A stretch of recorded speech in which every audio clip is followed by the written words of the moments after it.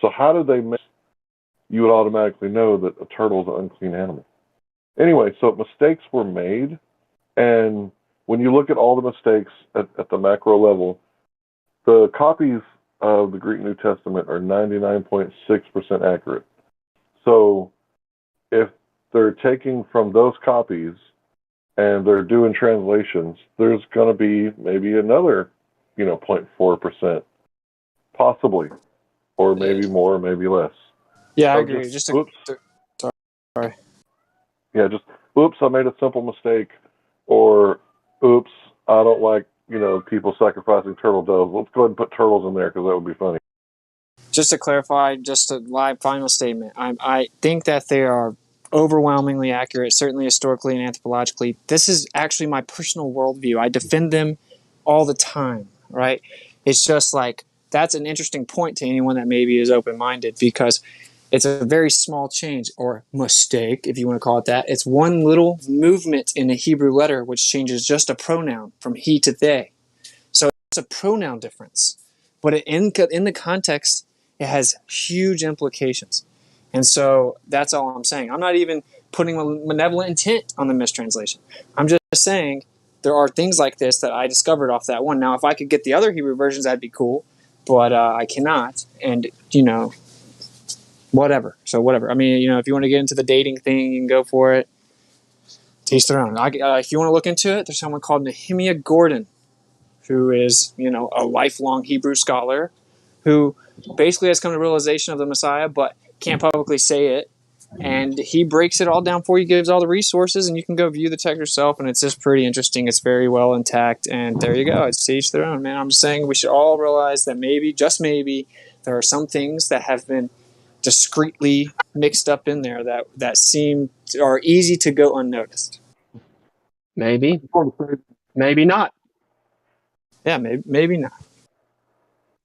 Nehemiah Gordon is not a Christian, so that means that he's a Jew, and that there's been plenty of times where I've seen him. Why are we still talking about religion? I don't know, man. I'm sorry. Actually, he refuses to deny that. He actually said in one of his things that he was the Messiah. So you should relook into that. But anyway, we can move on. Maybe there's been a change since the past few years. I haven't listened to his stuff in a few years, so that may be correct. I just wanted to say that there's been a few times where I caught him doing the whole crocodile tear thing. So his information is probably good, but that caused me not to trust people when they do the whole fake crying thing. That was my opinion. I could be wrong once again. No, yeah. Don't fully trust him, man. Yeah, I would like. Nah, we should go downstairs. Well, I have to go in a second. I have to do a disservice. Oh, get the hell out of here! I'm charging my battery, and Kai's picking me back up. Damn. All right.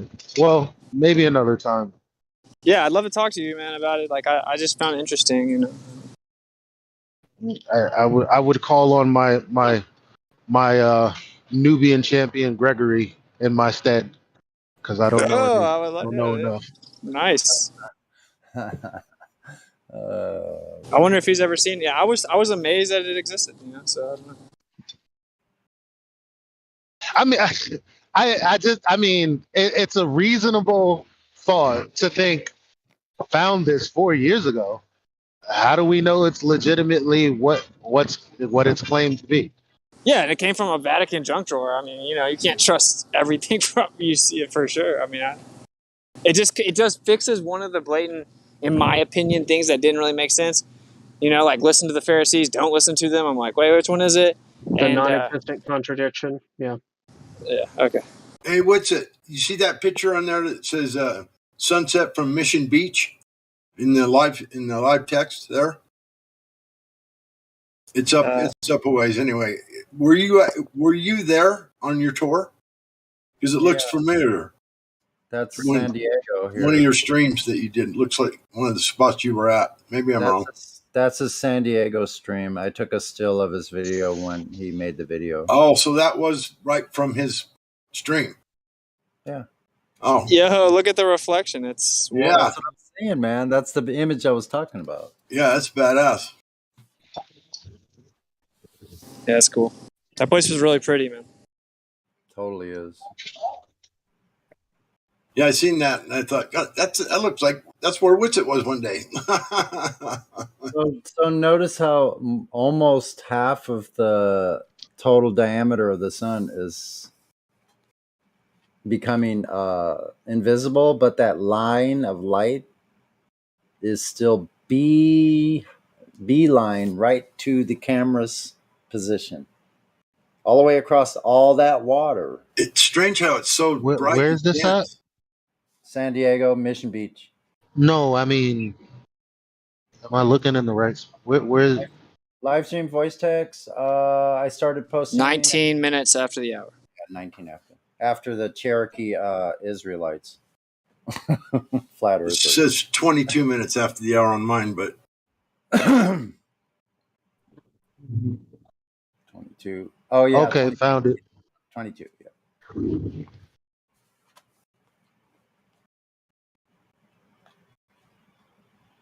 I think it's cool. Right, because technically, wouldn't it be? Oh shit, they fucked up now.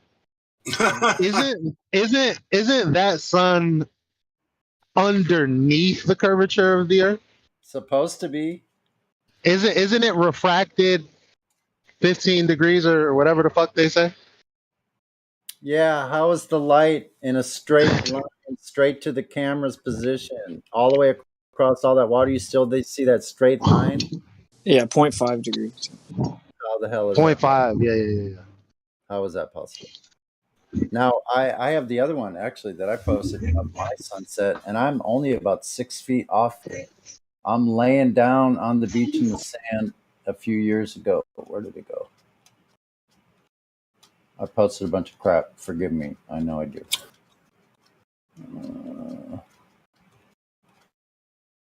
Oh, that's not it. Oh, shoot. Where is it? Now, see, this is good evidence that when you get 66 years old, your memory's still good. Oh, 66, bro? Wow. We see what you did there. He's 66. Yeah, I turned 66 on the 24th of this month. Happy belated. Thank you. So he's a graduated.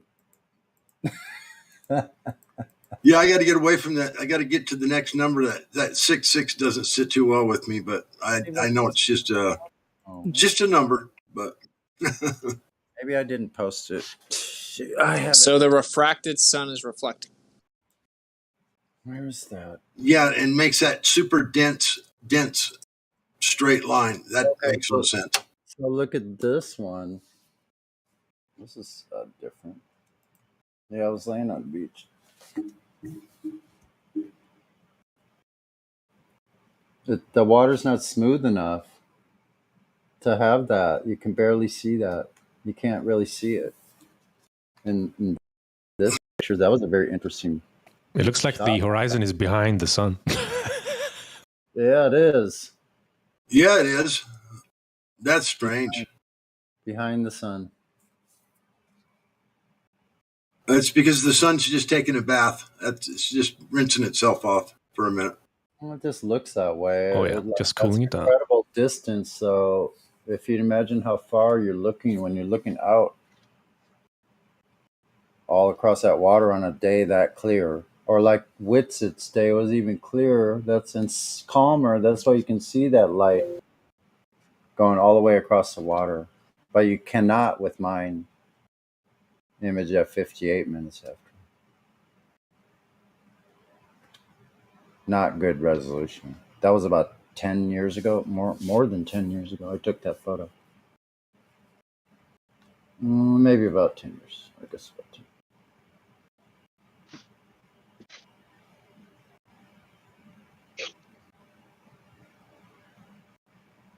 There's days when the water temperature is almost as warm as the air temperature here sometimes. It's pretty rare, but... People in San Diego were actually really open-minded, bro. Like, that was like the number one place that people had already heard about Flat Earth. Per capita, you know. So maybe they're all listening. Not many are coming out in the open, but I've spotted them out in public when I'm talking to people.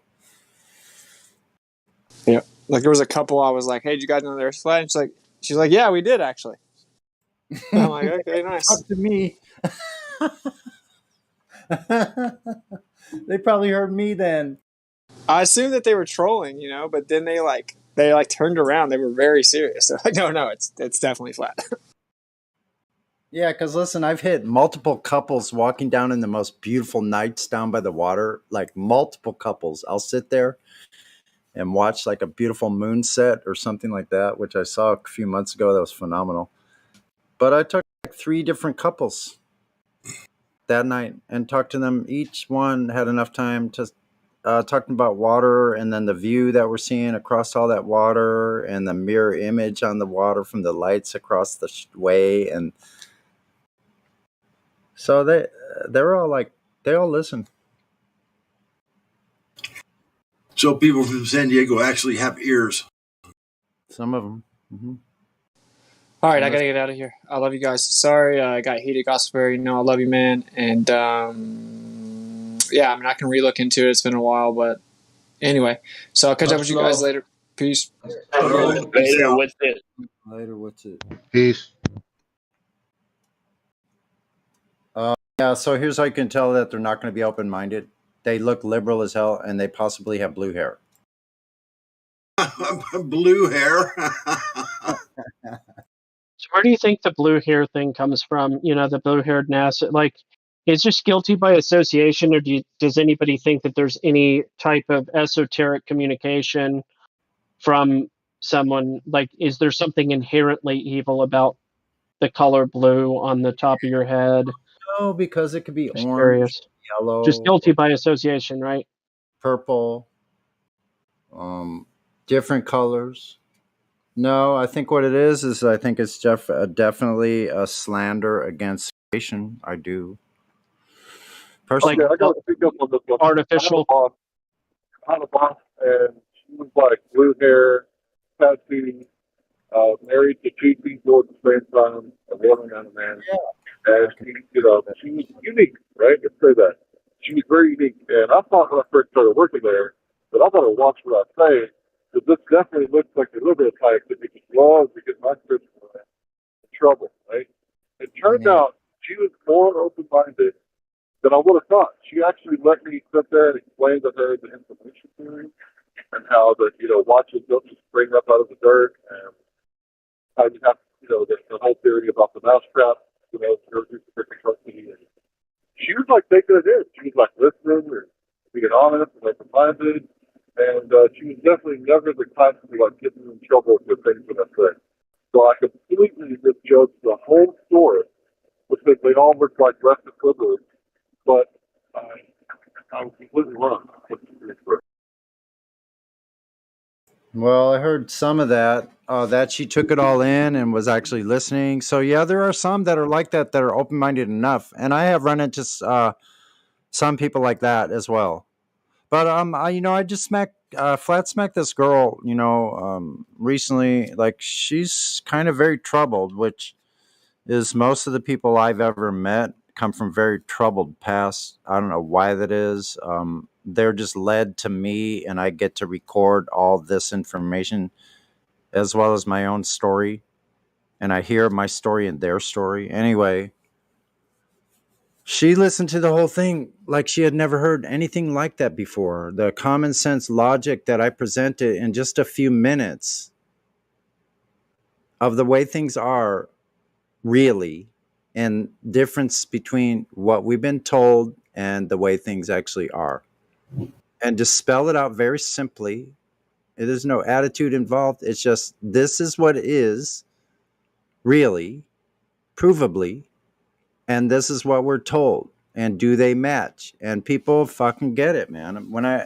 Every person I've talked to in person gets it. If they didn't get it right away, they came back a couple of years later and said, shit, you were fucking right about 90% of everything you said was correct. I get tired of being like, told you so.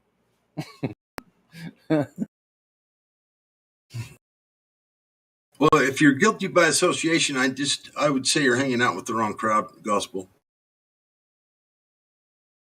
No, well, I'm just I'm just kidding, bro. I'm just thinking about this blue hair thing, and it gets made fun of a whole lot. I've never dyed my hair, but I I happen to know people who are not associated with the same. They can be guilty by association in somebody's brain, but they happen to not be. Here, I'll give this example: scammer payback.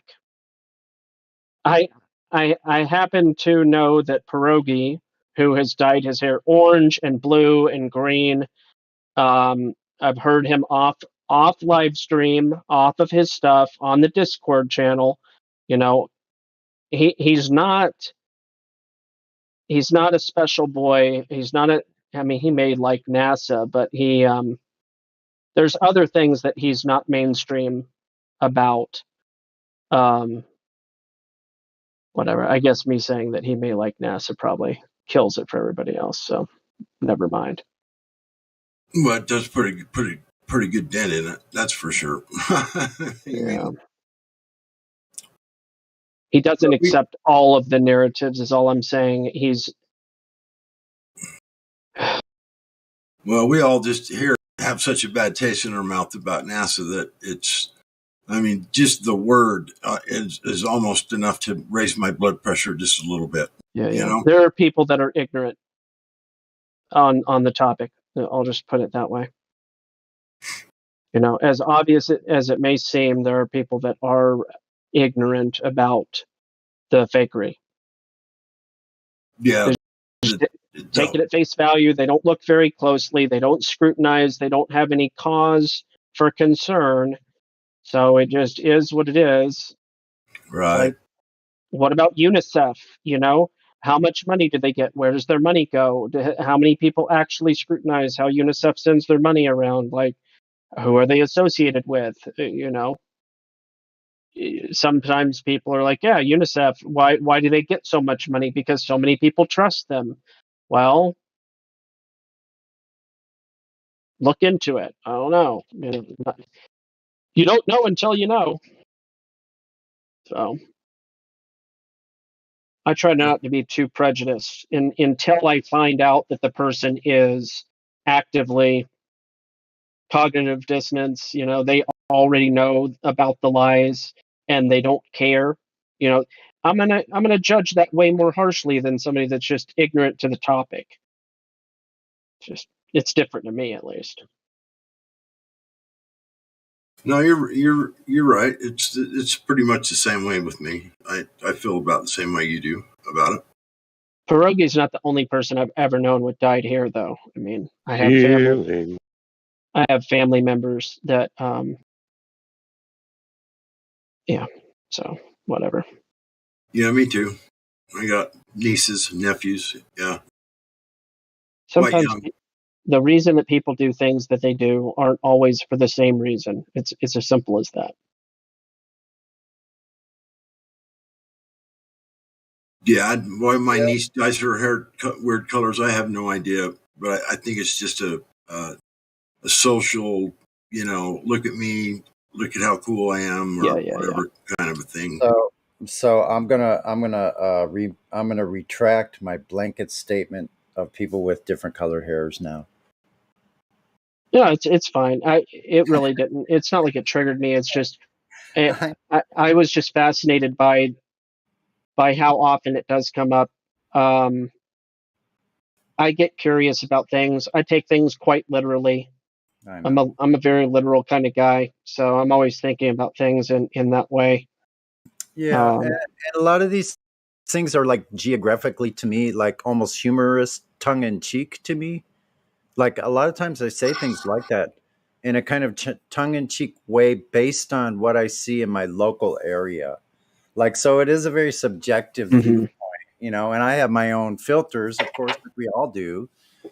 But I came from like a very liberal time during the late 60s and 70s and 80s, and so I've seen a lot of different phases of that, and each phase looked different on the outside, but are really kind of the same, if you know what I mean.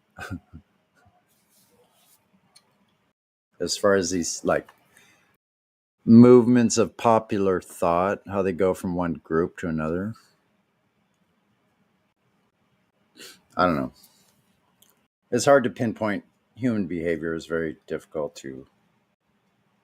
You really can't get a baseline for it.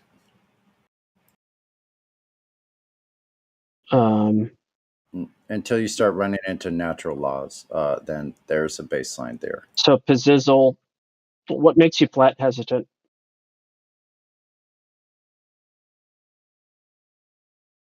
Pizizzle. Sorry, I'm working, yo.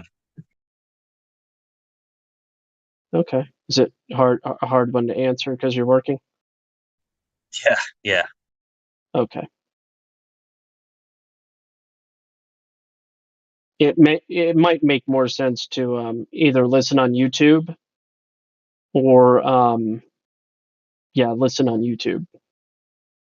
That way people don't try to engage with you when you're in a situation where you can't engage at all.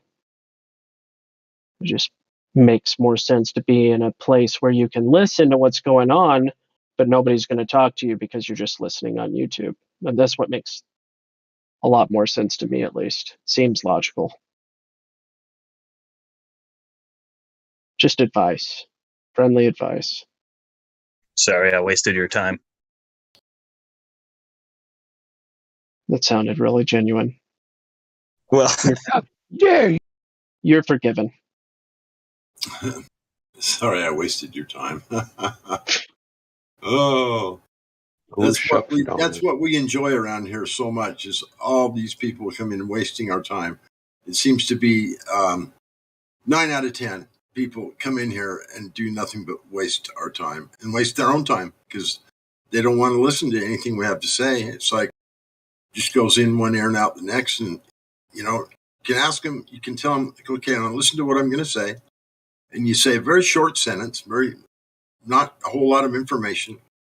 And then you can ask them 30 seconds later or 10 seconds later, what did I just say? And they're like, oh, wait a minute. What? Oh, I didn't hear. Oh, I wasn't paying attention. Oh, I was doing something else or whatever. Here, when do you get off of work, Pizizzle? A couple hours. Like 2? Yeah, like 2. All right, cool. Cool. I'll hook you up, bro. I'll hook you up. I won't be back in 2. Okay. I'll hook you up though. It's all good. I'll string you up. There we go. I gave him a 2-hour vacation so he could take a freaking hint. How about that? There you go. How about that? Disingenuous nonsense. Nice. Hint. I won't be back. I don't care. It was friendly advice meant to be taken, not pretend that I have an excuse because I can't talk because I'm at work, but I'm just going to pretend to be here. No. How do you pretend to be here?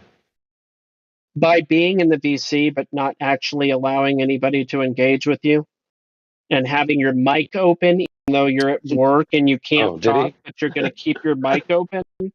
Yeah, that's what I mean by pretend. So, I'm just I would agree with you on that one. Take care of it's just like in Office Space. I took care of the problem.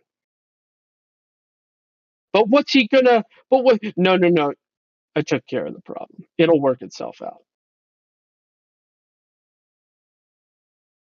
I don't really get that because there's times where I don't want to be on YouTube because A, it takes more battery, and B, it takes more, data, right? So those of us who have like a limited plan, Discord is the best option because it's, the easiest on the resources for our phone. And sometimes, I'm riding my bike, like I just pulled over, just to like throw in my 2 cents, but I can't talk when I'm at work. I can't talk when I'm riding my bike. So I don't know if people want to just listen. Can't we just let them listen? We can just let them listen. I don't disagree with that. His mic was open.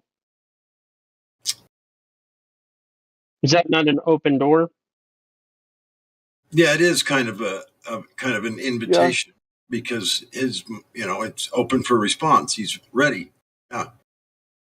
It makes you kind of think, okay, his mic's open. He's there. If I say something, he's going to respond because his mic's open and he's ready.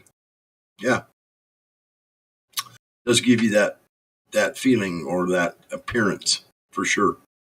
Point taken, though. I get your point. I'll be less aggressive next time. No, that wouldn't be you. That wouldn't be good. It would be more You me should to just be be yourself. more. It would be more me to be more aggressive. Yes. Godrockin? Yes, please. Interesting. Not really. Hey, not Godrockin. aggressive. Not aggressive. Let's say Decisive.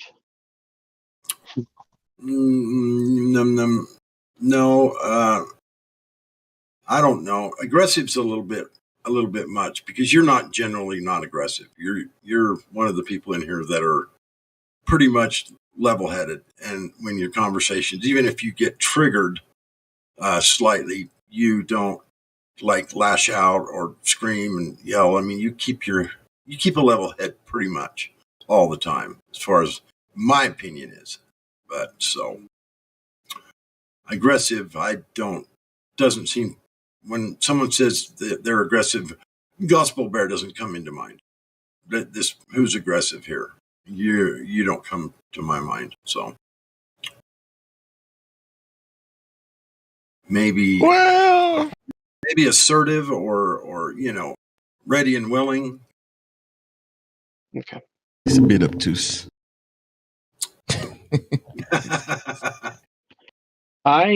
You know what? My midriff or abdomen area has been a lot more obtuse since last year when I had my medical emergency. I'll tell you what, when they go all the way through your abdominal wall and you lose your ability to use your belly muscles for a long time, it's not a good feeling, even a year later. Wow. What happened, if you don't mind me asking? I had a birth defect that resulted in a small bowel obstruction that would have resulted in my death, apparently, had they not removed it. Well, so amazing how something like that could all of a sudden be a problem 36 years into life, but it is what it is. Well, that's one thing you definitely don't want blocked is your digestive system, because that can be a problem fairly quick. Yep.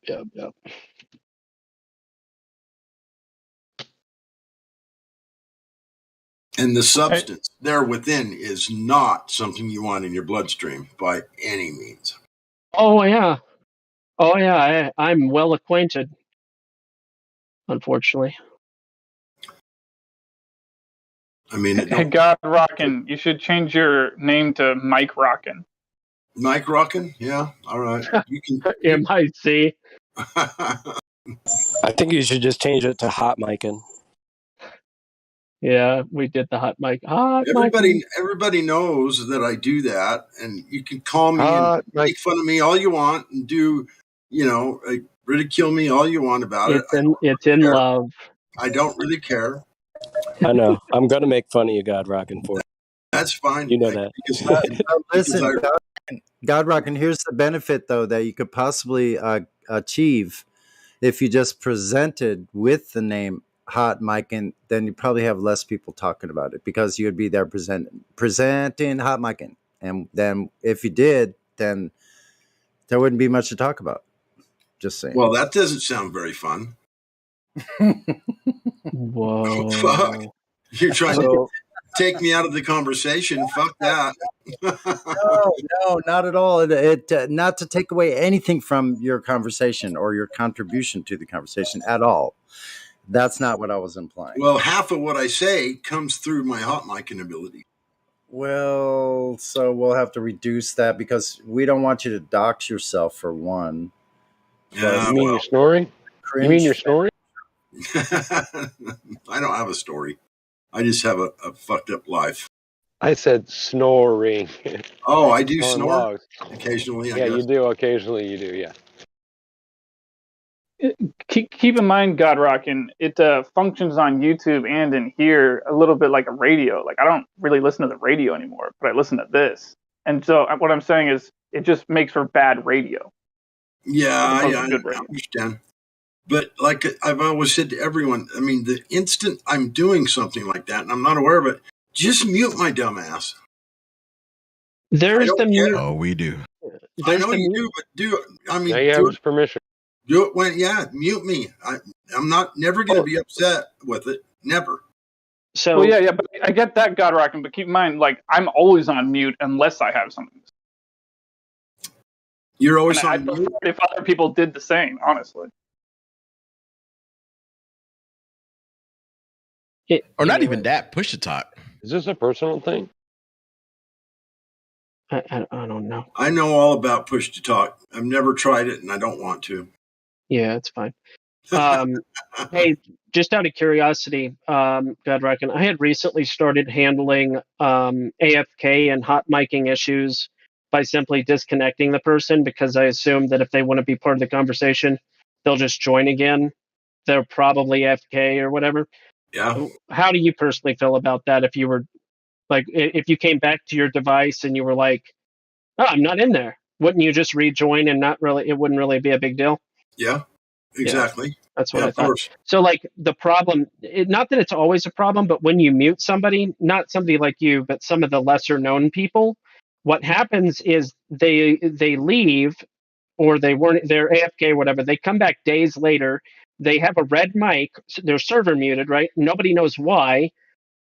And then people have to guess, oh, maybe it was because they were hot miking. But anyway, I think the DC method is or the disconnect method is a helpful method, because it kind of kills two birds with one stone, and is a preventive method for future confusion for trying to answer an unknown.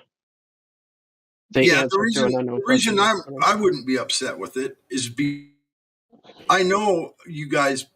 I think I know most of you guys fairly well enough to know that if I was removed from the room or muted or whatever, then it wasn't done maliciously. I would never think that. You know what I mean? Because I've never had anyone really do anything to me maliciously since I've been here. And I've been here like 3 years. So, you guys no one here's ever been like mean or malicious toward me for anything. So that would just never come to mind. I mean, it's just be like, oh, I'm not in the room. Okay, well, here, I'll just join back in. I don't even know that I would try to figure out what happened. I wouldn't care. I would just join back. So I would have no reason to be upset. Not anyone I can think of. You know what I mean? Yeah. Cool. It would be my fault. I knew that. I would know that. I mean, you can't blame anybody else.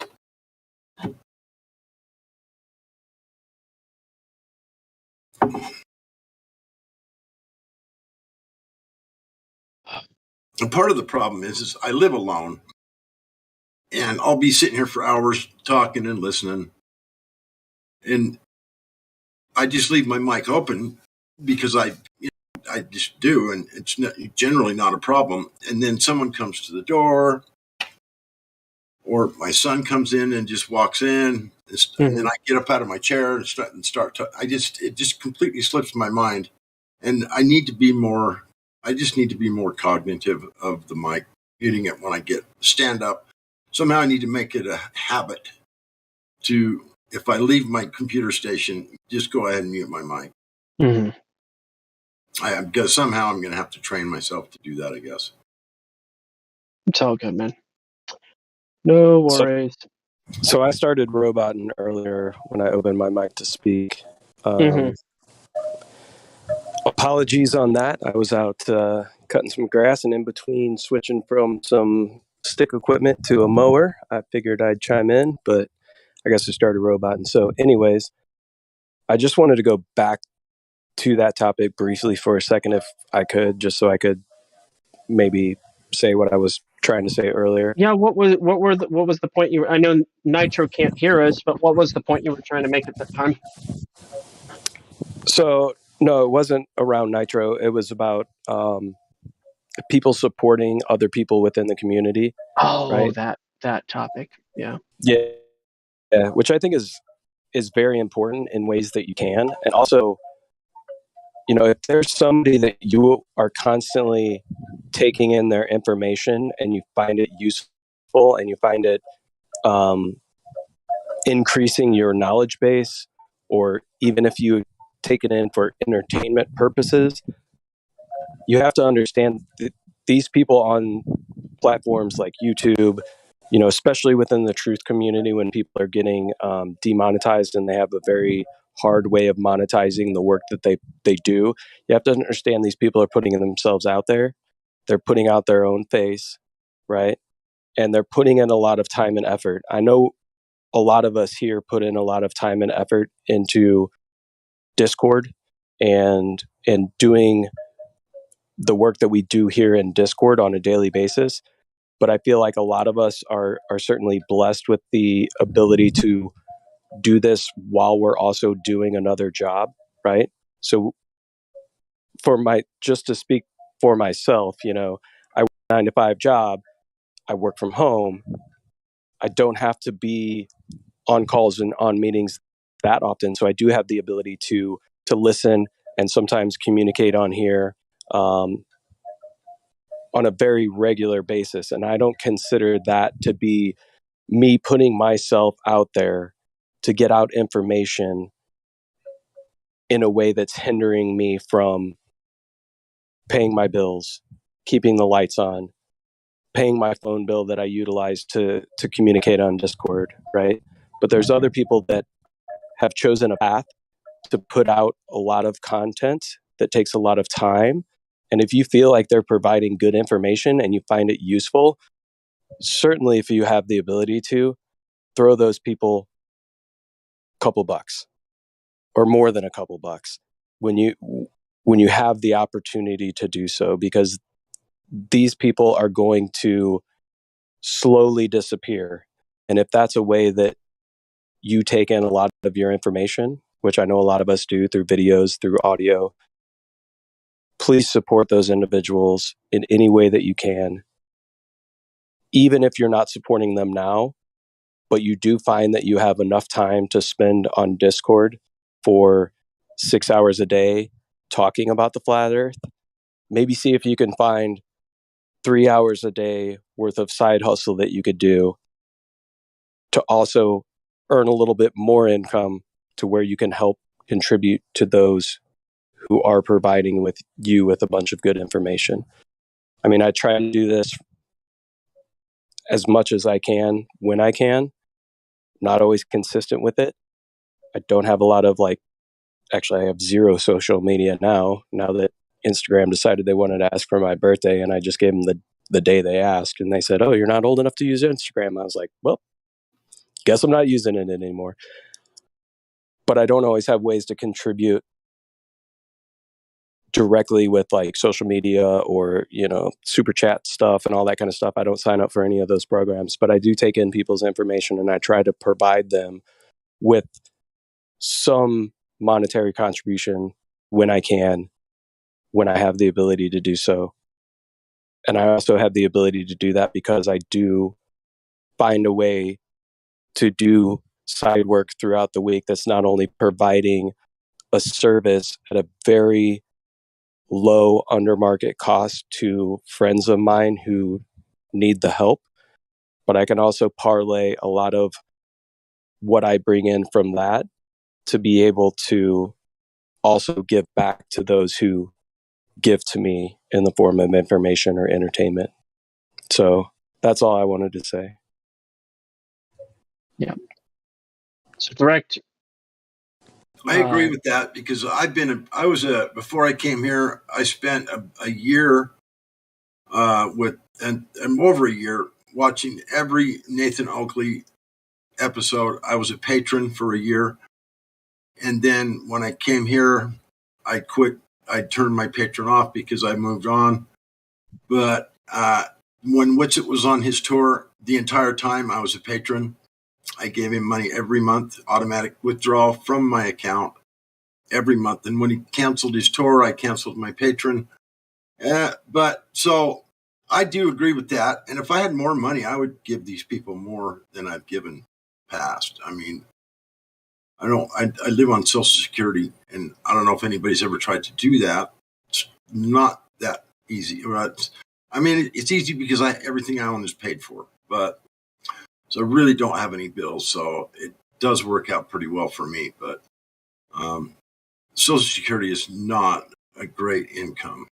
And I used to make a lot of money past when I had good jobs and did nefarious things to make money. But yeah, I agree. I think people should donate a little bit because I've done it in the past for over 2 solid years. I had money taken out of my account every month, automatic withdrawal. And so, yeah, I just think these people need help too. I mean, you can't do things like what's it did and what, I felt like I was learning so much from Nathan Oakley that, because I listened to every single episode. I was on his show a couple times, and I was there when QE decided to go off and make his show. I followed him over there. I was on a couple of QE's first couple of shows. And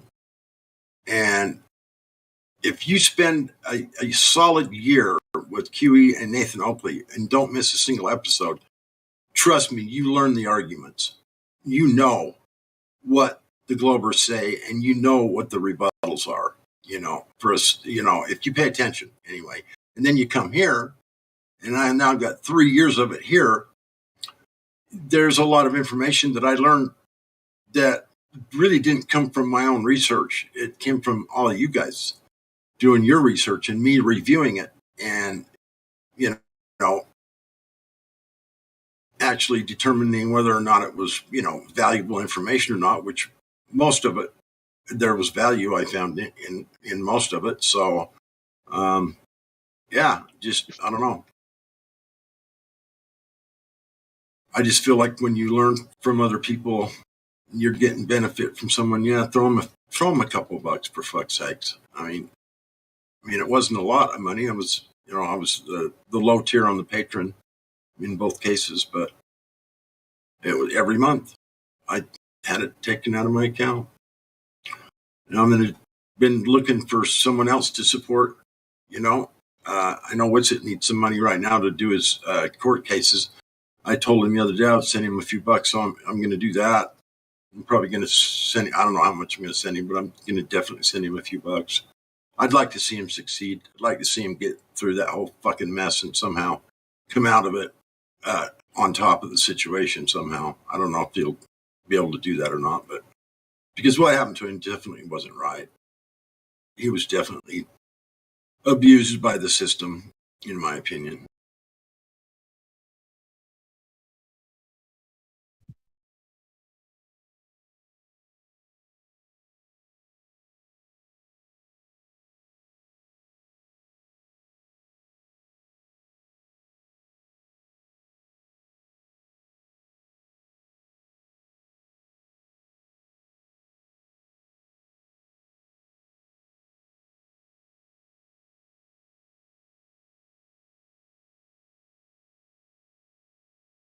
I tell you what, Napalm.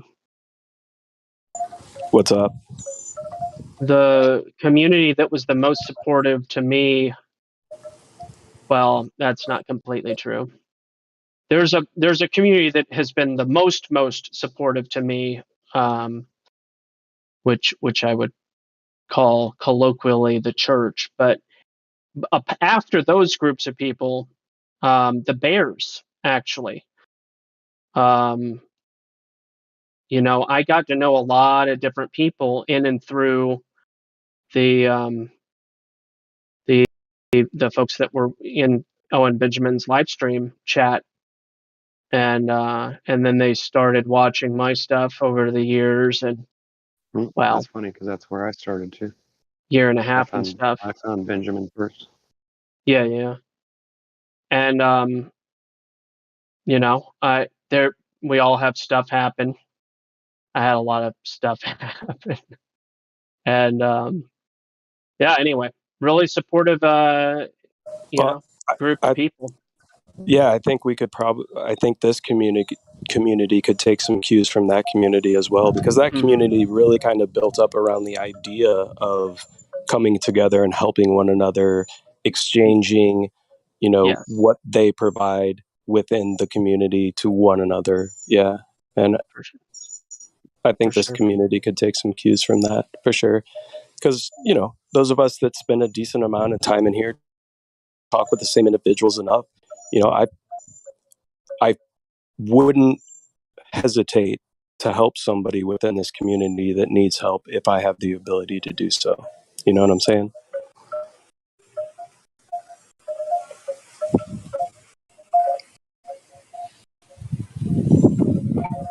But I think Gospel got a call, so he's probably not going to respond. I kind of feel the same way, but the problem is that I don't have the ability to truly help somebody with, I can't give them like a couple grand or something if they had a real problem. Right, but helping's not also always monetary, right? It's other way. Yeah, I suppose, but you don't really know them anyway. I mean, how? Yeah, but if it's something like, just recently I was going through and cleaning out my garage, right, and getting rid of stuff and throwing away some stuff or whatever. But if I know that somebody in this community needed help, because they couldn't afford painting supplies or this or that or whatever, all the extra things that I would have laying around, if I know that I'm not putting them into use and I know somebody has a need for it, I certainly wouldn't feel bad providing that stuff to them. You know what I'm saying? Shipping it there or whatever, anything like that. And so you're saying you don't have to give them money; you give them the stuff you have. Right. It was brought up earlier. Like I think Elijah said, if you have a camera that you're not using, and somebody in the community could be doing, observations with that camera and putting out content with it, you should feel like you have a community in which you can freely provide that to somebody, and even if you may not get it back, that it's been donated to a good cause and it's gotten use that you would not have put into it anyways. But you also should feel that there's a very good possibility that when somebody is done using that, they'd probably give it back to you. You know what I'm saying? And is Austin, are you still around, by the way? Or they can keep it. Yeah, that's what I'm saying. Like allowing somebody to utilize it in the way that, like, if my brother needed something to use, I would offer it to him, no hesitation. And if it never came back to me, I wouldn't be upset about it. You know what I'm saying? Yeah. For the most part. You said Austin. You mean what's it? He left. Oh, he's not in the room anymore? I thought I saw him in here still. Dang it. He announced he had to go. Oh, okay. I must have missed that. I need to talk to him though.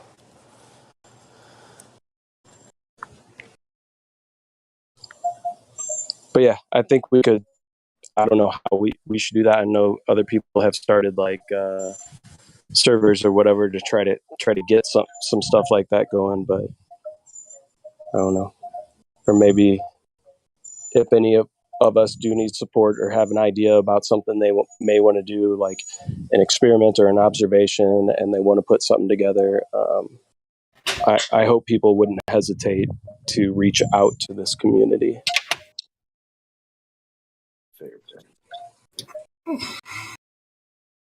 Yeah, and I think the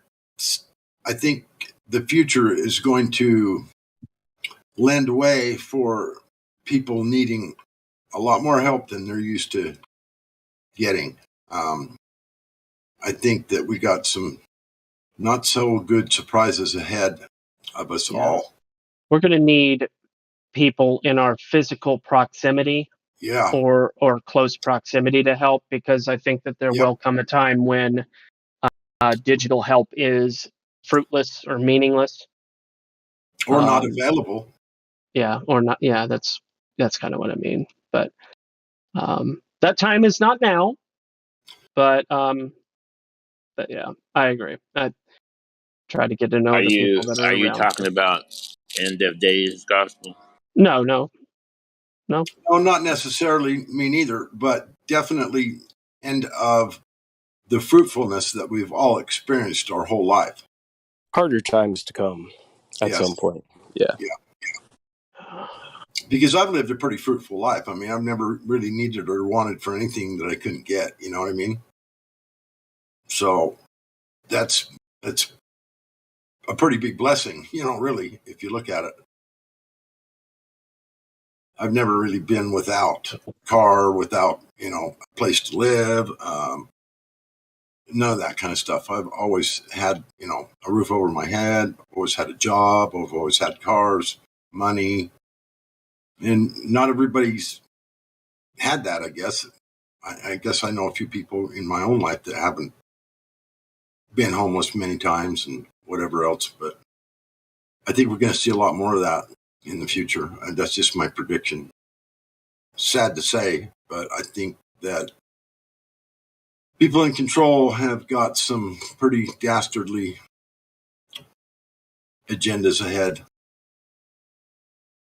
Not to mention the one they just pulled off on everybody the last 2 years. That was pretty disgusting.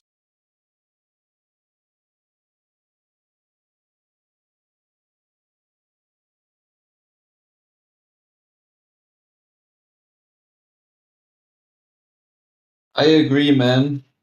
We really do have a lot of stuff that other people on this plane do not have, and I myself never had any struggle with starving or whatnot, But I think there's gonna be a time, some point where we really going to struggle, I guess. Like the only thing that we're seeing now are just like the slight birth pains of what is yet to come, of the more worse things.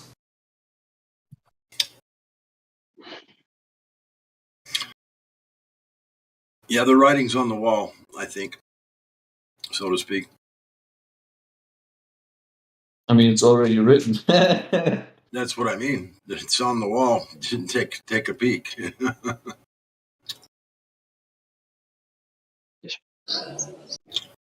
Hard times make hard men. Hard men make soft times. Soft times make soft men.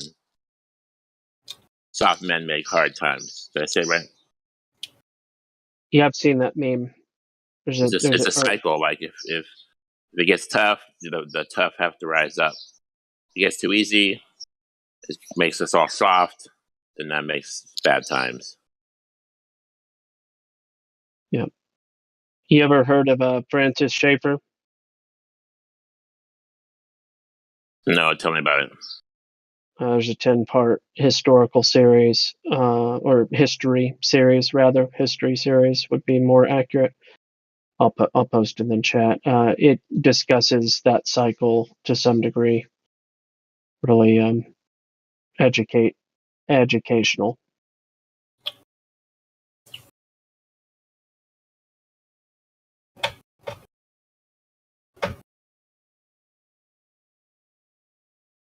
And there's a meme that also expresses what you're talking about. I said the wrong words, but I get the idea. It's all, yeah, we get the idea.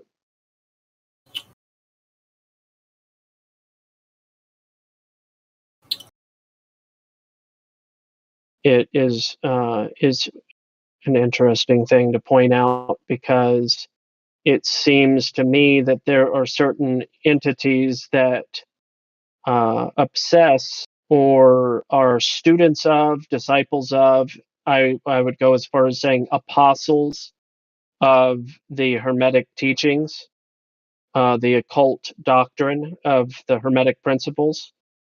And one of those principles is the pendulum swing. And it would almost stand to reason that these pendulum swings are contrived. I don't think I'm going out on a limb to say so, but if anybody Oh, I Wants agree to with beg you. to differ. I'm going to co-sign that for sure. I don't think you're out on the limb at all. Yeah. Instead of self-fulfilling prophecy, or it's a self-fulfilling prophecy.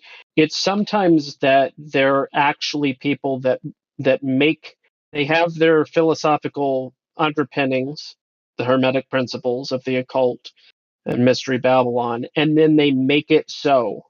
That's what I mean when I say contrive. I'm just repeating myself, though. Sorry. That seems so foreign to me. I mean, it just seems so not something I would be involved in, and I can't for the life of me figure out what is going on in the minds of these people that are involved in such activities. That Their tentacles stretch far and wide, I tell you. Hey, I'm curious. Is Ladies' Night happening in 15 minutes? Was there a quorum? So I'm not seeing any ladies in the chat. I hope so, and we assume that, but there hasn't been that many. There hasn't been that much activity on Fridays as usual.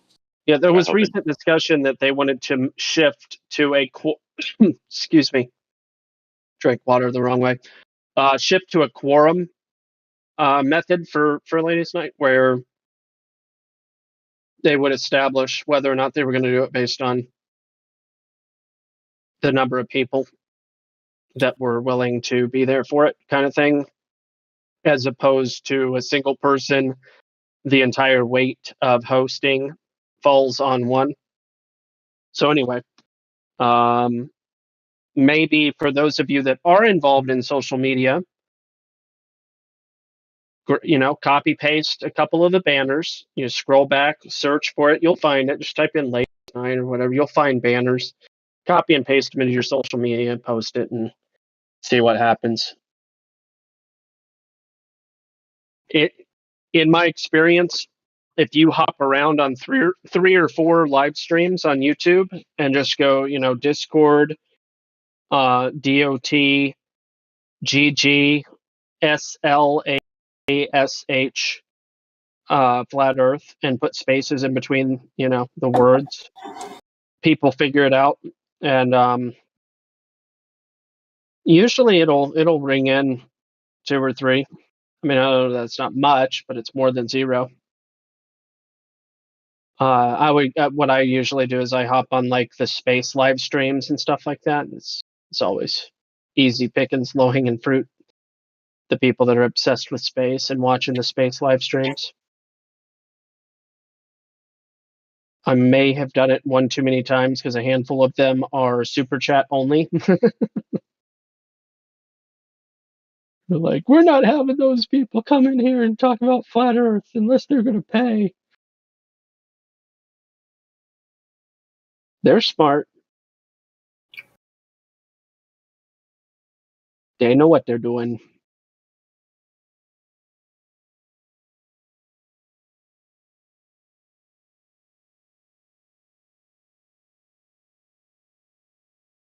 Yeah, it still boggles my mind. Just every day it boggles my mind as to why people cannot see that we live on a flat plane and that we're not rotating. And I mean, it's so self-evident and it's just so obvious. And it's like there's a lot of self-evident truths that people ignore or neglect or run away from, though. It just boggles my mind. I mean, I just can't. I don't have an answer for why they can't. I wish I did, because then maybe I could get through to them, more of them. But yeah. Well, Nitro answered some of those, Godrock. And if you scroll, I know it's a lot to scroll through. A lot has happened in the chat, but within the last 2 hours, Nitro said some very interesting things in the chat. He said this: you guys don't even understand the implications of what you're saying. If it's really flat, you guys. This is his claim. You guys haven't even thought about the implications, right? It's funny if you think about it from his point of view. He's like, if it was true, it would have huge implications, right? And he's like thinking about it and not realizing that we already have thought about it. It's interesting, and I think that people just don't want certain things to be true. And so Yeah, that's the whole point. It falsifies the whole paradigm he believes in. Yeah, we've been over those implications. We know, buddy. yeah, it's why the pat on the head gif. This is such a good. Yeah, we get it. Yeah, the implications are far and wide, and yeah, I've thought about that many times. Yeah. But yeah, the implications are. I mean, they're crazy. I mean, it's if you think of the entire package, which I'm not even sure I'm capable of pinning it all down, all the implications of what it would mean, what it would change, and all the thinking would have to be, everyone's thinking has to be changed. I mean, it's just, implications are, they're radical. And I think that's what, obviously, I think that's what keeps people away from it a lot. They start thinking of these They're earth shattering. Yes. Exactly. Globe shattering, so to speak. Mm-hmm. Yes, they are. Literally. Almost. I mean, in a way, it's literal because they're completely. What's punny? He's being punny. Yeah. Punny? Who's punny? He's using a pun. I got it. I just advertised on my Facebook, Gospel Bear, Cool, ladies' night at 2 p.m. Pacific time. Join in. There's that girl that's been doing the thing on TikTok that's been doing the live stream. Earth is a globe. Prove me wrong. TikTok live stream thing. I don't know what in the world it's all about because I don't do TikTok, but I did log in the other day, and that was one of the places where I had posted our link, and it allowed for straight up link posting in the live stream chat. So, TikTok. Oh, here. What's the name of it? I'll try to find it. I have a TikTok, but I don't know how to use it that well. I'm trying to find. Hold on. Go to this stupid website, and all of a sudden it just starts making crazy noise. Flat Earth. Maybe you just find it by going to Flat. Oh yeah, there's a live section. Okay, on TikTok apparently. I mean, I don't know anything about this one. There's a lot of Flat Earth content on TikTok though, like non-retarded looking content. I mean, like, you know how you go to YouTube, you search for Flat Earth, and it only shows you every like debunk. Well, apparently that same algorithm is not operating on TikTok, so that's kind of interesting. All right, Flat. What on earth? Nobody want to look at you. Here's a thought for you guys. This is just coming from me. I don't know if you guys realize it, but I think of most of you guys on this channel as kids, because my kid's 35 years old, and you guys a lot of you fall into the same age category, and I'm like, yep, that's me. They're just kids. Yeah, it's weird. You're right. You're Me right, too. God. They're all a bunch of kids to us, huh, God Rockin'? Yep. Not all, but a lot of them. Now we're talking like it's the ageism again in reverse. We're gonna stop. No, it's okay. That means people need to understand the context and what they have to look forward to, and how much life is left, and all that stuff's really good. Now, with that said, I have found 15 and 16-year-olds that I was incredibly impressed by. Oh, me too. So, likewise. but what's that? likewise. And even in here, young people in here that are totally astonishing to me, the amount of intelligence and wisdom that some of you guys have, even in your 20s and 30s, is really mind blowing and gives me a great amount of hope actually for life after, you know, like I'll probably be gone, but you guys are going to be the ones that are going to project that wisdom hopefully into a better place than what we saw it as. Boy, I hate to say it, but that sure does look bleak. No, not bleak. It's just the moving of seasons. The seasons change. Like eventually one day my season will come and pass. Like I'll be like they say I'm supposed to be in the summer or the autumn of my season, but I'm not. I'm still in the spring of my season. That they just put a number on me. It doesn't match who I am. So that's why I stay young, because I don't believe it. Yeah, I don't think there's too many people. If I had never told anybody how old I was, that there's not very many people that would have guessed that I'm as old as I am. I just feel like I don't feel like a lot of the people my age. I look at them like there's something wrong with them. Yeah, like they just, I don't know, like they went to World War III and lost. What's going on with you, dude? Yeah, and rarely has anyone thoroughly followed my path. That's a joke. That's a play on words of a famous statement. Oh, I can bet not many of you have followed my path. I'll tell you that. I had a wild one. Yeah. You sound like you're 37. So, how old are you? 66. No. Yeah. People think my voice is 28, but I have to disappoint them sometimes. You sound like you're in your mid 50s, about our age. Keep going up, moving on up to the top. 63. There you go. I'm not going to give you a slam dunk, but you're really, really, really, really close. Oh, guess why I said that? Because I'm 63. Oh, well, you sound 36. Isn't that a trip, man? Wow. Even just hearing people say that to me is just wild. I'm like, No, I freaked out when Crit told me how old he was. yeah. I had, it hurt me mentally. I couldn't understand it because I thought Crit was probably 21, 22 years old. Right. Yeah, he's a boomer like us. When I found out, I was just like, I couldn't handle it. I was like, can you prove it? Because I don't believe you. So is Dave Hinkle and several others like junior boomers.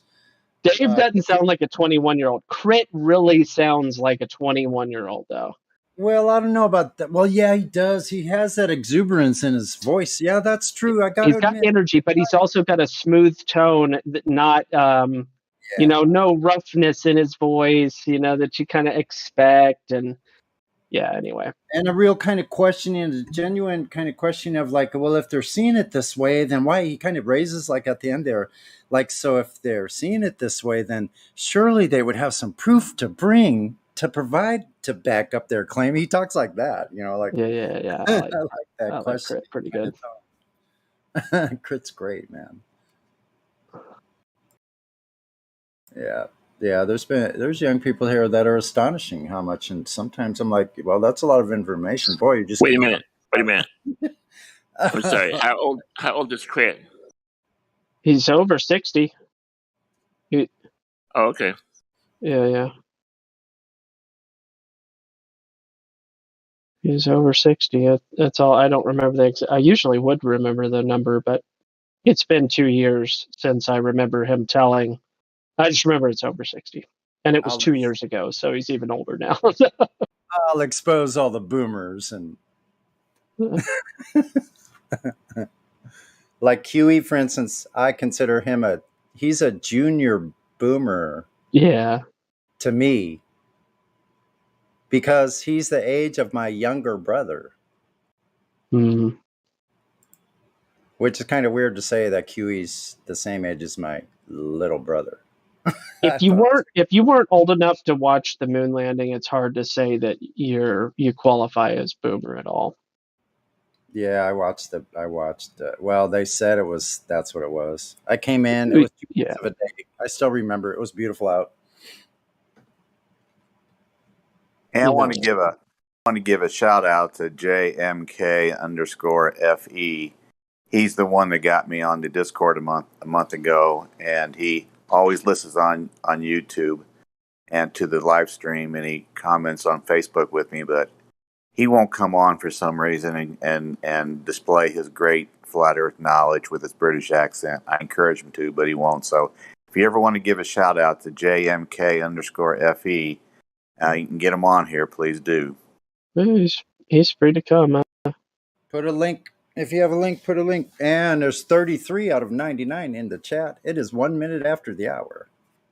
It was about 5 weeks ago. He sent me a link to Discord Flat Earth, and I took it up, and 5 weeks later. Yeah. Oh, somebody saved our lives and left. Now there's 32. Awesome. So are the ladies coming on? Anybody heard anything in the locker room? Where would that be?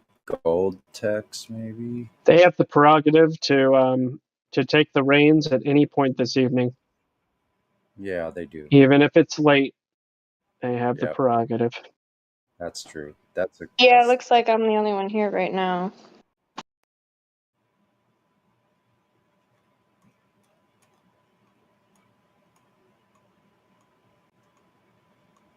Wait a minute. Only one lady that us men can antagonize? Are you kidding me? I just invited like 4 different social media platforms, so I hope there's ladies' night. Oh, cool! Thank Did you. my Facebook, my Twitter, my TikTok. Thank you, Godric. No. Thank you for being here. You guys are. I'm trying to find out who banned my Star Glober. Somebody banned my gold medal Glober Zarn that's supposed to do a presentation tomorrow. Does anybody know who did that? It was probably me, Miss, right? Hold on. Zarn? Oh, yeah, did you ban him? No, it wasn't me, but this is what happened. He was talking in the live text without being in the BC, and he was just kind of clogging up the chat, and that's what happened. So okay, you're kidding me. You can bring him back. It's fine. Okay, I'm going to unban him because he's our Star Glober. He was actually going to, I think he might even actually have shown up for this thing. He's supposed to do the presentation, right, with Globe Proof. All right, I'll unban him then. With that, you're saying don't you have to look to see who did it? No, it's fine. Yeah, I was there. By the way, Mary Mom, I wanted to say something to you.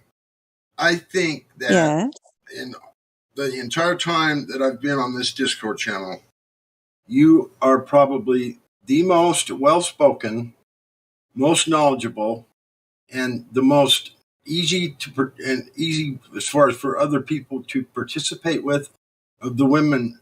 You're at the very top of the list on my list. I'm telling you, you're the best. That's my opinion. I can always use some support, because not everyone is my fan, but that's perfectly fine. We had to have some antagonists, otherwise how will we ever grow, right? So, but I do appreciate having some protagonists also in my life. So, thank you very much. Well, you're just so well spoken, and you know the arguments, and you're just pleasant. You're just all the things you need to be. I'm just grateful to have you here. Thank you. The champagne glass we raised to you. Exactly. And I concur. I concur with what Godrocken just said. Yeah, I agree. I enjoy listening to you so much, and before I just thought I'd give you a kudo on that. I appreciate you're like the big sister I never had. So. Oh, that's so sweet. Thank you. Yes, all glory to God. I do the best I can with the gifts that I've been given, but I do appreciate the appreciation because this can be a rough business, especially for the ladies. Oh, it's ladies' night, and I'm feeling right. Oh, it's ladies' night. Oh, what a night. Oh, what a night. It's ladies' night, still no curvature in sight. And Nice. it's ladies' night. It's been If you're 60, are you a baby boomer, or is that the earlier generation? Gosh, I don't know. 60 years old? Is that a baby boomer? I'm not sure. No, it's after World War II, so it'd start in 1945 and go to like 1968 or something like that.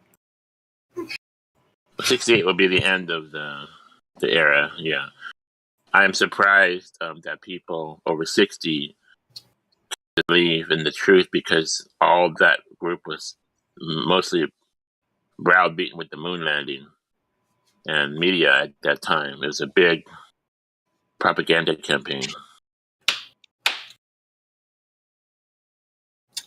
Heck, all of TV is a big propaganda campaign. Most flat earthers are much younger. Yeah, TV by itself is mass mind control propaganda. Here in the flat Earth, reject the last 27 months on TV dialogue. We call it the propaganda vision. The eyes can't see if the mind is blind, right, Jim? Can I borrow that from you? Yeah. Actually, I borrowed it from Flatten the Curve, the documentary that came out February 22nd of 2022. That lady who speaks for the first 3 minutes before they give information out, she is just outstanding. And then the last 5 minutes is a really great song as they do the credits and go through Picard back in 1931, what they do. But yes, that movie is outstanding. 90 minutes, send it to everybody. The eyes are useless when the mind is blind. Very good. Yeah. Yeah, that's part of what I have such a problem with people my age.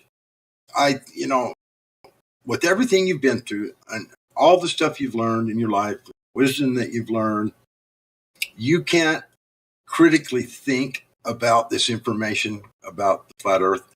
I mean, you've been around quite a few years now, and you should have developed your mind to where you can critically think through just about any circumstance that comes in front of you through life. You've had plenty of experiences in life that, you should be able to critically think your way in, around, and about what's going on around you and deal with it in a positive way.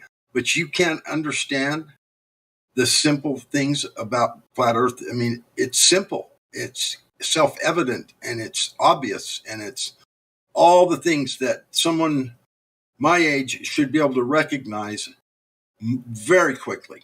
And that part I just don't understand how they miss it. It's mind-boggling to me.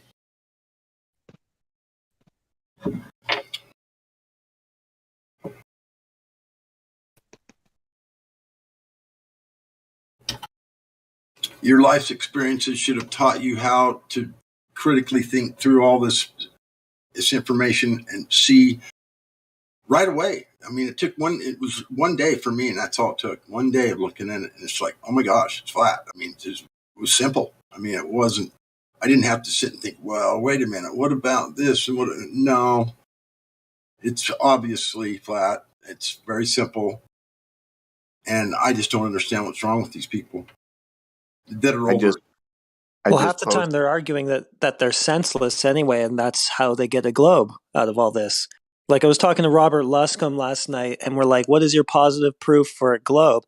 And then he just goes into this spiel about how he can't trust his senses, and he doesn't detect motion, doesn't notice curvature anywhere, but his senses are just not reliable. So it's like, you're telling me that you can't trust your experience of reality, and therefore I should trust what you say about it. Okay.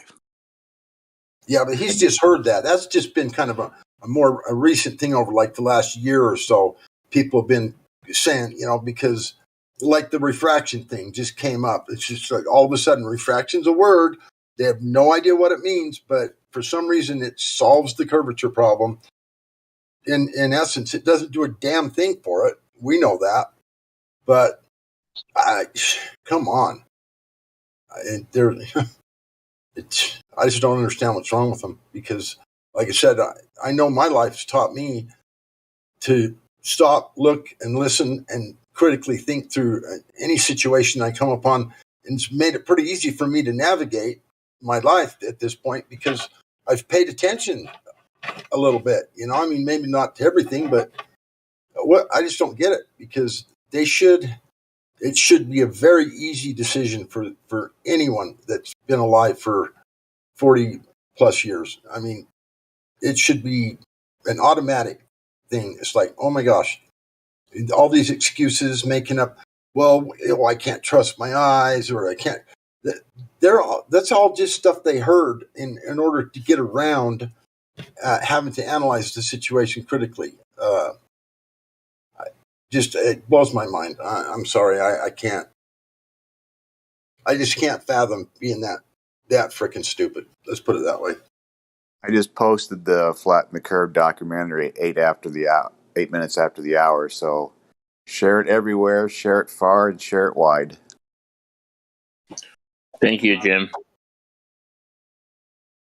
Why would you want to share it? Radwin was here last night, and he pointed out that he turned it off right at the very beginning because the first guy being interviewed said he's part of the Flat Earth Society. So it's just propaganda. No, that was Behind the Curve. Behind the curve, he came out and said he was Flat Earth Society. This is Flatten the Curve. This is different. Yeah, I watched Behind the Curve last week, and it was a waste of $5, but I felt I had to watch it anyway. Hey, who put out the video Flatten the Curve? I did. Oh, no. How long ago? It came out February 22nd of 2022 this year. Oh, what is it, like a documentary? It's a 90-minute documentary on flat Earth, and it's really, really awesome. The only thing that I found wrong was a pilot by the name of Davison said at 100 miles, the Earth curved 1 mile, which is 5,280 feet, where it actually curves, according to their calculator, at 6,667 feet. He may have just been rounding down to make it easy to talk. But that's the only thing I really saw wrong in the 90-minute documentary. But Behind the Curve that Netflix put out, that was pure. I saw that. That was a pure hit job, on flat Earth. And I know I'm not supposed to speak badly of fellow flat earthers, but I did one time on here, and somebody said we don't speak badly of flat earthers, so I stand corrected. Well, to be fair, though, I'm not entirely sure myself if any flat earthers were ever interviewed for that movie. They might have all been controlled opposition, for all we know. Yeah, for all I know, anyway. Jim, it's okay to speak bad about flat earthers if they're right there for you to confront them about it. You know what I mean? And if I ever did confront that gentleman in person, I'd tell him how I felt, but I'll never meet him. So. For the server, yeah, he's a member of the server. He comes in here sometimes, so maybe you will. You could always tag him in the voice text. So yeah, we are going to start Ladies' Night. I actually have a song. I've been meaning to play this song for many weeks, so I'm just going to play it while we're getting organized here. And the song is by Yika, who used to attend our Ladies' Night. I actually am not sure what happened to her. I tried DMing her. She might just not be on Discord anymore. But she's makes a lot of flat Earth music, so I will play the song, and then I'll put the YouTube in the live stream voice text. So if anybody wants to look at her channel, they can. The floor is yours, Mary Mom. Okay, cool. All right, so I'll just go ahead and play this song by Yika first, and then we'll just introduce the Ladies' Night after that. So we can maybe tag the ladies again while the song's playing.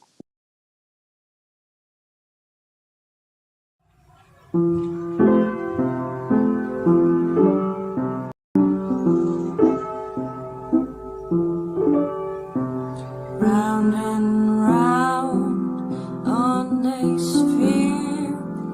Tell me, how do we get here?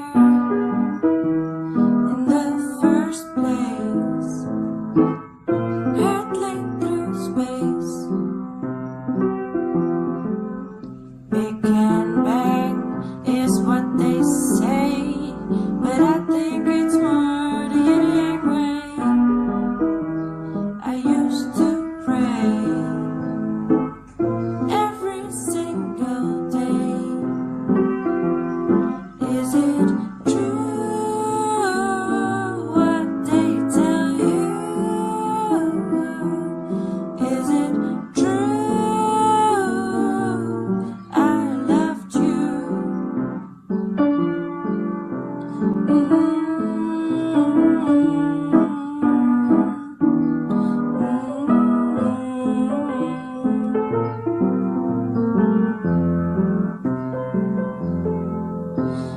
I sigh, make you smile. It was only a fool for a while. Now he is broke. Twas a big joke. Is it true what they tell you? Is it true I loved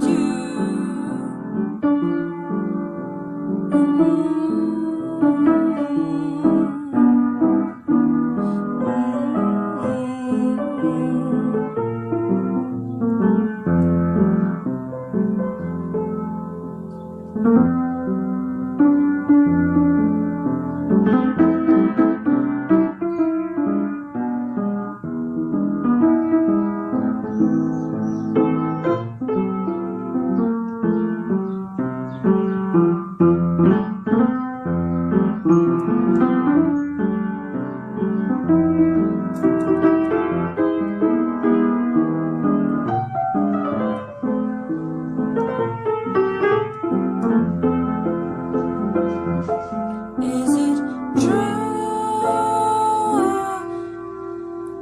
Is it true?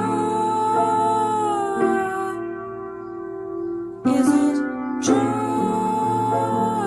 what they tell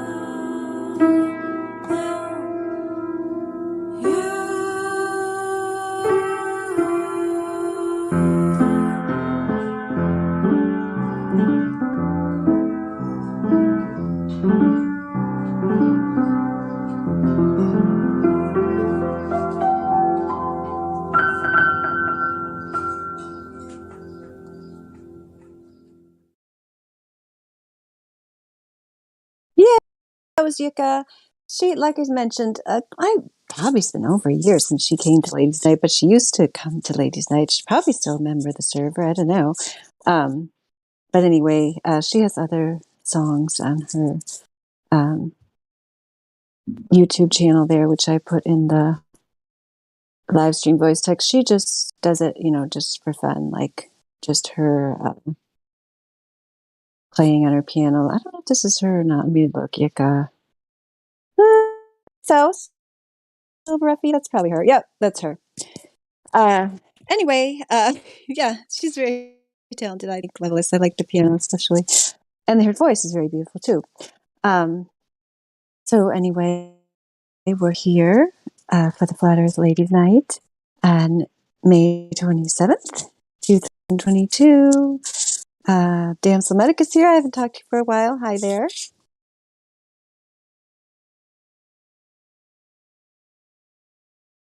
And if you can't talk now, maybe you can say hi to us later. There you are. I'm here. I haven't been here for a long time. Been very busy. Yeah, well, it's good to see you. Glad you could make it today. What have you been doing? Actually working with a lot of German Shepherds right now. We got a bunch of puppies. Nice. That sounds exciting. Yeah, we train protection dogs and raise bloodlines for protection work and search and rescue stuff. Have you ever heard of a Manchester Terrier? Heard of them, don't know much about them.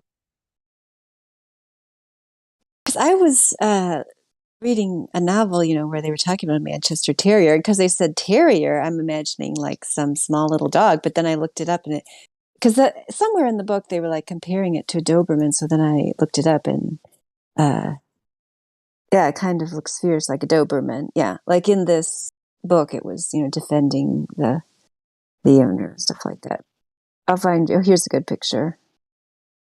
Yeah, I know that they're big compared to like a Yorkie or anything terriers, like those size. Not. Yeah.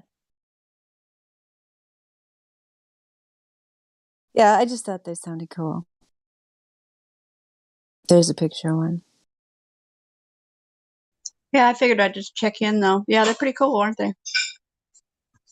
Oh. Yeah. They do look like somewhat like a Doberman. Yeah, yeah. Good. Well, I'm glad you're here. Yeah. Maybe we'll have some Globe believers for you to talk to. There were some here yesterday. I don't know if there's any here today. Well, I'm going to be kind of coming and going, so if I don't get a chance to talk anymore, okay. Say hi to everybody. Hope you all are doing good. I'll be listening in at least. Okay, cool. So we'll see what happens. Thanks, Dandelion. Yeah. And Glad Flow Bess is here. KJ, hello. Hi, how are you? Good. I'm glad you made the event. I saw you made it earlier in the week. That was nice. Oh yeah. I think Gospel Bearer gave it to me in Level Up, so I thought, well, might as well take this opportunity to make it now. Yeah, and I think I mean when the event system started, we were all excited about it, and we kind of said, "Oh, Yeah. we should use it more." I don't feel like we haven't necessarily used it more. Although I made an event for tomorrow, for the guy I just mentioned that somebody banned, but then I unbanned him, so he should be able to show up. Yeah, I'll have to. We'll see. You know how Globers are, but hopefully he'll actually show up for his own event. Yeah, I was looking forward to that. Yeah, I think we could just create events. A lot of servers have many events, like the chessboard when that used to be a server. I think they're called something else now. The Chatterbox. I don't even know if they're still around, but other servers do it like regularly, like the Round Table does it. I think it's a good thing to do. Just because we talked about that, like doing even when you make something an event, it's like more of a focus. So like even if you had like we're gonna have gravity hour, because the Clovers all love to talk about gravity or something like that. Yeah. Oh yeah, Levelist, you like the used globe salesman role. I like that one too. I'm not sure who made that one. That's a more recent role. I think it's a great role too. Oh, Jums, you said there's somebody new in here. Jean Nadvornik. But okay, so yeah, we'll say hi to Level Up, and then we'll look at this Jan person. I don't know who else we have. We've got Level Up. Hello, Level Up. Hey, what's happening? Can you hear me? Oh, not too much. Yeah, I hear you. Yep.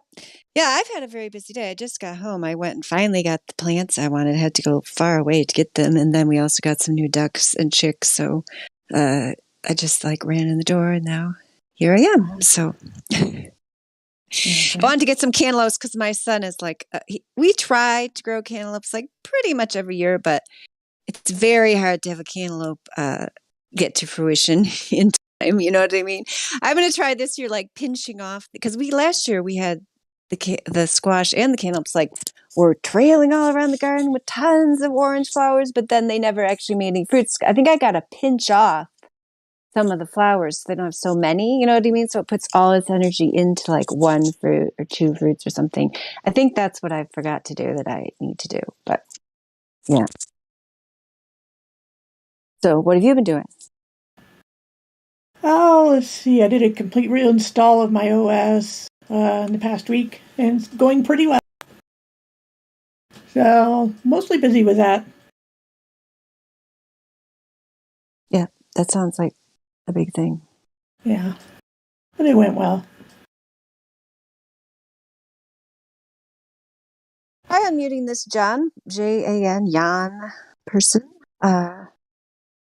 Oh, they're not muted, actually. It doesn't say they're muted. Somebody must have already unmuted them. Are you there, Jan?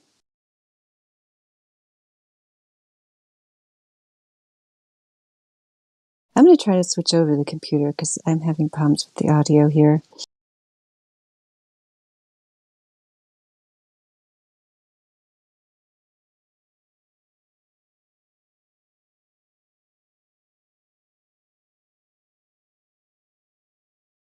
Are you guys still there? No. Can you hear me? Can you hear me? I just heard somebody say, "Can you hear me?" Who was that? That was me. Wasn't sure if you could hear me. You just sound different on the computer. Do you know how to get it so that, sometimes it's like a grid of people's faces, and then other times it's a list, or like I don't know. Well, I don't know how if to make you it not be the grid. if it's you want the grid, you click on the stream that you're in. Just click on the title, the channel, Okay. and then you see the grid.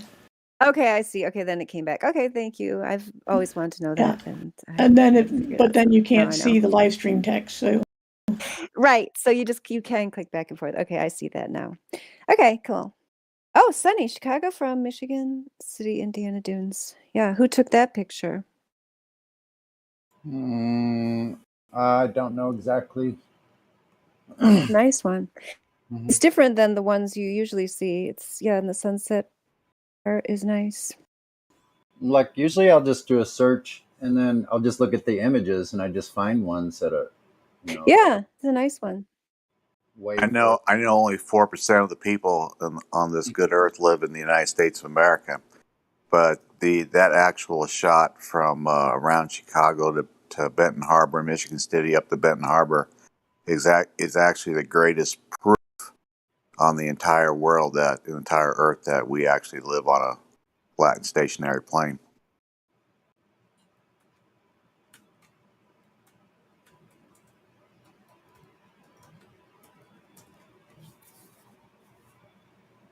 I was up there at the Indiana State Dunes back in 2000 or so. It was a beautiful summer day with some friends, and I got on the beach and I looked out. That's the southernmost part of Lake Michigan. I looked out and obviously you said Lake Michigan. I looked to the left and it was like, that is all of Chicago skyline right there. The whole thing, like 22, 25 miles away. If you drive it, it's about 33, 35 miles away. I saw the whole thing, and I was such an indoctrinated globy fool back then. I never, ever, ever thought there'd be over 200 foot, maybe 250 foot of curve between me and Chicago. So obviously I would see the Willis or Sears Tower, but some of the smaller buildings would be out of view from me. But I never, ever, ever thought, anything, because I was indoctrinated fool. Yeah, it's an amazing sight. I know what you mean, because I saw it, like decades before I became a flat earther. But you don't. I've talked about that with Quantum Eraser before. That you think now that you realize it, you realize, gosh, seems like I should have been able to figure that out. You know what I mean? Like I never sat there and thought, should I be seeing that on the globe? But we're not encouraged to do that. We're not encouraged to look at the geometry and actually figure out what it was. Or we weren't. It definitely. I mean, that was not widely available 10, 20 years ago. Now it's around a lot more.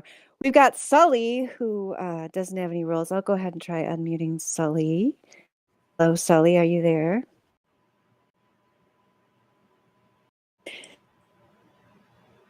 And if there's anybody else who's new that doesn't have roles, you can ask us to unmute you.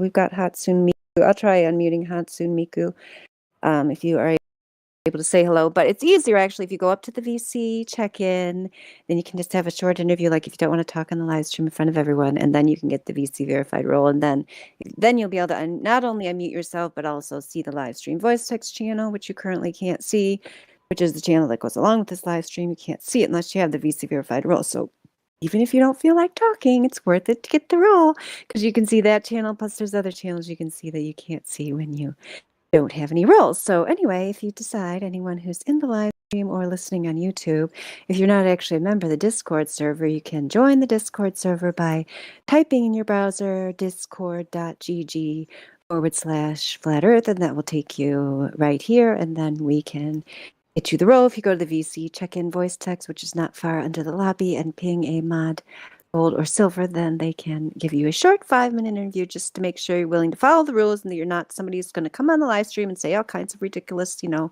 inappropriate, vulgar stuff or anything like that, that you're actually here to have a conversation about the flat earth, which is why we're here.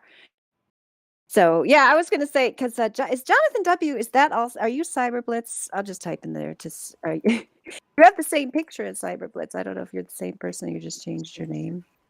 Hey, Matthew. Denzel Washington here. I just sent you a new meme that me and my boys, my posse just put together at 29 minutes after the hour. So it's just for you, Matthew. My My main man, master's man, Matthew. Thank you. We also have Shibby. So I'm just unmuting these people. If at some point you guys decide to talk, that's fine. But Shibby might actually be talking. Are you there, Shibby? Otherwise, I'll have to mute you again if you don't realize you're unmuted because I'm just hearing music. Okay, they muted themselves. That's good. There's a bunch of people in here. You guys were right. Somebody typed there's a bunch of no role people here. Wizzy is here. Wizzy says in their About Me section that they are a genius. So look at that. Most geniuses don't want to advertise that fact, but you chose to, so that's wonderful. Wizzy? Hi there. Are you able to speak? Or are you just going to laugh? Okay, I'll just mute you again if you don't want to actually speak. Okay, so Wizzy, I just muted you. I understand how it is when you're having like a laughing fit or something, or you could also have chosen to be yourself. We don't know what you're finding, so I'm using. So when you're able to speak, tag me in the lobby, or just even better, go up to the VC check-in so you can get the role, so you can understand what the server's about, so we can make sure you're not just a troll and so on. So yeah, the reason I asked about Cyberblitz because I was just reading what he wrote there at 21 minutes after the hour, which I think was a comment on what Jim said, which is Jonathan says, I was wanting comment on what Whitsit was saying several hours ago about truthers calling anyone a shill who's making money as a flat earther. I don't find that surprising since calling everyone a shill is part of truther culture, which I would have put culture in quotation marks. I was writing that. Eric Dubé has a shill list, and now he is called a shill for having a big YouTube channel and selling merch. The community seems to destroy their own like SJWs do, LOL. Yeah, I agree. Like people want to make money by all means, you know what I mean? Like I don't think like many people are making like a ton of money off of Flat Earth. Maybe some people are, but yeah, I don't think making money makes you shill. In fact, if anything, it probably makes you like maybe for some of the big names, but for most of it probably makes them less likely, right? Because if you're actually getting paid to do this, which is what a show would be doing, right? In theory, I guess, although some of them seem to do it for free. Why would you need to sell the merchandise? I don't know. But anywho, let's see if we've got anything else going on here. Oh, Sonny, you're saying the guy sounded like you. Is it you? Okay, so we heard nothing from that guy except laughing. Is there anybody else we haven't tried? If there's anybody who's got a question about the flat earth, that's why we're supposed to be here, people. So just speak up. This is ladies' night. It's a good time to ask your questions. It's a good time for beginners to get their questions answered about the flat earth. I don't mean beginners in a bad way. Like, people who are new to the concept. That probably is a better way to put it. Howard is here and VC verified. Hello there, Howard. Hello. How are you? I'm doing all right. Yesterday was my first day on the server. Oh, okay. So happy second day on the server. Yeah, thanks. It was How interesting. did you find it? It was a short night. I think we wrapped up around 5 a.m. Okay, yeah. Well, I How think did I you end found up it. finding the server? Oh, I think I saw a 4chan post where someone said something about we're being lied to, and they linked a bunch of YouTube videos that I'd already seen. But at the bottom of it was a link to a podcast, and it was the podcast. There was some recordings from the server, I imagine, and I listened to about I don't know, maybe close to 10 of them, and I really liked what you guys were saying, and so I thought I'd join the Discord. Wow, too bad India's not here. India's the one who puts out one of our admin who puts out the podcast. So he'll be happy to hear that because I know Cool. like that kind of thing. You don't always know like who's listening or if it's actually reaching anyone. But he did tell me not that long ago that it was like growing in audience. When he like looks at how many people have listened to that kind of thing. Well, yeah, this one is the Spotify. version. Did you listen to it on Spotify or is that what you said? Or No, did you iTunes. iTunes? Yeah, it's also on Apple iTunes. Yeah. Podcast. Yeah, I don't think I would have joined the Discord if it wasn't if I wasn't able to preview it and listen to a couple of those recordings. I usually just don't join a Discord just to join one. So that was pretty good to get a feel of it and see, like the different points that were brought up in debate and how you guys were debating and maybe I thought I could possibly contribute a little bit. And so it's also really nice to, meet like-minded people because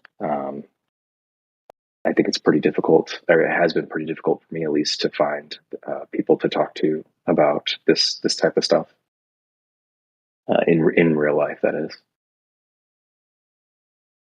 Oh, for sure. Yeah, I mean that's definitely the case. It's I have the same situation. I don't know. Maybe it's for people who live in cities. Maybe it's easier, but yeah, like I live in the middle of nowhere, and yeah, it's impossible.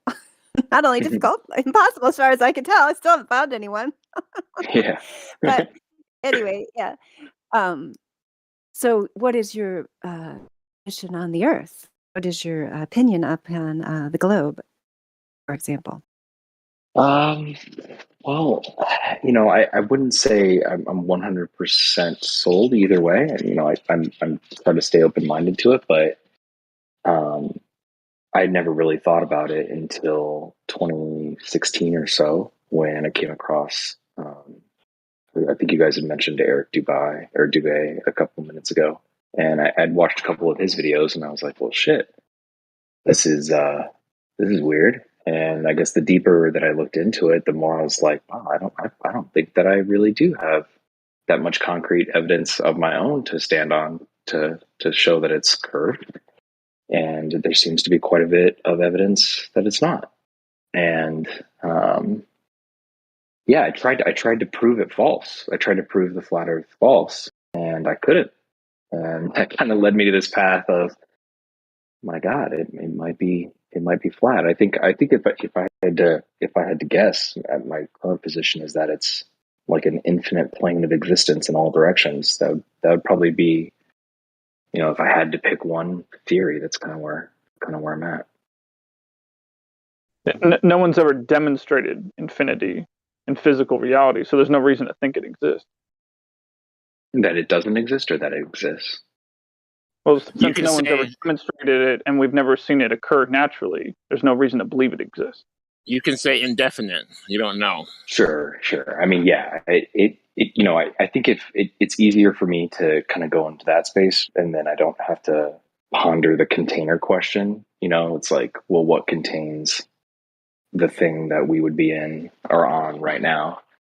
And so, because I guess if you think of the globe model, and you think of the universe, and it's like, oh, well, where's, in physics class growing up, it's like, well, where's the end of the universe? It's like, well, there isn't one. It's just infinite in all directions. And so, yeah, I guess for right now, my it's more agnostic. Like I don't really know, but maybe it goes on forever.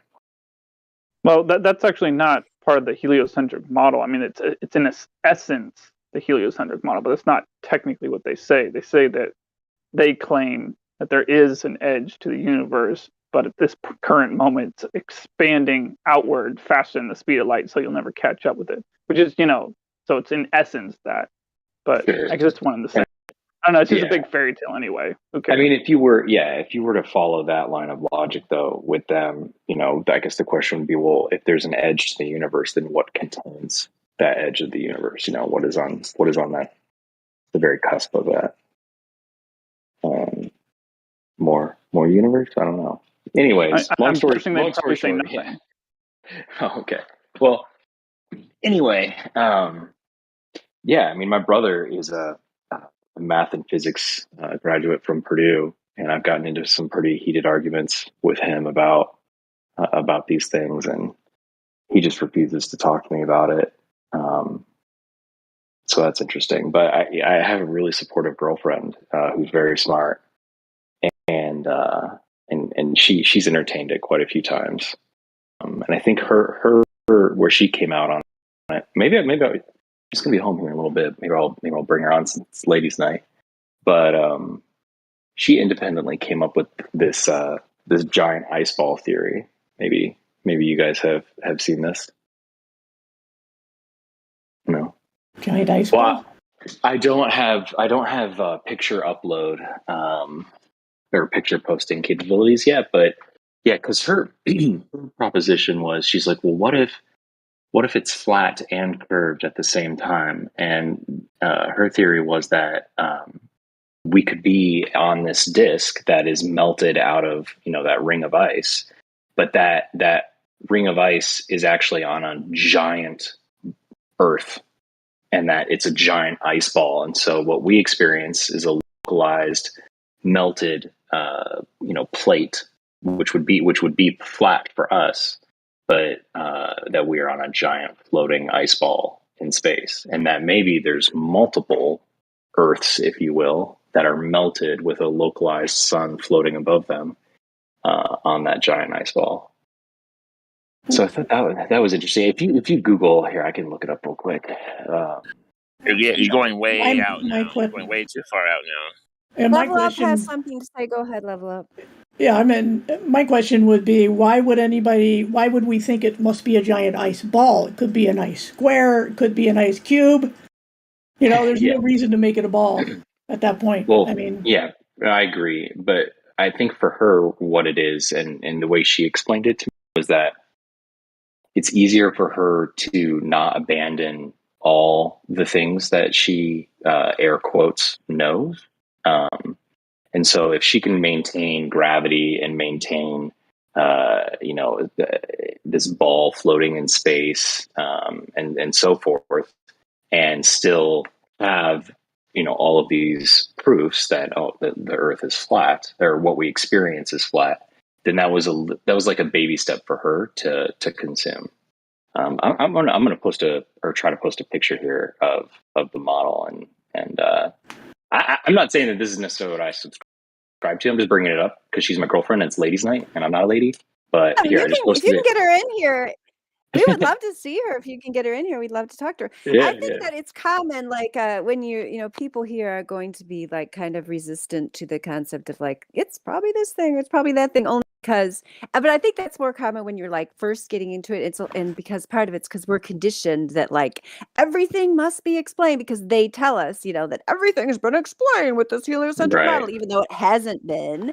Like it takes a while to get used to the idea. Yeah, we might not actually know and might not be able to find out because we're restricted in our travel and so on. So like what we end up doing around here is most of the time we're very busy with just demonstrating that the globe is an impossibility. There's absolutely zero chance that we're on a globe of the radius of 3,959 miles, as people claim.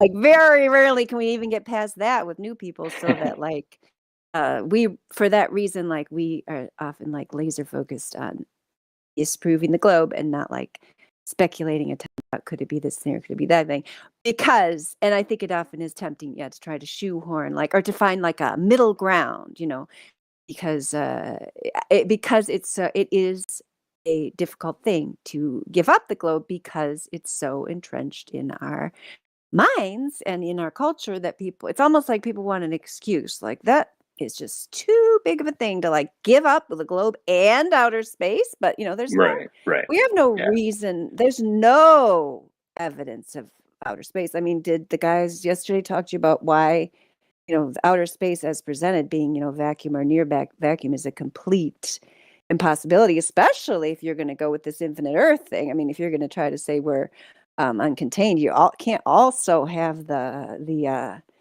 your ice ball or whatever, So it's not of any things that indicate container. No one here is going to say, yes, there's definitely container, but, rainbows, the elves and Sprite, which is an electrical phenomenon, a lot of other things about electrical phenomenon and so on, do indicate a contained environment, but we're not like wedded to any of those things because we can't conclusively prove them. So we just try to stick with things that can be demonstrably proved or falsified, so yeah, that's pretty much it. But if she could come in here, that would be great. Yeah, she should be home in maybe 15, 20 minutes or so. But yeah, I really like that. I think that's really hard for people to do because they want to hold on to all those other things that they know. And when this one thing stands in their face, they're like, well, but I know this and I know this and I know this. And so what you're saying can't be true. And, to figure out a way to just, and I struggle with this with all different types of categories of controversial topics with people, but it's like, if you could just get people to let go of all the things that they think they know, kind of empty your mind. So it's not already so filled, you can't fill a cup that's already filled kind of situation. If we could find a way to do that, because even in the podcast, when a lot of people come in, they just come in and they're so sure of themselves and they know so much that it's like you almost can't tell them anything. And I can hear the frustration in your guys' voice, and I found myself kind of frustrated last night too, talking about it. There's just like a sense of curiosity that I wish people could find themselves in when they come to a place like this, and not so defensive and kind of coming in with their claws already out. The most famous astronaut of them all from Okay, Purdue Jim, I'm University. going to ask you, please, please. I've allowed this like several times now. Please, we many ladies here. They're perfectly capable of carrying on this conversation. Seriously, I mean, if does any other lady want to comment on this, or or I can. It's really frustrating. Yeah, I'm glad you stepped in. I hate to do that, but I'm sorry about the voice. I've been kind of dealing with a sore throat. But the problem, I think, besides not wanting to let go, is not having any good thinking skills. And I don't mean that to say people are stupid. I mean it to say they don't have any practice with reasoning things through. You know what I mean? Where some basic logic or well, if this is true, then does it really answer the question, or does it raise another one? That sort of thing. Not just curiosity, but just thinking through logical sequences, if that makes sense. Oh, sure, definitely. Yeah. I think a lot of people have abandoned their own critical thinking skills these days. That makes a lot of sense.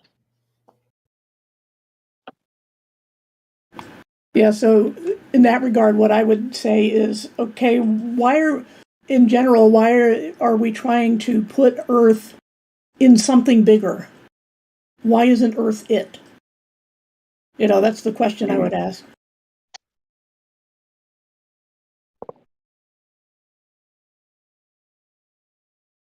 And we can sidestep the gravity issue because it doesn't have anything to do with Earth shape. It really doesn't. Yeah. We got to that last night. That was a heavy topic. Yeah. And it's only necessary for ball Earth theory for the heliocentric system because they need it for things to orbit around each other. But since they've over 100 years ago abandoned mass attracting mass, then what do they think gravity is? They think it's the curvature of space-time. Well, why do we need everything to be ball-shaped for the curvature of space-time, which you can't do anyway because space is nothing and time is a concept. So there is no such thing as space-time that can be bent. Hey, can I quickly say something to this guy? Yeah. What I was going to say is, so there is space in matter, but there's not matter in space. So there's space between you and I, but there's air between you and I. So it's not a vacuum between you and I. So there's space and matter, but there's not matter and space. There's not a vacuum of space out there where there's just balls of matter falling around each other. Okay. Okay, we've got Stoned here. He's asking for the critical thinker tag. So, Stoned, why don't you let us know some more about yourself, how you server? What's your opinion about the globe? Hello there. Stoned, are you able to speak?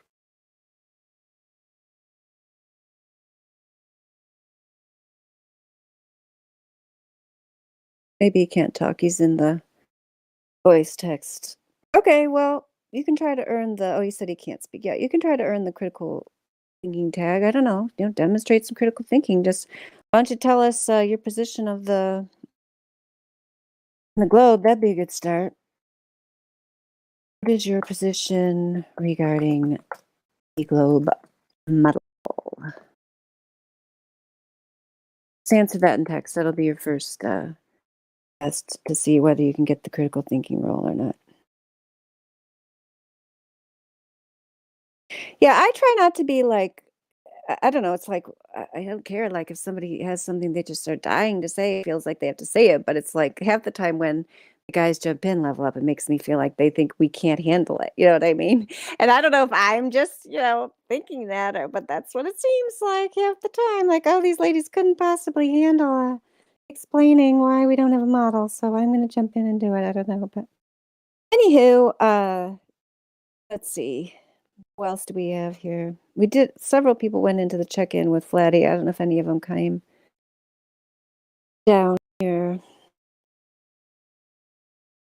Flatty's Stefan, so I can't ask him.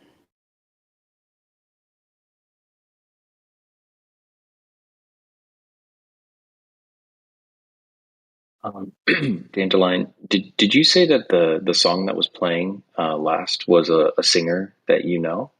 The song is like, "Is It True?" Yeah, she's a member of the server. Yeah, I'll put the link up. Could you? That was a yeah. really beautiful song. It was like right as I Yeah, she's logged on. very talented. Yeah, Yika, she's a European. I'll put the link to that song, and then that will help you to see her channel because she has other Flat Earth songs there. And if you like Flat Earth music in general, like we have quite a bit, we can share with you from different, some people who are members of the server or some people who aren't, but there's a lot of Flat Earth music out there. So you're relatively new to the conversation then?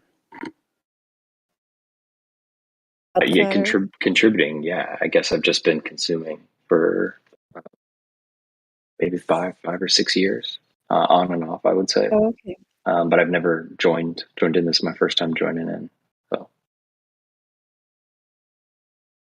But you came at it kind of from like other truth movements. Is that what you were saying? Well, I mean, yeah. I mean, there's. I got a whole list of stuff that I'm pretty skeptical about. I think it kind of started with a 9/11 stuff, and then Iraq War stuff, and I'm like, man, I think these people are lying to us. And that led one thing to another, and so my mind was pretty open to a lot of things by the time that I reached the flat Earth idea. So yeah. Yeah, that's what, because we were just talking about this yesterday in terms of like, the availability of the flat Earth information and how it's become way more available. And I think now even more than when I really decided to make up my mind about it. I first started reading about it like 6 years ago. And then 3 years ago, I'm like, I got to decide one way or the other on this thing. Because it kept coming up, and I hadn't seen the geometry yet because some people discuss the flat Earth. And I think Old Dude said that this ice ball thing is a flat Earth society thing, which makes sense to me because and that's the thing I wanted to say in general about the whole model thing, which one of the reasons why it took me so long to even get to the math of it, which makes it indisputable that this globe is completely smashed to smithereens, is because when I first did a search to find information, I went to the Flat Earth Society forum. And what they do there is they present different models like the two you mentioned earlier.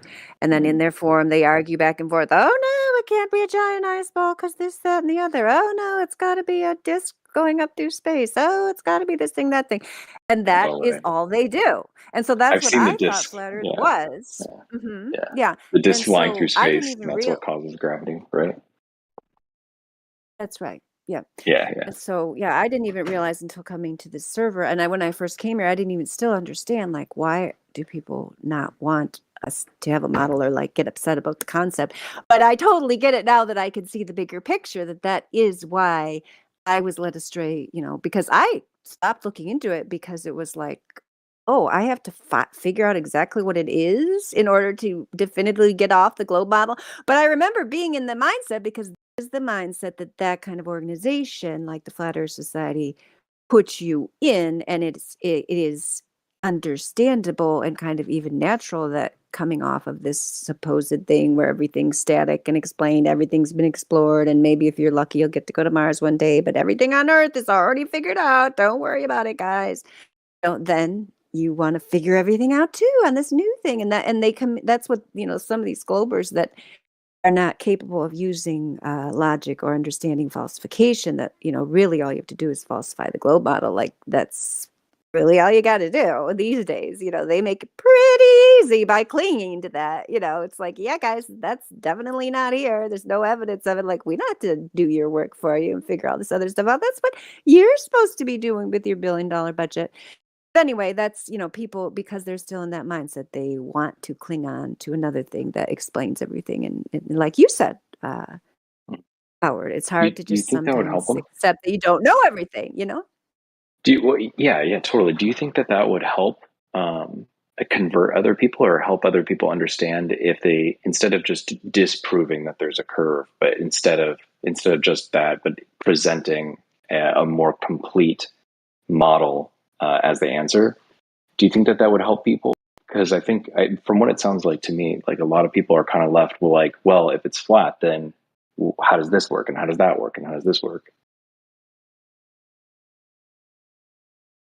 No, I don't think it would help. I don't think that's, we're not in the business of conversion. And two, those are people should not, those are the wrong questions to ask. I mean, people come in here and ask it, and try to imply that if you do not, if you're not able to explain everything and in great detail, the way the pseudoscientist, magician, entertainers, aka called mainstream scientists do it, then you're not good enough. Like, that's fine, guys. If you want some magician to explain everything, then just stay on the globe. That's perfectly fine. Like, we're not here to fix you. We're not here to replace your fantasy with a new one. Like, just get back down to earth here and just see what's right in front of you. And you see too far. We don't live on a globe. If somebody wants to explore something else, that's fine, but it's better just to, generally, science is a specialized field where if we have people in here who do different experiments in terms of like about electricity, magnetism. If someone wants to go exploring, be my guest. I mean, people can do whatever they want to do. Long distance photography is a good way to demonstrate the failure of the globe model. But we don't have to come up with a comprehensive model. Like, why should we? We didn't put out the first one that clearly doesn't work. Yeah, no, that makes sense.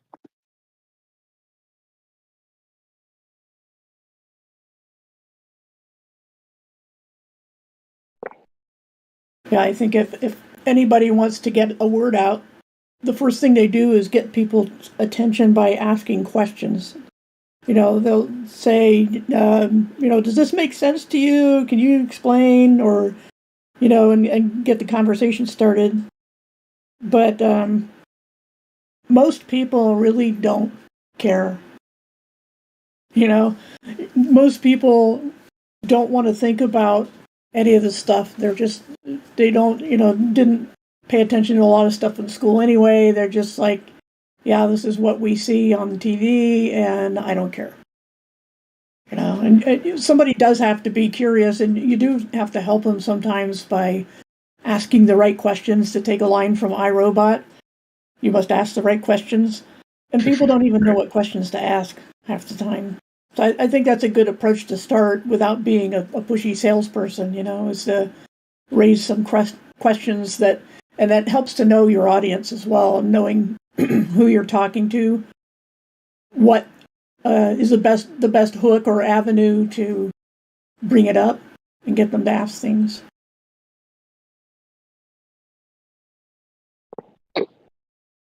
Well, Wizzy the Giggler is VC verified now, so maybe he was one of the people that talked to Laddie. I'm laughing about Central's comment. Prime directive, don't interfere with their space delusions. That's right. Are you there, Wizzy? Are you ready to talk now? Explain, demonstrate your genius.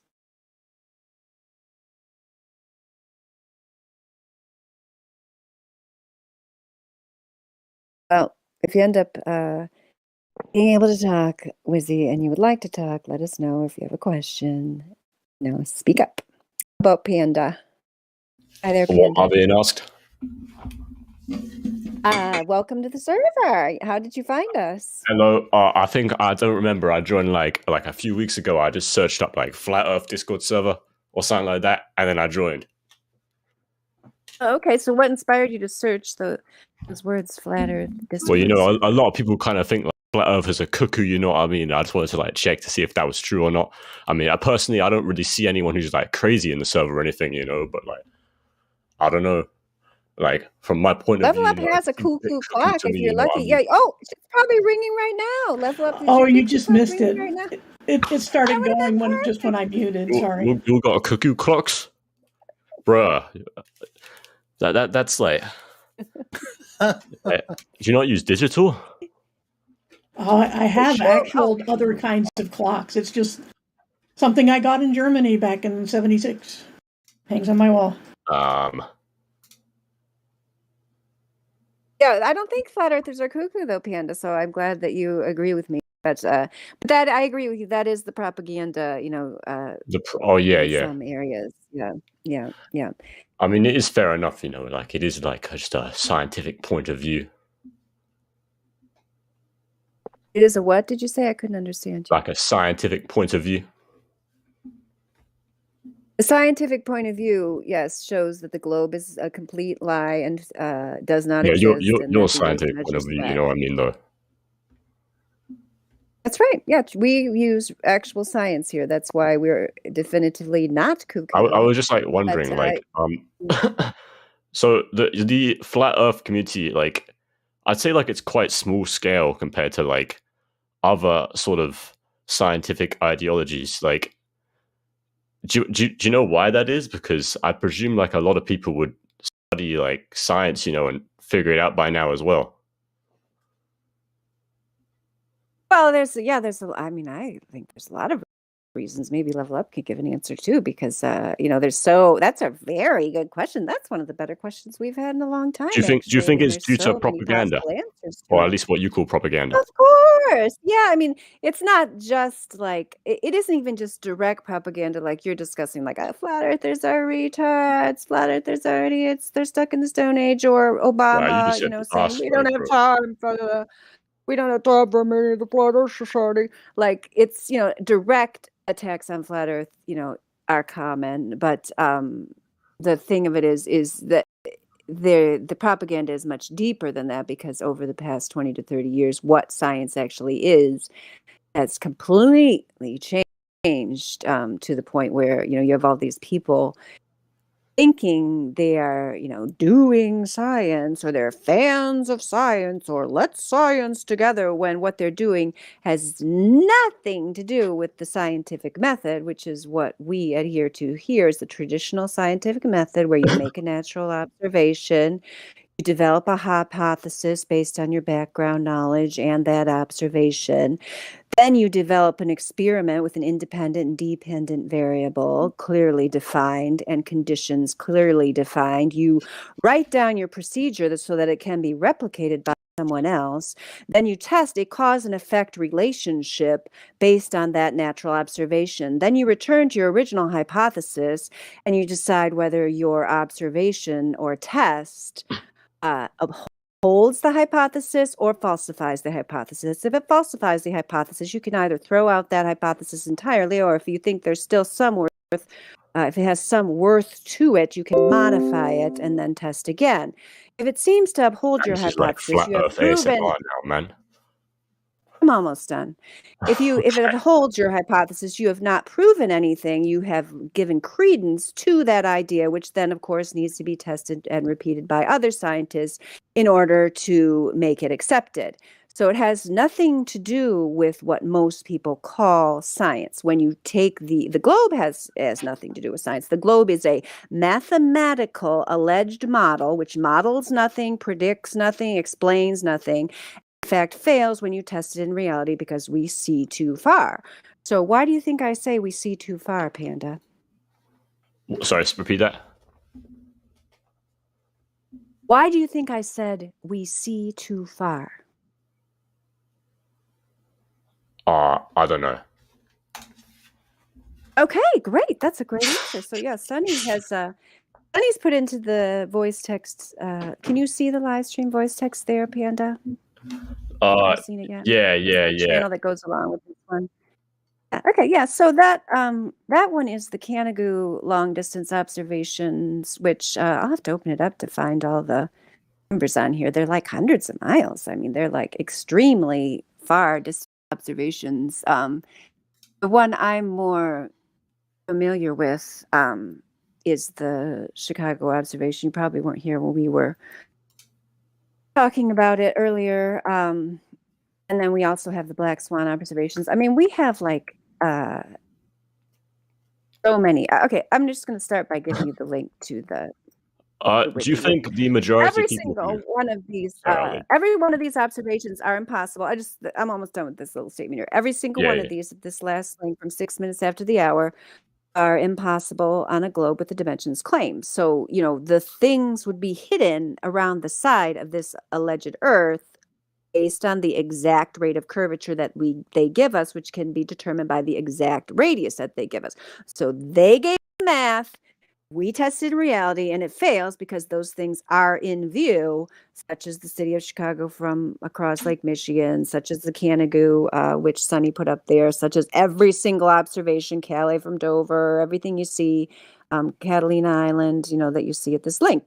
We just see things that objectively would not be seen if we were on this globe. So we're just not on it. I mean, it's a matter of whether you can use your reason and ignore, social pressure, propaganda, groupthink, and actually just accept reality the way it is, or not. And most people can't. That's our experience here. Like way over, I don't know what percentage, coming into the Discord, which I think that sample is maybe skewed because they are people in general who spend more time on a computer and don't spend time in the real world. But, people can't let go of their globe. Yeah. So propaganda, that's my answer. Well, do you think the majority of people who do these like scientific observations and stuff, like do sort of the same kind of studies that you're talking about, also come to the conclusion that there's like a flat Earth if they're highly educated as well? Oh yeah. They don't have to be sitting here on Discord talking about it. I mean, we know the military, uses the Earth as flat and stationary. Many pilots understand the Earth is flat and stationary. That's how they, engineers, people who build railroads, bridges, and so on, never take any curvature into account. Yeah, I mean, many people use the Earth as flat and stationary. We can show you government documents, many government documents where they treat the Earth as flat and stationary. They don't use this alleged Coriolis effect when you're a military sniper trying to, shoot something. You don't take the curvature. You don't take Coriolis into effect. The Marconi gave his transmission at, I think that was 10,000 miles. Globe never taken into account. Not taken into account for submarines.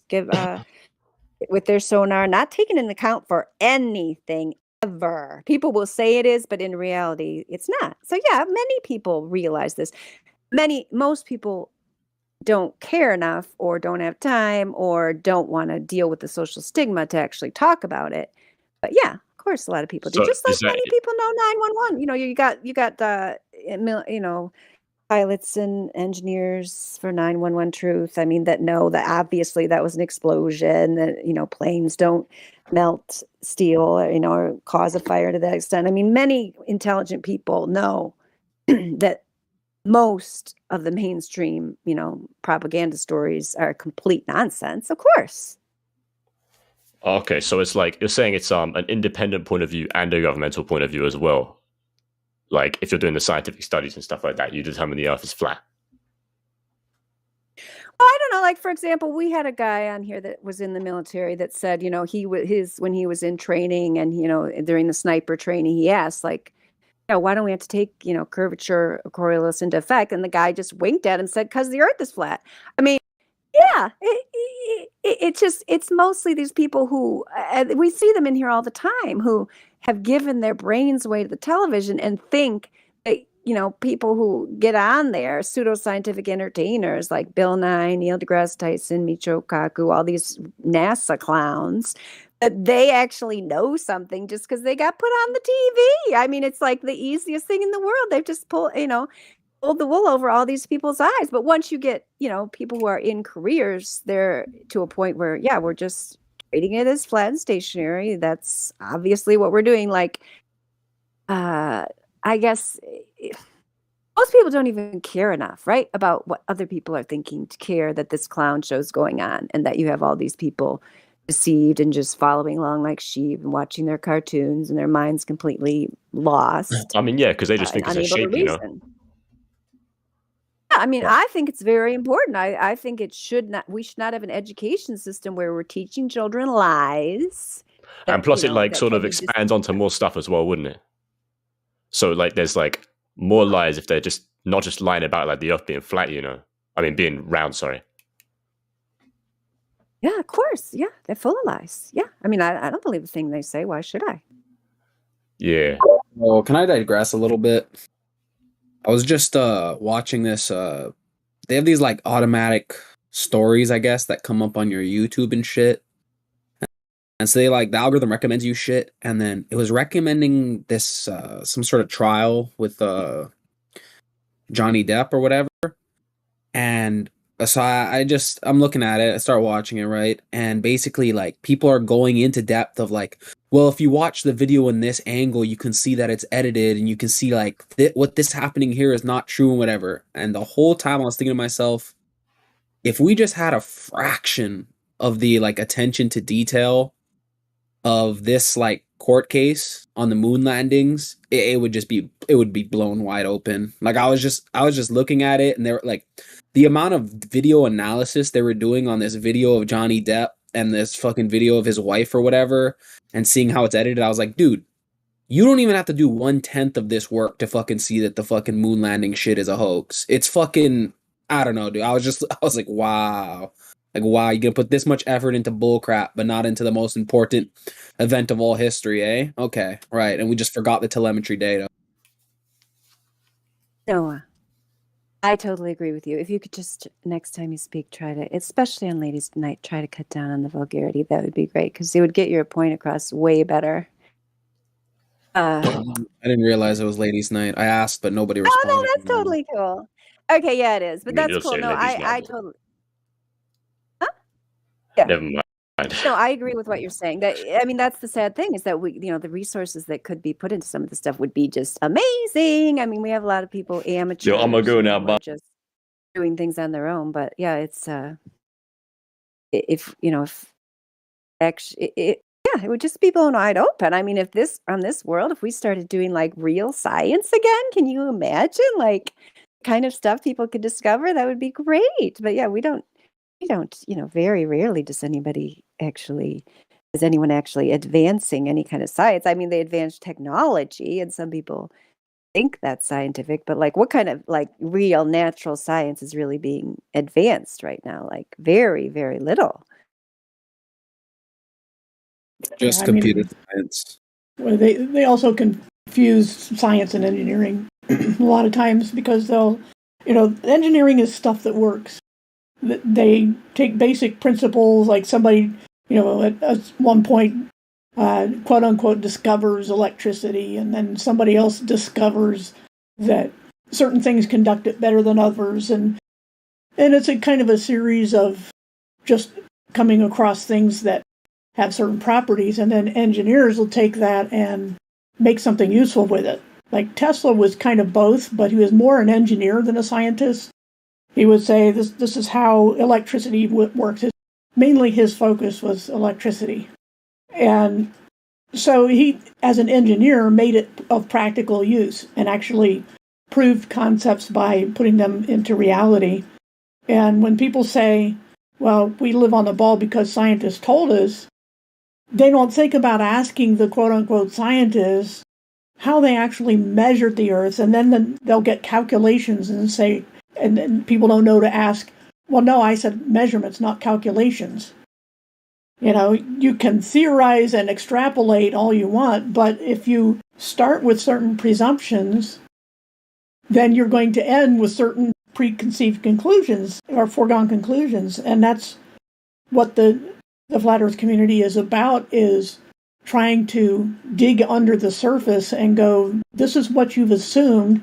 Of course you can, through circular reasoning, you're going to come to the conclusion you wanted.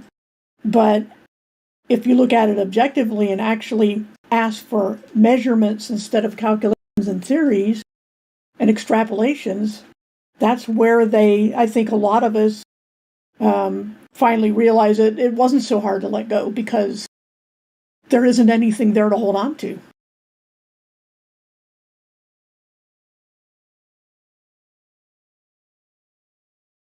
Oh, too bad we lost Panda, because I was going to ask you if you wanted to answer his question, but now I can't even remember what his question was. Yeah, I don't know. About why they hide it, or how they hide it, or why would they lie? I don't know, but he's Yeah, he just dropped last time you were talking. He just kind of said, I got to go. Yeah, that's cool. Maybe he'll be back. He seemed like a laid-back guy. Paige is here. Paige is ladies' night. Yeah, I got it. Do you know Paige? Level up. If it's someone from YouTube, I know the name.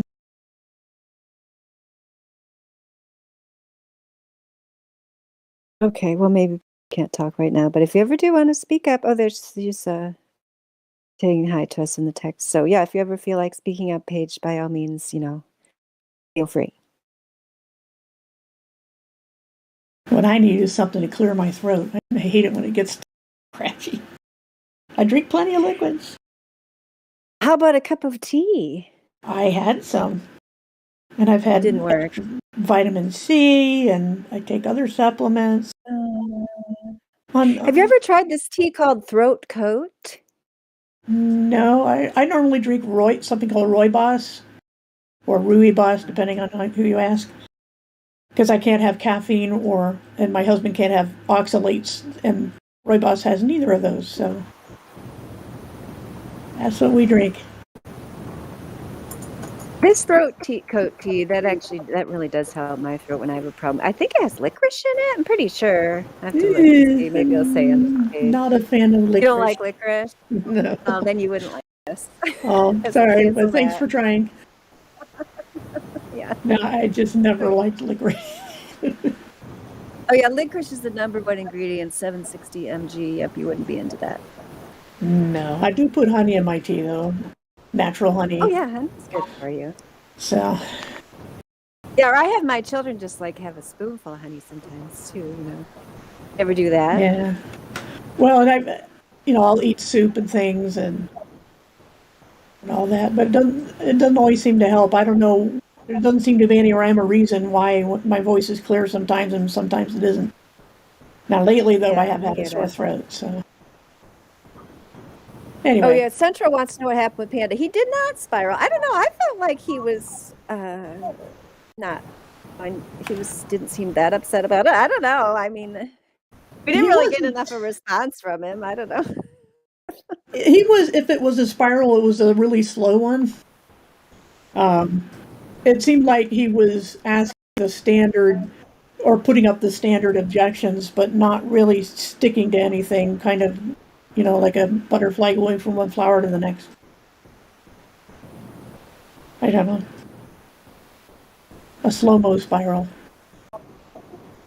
Yeah. And I think people, I don't know what the statistics are if people don't have, we were talking about this with Kermit yesterday, the day before, people who, he obviously had never been around, people who have academic jobs or scientific jobs and so on. I think they have this weird view that the stuff you see on TV has some relation to what an individual scientist would do every day, and it's just they aren't out there making breakthroughs or wonderful. They're just doing some little thing, measuring some aspect of how this particular drug affects this monkey or or whatever. They're not you're not gonna go out there and be like, I'm a scientist and I've discovered this thing or that thing, because I talked about that the other day. I don't know, remember when that wasn't Ladies' Night, I guess, about our friend who was a scientist, and he had all kinds of crazy views. Not, I mean, what the world would call it crazy, alternative views, like knew the main landings were fake and so on. But he's not like at his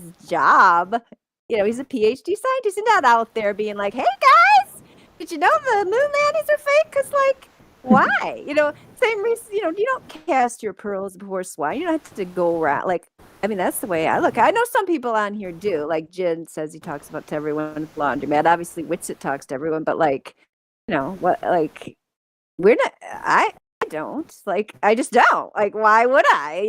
I didn't set this thing up. Why should I go out there and take arrows from people, because I know, I'll do it occasionally if it has to do with my children. I think I've told you guys about that before. I wrote a letter about how ridiculous I thought it was that our homeschool co-op was focusing on space for the entire science class. I wrote, I'm not afraid to tell the people. I wrote them an entire, essay about why outer space was obviously a scientific impossibility and so on.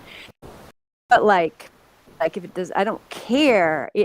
Those people didn't care, and they're not going to. If it's a ethical situation, I have to make my statement about it, and I will. But I don't, it's not my job to fix the mess that these people have made by creating this gigantic lie, which is clearly, being backed up by billions of dollars. So if someone's interested, I'll talk to them. But I'm not gonna put myself out there. I do on Discord, I guess you could say. But in real life, why should I run around trying to undo their mess when half the people prefer to stay in the globe delusion? That's obvious. And then they're just gonna, take it out on you or your children if you aren't going along with the program here. I don't know. That's my point of view. But my point is, I'm not even like that the way most people are. I actually do come out here and talk about it. I did write that letter, which most people wouldn't do. I'll tell you, the vast majority of people are just doing their little job. Even if they figure it out, they're not saying a word to nobody. Yeah, Yeah, there's so many other things that just picking the school system, so-called school system, you could, it is so full of nonsense at this point. There's a mass exodus from the schools because of anybody who cares about their children knows that they're not there to be educated anymore. And it really shouldn't be a surprise, because I remember reading years ago about the Humanist Association, or whatever it was called, with John Dewey, the founder of the U.S. school system model, which was Prussian, basically. And the humanists said that they saw the public schools as an indoctrination, even a religion, and that the teachers were priests of a new godless religion, and that they would take your children away from you, from their parents, and keep them in school all day, give them lots of homework, lots of extracurricular activities, so that their parents and family wouldn't influence them, and they would be raised by the state and their peers, and that they couldn't, the parents and peers, or the parents couldn't compete with this 5-day indoctrination plan. And so they said this back in the 50s or 60s. And so this is just the thing coming to a head. This is, the fruit ripening of that whole educational paradigm. And so it's everything. It's the whole, nuclear family. Got to get rid of that. Got to get rid of the influence of any kind of, especially religious thought. Make the state their god. Make the scientists their priests. The textbooks their sacred text, their scriptures, and they did it deliberately. That's what they planned. Can I say something, Paula? No, but go ahead. I just wanted to say I second everything you just said. Well, thanks. It's just, I wish it was common knowledge, but sadly it's not. Dandelion, what was the response to the letter you sent about space? I said, well, we aren't going to be, I won't, if you continue, to have the science program be based on outer space, I can't ethically allow my children to participate this year. Hope we'll see you next year. And their response to my, I think it was 2 or 3 pages about, the scientific reasons, as well as these people supposedly follow the Bible. So I threw the biblical reasons in there too. Their response was, oh, sorry to hear you won't be joining us. We'll see you next year. Yeah, no response to anything I actually said. No dispute, nothing, But they're a bunch of ladies, like they all. I'm sorry, Level Up's probably going to be mad, but we don't know these ladies. They let their husband do the thinking, and they're just I'm sorry. None of them are here, so I can say that. But yeah, that's what these ladies are like. So yeah, no response, no substantive response. So I didn't feel bad about taking my kids out of there because I don't want my children taught by somebody who can't even answer a scientific. I mean, I even put my degrees on there, and none of these ladies have a scientific degree. You know what I mean? And just nothing. So anywho. Let's see. Stoned says, I don't deal in models. I deal in the reality I perceive around me. I've never seen a round earth, and I lived by the sea. I've been to El Teide Mountain in a small island and looked all the way around. This plane is definitely flat. Oh, okay. All right. Well, I don't know. Level Up, you think he earned the critical thinker tag with that response? Well, only going by that one post, it seems plausible. We'll give it to him. Somebody can always take it away. Yeah, that's true. Oh gosh, but I'm I wonder if somebody deleted it because I'm not finding it. Do we have a critical thinker tag? I know we have an intellectually honest tag. I don't even know if we have one. I don't know. I don't know why he thinks we have one. We have to find one of those people with 50 tags and see if it's on the list. Yeah, I mean, I type into the space here, and it usually comes up. I mean, it's not coming up, so.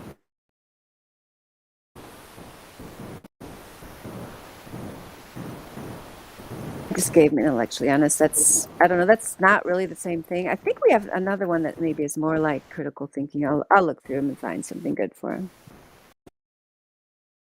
Somebody else new came in here. Now I can't remember who it was. I'll look again. If you're new and you have a question, or old, or if Howard has another question, feel free to speak up. You don't have to wait to be called on.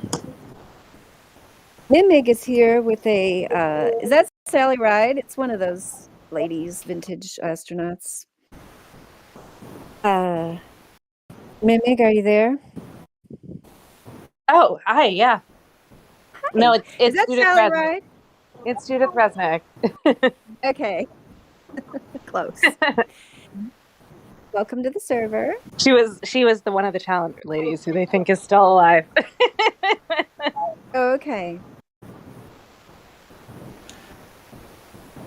How did you find us? A friend sent me, but I'm choking on something, so I'm not going to talk right. But I think it's Adam Meekin that there's a lot of background noise. Adam, are you there? Can you mute yourself? Can you guys hear that static? I think that's coming from him. Adam, I'm going to go ahead and mute Apologies. you if you can't hear me. No, oh, no, that's okay. Yeah, we hear you. Sorry, guys. I Oh, joined yeah. in. Normally I'm unmuted. I'm painting. Oh, that's okay. Evening, Paula, okay, that's by the no way. problem. Hey, Adam. I'm evening, Mom, obviously.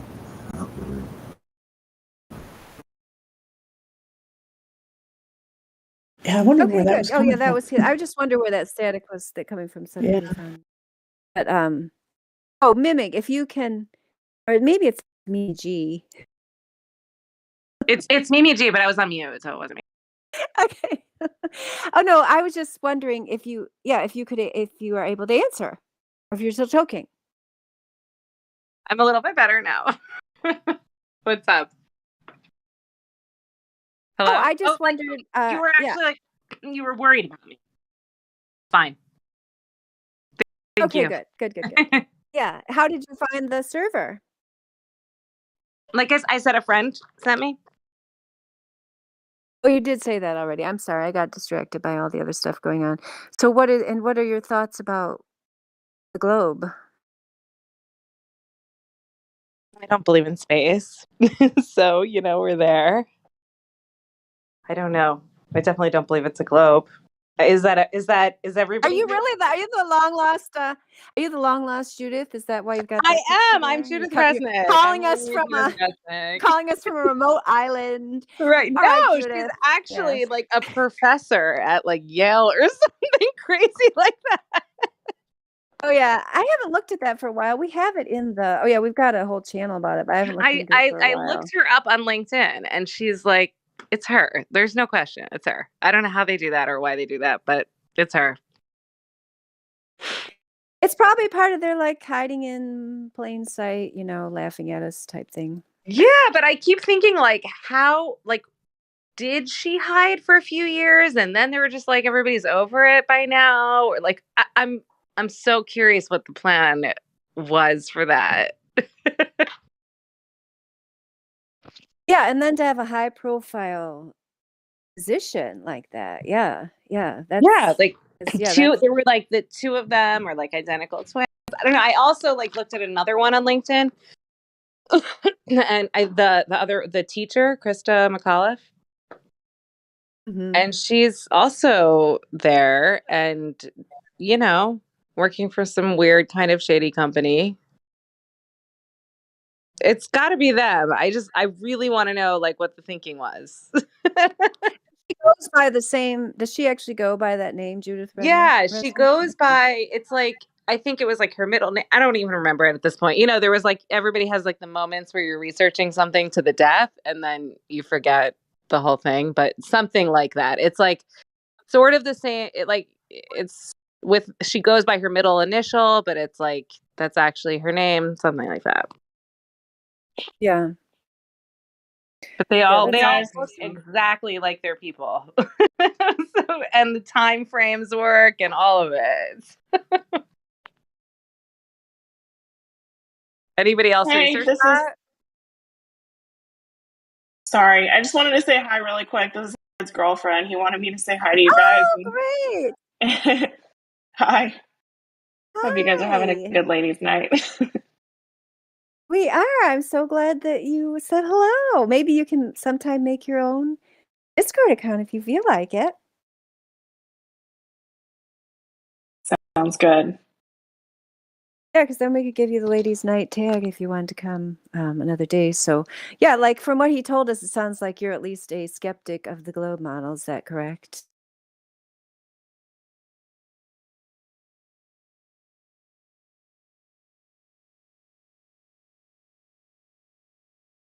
Maybe Howard's girlfriend doesn't want to say anything else. But thank you at least for saying hello. Yeah, so Mimi, have you understood the globe and space hoax for quite some time, or are you relatively new to it? Yeah, it's about exactly a year since, the first Oh, level okay. came out. Oh, you watched the Level documentary? Yeah, the first level is what got us. Wow. How did you come across it? It's a really good story. Our mail Let's hear it. lady. Let's hear it. We like stories. Our mail lady who's like, I don't know, like really seriously down every rabbit hole you could be down. So which we love her. She gives us like all the news. So she got me onto some crazy Telegram chat and they just mentioned the movie and I don't know, we watched it like expecting to think it was like some kind of psyop or something. And we started asking questions from that point on. I am very impressed with this mail lady. Now she's making me feel bad for me saying I don't run around like Jen to the laundromat and telling everybody the earth is flat, but No, you know So what?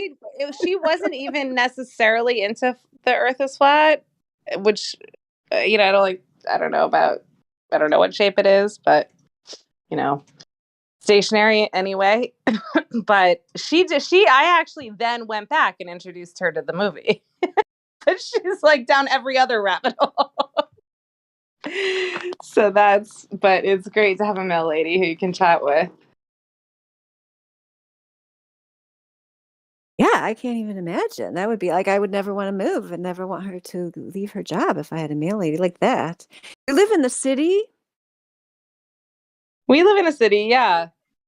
Yeah, because I remember that experience when I was in college and rented a house. Because I live in the country where, like, the mail person just drives by and leaves your mail. But I remember the guy that was our mail person, like, and we used to talk to him, and he was a cool guy. Yeah, you had like a connection with him. Yeah, and you left him. Maybe you'd give him a Christmas card or a gift or Yeah. something. Yeah, yeah, yeah. Yeah, that is one good thing about living in the city that we miss when we live in the country. Although I do know the lady that works at the post office because you have to have a PO box. Actually, the mailman won't even come to my house. That's how in the middle of nowhere I am. I have to go to the post office. So that lady I do talk to, but I only go like once a week or something. It's not the same thing. Yeah, that's cool though. I like that.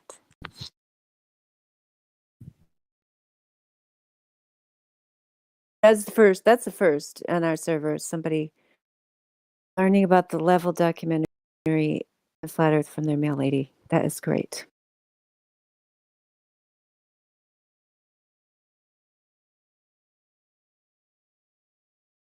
Oh, welcome to Ladies Night. I can give you I gave you the VC verified role. I'm supposed to ask you, Mimi. I'm sorry. I just assumed because you sounded like a civilized person that you would agree to follow the rules of the server, but do you agree to follow them? Sorry, what is it? Oh, I just gave you the VC verified role, so in the future you'll unmute yourself and see more of the server. I gave you the Ladies Nice. Night Okay. role. Thanks. But I said I was supposed to ask you before I gave you the role if you are willing to follow the rules of the server. I will assume that I am, but I haven't read them. But I will. And I'll let you know if I object to anything. Okay, good. And then I can take the role back up. I don't know.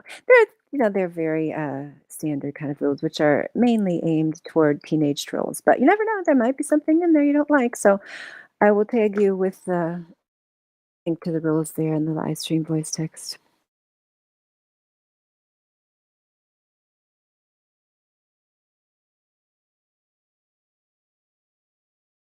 Level up. If nobody else shows up, I'm probably only going to make it till 7, 20 more minutes. So I'm probably just going to end the event at 7 if there's no other ladies here, because you know how it is. Yeah, that's okay. With 2 my hours. voice the way it is, it's probably better if I don't go too long. Yeah, but I'll try to unmute some of these other people. There's some other like no roles people, but these no roles people too. If you guys don't want to talk in the live stream right away. Actually, before I even try to unmute people, I'll just say if you hop up to the VC check-in audio channel and then ping a mod gold or silver in the VC check-in voice text, then you can get the VC verified role. And you'll be able to unmute yourself as well as see the live stream voice text channel, which has information that goes along with what we're talking about in the live stream, as well as more of the server and so on and so forth. So even if you don't want to speak to us tonight, if you just want to listen, which is perfectly acceptable, having the role doesn't mean you're mandated to speak, just means you have the option to speak as well as other options and other things that you can view. So like ketamine, I'm talking to you, slave tax, anybody else that's listening that wants to get a role in the server to be able to participate more. I'll just go ahead and unmute Ketamine, see if they want to say hello. Ketamine, I unmuted you if you want to and are able to unmute and say hello. Hello. Hello. How are you? Good. How are you? Good. How did you find us? My friend sent me the link. Actually, I'm at work right now. I was just listening in.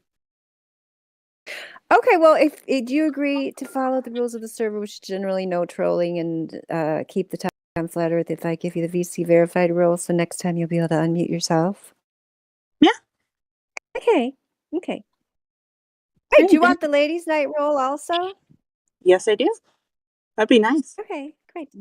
Okay, cool. So that way, if you ever you are not working, or if you sometimes ladies' night goes light into the night. It does happen sometimes. So if you ever are able to participate more when you're not at work, then you'll be able to. Alrighty, thank you. Yeah, you're welcome. Good to have you here. Welcome. Hi. You unmuted me earlier, but my phone died. Oh, sorry about that. Oh no. Oh well, I'm glad it came back to life and that you said hello. Yeah. Yeah, welcome to the server. How did you find us?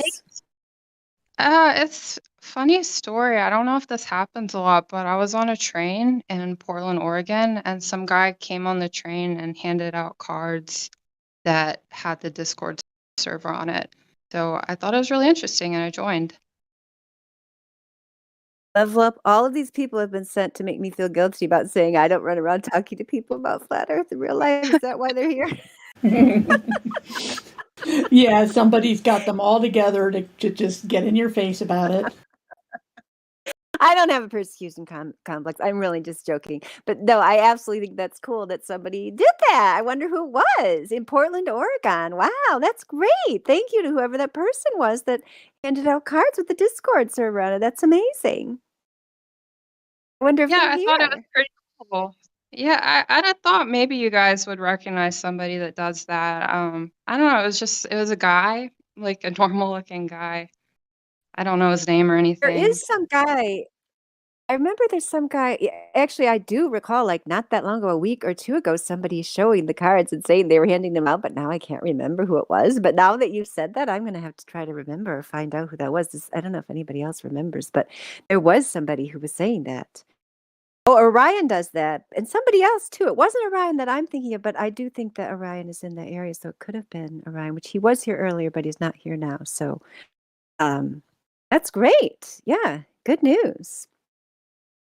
Yeah, I do have to say in my defense, because all of you single guys out there that run around doing that, like when you have children, like you cannot just, run around like getting yourself into trouble all the time. Like I would have a very different life if I wasn't carrying around children all the time. So I actually used to do a lot of crazy things when I was single, especially in college. But that was back the time of the Gulf War. I used to run around protest the Gulf War. I went to the Forest Service in Montana, the headquarters, which I think was in Great Falls, dressed up as a grizzly bear. And then we made a giant paper mache calf, which we bowed down to show that the Forest Service was worshiping money and their issuing of oil and gas leases on sacred land of Badger 2 Medicine Wilderness area, and so on and so forth. So I'm giving myself a break that I'm not as radical as I was in my youth. I think that's normal.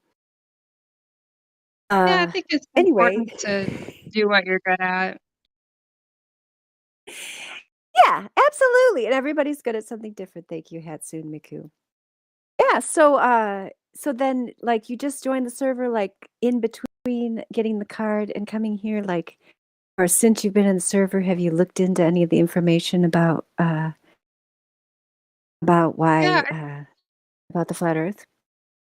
yeah, I joined a few weeks ago and I didn't look at it at first and then I looked at it a little bit later and it seemed pretty interesting, but I didn't really get into it too far. And so this is the first time I've come to an event or anything.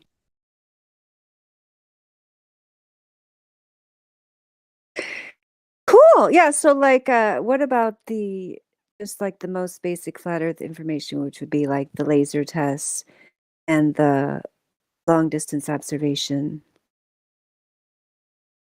Yeah, I think it makes sense. I'm still skeptical because it's just how I was raised, and I don't feel like I've done enough research on my own. But I like that you guys emphasize that anybody can do these tests, and I can just go and do them for myself. I don't have to believe what somebody else says.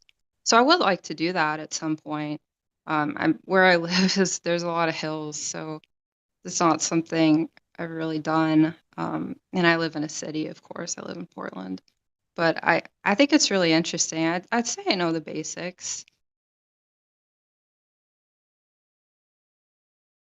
Yeah, I think there are quite a few flat earthers over in that area. Portland is not that far from the ocean, is it? How far is it?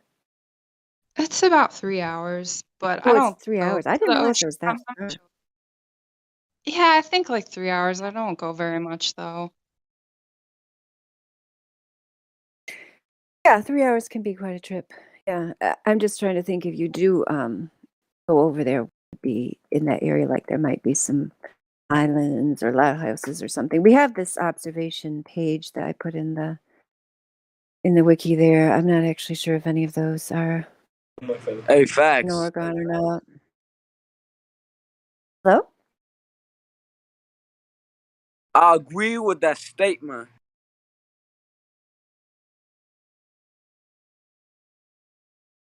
I don't know if that person's talking to us or not. Who is that talking? Pink Gradient Man, whoever that is. You're Hello.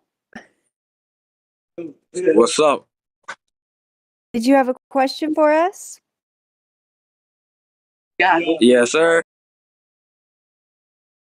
Oh, we also have Sunshine who's sending me a message that they're in the platform for the Ladies' Night event. I can't find the live stream. Sunshine 17. I'll try tagging them in the lobby. I actually opened. Oh, I shouldn't even say that. Never mind. I'm not going to say that out loud. So, are you new to us, Mr. Pink?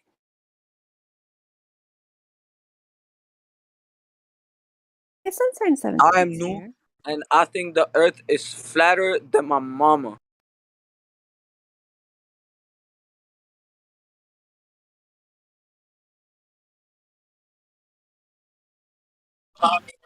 And what makes you think that?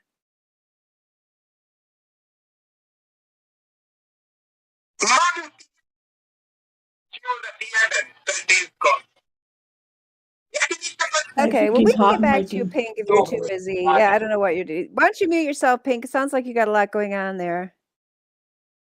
Hey, my bad. That was my dog. Okay.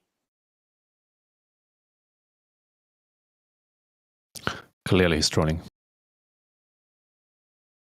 I was just going to make sure that Hatsune, because, So you I know, wanted this job because my mom is really good because she doesn't have kids, and so the cat dogs was moving. All right, I think he's just yeah, needs to be oh, muted. somebody muted him. Okay. Yeah, somebody did. So, yeah, that's cool. I just wanted to make sure that Hatsune, because when you're new to it, like, I know, it sounds like you are. I'm sorry, Pink totally distracted me because now I can't remember what she said when I asked her if she was familiar with the long distance observations and laser tests. What did she say, Level Up? I don't think I think we all got sidetracked from there. I don't remember a response to that. What was your answer, Hatsune? Can you refresh my memory? You answered. Yeah, it's okay. I know a bit about the tests. I just don't have a good place to try the laser test or even the sight distance tests. Then we talked Okay, about that's the what you ocean. said. Yes. Okay, I didn't realize that. That was the same question you were asking. We're all Both of us got distracted. spaced out there. Yes. But Pink did well with his distraction there. Well done, Pink. If that's what you're trying to do, you succeeded. Yeah. So you said you wanted to do your own. Like you've seen the ones other people have do, which I think is very admirable. Yes, I support that totally. I know some people like Larry, he's here, have said you can do tests on like is it 1 mile lake? That's the kind of the minimum that you can do like a mirror test or something like that. I don't know that much about that. Larry, do you have anything to say about that? Aren't you the one who talks about that sometimes? At least 5 miles, I would say. 1 mile, 5 it's going to miles. be 8 inches, and that's going to be pretty hard. Yeah. 10 miles, terrible. Anything between 10 and 20 is going to be really good. When it's 5 miles, it is noticeable.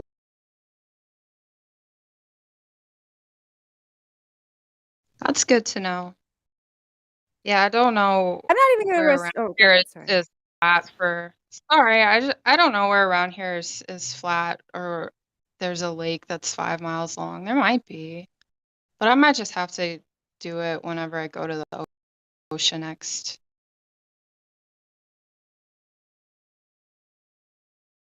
Yeah, and maybe life will arrange itself, and you will just end up being able to go to the ocean. That's probably the easiest way to do it. If you end up doing that, you could come on here and ask people who are from that area, like if they have any ideas of an observation you could do over there, because it does. I mean, it does make a difference. Like you can you can see all those observations that have been carefully documented. You can look at the weather balloon footage. You can see the laser test documentation.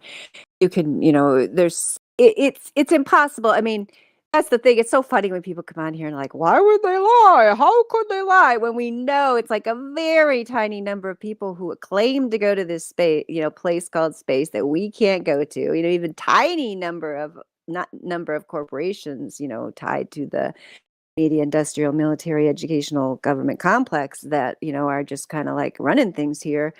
And like, you're trying to tell me those people who have billions of dollars reasons, as well as other, spiritual and psychological reasons to do what they're doing, who are hoarding all the resources, couldn't pull that off.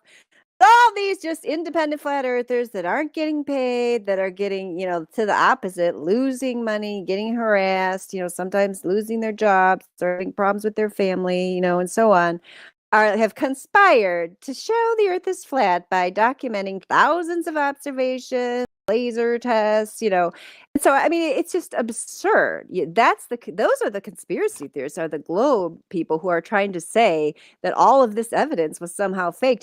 It's absurd and obnoxious. I mean, that is the conspiracy that is impossible to pull off, because you also could, if you choose or have the ability to, go and test it for yourself, which many people have done. Not even to mention, they just come right out on NASA.gov and tell you that that they made up the globe image with CGI and Photoshop. Like, you don't even need to go out and test it. It's like, it's they are the conspiracy theorists. That's all there is to it. I mean, the globe is the conspiracy, and we just need to start calling them that, because that's what they are.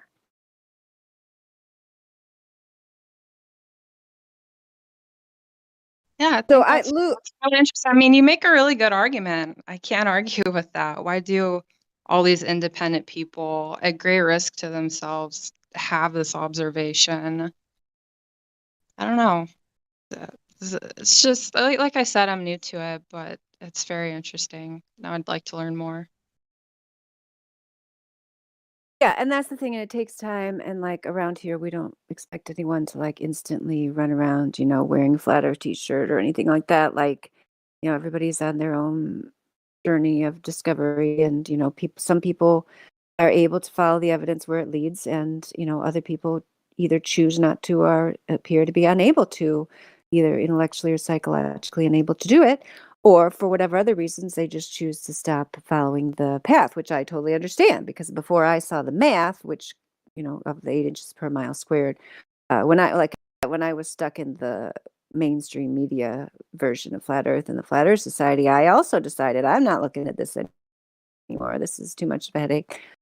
So I totally understand where those people are coming from. Like, you're welcome to just hang around here and gather information. We want people to make up their own minds, and sometimes it takes time to be able to do that. Well, thank you. Thanks for the introduction and the chat. I appreciate that.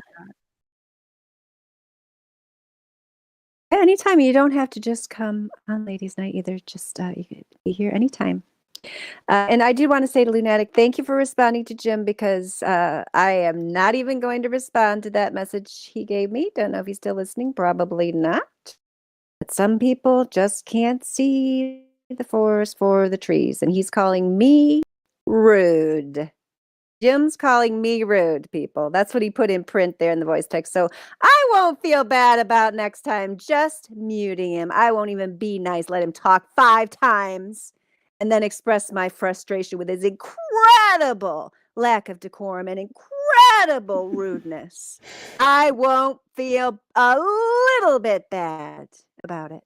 I won't even try to be polite anymore. Because if I'm going to be called rude after what I've done for that man week after week, then he's not seen nothing. Yeah, you want rude? I'll give you rude next time, Jimmy. Right in here. All right, Yeah, that's all I got. We had to wait 15 minutes to start past our starting time because the guys were talking, and the thing is, it was going to be another story. Not a made up story, but a this life story kind of a story. You know what I mean? Where there's an example to be given, but it's like when there's a theme, we're supposed to try to stick to it, and I'm sure it was a great story, but just the wrong time and place. And that's all. And if anything, you were too tolerant.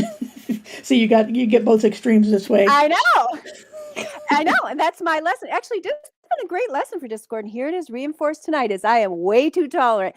When you're too tolerant for so long, then that's what you get. I've gotten that many times because the people don't realize like that you're humoring them and like actually trying to be nice to them. Like they actually think they're that fascinating. That's all I'm gonna say because I'll go too far. You know me.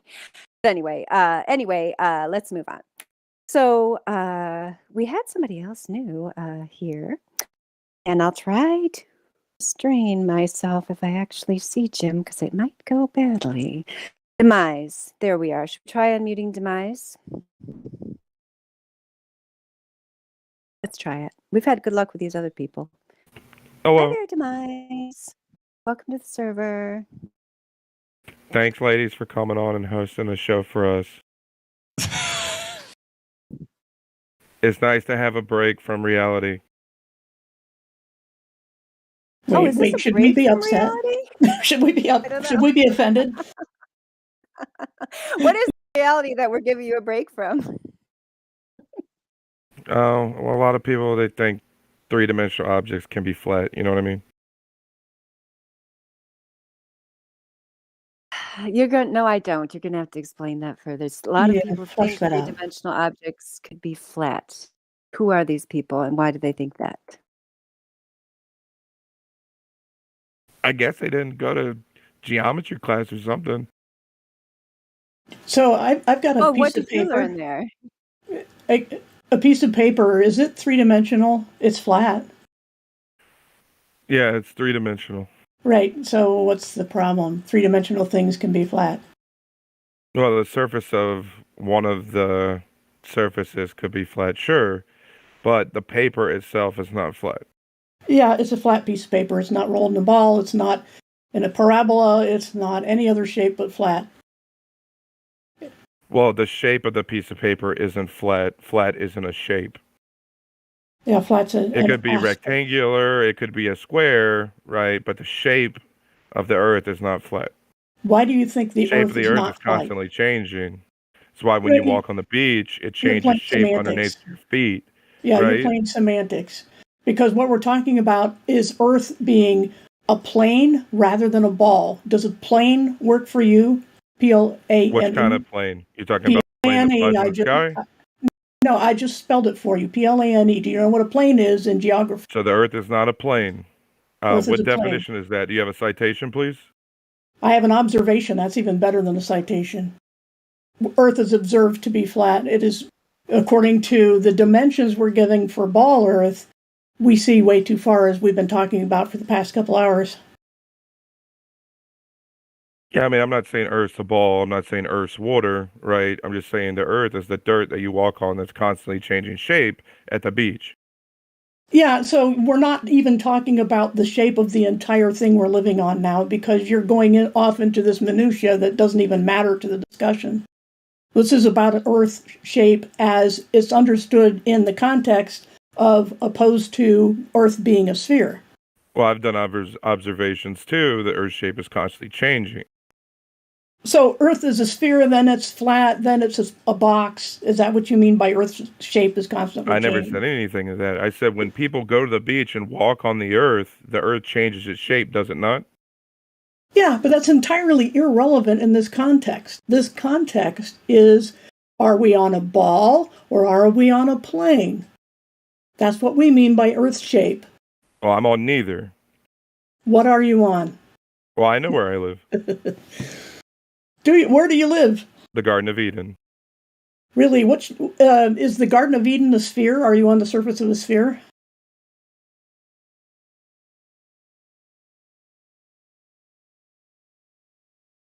Hello? Okay. Oh, look at the time. You still there, Dandelion? She must be busy. But yeah, this is a common tactic where we're in a certain context. We're debating, it says Flat Earth Discord. Flat Earth. We're not talking about can you walk on the beach and it's lumpy. That's not what we mean, because all of that was just a whole pack of red herrings. Nothing to do with the context and ladies' night. There you go.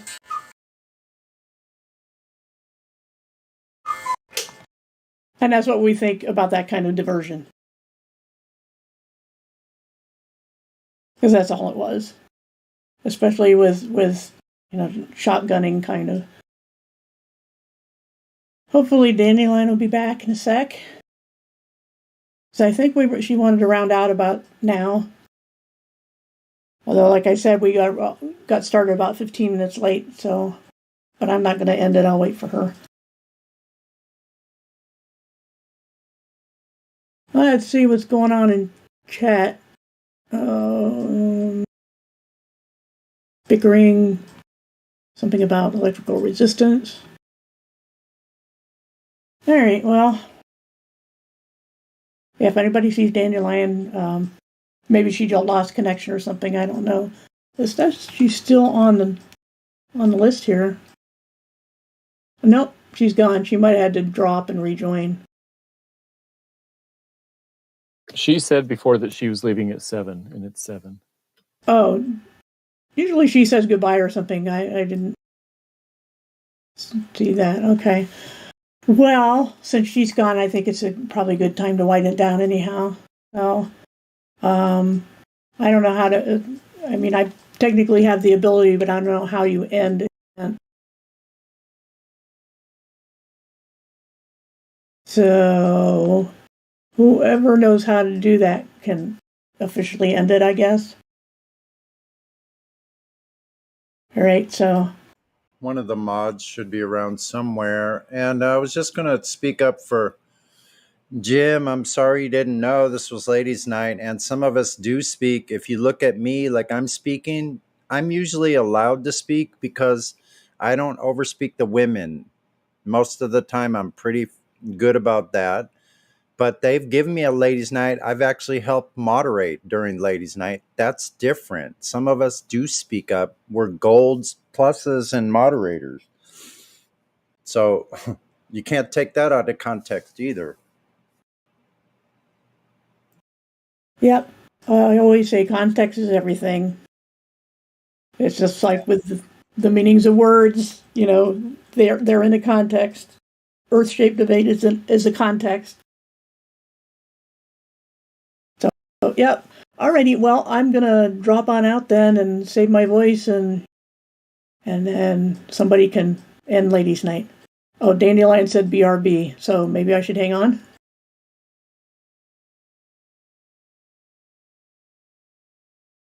Okay, she can be back shortly. Chicks and ducks need heat lamps. Or go ahead and end if you want to. Yeah, I think I will. We're near the time we had talked about anyway, so unless you really want to keep it going, I don't have the voice to keep it up for myself anyway, so yeah, I guess you're listening, so yeah, I'm gonna go ahead and drop, and you guys can have at it. Catch y'all later. Bye. Thank you, Level Up. Great job, as always. You always do awesome.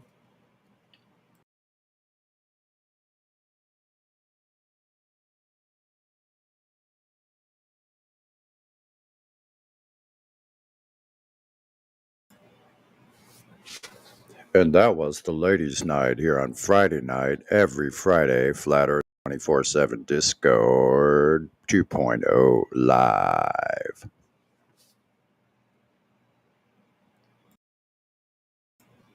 That was my fake radio voice. How do you like it?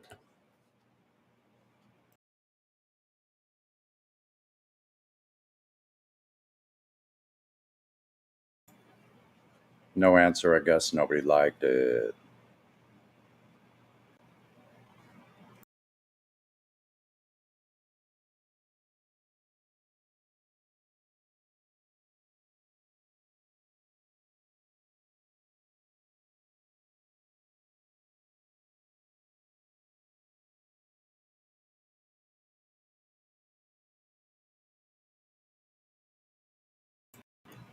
Hmm.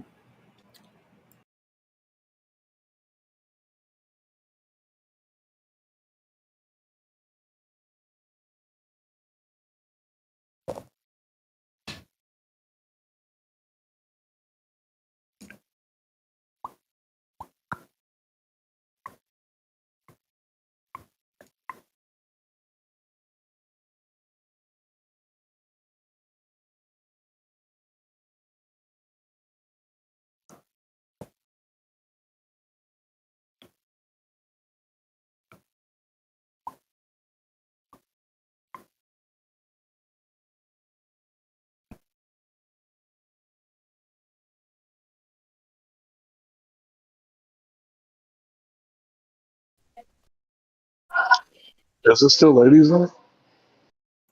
That was just the pregnant pause after ladies' night.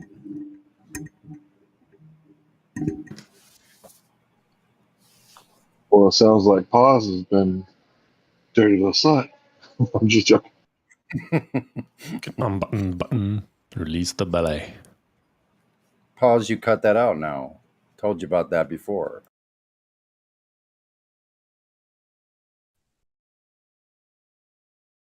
Stop working and get a real job. I'm just joking. Yeah, too much time on your hands.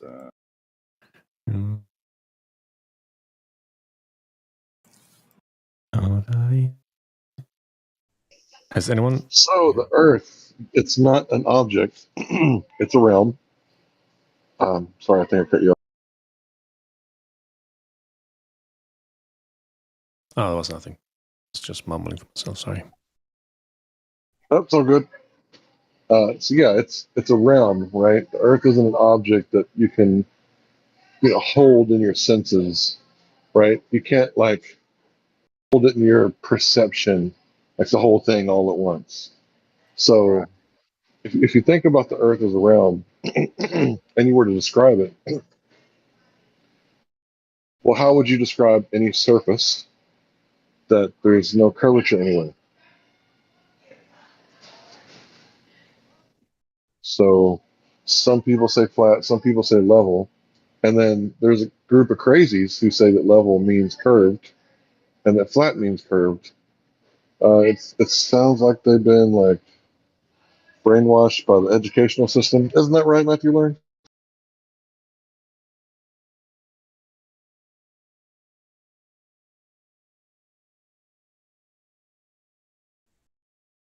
Anyway, your silence is acquiescence. So, yeah, moving on. So, yeah, if it's not curving anywhere, then, the only thing it could be is, level. And of course, there's terrain, mountains and valleys and hills and all sorts of things like that. But, yeah, nobody seems to bring any evidence otherwise. And all they talk about is the sun, moon, and stars. It's like, hey, what kind of shoes are those? Like, oh, it's Toyota. Like, no, bro, I'm not talking about your car. Like, what kind of shoes are those? Like, oh, it's a Nissan. Like, bro, what are you talking about?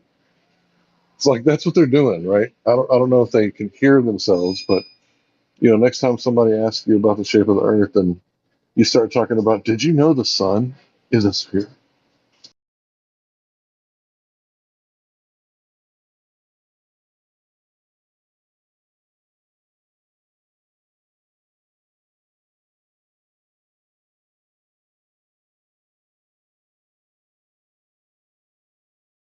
Is ladies' night not over, and I'm just scanning penalties? What's going on? Well, I mean, she said she thought she lives on a plane or some shit like that. Larry, did you hear about that? Yeah, that's one word that you could describe it with. Well, no, you can't because if you speak English, right, you should be able to go to the dictionary and look up the word. I've never seen Earth being defined as a plane, but for some reason Plane of she was existence. regurgitating that nonsense. So her and Nirvana, like Kurt Cobain, they're the only ones that live on a plane? I'm just saying, if you speak English, right, what does Earth mean? Dirt, dry land. Oh, so what definition and what dictionary said it's a plane? Um, Good question, right? I guess Next. Earth. Her and No, Kurt Cobain. Next. all the dictionaries say Earth is a ball. So what the fuck are you talking about, yo? Okay, which one says that, Sonny? Citation, please.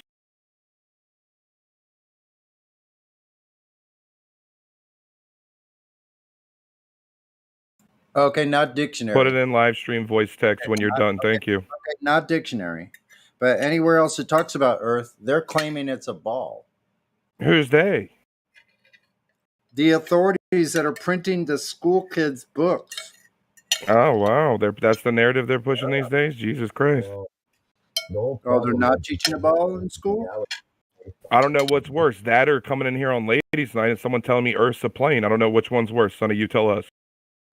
I don't know. We're not printing the fucking books, bro. Why don't you I ask don't know. them? Apparently, flat earthers don't speak English very well. Why don't you ask them the questions? We're not the authority in charge of everything. Demise, are you trying to live up to your name? Read the thing that I just posted.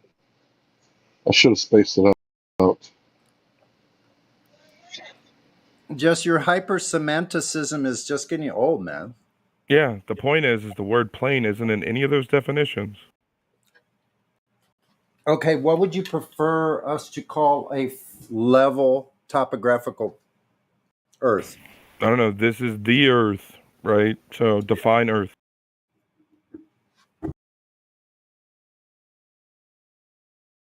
I gotta know which Earth you're talking about.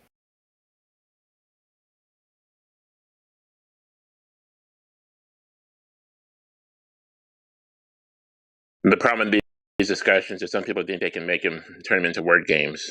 You lose the whole point.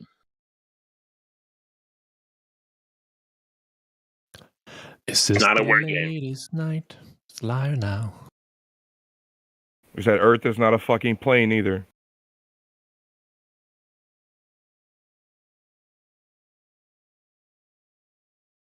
Why do you care the shape of it? I don't understand you, man. Like, just go on with your life. Like, nobody cares. Yeah, like, just say the word. No, I you mean, don't we care know about who the this shape guy. of the We Earth, know who this Quetzalcoatl? guy is. We know he's fucking constantly trolling us, changing his name. Like, you're breaking the server rules by being here right now. Honestly, we're supposed to just insta ban you. Just shut the fuck up, dude, and listen, or tune in on YouTube. We don't want to engage you with this bullshit. I wouldn't want to be engaged by a bunch of liars either. Well, let me answer your question. It's just the surface that we know about. We don't know what's under on the side. We just know the surface is flat. That's all it's about. So the surface. What's the surface of what is fact. flat? What did I just tell you? Tell me what I said. Yeah, if you tell him it's I want to know what surface is flat. If you tell him you're talking about the Surface of the- surface of water, he'll tell you that the water has waves, or and then you get into that semantic bullshit. It's just last week he was talking. Last week he was talking about how we're inside of a ball or something like that. It changes every few days. Like, I thought it was an upside down triangle pyramid. I don't know, man. Hey Lou, you heard the new Mandela?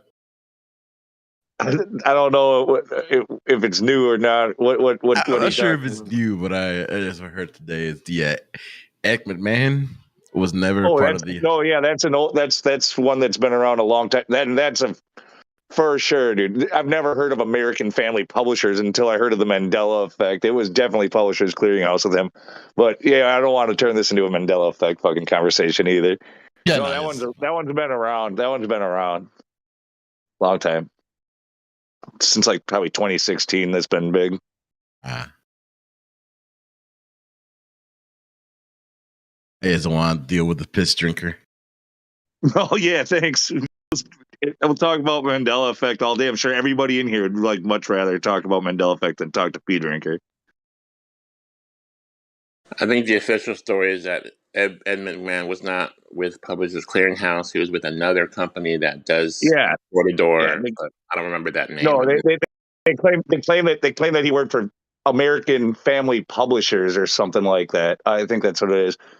But no, I distinctly remember, like I had a neighbor across the street that when they went out of town, I'd have to go and get their mail for them and like put it in their like screen room, and and I'd get our mail too, and like every few days there was another Publishers Clearinghouse with Ed McMahon's face right there on the damn envelope for the freaking sweepstakes. I know for a fact that it was Ed McMahon with them, and he had the big checks, and he went door to door, and supposedly none of that ever happened.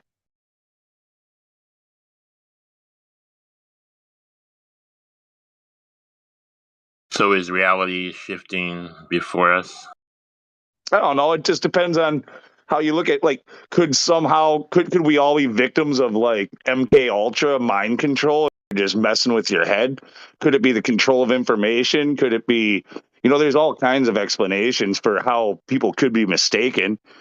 But for masses of people to be mistaken all in the same way, it's not something just like accidental, coincidental. Hey, Lou, I concur with you on the Ed McMahon. I grew up in that period. And the reason I know is because we had a culture around it. We used to joke each other about it. Yeah. Oh, he sings a rap song about it. The actual Ed McMahon. You can go and watch it. They call that residual effect. I just wanted to say that we are all victims of mind control. Every single one of us. If you think that you've never been mind controlled in your life, you're crazy.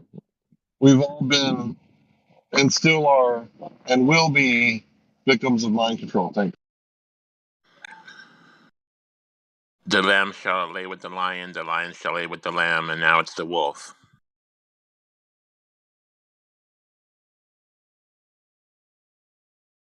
And they used to have Ed McMahon on the Johnny Carson show, and then right in, they would have the commercial, the family publishers coming out your door. It could be you, that Ed McMahon. It was all over. Oh, but see, now you just screwed it up. You said American Family Publishers, which is that's the official story. And most people, when you're talking about the Mandela effect, you're talking about him working for Publishers Clearinghouse, which, like, I've never heard of any other company besides Publishers Clearinghouse up until this debate started going on. I do. Well, apparently the mind control's still working, because see, even I have a glitch. Even though I remember. You have a glitch? They inserted the wrong name. Oh, crap. But the thing is even with the American Family Publishers, like, now the official story is that he never handed out any big checks, like oversized checks. He never gave anybody any oversized checks. He never went and knocked on anybody's door, handed them a big ass check, ever. That's what they're saying.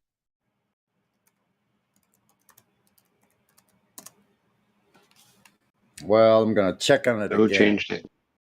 We're checking on The Curious Case of Ed McMahon and the Publishers Clearinghouse from Forge.com.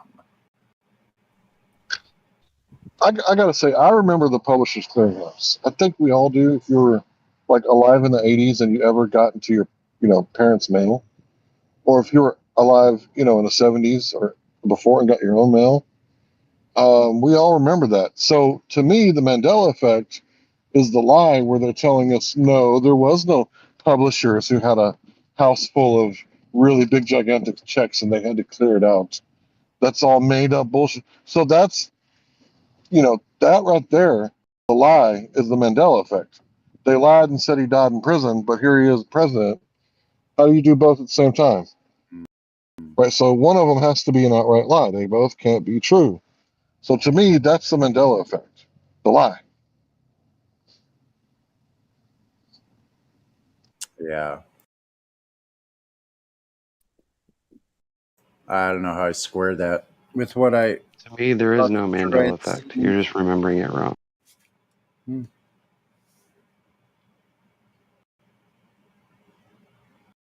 So the Mandela effect was inserted when they asserted the Mandela effect. No, we're not remembering it wrong. We remember it right. That's my version.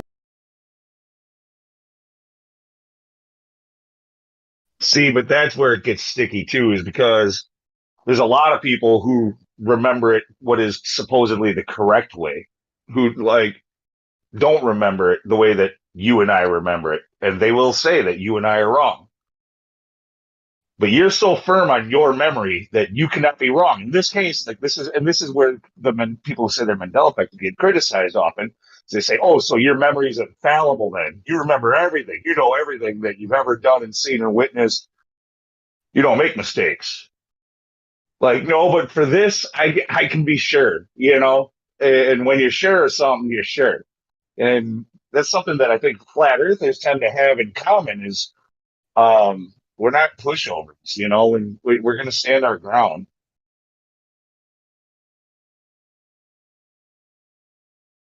Yeah, but some people's memories are faulty, right? It's not that No, math. everybody has times when they make mistakes. Absolutely. Matthew just have to remember the same thing, and then they're saying it's wrong. That's just different than what you're saying. Hey, Matthew, do you remember there being 2 pole caps on the globe Earth? Oh, yes. Yeah, when I grew Okay, up, so when you wall was covered with ice. With when you look at Google Earth, North it only Pole. shows one pole cap. So, is the Google Earth a lie, or did they tell you the wrong thing about the Earth? I don't think the Google Earth shows sea ice. It doesn't show sea ice. Yeah, I don't think I've ever seen that, or clouds. I mean, it's mainly focused on bodies of water and land. Really? Do you know why that Because is? It's because Google Earth isn't actually the Earth; it's CGI. So, Wait a minute. Yeah, I of mean, course. that's easy. Wait a minute, Matthew. It shows the entire Ross Ice Sea is ice still. So, Okay, how so was maybe that? they show the Antarctica as ice, but not the North. I don't know. So there's only ice in Antarctica. Okay, great. Yeah, no, they only depict ice in Antarctica because there's actually land underneath of it. With the North Pole, they say there's no land there; that there's just No, permanent frozen listen. ice. That's the point I was just making. The Ross Sea is a huge expanse of sea with ice on it. There's no land under it. It's ocean under it. It's covered with ice.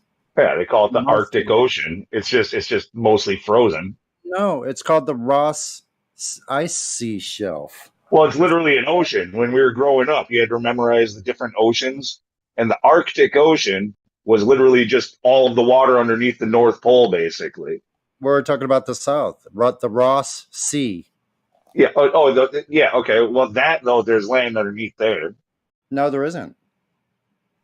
Okay. Yeah, that's why it's called the Ross Sea. No, Well, in the the thing is sea, that yeah, in the sea, yes, off the coast of Antarctica, but Yeah, Antarctica is on the land. coast. Well, on the coast is no longer the Ross Sea. In the ocean is the Ross Now Sea. you're doing pea drinker semantics. No, I'm not. It's covered with ice most of the year. It's a freaking huge expanse, like the size of Texas. Well, see, here's the problem. If you're talking about a sea, I'm not talking like it's like you're conflating Antarctica and the sea is the same thing when they're absolutely not. I didn't Antarctica say is that. the landmass. Now you're using a red herring because my statement was only made towards Matthew, saying All there's right, ice. maybe I misunderstood you then. I'm just saying to try to clarify because clearly there's something miscommunication going on right here. Yeah, the landmass is Antarctica. Any water off the coast of it, that's the sea or the ocean. It's not Antarctica just because it's inside the Arctic Circle. That's not why I made the statement. That's not even what my statement was about. It was only to address Matthew's statement, saying that maybe they only show the ice when it's on land. That's why I made right, the which statement. that means they wouldn't. Sorry, I'm just trying to help clarify. That means there wouldn't be any ice shelf on Google Earth. So when it's a shelf, that means it's like hanging out over the ocean. Yeah, let's look and find how long it's like. It's like 2,000 miles long, or 12. It's like 1,800 miles long. Almost as far as going from California to Hawaii over the Pacific Ocean. Okay, I looked it up on Google Earth right now, looking at the actual app, and sure enough, you guys are right. Like it shows Greenland mostly white, so it shows ice on land, and then ice on Antarctica, but it also shows the ice shelf, Ross ice shelf, that's not on land in the South Pole, but it doesn't show any of that in the North Pole. Could you drop what you're looking at in the live stream voice text? Yeah, it'll take me a sec. No problem. Well, and this was actually surrounding the Mandela effect topic, where people remember there being ice depicted at the North Pole, It's still, and there's yeah. and that just went away. You know, like nobody ever has. You can't find a map anywhere really that depicts like a Mercator or whatever. You can't find a textbook that we were raised on that shows ice on the north. Yeah, look at that. How weird is that, eh? They changed the cartoon. Now there's no ice. I grew up with the cartoon with ice on the top of the ball all the time. But that's again. So you just said they changed. That's supposedly it was never changed. It's supposedly just never depicted ice. Really?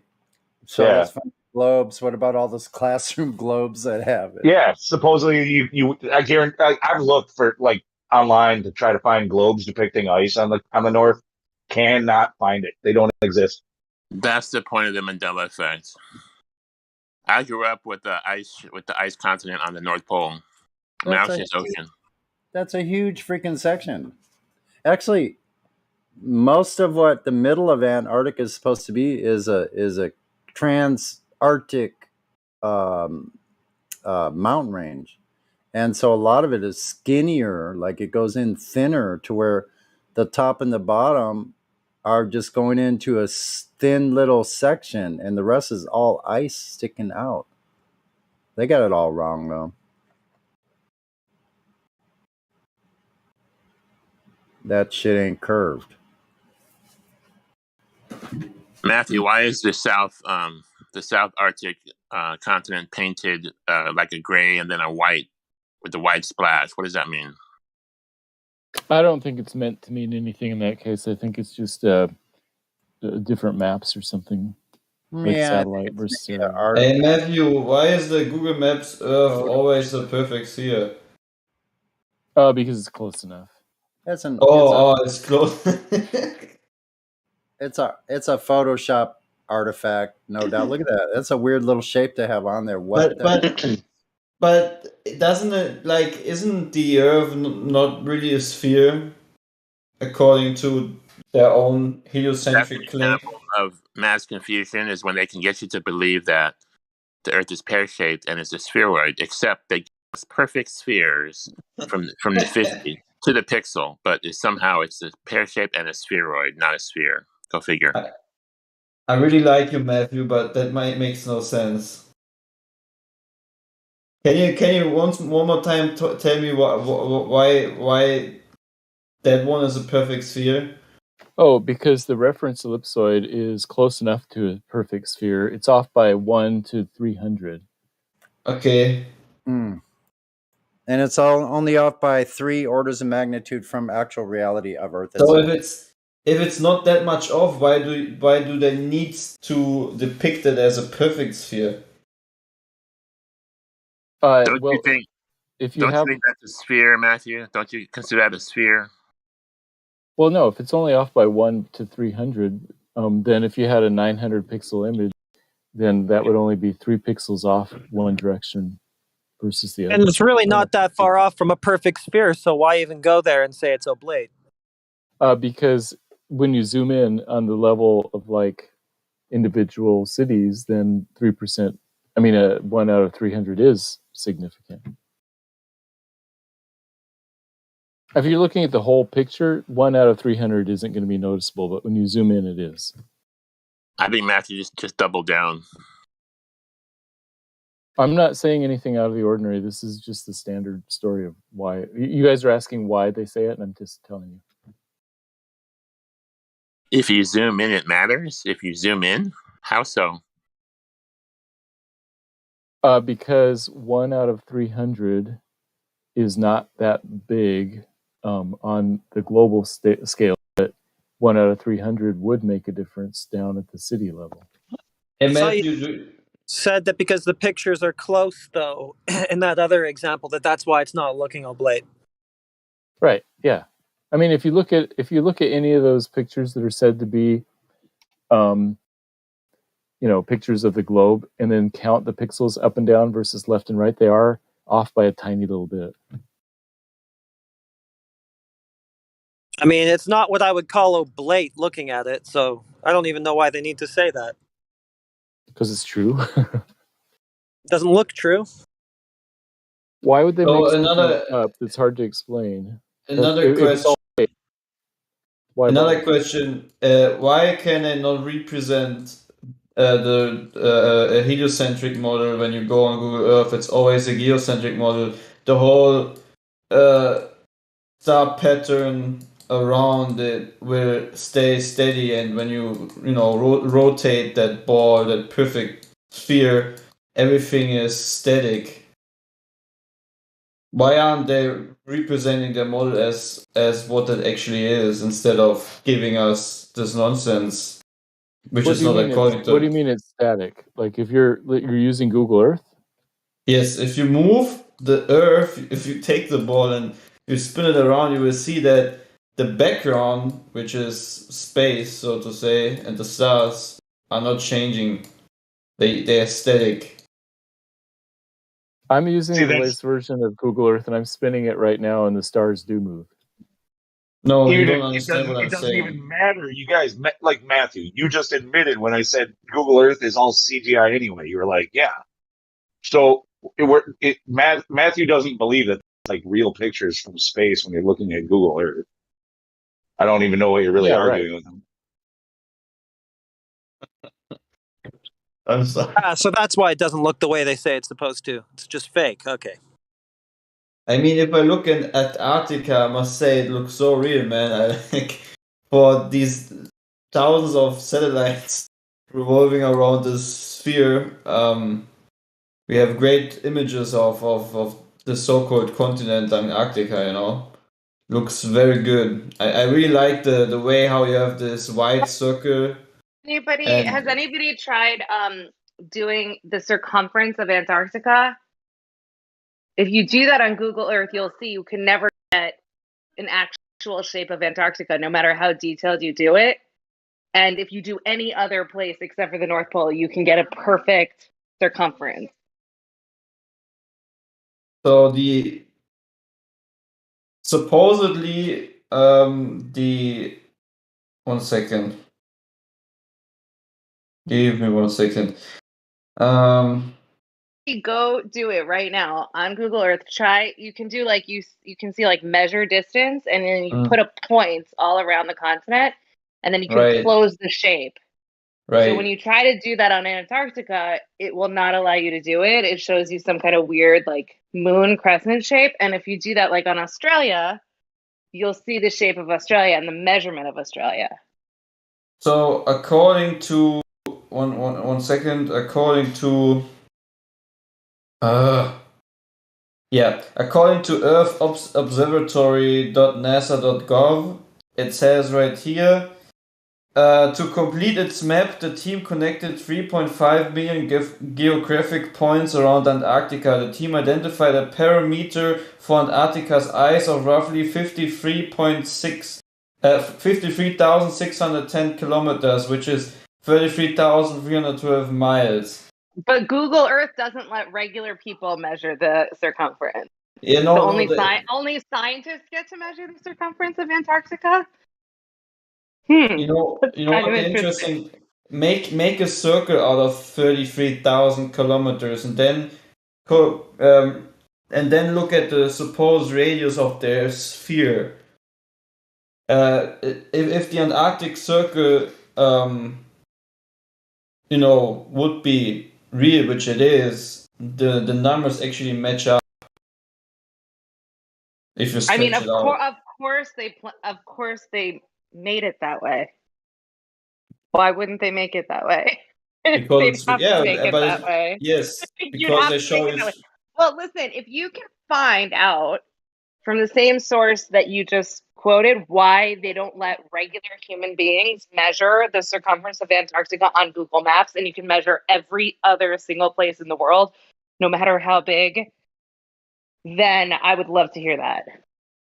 I'm just trying to point out that the ice was, according to their own numbers, is not impossible. It's actually possible when it is indeed 33,312 miles of ice, according to their own numbers, by the way. I'm not making these numbers up.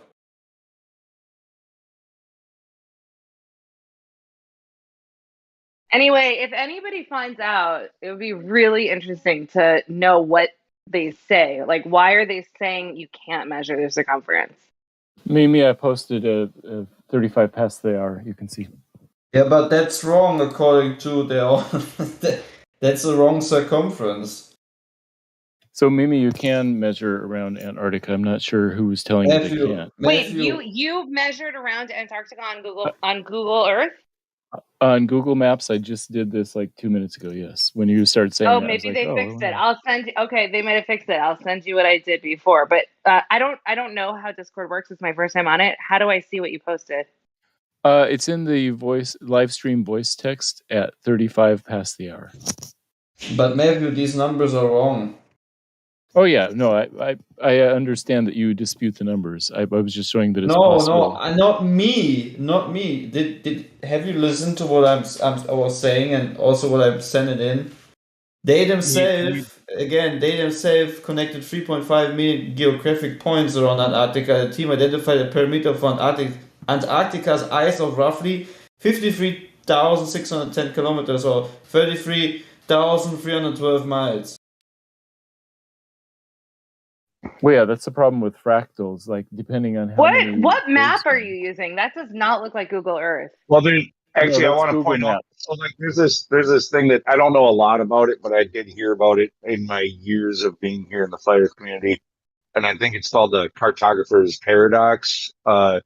Basically, the more data points you take when trying to map the outline of a landmass, Yes. that I know that. Well, maybe not everybody does. So I'm going to finish explaining that. Thank you. But so let's say you take 1,000 measurements or data points around an oddly shaped landmass, right? Like you're going to get a certain size when you use those data points, and when you double them, you're going to get an even bigger size. And when you double them again, you're going to get a much bigger size. So like the landmass keeps growing and growing and growing the more data points you take. You mean this, right? Yeah. What? Yeah. Basically, is this amoeba looking thing? Yeah. That's right. So if you, that's what I'm trying to say. But if you would take these measurements of 33,000 whatever miles and you would make it a circle, because in flat Earth, what we're talking about is an Antarctic circle, right? If you would stretch that out, that whole continent, you would have a perfect circle containing the flat. It would be enough to contain the Earth or what we are living on, if that makes sense. If you make a circle out of it. The image that you posted, I mean, I'm not even sure like what perspective you're coming from, but the image that you posted is not from Google Earth. If everybody wants to go to Google Earth, try to measure their circumference of Antarctica. You'll see it'll give you a crescent shape. It doesn't allow you to. You can measure any other landmass the same exact way, and it will give you an accurate measurement. I don't know what you posted. Where is that from? Like I said, it's maps.google.com. It's That's Google not Maps. Google Earth. Yeah, No, I mean, you're right. It's Google Maps. It's the website. Yeah, so Google Maps. I mean, the question that I have, and that if anybody can get an answer to, is why are they specifically doing that in the North Pole and in the South Pole and nowhere else? Has anybody tried to do it? Do it now. You could do it in like 3 seconds. I'll try it. You said, draw lines like that around Antarctica? Just a really rough enclosure around the Arctic Circle. And I've seen a video of somebody who did it like dot by dot, like really, really specific.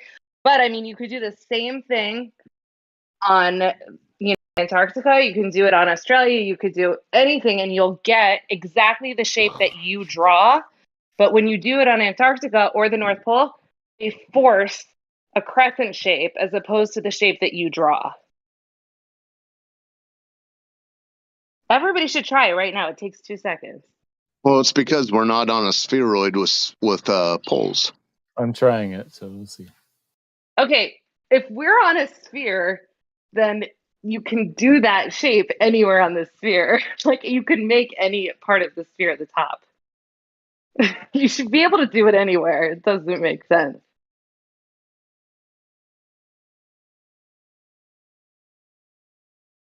Is anybody checking it out?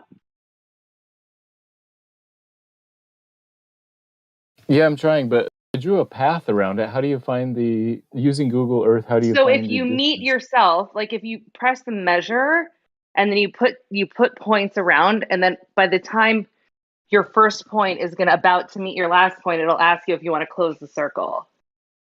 Okay. And that's how you get the circumference of anything, or like the area, the area in between your measurement.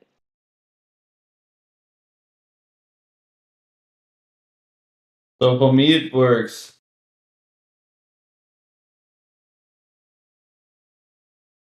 You actually closed the circle with the tool? It says close circle and you closed it? Like, I mean, it. Did you do closed circle? Did you actually go around and it said closed circle and you closed the circle? No, it doesn't say close circle. No. Then you didn't meet your starting point. Then you're not using it properly. I'm telling you, I've tried it 100 times. Any of you could try it. You make dots and you meet your first dot with your last dot. It'll ask you to close the shape. But And it doesn't on work around Antarctica, Antarctica.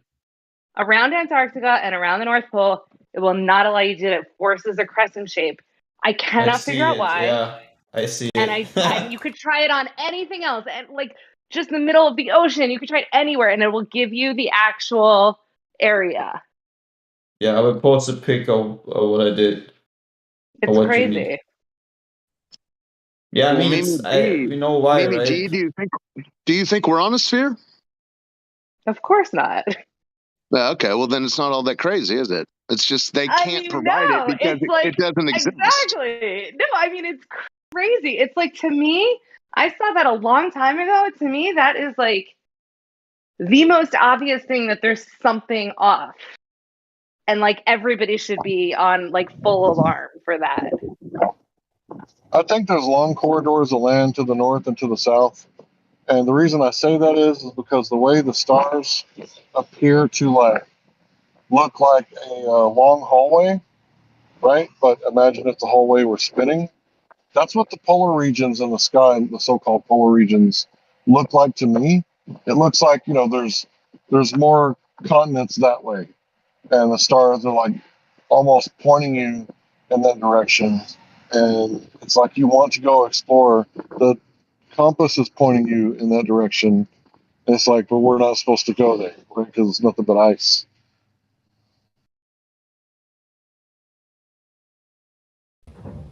Hold up. Wait a minute. Something ain't right.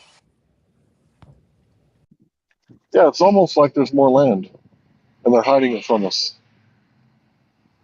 I bet they're hiding more land. I bet you they are.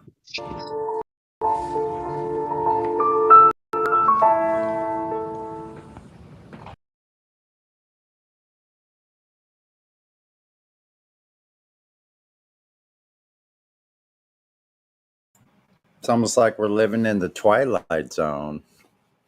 If you don't have the Twilight Zone sound, I'll use the X-File one instead. Also, I don't think it's a coincidence that Norway has the fastest naval vessel in the world. What do you mean? Like they have the fastest naval ship, combat ship. I'd like to guess what you're getting at. They're not covering as much ground as, or does it have to do with where they are and the way we perceive the world? Like if they're covering more ground, or maybe it's not really going faster, but because of the way we look at the map, it's like it's covering the ground a little bit better. Their ships are the fastest in the world, like on the northern. They also have the best chess player in the world. Yeah, Norway's always been good at maritime trades. I Do would they think. actually race? Do they ever Yes. race these giant ships against each other? I don't know.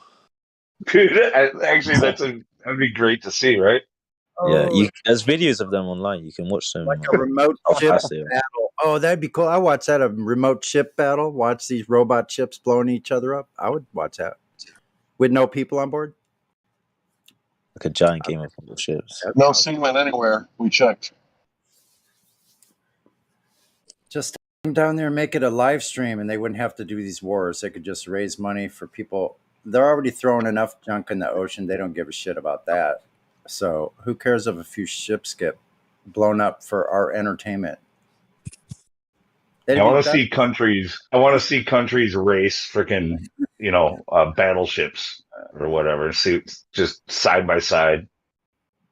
There you go. Yeah. Oh, there are. Some of you may die, but it's a sacrifice I am willing to make.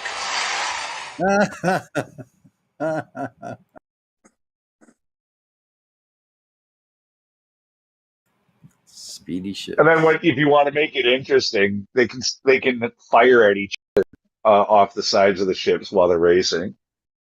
There you go. Make it interesting. But no, I was going to say that'd probably be more well spent than anything NASA's doing for us. I mean, the bubbles and shit got really old fast. The blue screen, green screen, in the tool, like tricks, like that got old a few years ago. We want a new fake. Should play that song. A Photoshop tool in the image of the globe, just left there for everybody to see. Hey, how Sonny. intelligent do you got to be? Move the mouse all the way to the bottom right corner, then take the screenshot. Hey, Sonny. Yeah. You were talking about the Twilight Zone. I got one for you. Okay. Imagine, if you will, a world where people believe they live on a spinning, watery, curvy, bendy ball, in spite of all evidence otherwise. So,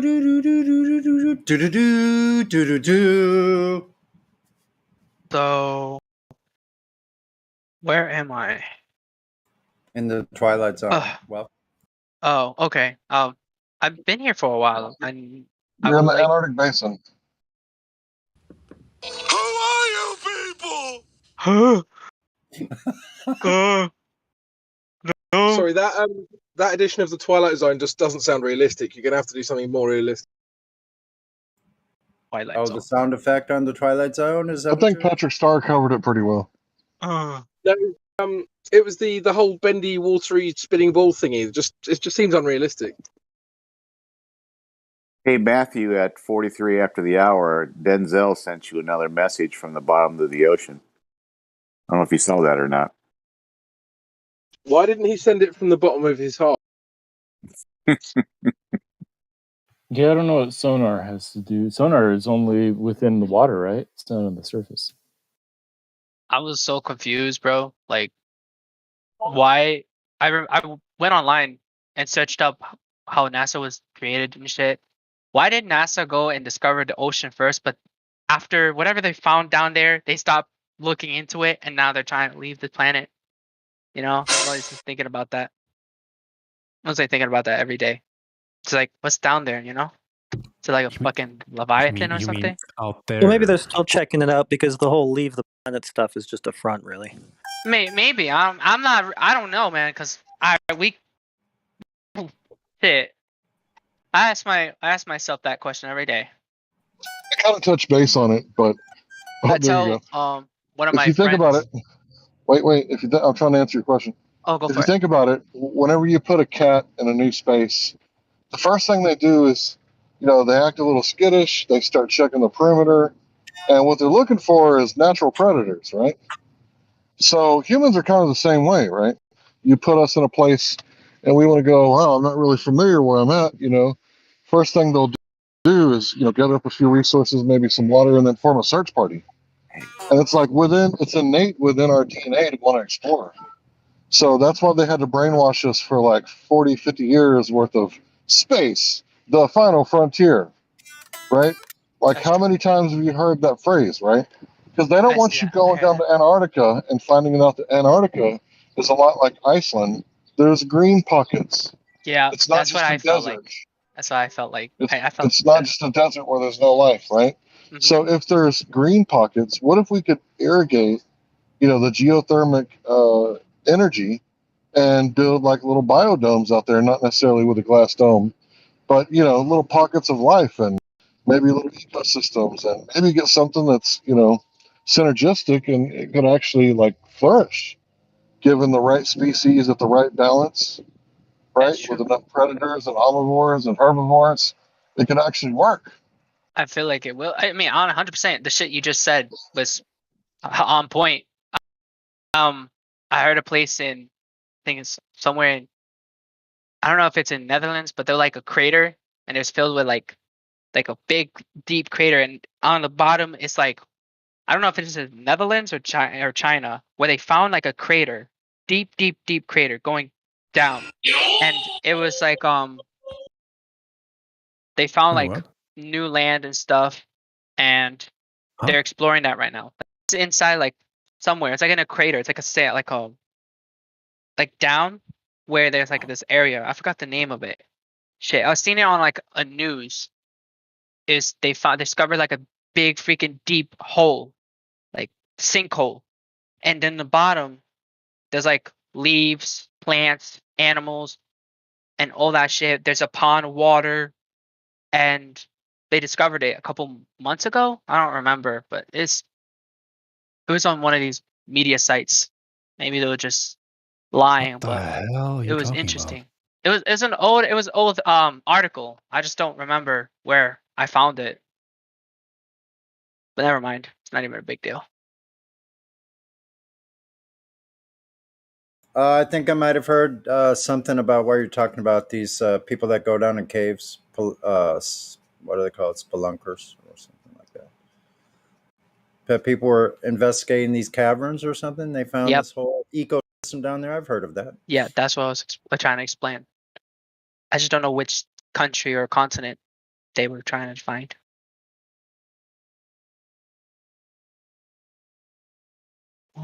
Yeah, I think it would be so much easier to terraform, parts of Antarctica.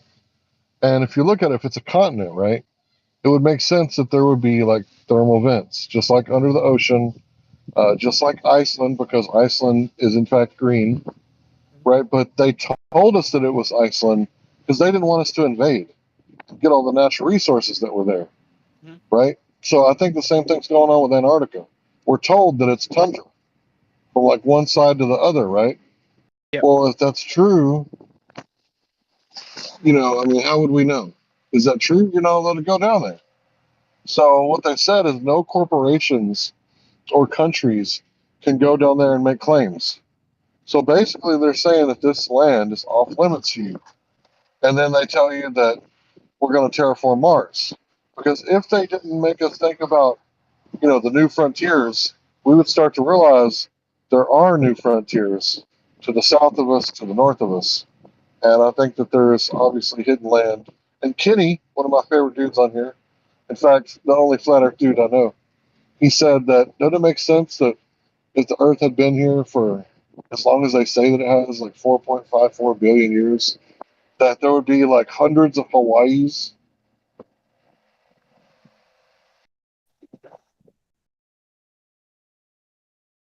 The only thing I think of when they say hidden lands beyond the Antarctica is if you do that, you need to have a hidden sun somewhere. So I don't. It's that just comes across my mind.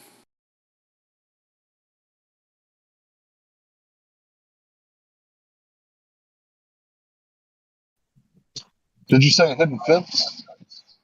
You have to have a hidden. If you have hidden land beyond the Antarctica, you'll need to have a hidden sun, something to warm it as well. Or otherwise, it'll be just as cold, if not colder, than the Antarctica is. I mean, is the sun the only way to heat things up? That is all speculation. So I can't go there because I'll tell somebody when I speculate, but when I can't speculate, I can't speculate. Well, I mean, let's say there was an object up there that was similar to a looking glass, right? Maybe it had, and this is speculation, of course, fiber optic like properties. It could bring the sunlight from far, far away, like Shrek, and hypothetically, warm up certain areas near the edge. And what if there's like a whole ring of civilization? Yeah, you said hypothetically. That's a whole lot of you that's a said whole lot of speculation. you said hypothetically and speculation, and I'm all into that. Except I have a very difficult time engaging in that kind of conversation because I don't know. But anyway, I respect people who do like to talk in those ways. I know in level. I think it was the first level, or maybe, no, it was the second level, the level 2 that came out. They did a whole lot of speculation about what was beyond the Antarctic Circle, and it was for like 10 or 15 minutes. And when I came to that point, I just kind of fast forwarded until they were done speculating, and the rest of it was pretty enjoyable. I'm not into that speculation thing, but other people can be, and that's just fine. Yeah, I mean, or there's not any more land, and our government loves us, and they're trying to save us from ourselves so we don't overpopulate and, get all the marijuana out of the ecosystem and then create some sort of climate change to where we don't know what happened. We destroyed the marijuana and the climate's gone. So, like, 6.5 billion people need to die because of it. I don't know. Maybe that's what's actually going on. Yeah. But I don't like to speculate. Yeah, I don't like to speculate, but they might be killing us for our own good. Is that? That's what's going on, Sonny. You hit it right on the nose. We're trying to protect you from yourself, so we're going to kill you. We're a disease. We're a virus. You hit that on the nose. The psychopaths consider us cattle, and it's time to cull the cattle. Better kill us just in case. You know how you can tell when the craziness is over? When you're dead? No, when the psychotic clown stops. I'll be here all week.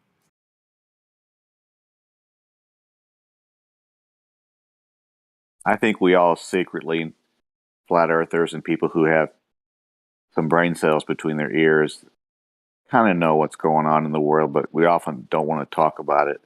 But I think we all kind of know what psychopaths are leading the world to, or trying to lead the world to.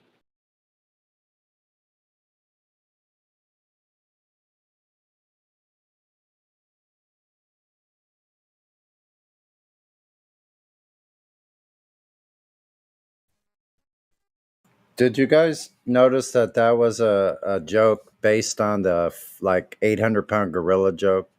Did you catch that? Somebody? Anybody? Anybody? Really? Nobody caught that? Nobody? Do you not know? What's really funny is people did, but they just didn't want to laugh. They wanted to prove something. Suckers. You are a tough ass crowd. Holy shit. Okay, never mind then. Okay, you want receipts. Okay. The 800-pound gorilla joke is, how can you tell when the 800-pound gorilla is done? When the 800-pound gorilla stops. Thank you. I'll be here. I'll be here all week. In the movie Rampage, with I guess it was The Rock, the gorilla grew from 500 pounds to 900 pounds like in 24 hours. Remember that movie? I don't know. I can almost not stop laughing since that last. Yeah. Can't even say what it is. Symbol. Crash. No, that's not the crash. It's the ride. Get it right.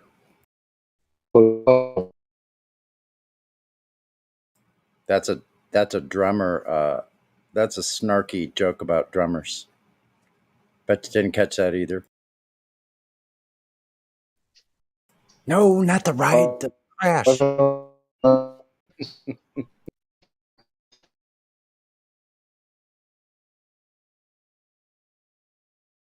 Okay, Sonny, I have one for you. Did you hear that the CEO of IKEA is now the new Prime Minister of Sweden? He's still putting together his cabinet. Oh god damn it. You can't use the same joke 2 days in a row. He wasn't here.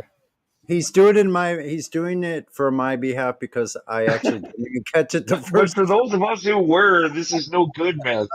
I mean, just space it out. Sorry, I apologize. I take it back. That's okay. Thank you. I got it that time. Good job.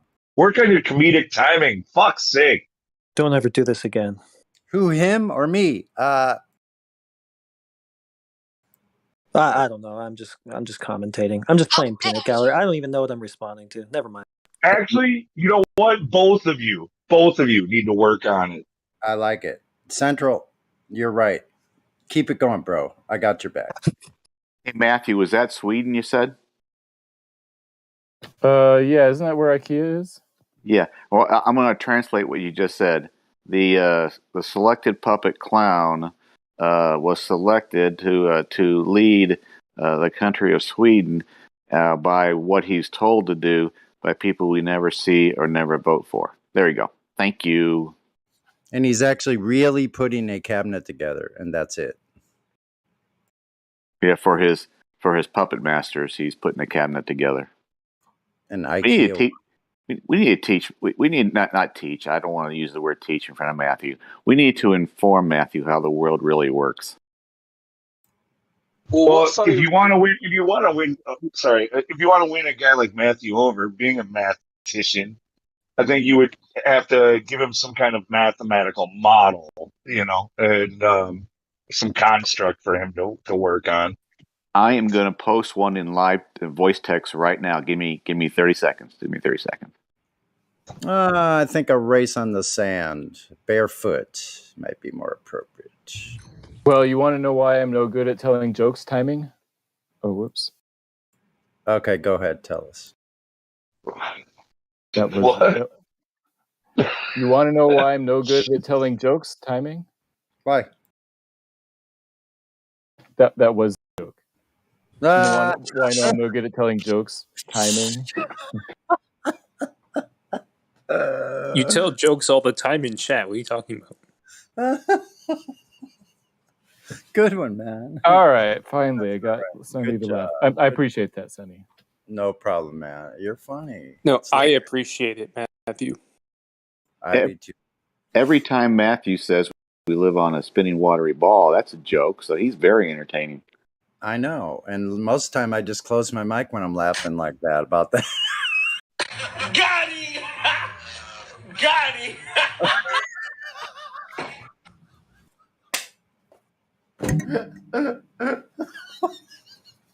So it's starting to be evening on a long weekend, Memorial Day weekend in the United States. What? This could be a really long weekend at this pace, guys. Oh, this could be the beginning of the March of the Tin Soldiers. Yeah, you might know what I'm talking about. Give it a few months.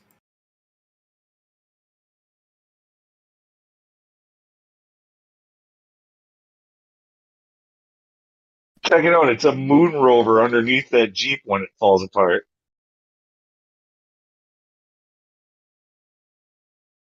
But that's a good song. What those tunes from those? Level is GIF. I love it. It becomes a moon rover. Wait a sec. Where you at? I'm lagging in the chat. Where you at? Oh, that coming off the rails? That's great. Ouch. Ow. Uh-oh. The people need to stay with the four wheels at all times.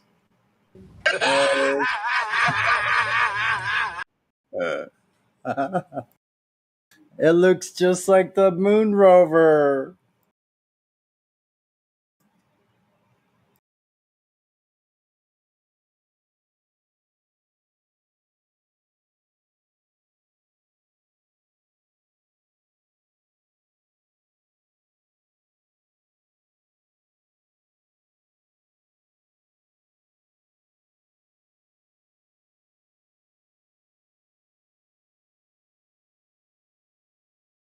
What were we talking about again? IKEA furniture. Wait, what? It sort of went on a little bit further. Oh, sorry about that. What are we talking about? For fuck's sake, Lou. Anyway, perfectly calm. Did I hear Glurf Slayer down here earlier? Hey, Sonny, I just remembered, I think you had some crops growing. Did those crops harvest and cure correctly? How'd that turn out, bro? Wait a minute. What'd you say?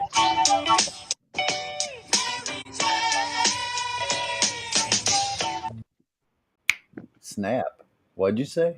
He said How you those had crops? some crops growing, dude. You got crops over there? Oh, it's right at the end, and it's just like really dicey right now because there's some little Borg creatures. I don't know if you know what they look like, but they're microscopic. But I ain't worried about that because just normal goings abouts. They don't like the super trichomy area, so now the whole thing is full of trichomy. So I just brush off those little Borgs, and it's going to be a week or two left. I thought you could smoke those too. You ever tried smoking the Borgs? I'm sure I have. Anyway, it adds flavor, I probably smoked paraquat too, but hell no. Come on, man. Probably smoked some Agent Orange for all I know. You never touch a black man's radio. Anyway, it's coming up real soon. I'm pretty sure you're just not supposed to touch any man's radio, at least not in the car. That's for damn sure. Hell That no. man's driving his car. You don't touch his fucking radio. Especially if it's up there. This'll get your ass killed. The controls are up there by the heater grill where you're heating up your hot dogs. What you to get your hand off my food? Guys, did you hear about the Did you hear about the two radios that got married? No. No, The what wedding- about them? Oh, The wedding was shit, but the reception was amazing. The what was shit? The what was shit? See, I think you've told that one before, but it's been a while. Good job, Crypto. Well done. Yeah. You have to say it again. I'm sorry. Yeah, you do. I didn't catch the first part.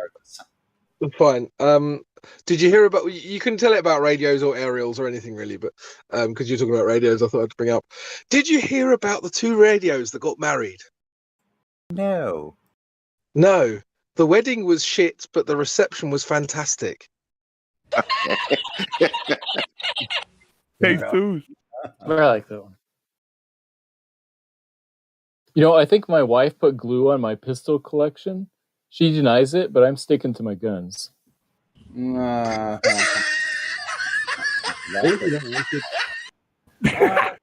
wait a minute. I got one since I'm a blonde. A blonde joke. Why did the blonde go on top of the roof?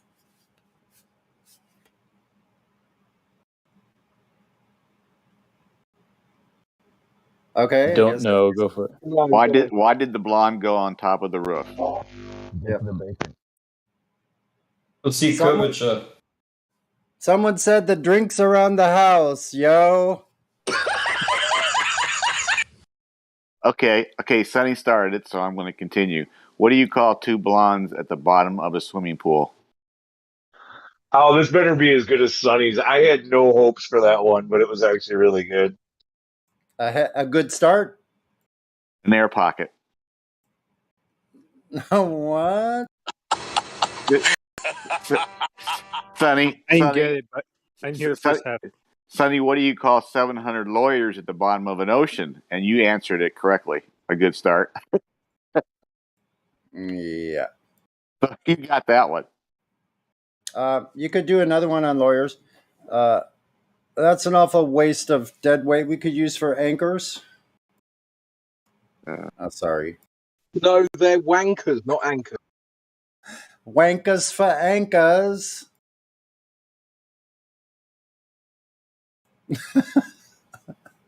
All right, I got a good one. What's brown, moist, and takes the shape of its container? A pee drink is shit. Yeah. Nah, it's just Earth, dude. Skadoosh. It's Earth. Pudding. Thank you. Hey, what's the two favorite syllables for a blonde? Duh-hee! How dare you? What's up, Elijah? Yo. Hey, got a joke, Elijah? No, but I have a riddle, I guess. Okay. Oh, that's way better. All right. Offensive. So, if I'm in second place and you pass me, what place are you? Second. Shut up, you Englishman. I knew you was going to ruin it in the beginning. Why are Englishmen so damn smart all the time? Yo, because I know Lou is like number one, just like me. No. Clearly.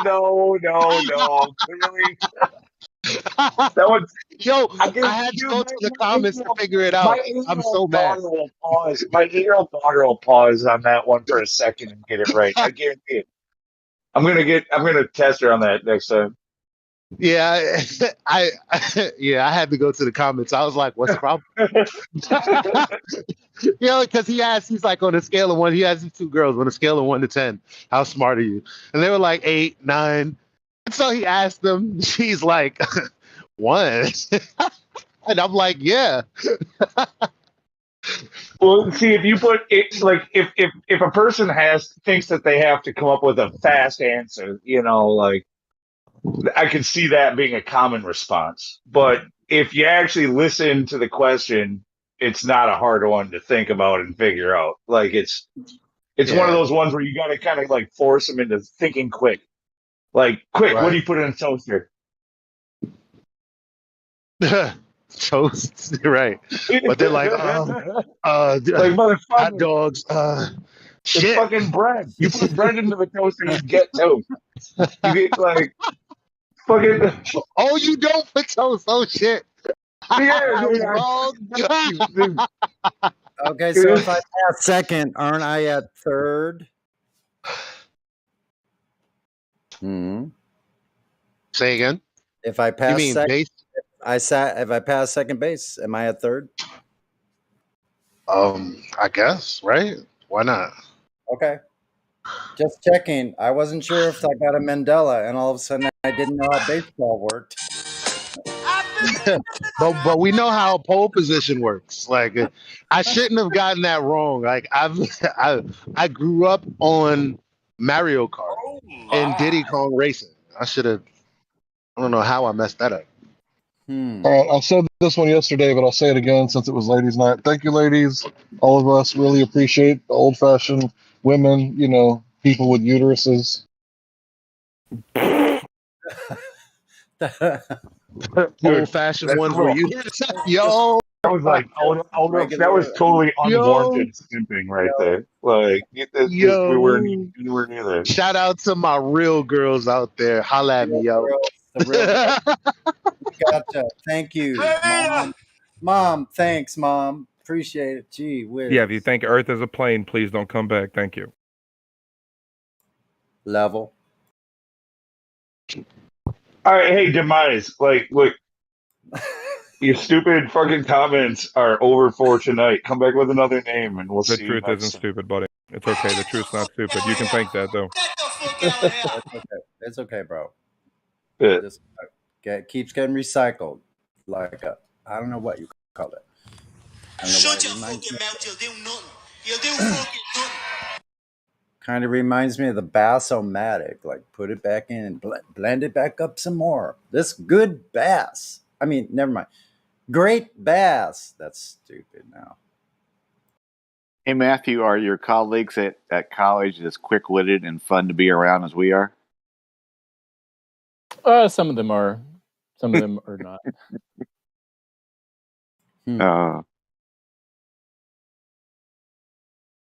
I know Denzel, really appreciates you, Matthew.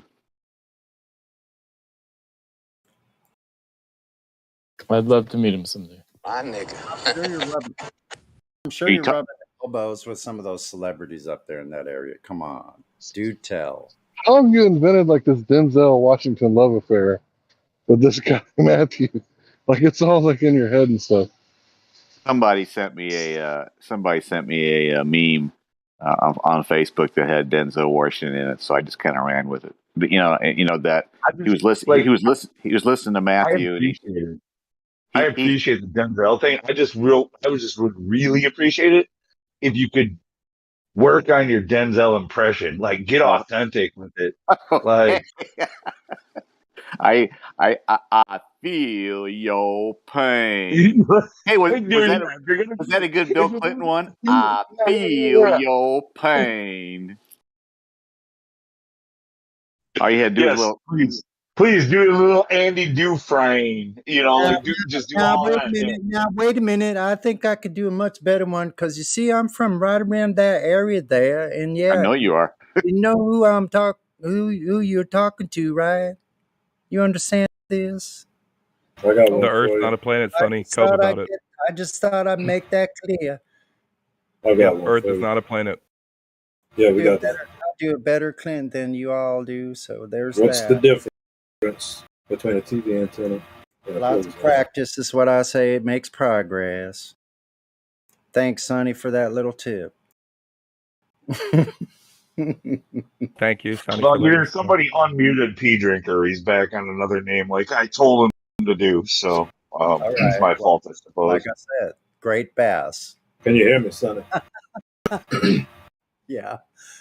What's the difference between a TV antenna and a clothesline? Oh, I couldn't even understand. You faded out right when you said the main important part. What's the difference? What? Between a TV antenna and a clothesline. If you hit the TV antenna going roughly 10 to 15 miles an hour, you'll be all right. But if you catch that clothesline in between your neck and your armpit, you're going to do a backflip. No. A TV antenna draws waves. A clothesline wave draws. Waves draw out.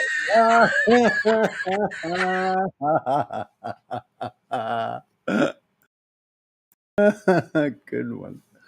Oh, shoot. Clothesline waves draws. Hey, does this sound like Denzel a little bit? My man Matthew. How's that sound? Sound like Matthew McConaughey. Oh yeah, and then not at all. No, not even close. You were doing so much better a minute ago when you started doing Andy Dufresne. When he starts talking about Andy, You sound like do, Jim 777. You got just picture Denzel narrating all of Shawshank Redemption all the time, and having Clinton in the background doing narrative. I feel Denzel's pain. Well, now, I feel your pain, but, that ain't going to make any difference in this little campaign. Coordination throughout the nation. Shh. Yeah, lying to people is not going to make a difference. That's true. Hey, dude, who the fuck is unmuting this fucking P Drinker? Seriously. Hey, I'm gonna Sonny. find out.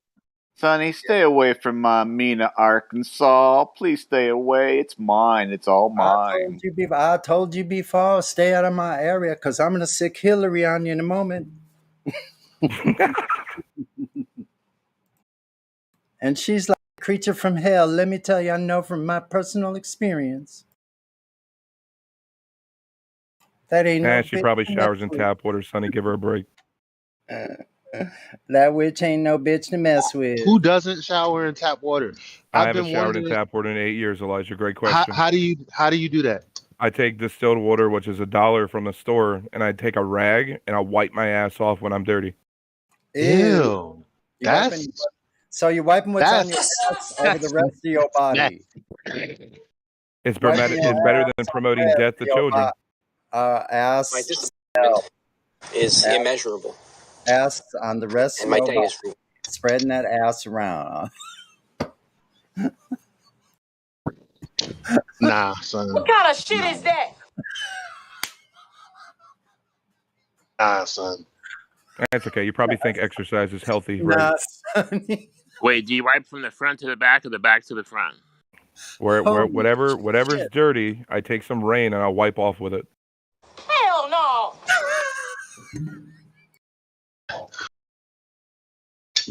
Stop him, please. A rain shower though, that like yeah. Distilled water and rain are the same thing. Hey, what the fuck is this 42 bot? Mods, admins, anybody? What the fuck is this bot 42?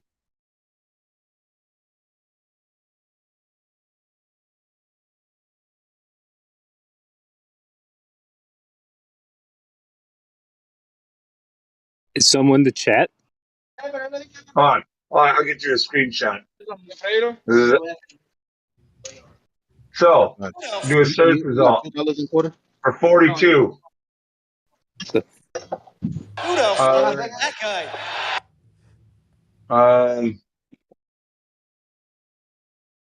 The fuck is this thing? Is this one of ours? What the fuck is it? Because it's what's unmuting the pee drinker every time he gets muted. I don't know. Who the fuck is that guy?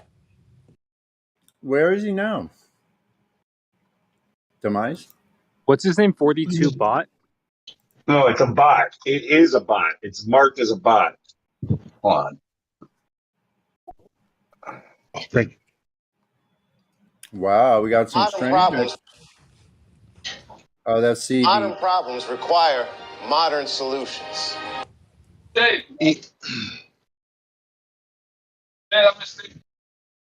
So when I search 42, this is what the audit log says unmuted him or gave him VC verified or whatever it did. That's what it was. It said it gave him VC verified, but what is this bot? I've never seen this before. Yeah,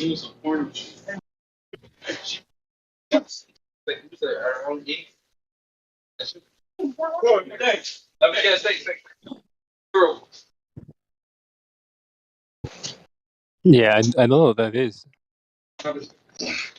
Discord gaining sentience, maybe. You got $3 in quarters? What? There's the audit log of it. Look, the cat by the dryer. That cat's got $3 in quarters. I know it. Who the fuck did this? Who's controlling this bot to do that?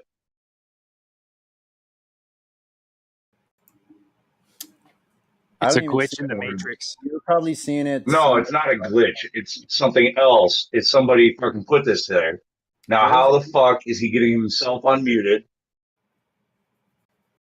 42 is updated roles for Demise. What the fuck? I'm banning Demise completely. Hard ban. He's gone. And 42. Now, what the fuck is this bot? 42, number 3979.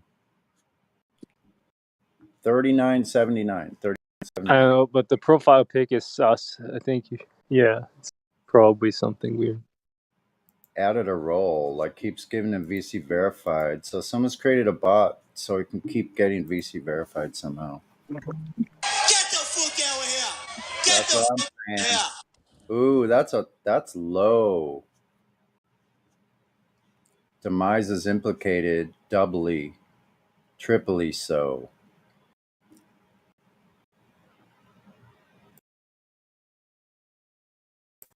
This is what we have to deal with just because we see reality. That's how you on the right side. You have to deal with shit like this.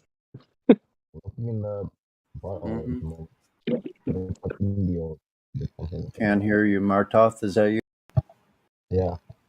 Hold on. I was working in the I can't understand you even at 200%.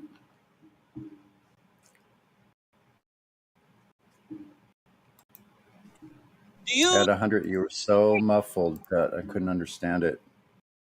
Well, I gotta talk to admin immediately because this bot, if it's able to do some of this stuff, it's got to have certain permissions and it's got to be gone. It's an actual bot. It's not a person.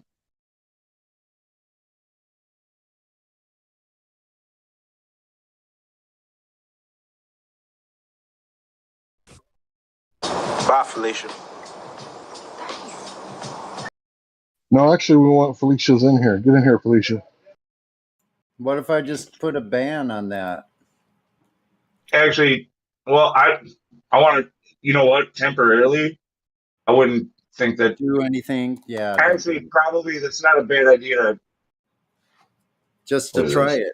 So I'll do it. Look, let's see if it works. Well, Martok looks like Indio added it, but whatever it's doing, it's not doing what it's supposed to do. I guarantee that.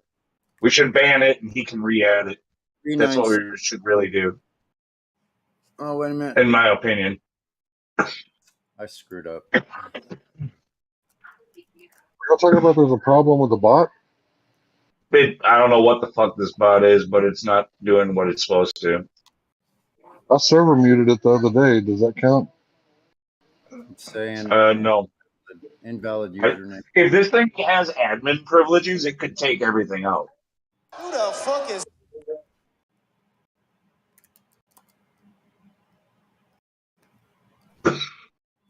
Is it possible Discord put it there, like just behind their backs, just so they could like get their shills in here or whatever? No. I got another message from another moderator who says that he looked at the logs and found that our admin added the bot. So, whatever. I'm banning the bot for now. We can talk to him in a minute. I don't know what this is, but whatever it is, doesn't seem right.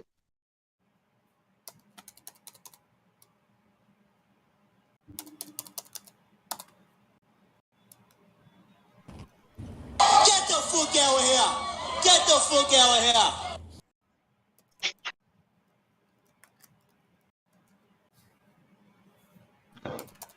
Yeah, if anybody talks to him, let him know it was doing something fishy there. Like somebody was controlling it. Like P Drinker was able to command it or something to get himself unmuted, or it was doing it on its own. So, oh no, P Drinker didn't leave the server. I banned him too. I hard banned him and the bot. That's from Martoth in my DM. So guess what? That bot has a special role attached to it called 42. There's actual role 42. I don't know. It seems very fishy. I am a robot built by lanterns, and I try my hardest to make your time on Discord easier and better when you get me on your server. That might be why it looks like you gave Or him that role or something. can do something, dude. It looks pretty gay. What are you doing in my swamp?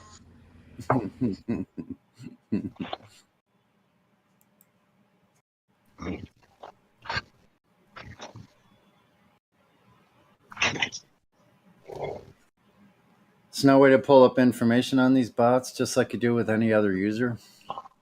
Yeah, they're just like another person. Like everything that it ever says is there.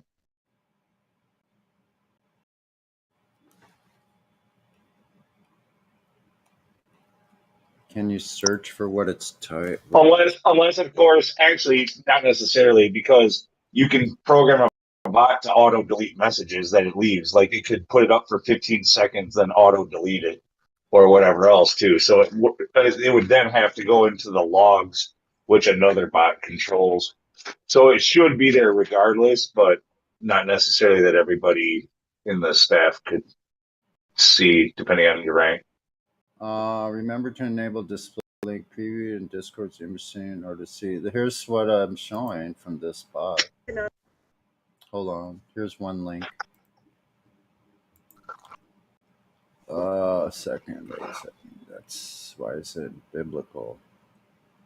That's freaking weird.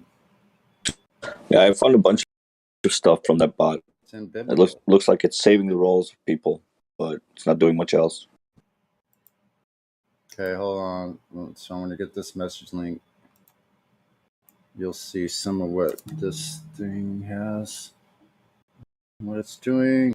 Oh, if you go into a search, you could go from : space 42 number sign 3979, and it'll show everything that this bot has posted. Well, whatever.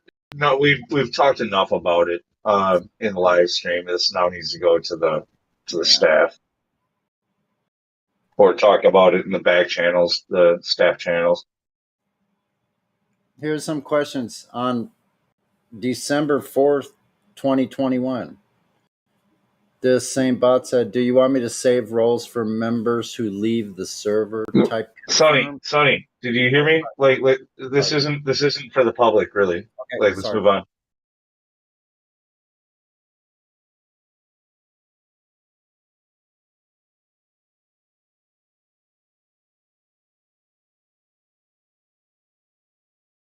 Never mind.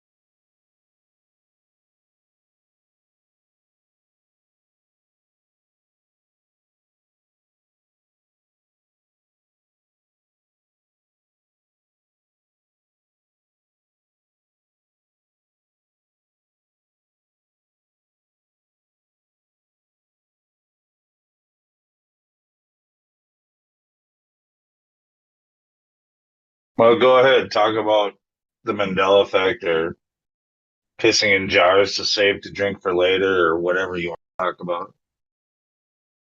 Looks like orange juice, tastes like boo. I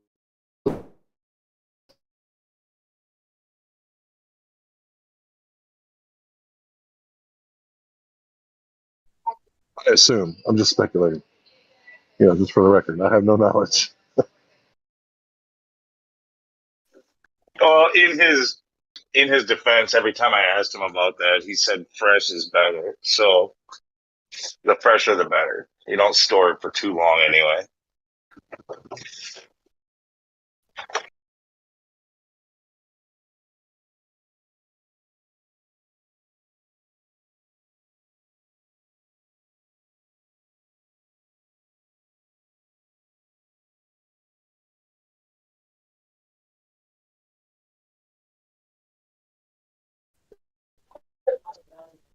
It's not full of dirt, therefore the Earth is jar shaped.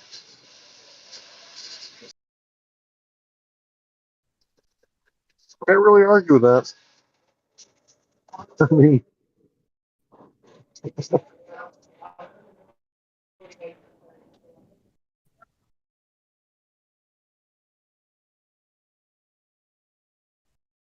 I think it's time we talk about Godwood. No, just kidding. So, how many people Anna's have not like here. come across this flat Earth? Oh yeah, he's not here right now. Yeah, then we'll talk about God. Okay. Sorry, I didn't mean to So yeah, interrupt. no, it's okay. That's fine. I was thinking like, how many people have come across this information, and how many people like take the time to like look at it? Like, if we had to estimate, like, how many people like took, 5 hours to actually look, and if they did look, were they looking on Google, and did they get like 3 hours worth of anti-flat Earth stuff looking for, one good solid flat Earth video? And out of those people that actually like one good video, did it touch on a subject that they had knowledge of or curiosity about to make them thirsty for more? And of course, I'm just wondering. I don't have the answers for all these, but eventually, people are going to look. Are you talking about like people who come here, or just like anywhere on the internet they come across this And just information? looking anywhere, because I they're going to mean, come across it, right? People are going to hear it. it seems like if you want to get the actual flat Earth stuff, you already have to be kind of like delving into conspiracies like already, because you're not gonna, not anymore at least, you're not gonna find any like organically promoted like flat Earth stuff on YouTube, like real flat Earth stuff. You're just gonna see like like the propaganda or flat Earth society or like the hit pieces, right? So I mean, out of the people who are already like researching conspiracies, I think the percentage is higher than we think, but like for the average normie, it's probably very low. I'm gonna guess like, I don't know, 2% will look more into it. Usually, people see one of these videos from like Vice or BuzzFeed, and then they just like shut off. They're like, they just go into their like, you know, like ego stoking mode. They're just like, yeah, like I'm so much smarter than these guys. Haha. Oh, let's go. Let's watch more of the Johnny Depp Amber Heard trial or whatever.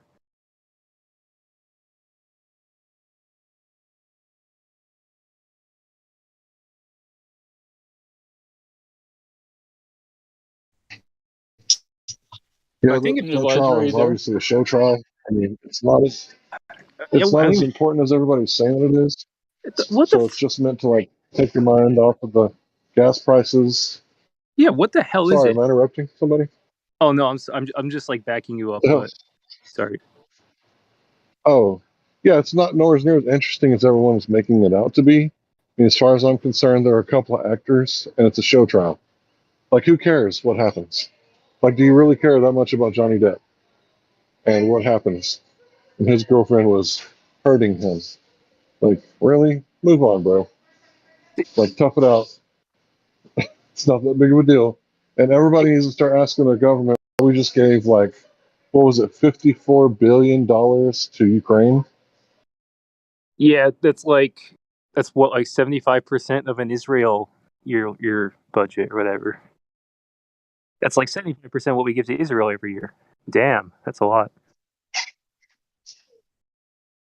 Oh, it's not enough, though, because Israel needs more.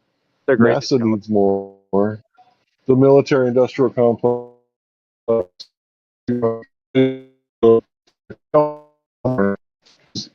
there's not enough hands yet. And then, the coppers are going to pull you over and, get their little piece, right? Oh man.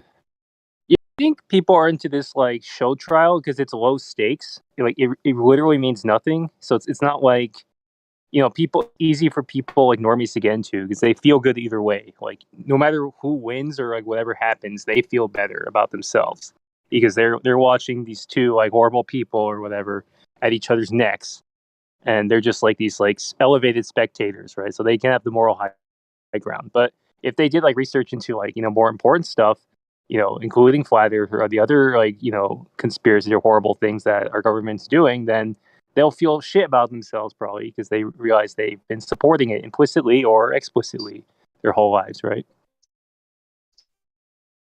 Right, and it's like gas is like going through the roof, food's going through the roof. Right, if the government was trying to make us lose weight, like this would be right now what they're doing, right? They'll formulate I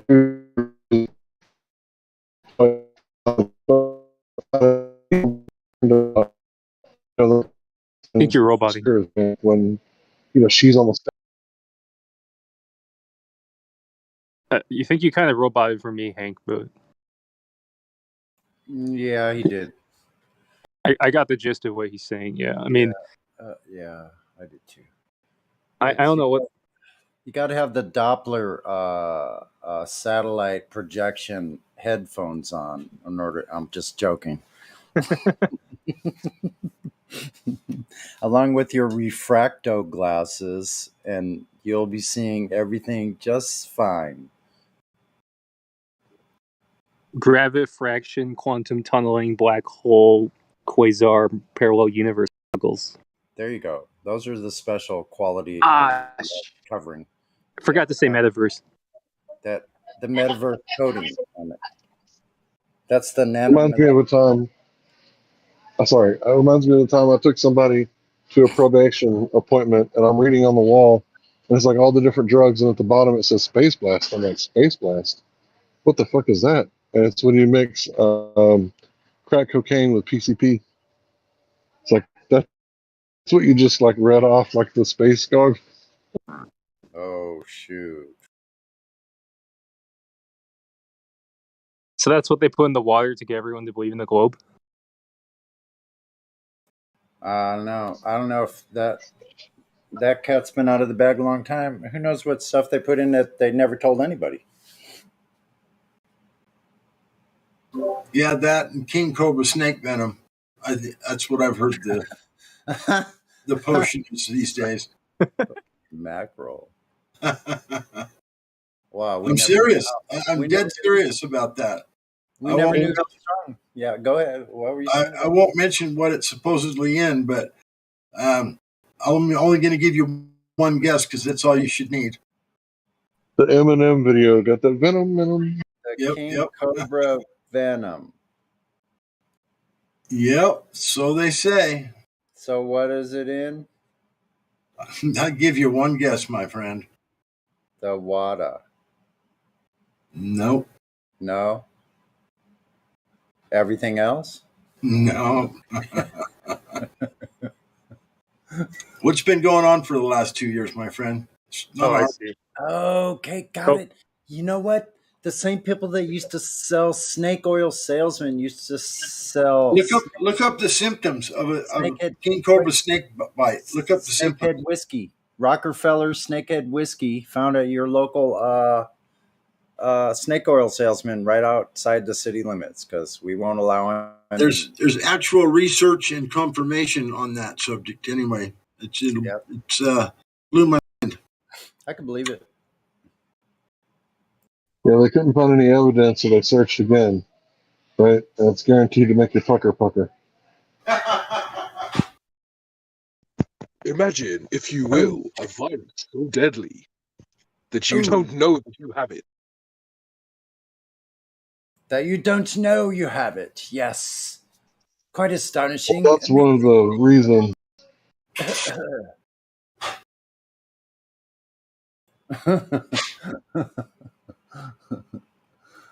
Oh, shoot. Bug Eyes. Never saw that one before. Bug Eyes, no roll. Bug Eyes 11. You want to talk to him? Are you going to talk to us, Bug Eyes? You're here on a live stream. Hi, Bug Eyes. I was still listening. What happened to ladies' night? Did it get cut short or something? Oh, you talked right over Bug Eyes there. You calling me a lady? Yeah. God rockin'. Ladies' night's been over for a couple hours. God rockin'. Where have you been? Well, it usually goes on for longer than that, don't it? Well, if they show up. Oh. Any ladies in? I'll shut up right now. I need to go outside anyway. Okay. How are you, Bug Eyes? You bugging No, out? see, Sonny, first off, you had specifically said that you get an exception to talk during ladies' night, which is not true, by the way. Only certain like douchebaggy dudes talk during ladies' night. Like, true. you guys gotta stop that shit. Douchebaggy dudes? Come on. You guys set me up. What makes up a douchebaggy dude? Well, I already outlined that. Talk during ladies' night. Okay. Douchebaggy dude. That's a good one. That's a douchebaggy. Hey, I'd rather be douchebaggy.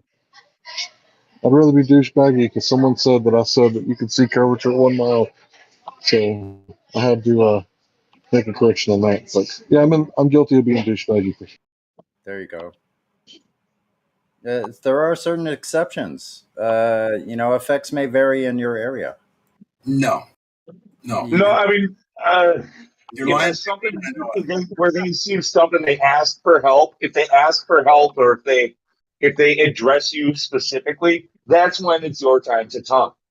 Otherwise, no, you're really not supposed to butt in. They might let it go because you're active a lot or something like that, but you're not supposed to do that to them. Exactly. Or because it's awkward and they don't want to say something, but be better not to put them in that spot.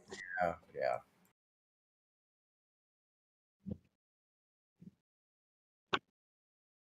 So I only try to do it in the respect of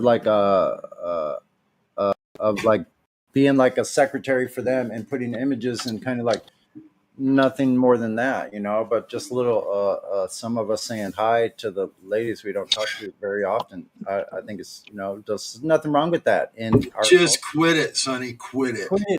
Sonny, while you're ahead. Okay, thanks. I'll take that. I back off. I yield the floor once again. I don't think you were ahead at all at any point.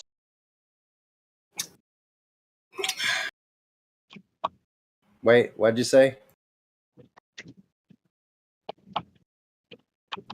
You said quit while you were ahead. Sorry, you said quit while you were ahead, and I was like, I don't think you were ahead at any point, Sonny. Okay, thank you. Quit while you're behind. I see Bug Eyes is. I see Bug Eyes lighting up there. I think he's trying to get a message through. Yeah, go on, Bug Eyes. Go ahead. No, my thing's just flashing. I'm not really saying anything. I'm still listening. Was this like Morse code? I don't want to interrupt. Gotcha. Sweet. Douchebaggy.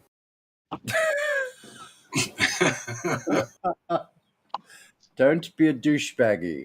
I think it's because I got the AC blowing on me. That's what's causing the microphone to be lighting up.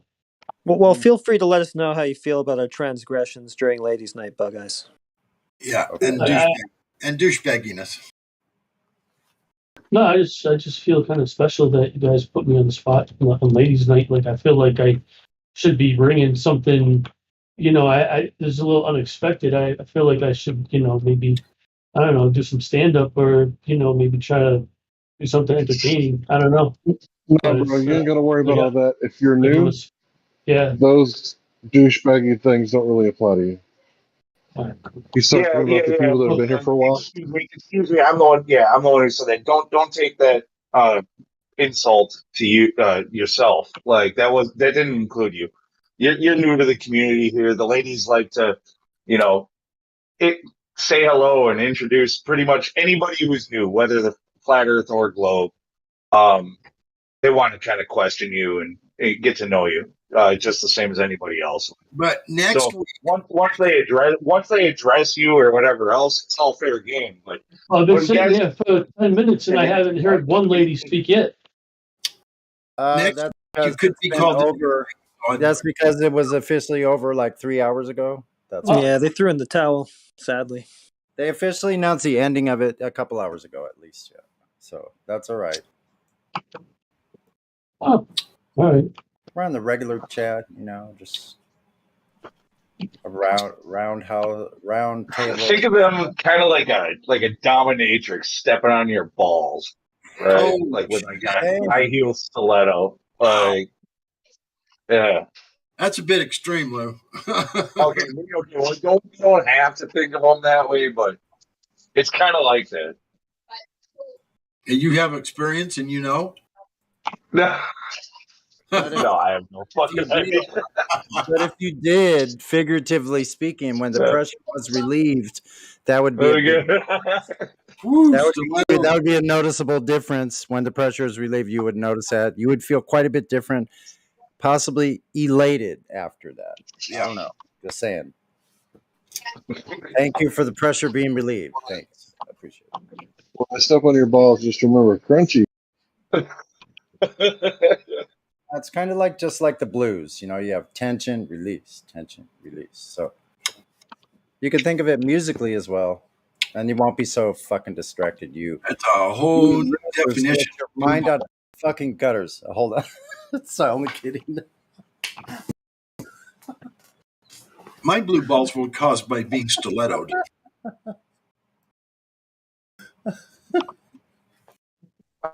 There's a little black. You guys don't Anyway, get my where are we going to get some Globers to pick on, or not pick on, but have a nice, calm discussion with? Where can we just go lasso them up, drag them in here, and make them participate? There's got to be some way to do it. There has to be. Is there anyone in here that believes in a globe, that they're on a spinning globe in the vacuum of space? Anybody in here? Anyone at all? Besides Matthew. You don't count Matthew. Matthew doesn't count. Yeah, you're right. I'm just chilling here. Matthew's in a class all of his own. Just keep I'm just stirring up trouble in the chat. Good, cool, good job. We don't care that much. Well, we do, but it's okay. Matthew, your participation trophy is coming in the mail. Actually, I like you, Matthew. I think you're a great guy. But I just got one question for you. It's all you, and it's a genuine question. I really want to know if you're obviously a Glober, and I've heard you, and I know why you feel like you live on a globe, because all your education and all the you've studied all the things that probably more so than even me. I'm sure you've looked at many of the arguments and all the different things. You're very, very well versed in all of it, and you understand all of it. I know you do, and you even understand our arguments. I know you do. You understand why we feel the way we do. Why we I know you understand all that stuff. I know you do. So what is it? This is the question. What is it that truly keeps you coming back as often as you come back? And I'm not saying that because I don't want you to come back, because I do. I just want to, what is it that you enjoy that keeps bringing you back? There's got to be something that draws you. It's an interesting community. First of all, interesting people. It's fun just to hear people chit chatting. Honestly, a lot of the time I'm here, I'm doing other stuff, multitasking a little bit, and just needing something to listen to, and sometimes chat if I'm busy, if I'm not too busy. But yeah, part of it is that I like being a teacher and listening to the way that people describe things and argue for different positions is helpful in thinking about how to be a good teacher. So several reasons. For being the anti-flat Earth algorithm. So you feel like it helps you present your curriculum, let's say. Yes. I think I've gotten better at explaining my ideas here in sort of a, charitably hostile environment. And if I can explain that here, then that's a good thing. I wouldn't necessarily call the environment here hostile. It depends. It depends on the day. Yeah, I guess a little bit from time to time that does happen. I don't mind. I'm not complaining. I'm just. No, I know you're not. I know that. I just don't really see it as hostile. I see it more as passionate. You know. Or how about this? Have you tried to take the flather side and go into a globalist space, and then do some sort of controlled idea with your or go into say like a knitting server and just talk and shit talk how bad knitting is or something like that, or just pick a different topic and then see how people react to you. Just take. I have a hard time. Yeah, I have a hard time like keeping it up. I would have a hard time like sort of pretending to say something that I don't actually believe. It's like Mark Twain says that he says, "I always tell the truth because when you lie, you have to remember too much." And I'm not saying it's lying. I'm saying that if I were to try to take on the persona of something else, I'd have to remember too many things. It's an interesting idea. I just haven't done it. Well, I mean, if you really want to evaluate the level of hostility that people blow back at you for taking a contrarian position, it's not like some sort of neutral platform. And you went to a flatter space and are telling everyone wrong and you're right. Have you ever tried looking at something, Matthew, just giving yourself like one night, one evening, and looking at it without thinking any thoughts about, no, that can't be true because of this and that, because of the globe, because just merely looking at what we present and not looking at it with always something in the back of your mind as to why it's not right or some way to. Matthew can't do that. Just think about it, period, and mull it over in your mind without going, yeah, but the whole way through. You ever done? Yeah, but he's never had a magical mushroom experience. Matthew, you ever tripped on magic mushrooms? No, I don't do mind-altering drugs except So, for caffeine. so your trait conscientiousness is probably pretty high. I'll bet Matthew's never even smoked marijuana. What would it take for you to? What would it take for you to honestly say that 2 + 2 is 5? I don't think could ever say 2 + 2 is 5. $50. Have you ever smoked marijuana, Matthew? Have you ever smoked weed? No, I haven't. Yeah. I've never smoked weed either, so it's one of those things. Well, I have. Matthew, what if one of the two couples in the photo was pregnant and she didn't know it during the date of the photo, but we go back and we say, there was 5 people in this photo. It's just one of them was in a uterus and you didn't see the 5th person. Can you not you can't entertain that? Because I can think about it, even though I know when you're talking about the real I know world, it's relatively absurd. Go ahead. No, you're right. When you're talking about the real world, if you're counting up people and say, "Oh, it looks like 2 couples there, but really one's pregnant," 2 + 2, in a weird way, you could say that's 5. But mathematically, I don't think you could ever say the number 2 plus the number 2 is equal to the number 5. That's why I like math and logic. Trying to give a bizarre example. Unless somewhere within one of those number 2, there's a new baby number 2. I suppose. I mean, if you're going to change the rules a little bit and say, "Oh, there could be something else," and you can make up stories about how it could be true. But what I was saying, you never did smoke pot, you never did do mushrooms, you never had a magical experience, so your trait openness is probably pretty low.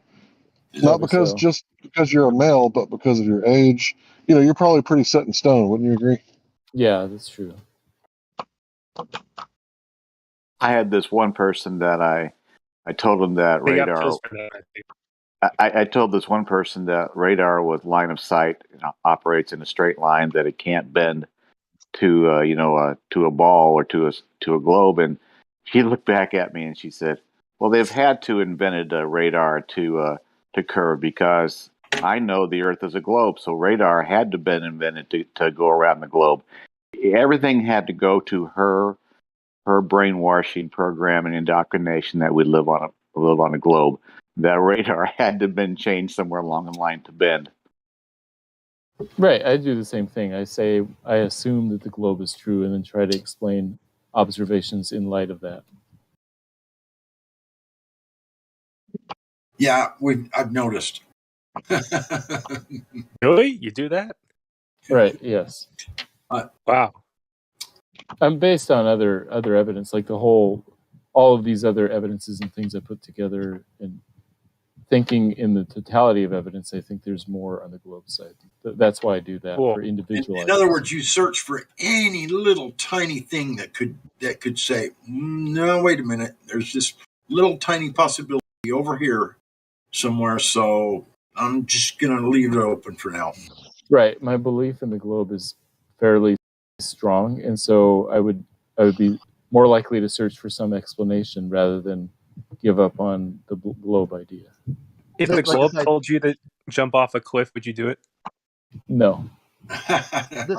So on a scale, That's a pretty committed bizarre enough. question. The globe can't speak, and so Not yet, but yeah, that's right. The globe. We got globers involved here. The Earth could start speaking any day now.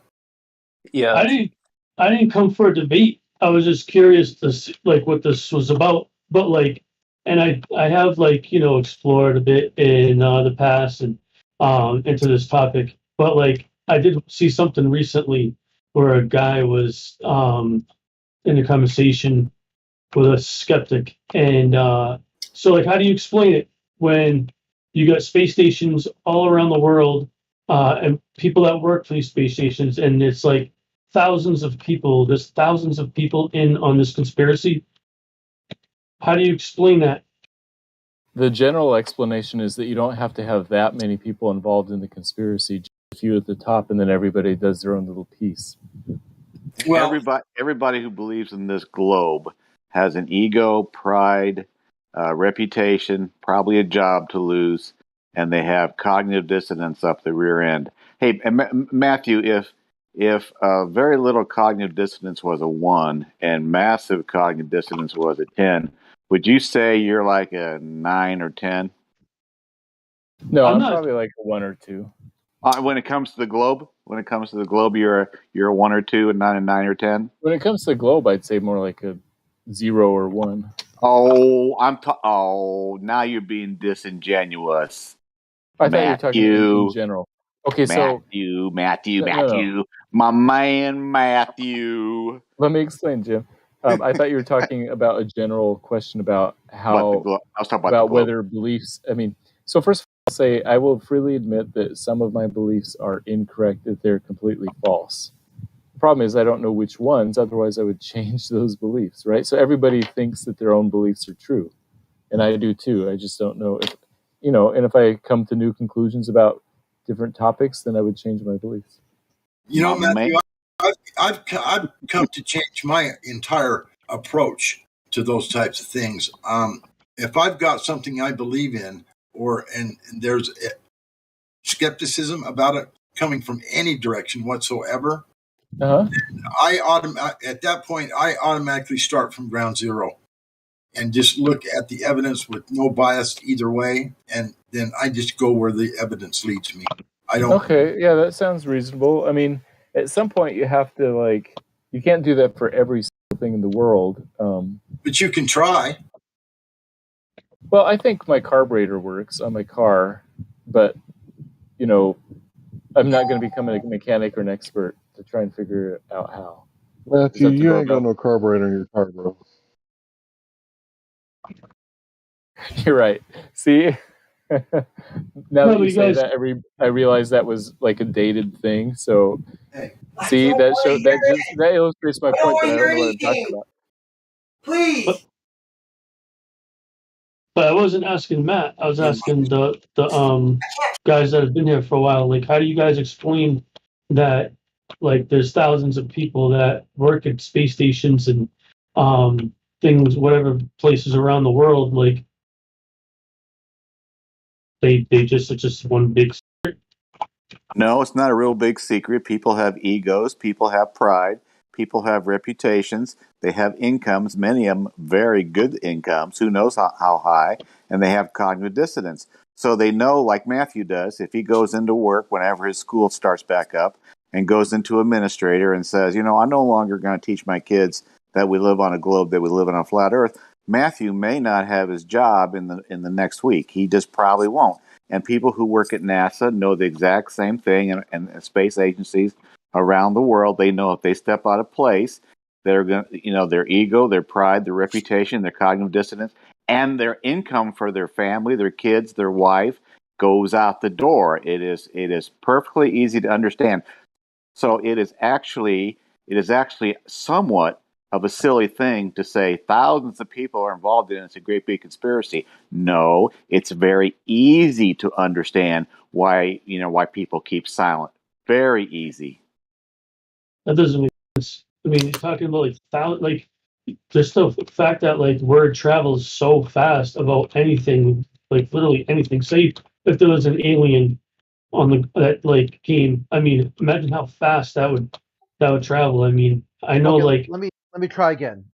So when soldiers marched the Cherokee across 4 states to a completely depleted land, desert, did every soldier know that they were marching these people to their death, or only a few?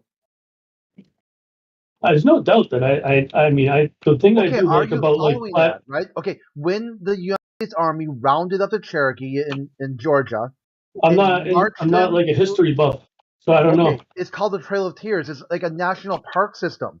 You can walk this. It's taught in grade school. This is a major historic event that happened in America. Are you American? Well, I'm not like I said. I'm not trying to. I didn't come here for a debate. I'm How about just you this one? guys like Ready? asking for the table. You say, hey, Okay, we're looking for I a got fight better one. tonight. I We're got looking better for one a for you. fight for a Glober. Okay, I I'm got better just one. I got better one for you. See if you can understand this one. Do you know what the Iraq War is? I'm not. I'm just asking questions. I'm Okay, skeptical I'm and seeing if like I can explain it to you. Do you know what the Iraq War is?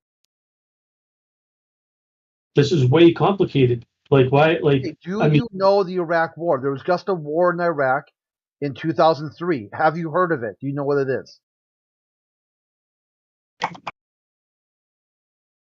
yep. Of course I Does do. every soldier who went there knew there was no weapons of mass destruction? Were they all in on it? I don't know, man. I wasn't there. Okay, do you think they were? Every single person was in on it? They all knew the lie except for you? Or they Like didn't know? Either wait, answer works. I can you're like explain it to asking you. me what a soldier thought while he was at war, or Yeah. what like his You knew general there was told no him. Like weapons of mass this destruction. is like all like hypothetical. I don't know. I wasn't Yeah. there. I mean, There like was no I'm weapons of mass asking. destruction. Like we got. Okay. I mean, so like I just don't understand how like everything is fake.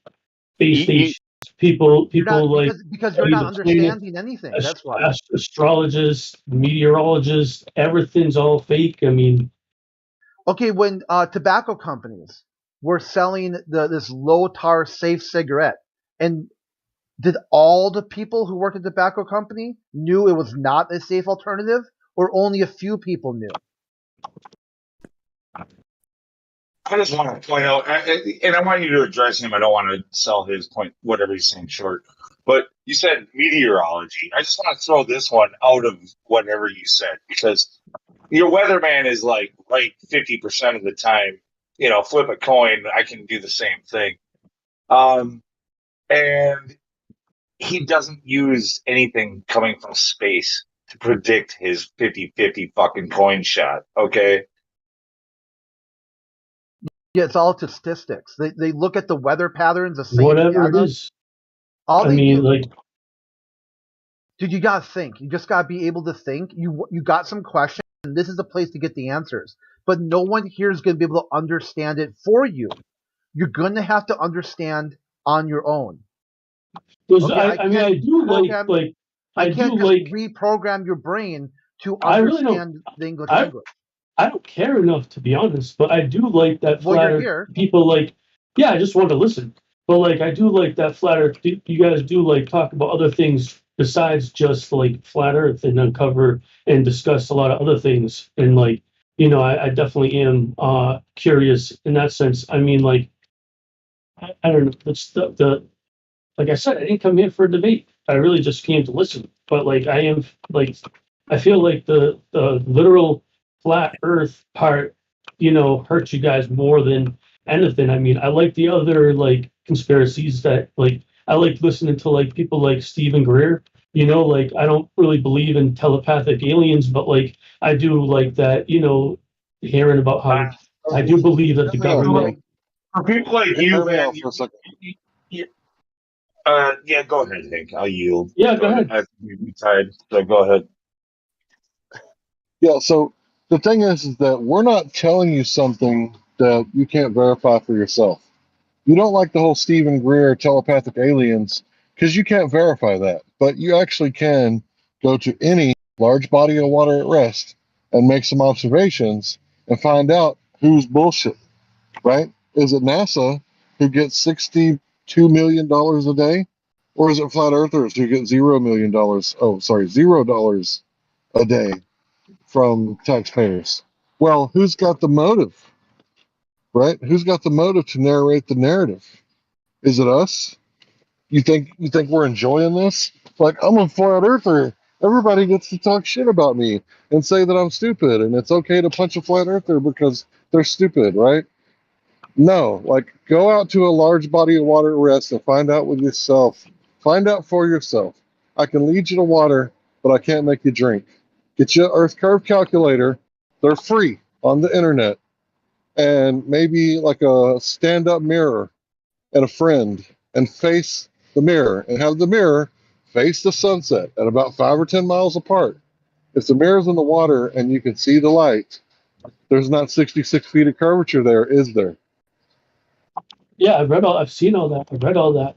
I know. I mean, I know that there are definitely solid points, you know. You said something interesting just a couple minutes ago. You said imagine of an alien. You said imagine an alien or an alien coming down or whatever. You said imagine.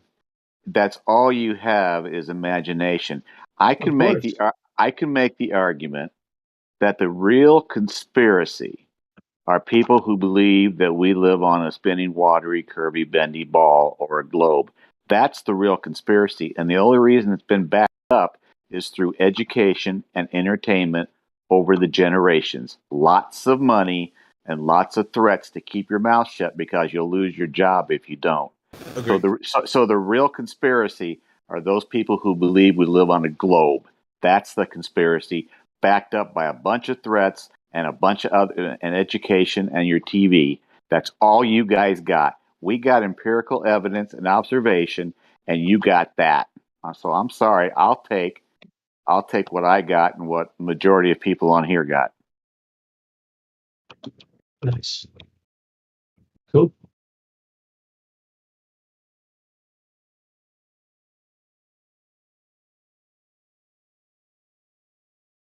Yeah, it's just really strange that someone had evidence for curvature or evidence for gas pressure without a container, or evidence of the globe's rotation. Doesn't it seem awfully strange that in today's age, today's technology, and with all the stuff that we supposedly know, that we cannot prove the Earth spins, and we can't explain gravity. They don't know what it is. It's still a mystery. And the curvature thing, no one can find any. I mean, they've all of a sudden they've made up this buzzword, refraction, like it's supposed to fix it. I mean, it's like there's no way that it could be. I'm not going to go into the refraction thing. It has to be selective, purposeful refraction to do what they say. In other words, the refraction has to not disturb the photo at all, which refraction does. Breaks the light up. It makes it blurry. It diffuses the light in all different kinds of directions. So that should tell you right there that it's not refraction, because it's a perfect image. When you're looking at what you're seeing in the distance, it's perfect. You see everything. And so if there was any kind of refraction going on, it would be all jumbled up and whatever and stuff. So it's just really odd to me to think that, we've got empirical evidence. We can show that it measures flat. We can, we know that there's no rotation of the Earth because it can't be detected. Nobody can detect it. And it's still, you can't feel it all the different directions. I mean, isn't it really strange that everything about the globe has always got some kind of a buzzword or something that can't be explained, or some kind of a mystery like gravity or refraction, or just things that can't be proven and aren't even real, because no one knows what they are. But it's the fix-all. It They're makes band-aids. That's what they are. They're cop-outs and excuses. It's just for the lack of evidence that they have.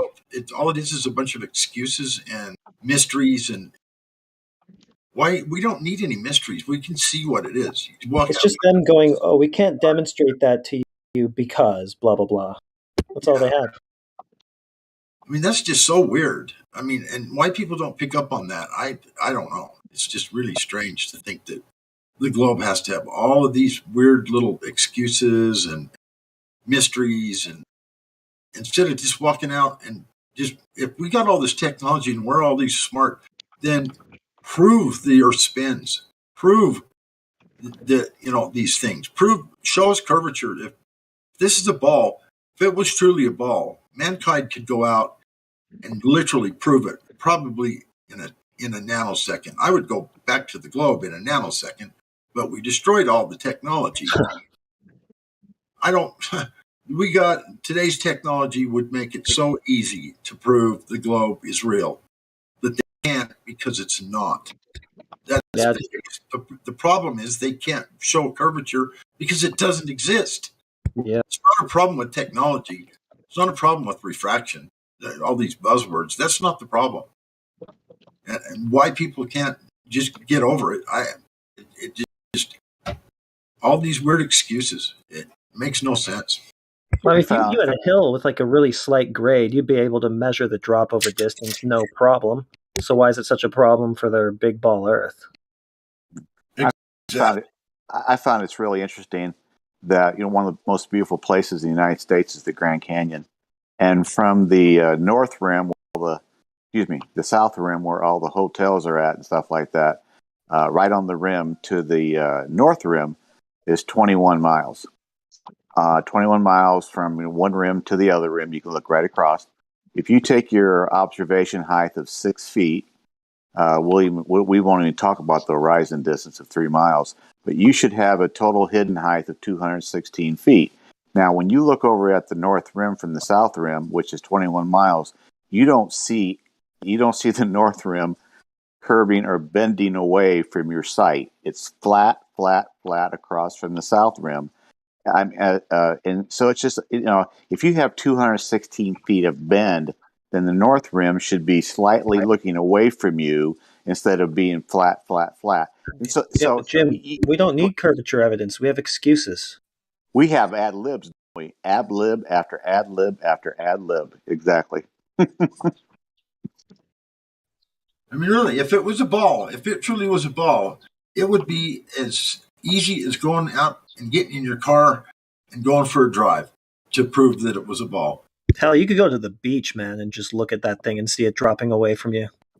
Yeah. And you could go to the beach and look left or right at the beach and see curve. Yeah. I mean, so it wouldn't have to be looking out and seeing it, as Bill Nye says, going over the curve or over the edge. You can look left or right and see it. I mean, I can see the town, 10 miles away or so from the beach where I live. Been seeing that my whole life and just never really thought about it until all this stuff hit me. And I'll admit it has to hit you. You have to have some sort of catalyst to be able to break free of the indoctrination of the globe and actually see that we don't live on a globe. We can see curvature left to right. Nope. I wish. My Star Trek fantasies have been dashed. If you had a at 6 feet, if you had an observation height of 6 feet, that means your geometric horizon or your horizon would start to take things out of sight at 3 miles. And you can look further left or right on a beach in 3 miles. And if you see an island out there at 10 miles towards the west and the sun sets behind it at night, then that proves you don't live on a globe, because your geometric horizon should be 3 miles. That island out there is 10 miles, and the sun seems to set behind it at night. Then that proves flat and not a globe. I don't know. So now what? So the Earth is flat. Cool. Now what? Now what do you do? Well, why don't we find out what is actually going on here? So now what do you do? It's such a waste of time that we have to argue about something so trivial and obvious. Something so easy to prove. Is the surface curving or not? Could it So what do possibly you do be now? this big spinning planetary body that it is or not? He's asking you how it's going to change his life if he knows the Earth is flat. You don't need to do nothing. You just wait, and the system is going to collapse. This level of spending is out of control. You can't really change it. They're doing all these false flag type stuff to make sure they're constantly eroding your freedoms. Just sit back, and now you know why. If we can get rid of the deception, though, maybe we can find out what they're hiding. That could be useful to us. Like, a lot of people say there could be other land or whatever. Like, let's find out why the deception and what it is they're trying to cover up with it. Well, they're a bunch of psychopaths. That's why. Yeah. I would just like sit back and enjoy the show. But we don't need to know why to know that it is a deception. You're right, Godric. We don't, but that's the thing. We should just establish, okay, look, we don't need to know why they're doing it to know that they did lie, but we do have all the proof that they did lie. So let's get it out of the way, just acknowledge it, and then put our collective efforts together to figuring out where we go from there, Getting caught on you? We pay our taxes and we carry on. Keep paying our taxes to the psychopaths that told us all this bullshit. If you don't pay your taxes, they come take your house and put you in jail. You got that right. If I don't mow my lawn, they come mow my lawn for me and charge me $500, or they put it on my taxes. And if I don't pay my taxes, they come take my house. Yeah, I don't have a solution for all that. So a lot of these solutions that people could side with Father, because they realize that the government is not your friend, is not someone there to explore space for the betterment of humanity, to expand humans' consciousness. So once they realize that, they could be like, oh, okay, defund NASA. And once NASA is defunded, then you're going to have somebody who's accountable to a board of directors. And then you'll see it just evaporate out of nowhere. There won't be a profit in this sort of endeavor. The only reason the government's able to do it now is because it's testing weapons. It's a weapons program. The world in 2020 spent 2.1 trillion with a T dollars on military spending. The United States spent 803 billion of it. Nobody goes to war unless 12 or 15 families tell us to go to war. How much did they spend on fear porn? I'm not. I already told her I wasn't interested. Having anything to do with that. How much did they spend on fear porn propaganda in 2020? Trying to get it. If we want to talk about that thing we saw on TV for 24/7 nonstop, this is what everyone believes. This is what the problem is. Yes. So I heard what you guys were just saying. Yes, this is it's really kind of like a spirit and mind thing. It's like how we're going to change the world. We can't as long as people are believing this fear porn and they're manipulated through movies, television shows, news, especially the news. They have total control over what people have access to as far as information about what they should believe about this world. So, don't you think that that's a factor? And it's now, the reason we're here is to actually, new people come in here and we say we've been around this for a long time, so we know what you believe, we already know what they're going to say before they say it, right? Are you guys hearing me? Yeah, we're hearing Yeah, you. Okay. God All right, rocking cool. hot micing. Yeah, well, as usual. But anyway, yeah, we just need to change his name to Hot Micin instead of God Rocking. Anyway, I'm just playing. I'm giving him shit because I love him. But this is we're in a. It's really more of a propaganda war than a spiritual war.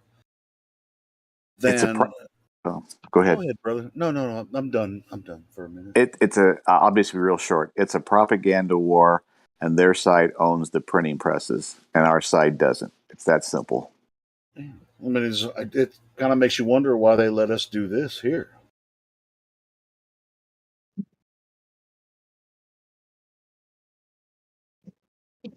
Information collection. No, it's cool. We're gonna keep doing it. I mean, I'm not gonna let it stop me, or you guys aren't either. So we're gonna be here until they freaking shut us down. They want to find out how these flat earthers broke programming, so they send people in to try to figure out how to better their MK Ultra in the future. There's probably a lot of truth to what you just said. Yep. I wouldn't doubt it at all. Yeah, there's a portion of it that yes, exactly. That's exactly what they do. Like the MK Ultra program was a test for them, and once they figured out how easy it was to manipulate people, then they just implemented it through the propaganda war machine. So no one finds it fishy that all the evidence for the globe is unverifiable, or it doesn't exist at all, and what evidence they do have is completely unverifiable.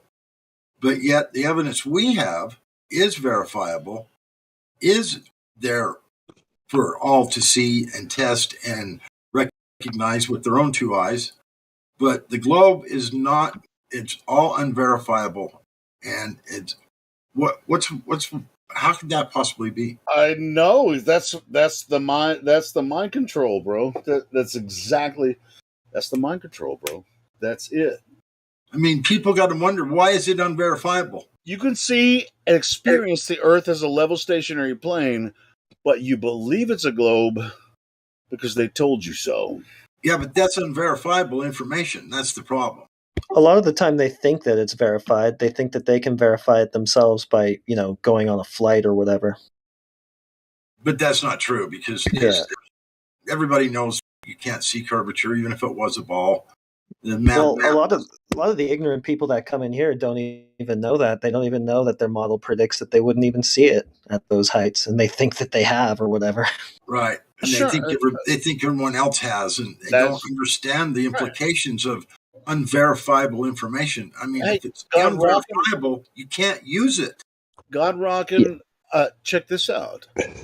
All the people that have claimed to see curvature from an airplane have seen curvature from an airplane because they believe they have, right?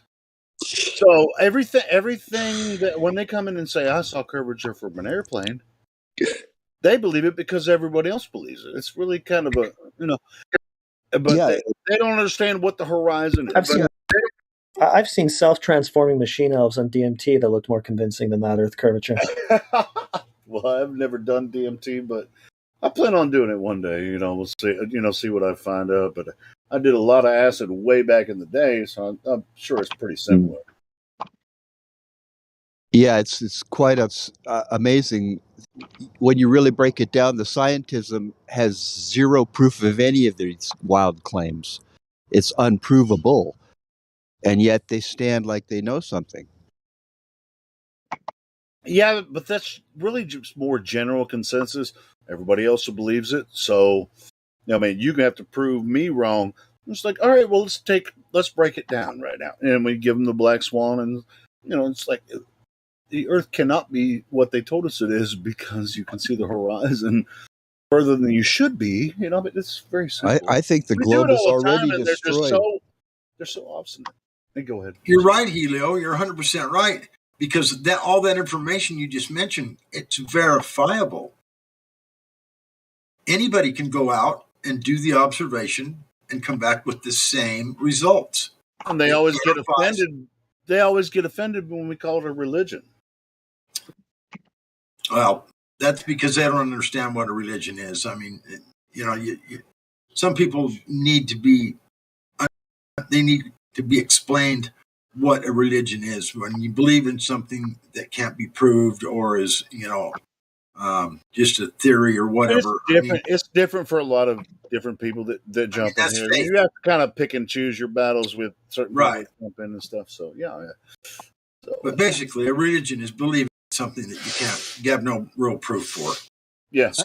You have faith that it's there, so that it's true. Exactly. I do like outer space monkey religion. That just kind of rolls off the tongue. Outer space monkey religion explains it all. Space monkey religion. Yeah. Hey, Crit. Crit wasn't here. Never mind. No, there he is. There he is. Yeah. Hey, how you doing, brother? Yeah, been all right. All right, good. Hanging in there, keeping it real. Keeping it real. Real Earth. Obvious Earth.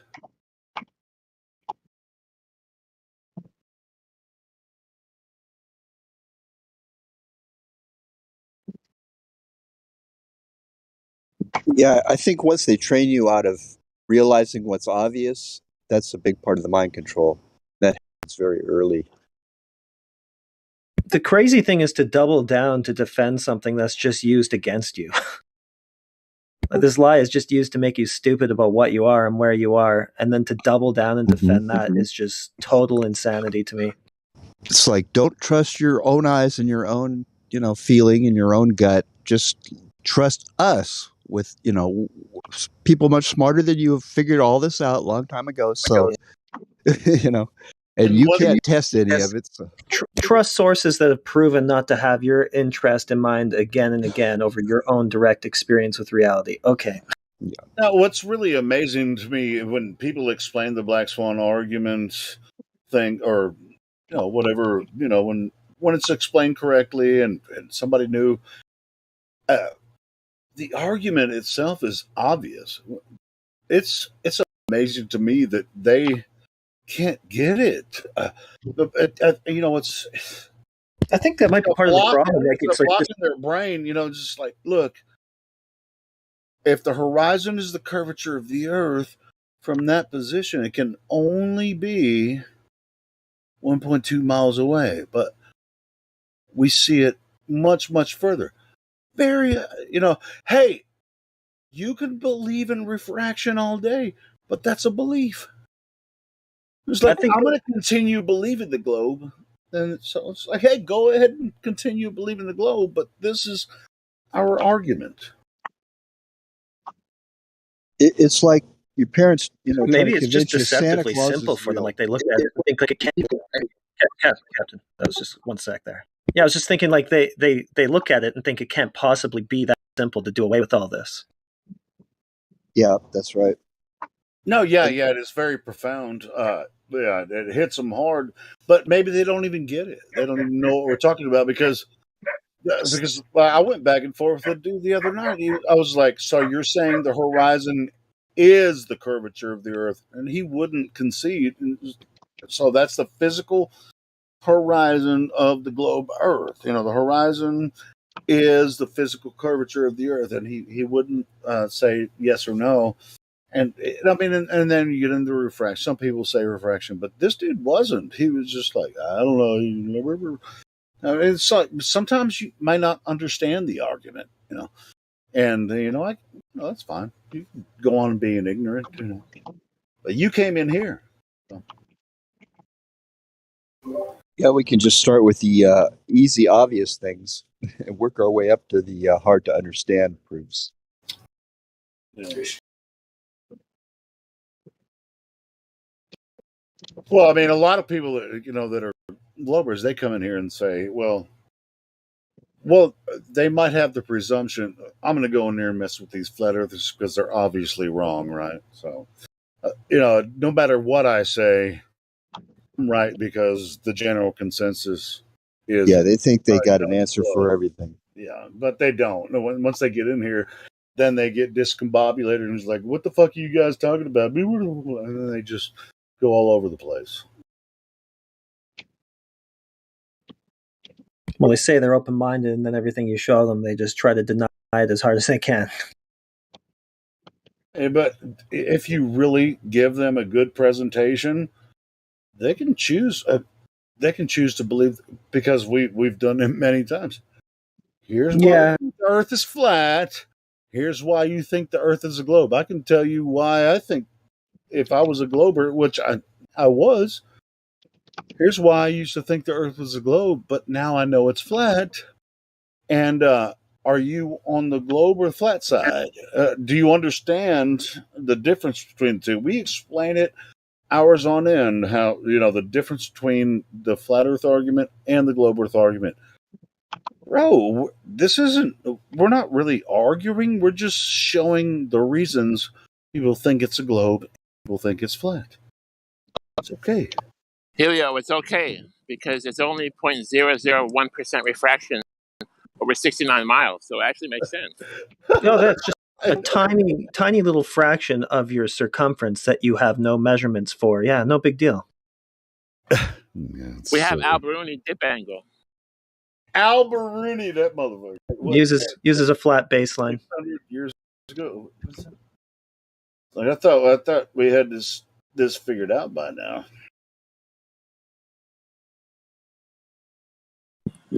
How do you know? Because were you there? Somebody Were was you? there. Was Alberuni there? I don't know. It says in the book he was there. What's with these new trails that are being left by the jets? They're black. It used to be. Now they're black all of a sudden. What did they changed their fuel mixture or what? I don't know. This isn't a chemtrail conversation. I know. Well, then why is it posted? I'm just wondering why the colors changed. It was just a real brief question.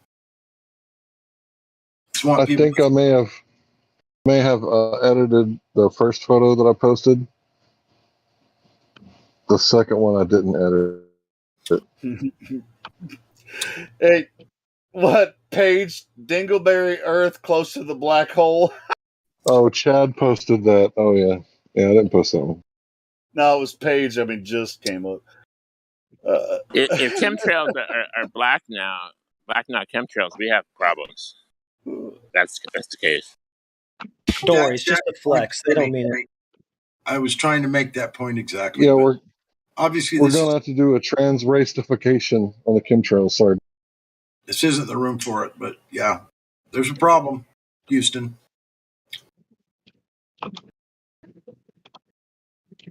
In the live stream, if people want to do like chemtrail talk or something, there's plenty of other rooms that you can go like talk about chemtrails all day. Chill VC, live stream 2, there's nobody in there. And it's interesting. This isn't the room for that.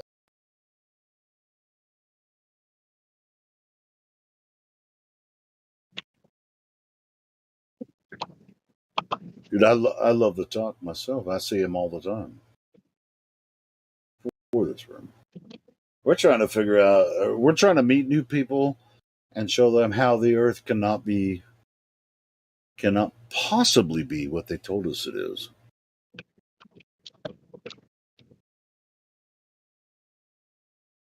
Matter if the AE map is what Earth looks like, which obviously that's not what Earth looks like. Once you really look into it, it really kind of describes the path of the sun and moon, which is cool. Latitude, longitudinal lines, path of the sun and moon, move in and out in different cycles. Freaking cool. The AE map is exactly the same as the globe Earth map. Or globe Earth idea. which they borrowed from the cycles that the sun, moon, and stars move in.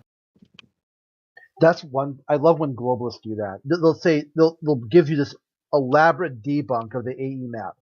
I'm like, okay, I agree with you, right? That map doesn't work. Yeah, that's the best part, right, Chris? Yeah. You So can which agree with them. All right, the AE map is the globe. All right, cool. yeah, so which What's one's wrong, the globe or math? You've only debunked one of two things right now, because that is a projection of the globe using math. Are you saying math is wrong, or are you saying the globe is wrong? Because I would say math is not wrong, right? Maybe you misused math.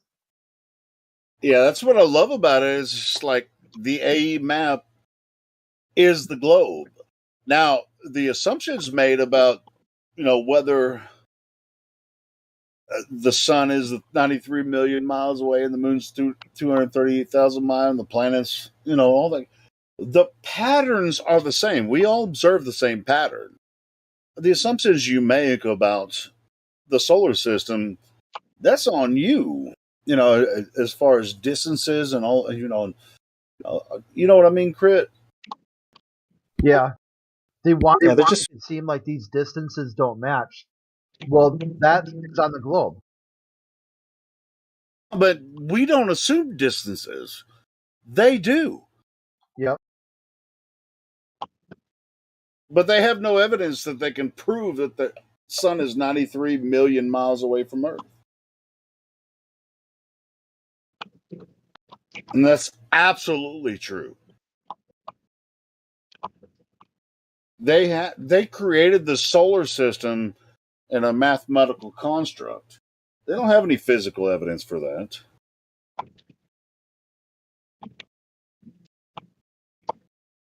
And on top of that, every single culture except for our modern culture knew that the Earth was the center of everything. They were all geocentrists. the ones who did all the observations that they reified into their model. Yeah, that's what I'm saying, bro. It's just like all these guys are so gung ho about their freaking heliocentric model. Like, no, bro. Even some of the guys that were like, like Aristosthenes and Copernicus and all, they were like, it really seems like Earth is the center of everything. But some of this might be possible. And now within in quote unquote modern times, within the past 100 years, they're just created this new religion of heliocentrism that is just it's ridiculous. They don't have any physical evidence for it whatsoever. They don't realize they're in a religion, and that's what's hard about it. And they promulgate it through the education system, the internet, and everything. And that's why we have people coming in here. I don't understand what you're saying about how the Earth, the horizon, if it were on a ball, could be 1.2 miles away if you're 1 foot above the sea, above the level of the water and all that kind of shit. It just doesn't make any sense. It should make sense to most sensible people, but I don't think we're dealing with a lot of sensible people. They've been brainwashed. Yeah, they probably have around the third grade geometry level or less. Most Globers, second grade. Even no, well, hey, shit, They I don't. didn't get geometry until I was in 10th grade. But I do know what the actually after 10th grade I went into trigonometry. But the simple right triangle is very easy to figure out. Yeah, but they don't even know what the word geometric means. They can't even Google it. I think that they understand geometry okay most of the time until it comes to their religion, the globe. Yeah, because that's where their religion comes in. It's just like just hits them in a way. Just like, all right, so there must be, even though it looks flat, must be something else because it's a globe.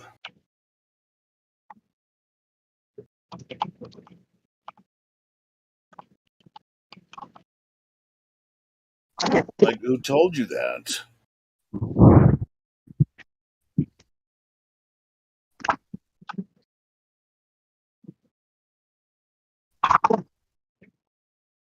Yeah, exactly. That's the only way they know it is somebody told it to them. They never experienced it, never saw it for themselves, never would have thought it if it weren't told to them over and over.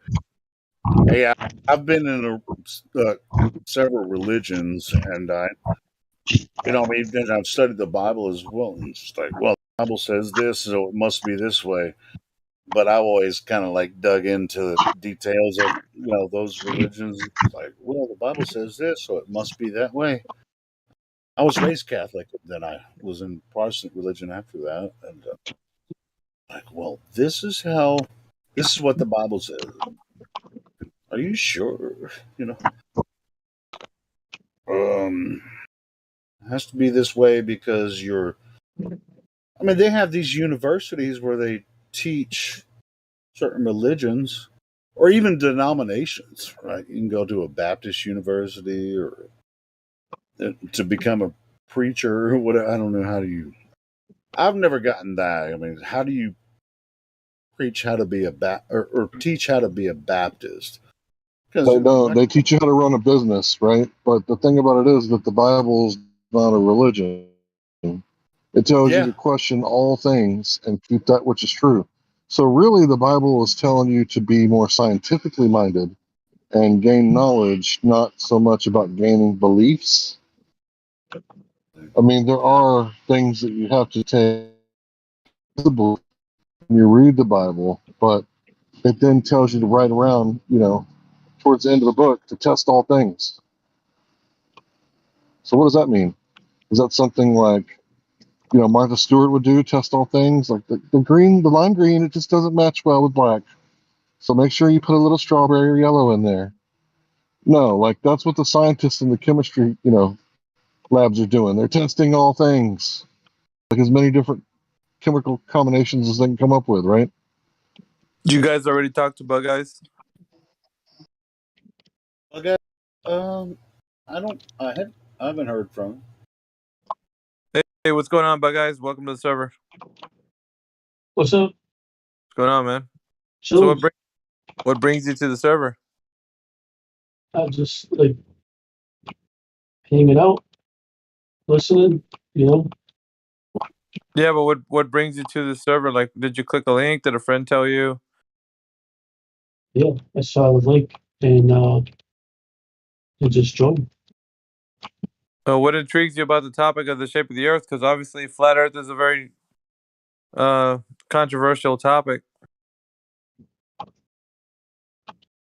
I was like, did you just join or something? Like, because I was already interrogated.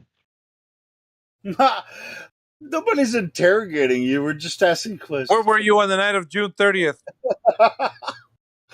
Come on, Bug Eyes. Just be honest with us. If you're curious about flat Earth, just ask questions. No big deal. I already did. I said I didn't come for a debate. You know, like I asked some questions and you guys brought a lot of evidence of what you thought and everything. So I mean, I just kind of was hanging out. You know? Hey, well, you opened your microphone. Just talk to us. I didn't open. You guys did. I was sitting here and you guys called on me. Oh, so that was it. Well, hey, if you just want to listen, if you're really curious and you just want to listen, that's cool. Well, you just No further questions, Your Honor. No further questions. No, This look, man's guys, guilty. Hey, no, he's not. He's guilty of wanting to listen to the conversation. Cool. Bug Eyes, from this point forward, if you want to open your microphone, you'll be able to and ask a question if you want to. But you don't have to talk to us. But I appreciate you actually opening your microphone. It takes sometimes in this room, it takes guts, man, and guts is enough.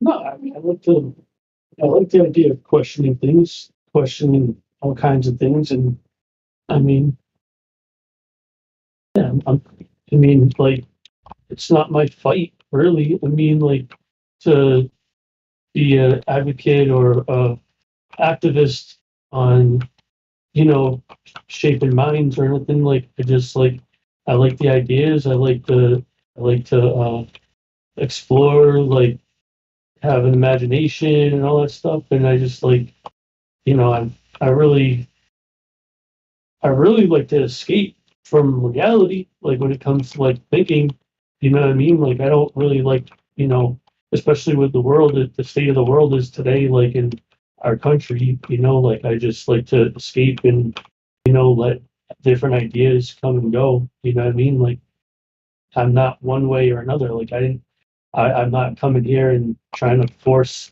you know, old stuff on you. I'm not coming here like trying to debate anything. I just like to just hang out and hear different things, you know. Have you been on Skeptical. other? Have you been on other Discord channels? Have you talked to other people on Discord, or is this your kind of your first time? I mean, I just like I'm all over the place. I search things on the internet about flat Earth and other Are you Scottish? conspiracies and Are you Scottish? no. Oh, see, I missed. I missed. Dang, Helio, why are you interrogating him? I Just live kidding. I live in Massachusetts. Well, you know, you're obviously not. I mean, you're speaking English, but your accent is not American. You know, if you American. live in Massachusetts.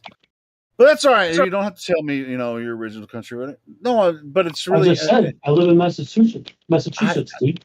yeah, I heard that. I heard that. I heard Why do you that. think I'm lying? That's not real English. That's not real English. Something up with this guy. Anyway, so I mean, he sounds Almost central. sort of Scottish, but you know, maybe I misjudged the accent. But. All right, so you're in Massachusetts. You found the Discord server.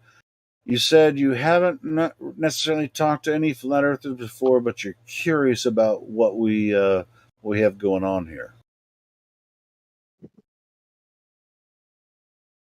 That sum it up, or is there more? I mean, I gave you a lot. I gave you a lot with what I said. I mean, Okay. Yeah. I don't know what else I gotta say to tell you like what I'm doing. But you know, sometimes people have opinions on things, and I mean, it feels like anyone would say, "Well, you know what? I think the Earth is a globe," or you know what? I kind of agree with you guys. It's pretty flat. Or, you know, I don't know why some people just be like they're indifferent about stuff. Like, what's so wrong in having an opinion? Like, is that somebody gonna be upset with you because you have an opinion, or do you feel like somebody's gonna be like, "Why do you believe the Earth is a globe?" Like, I mean, really, it's just you think what you think, right? Is that right, or like Sometimes where people say am that I to me. going wrong here? Like, is it okay to think about stuff? Because I mean, I don't know. It feels like you're just tiptoeing on eggshells. Like, honestly, like just have a conversation, man. Relax. It'll be all right. You know what I mean? Like, everybody feel me on that, or what's going on here? Well, I'm feeling you on that because when new people join, if they're willing to open their microphone and say, "I'm here to listen," I don't have to talk. Yeah. I said that an Yeah, hour I ago. I've been don't want sitting to talk. here. I just want to listen. I've been. You can go ahead and mute your microphone, and Yeah. we'll I continue our was. conversation. I was But you unmuted. keep Somebody talking, took me so off. we're going to ask you more questions as Exactly. you continue talking. You know? Exactly. I feel like high fiving you, Helio. No, he left. No, he didn't leave. Well, Yeah, you know, so big guys, thanks for the welcome. It's been an enlightening experience. Thanks, guys. no, Enlightening. stick around and listen. All right, so he left. Nah, it's been enlightening, Helio. He's done. He's like, put a fork in him, baby. He's done.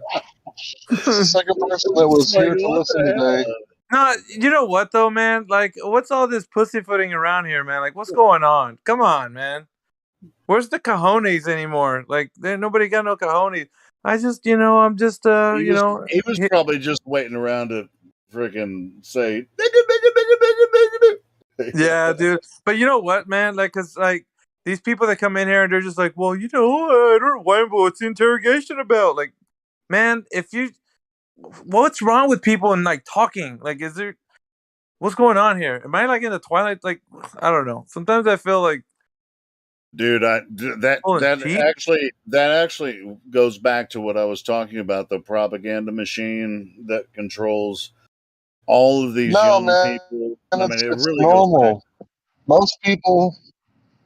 Most people have fear of speaking in public. Obviously, Helio doesn't, right? He's inebriated, so all his inhibitions are gone, right? And I've never had a problem with speaking in public, right? Okay. And you seem like a smart dude. You can share ideas with people and feel confident about your speech. I'm just fucking with you. Yeah. To tell you the truth, I'm high as fuck on sugar right now. They put so much sugar in our food, And weed, it should be right, Hank? illegal. And I'm talking about well, no, Yeah, I actually, you already don't know, know. but yeah, I'm talking about processed sugar, like the most dangerous drug in America. What you been drinking? Coke? Gatorade, man. You know how I do. Well, that's high No, fructose I'm corn actually, syrup, bro. I'm just- yeah, that's bad for you, right? I want to know what Lunatic I has drink to it say. every day. I mean, What's I'd up, get that Lou? Arizona green tea and ginseng. I drink that shit all day long.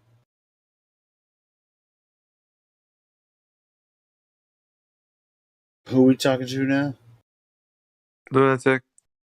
Because Oh, apparently, if we open mics of people that have just entered the thing, it's like we're interrogating them now. So Wait 1 second, man. I don't know why I'm doing it, but I'm like on my phone right now in the voice, and uh I'm on my computer while typing an admin while getting an argument with the moderator. So I'm not really fully focused right now, but I'll tell you what. I yeah. mean, I'll back off if you guys want to check some new people in. I definitely will back off. I was just, I thought there was a little dead time there, no, and I'm just scared of muting some mics now, man. Because some people feel like I don't know. Maybe you have to put you have to put some I don't know, maybe some mittens around your kid gloves in order to speak no, to people. no, that doesn't happen here. So it's not. So it's like either they can take it or they can't. That's It's kind of not how I like it we got a have to. suggestion for the We're not mods. gonna we're not gonna curb the way we do things just because a couple people don't like it. Yeah, it don't work that way. I got a suggestion for the mods. So it's twice today I saw somebody who was just trying to listen, trying to use this as a podcast, just something to do while they're multitasking, and they kind of got brought out and either pissed off or told to leave. So I wanted to say maybe we should get a new role, right? A role for someone who's just using us as a podcast instead of giving him like a listening pass. Um, just put multitasker on there so we know to leave him alone. Hey, if Just a anyone's thought, maybe. listening that wants to do that and they want an exclusive conversation with the flat earther, just let us know ahead of time, and we'll which flat earther do you want to talk to, and how long do you want to talk, and what? Yeah, just come in, I think you record it, missed what I put was it up trying to on your say. channel.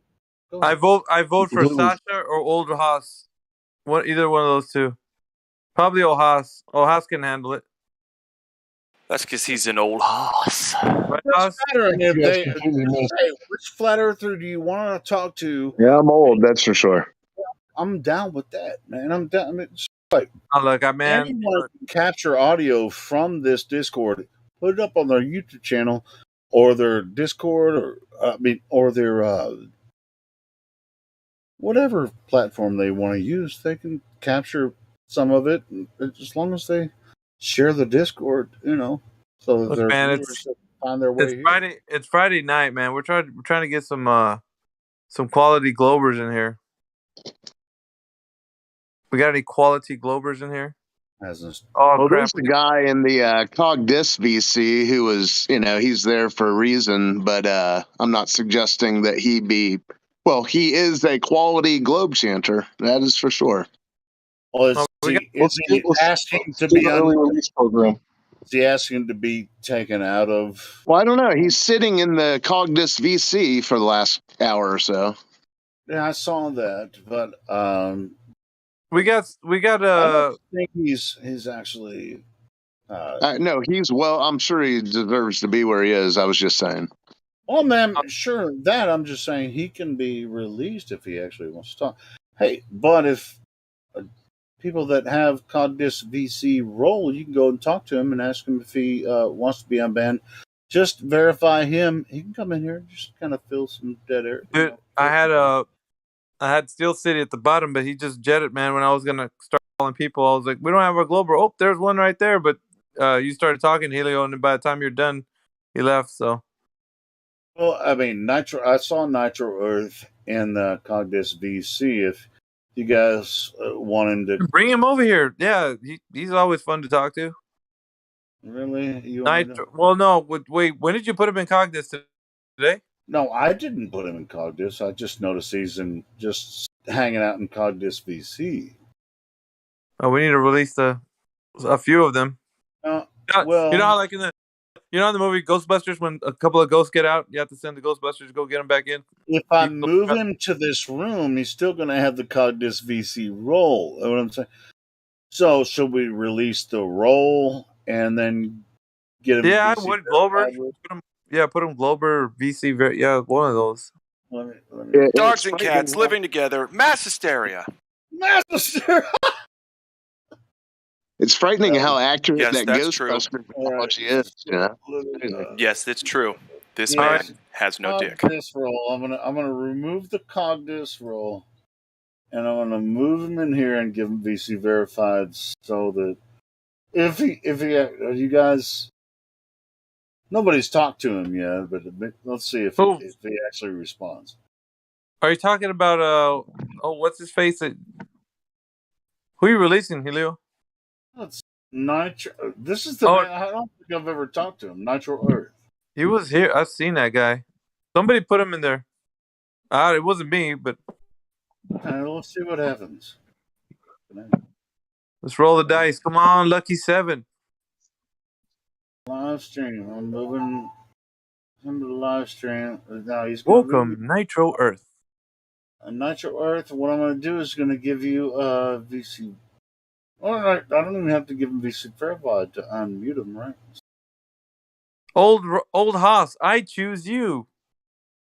Hey, Nitro I'll Earth. pass. I butted heads with him over his PFP the other day. He claims that the remainder of North Africa, Europe, all of Asia, Australia, North and South America could all fit on the other side of his PFP.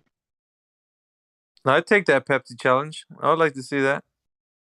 Yeah, so Nitro Earth, I mean, might be might not expect that you're back in live stream and you can open your microphone and talk to us. Go ahead and I'll do it. You've been hanging out in the Cogdis VC, but now you're back up in here. He may or may not respond. He might be taking a piss or smoking or something. He probably doesn't realize he's over here. Or both at the same time. I haven't talked. He doesn't have a role, That's but he's crazy though. unmuted. If that was both. What's that, Helio? He doesn't have a role, but he's unmuted here, so he. Does he need a role? How do you know how much he weighs? If he mutes himself, he won't be able to unmute again. He might not have any rolls. Okay, he could be fit. Oh, I know for a fact he doesn't have any roles. That's what I'm saying. Okay, so he's skinny. But have you picked up on the joke yet? Good Lord. Oh God. I'm just, baby. Hey, you guys continue. I'm just overthinking this shit. No problem. Are there some Globers? Yeah, he's not answering. I just let him know in the text. So now we got Steel City in here. He's back again. Nitro Earthers in here. Oh, Steel City just left. as soon as I say his name, dude, he bolts. He's like, nope, I'm out of here. I want to play around with the server a little bit because they were asking me some very difficult questions that I don't know how to answer. You gotta interrogate me, man.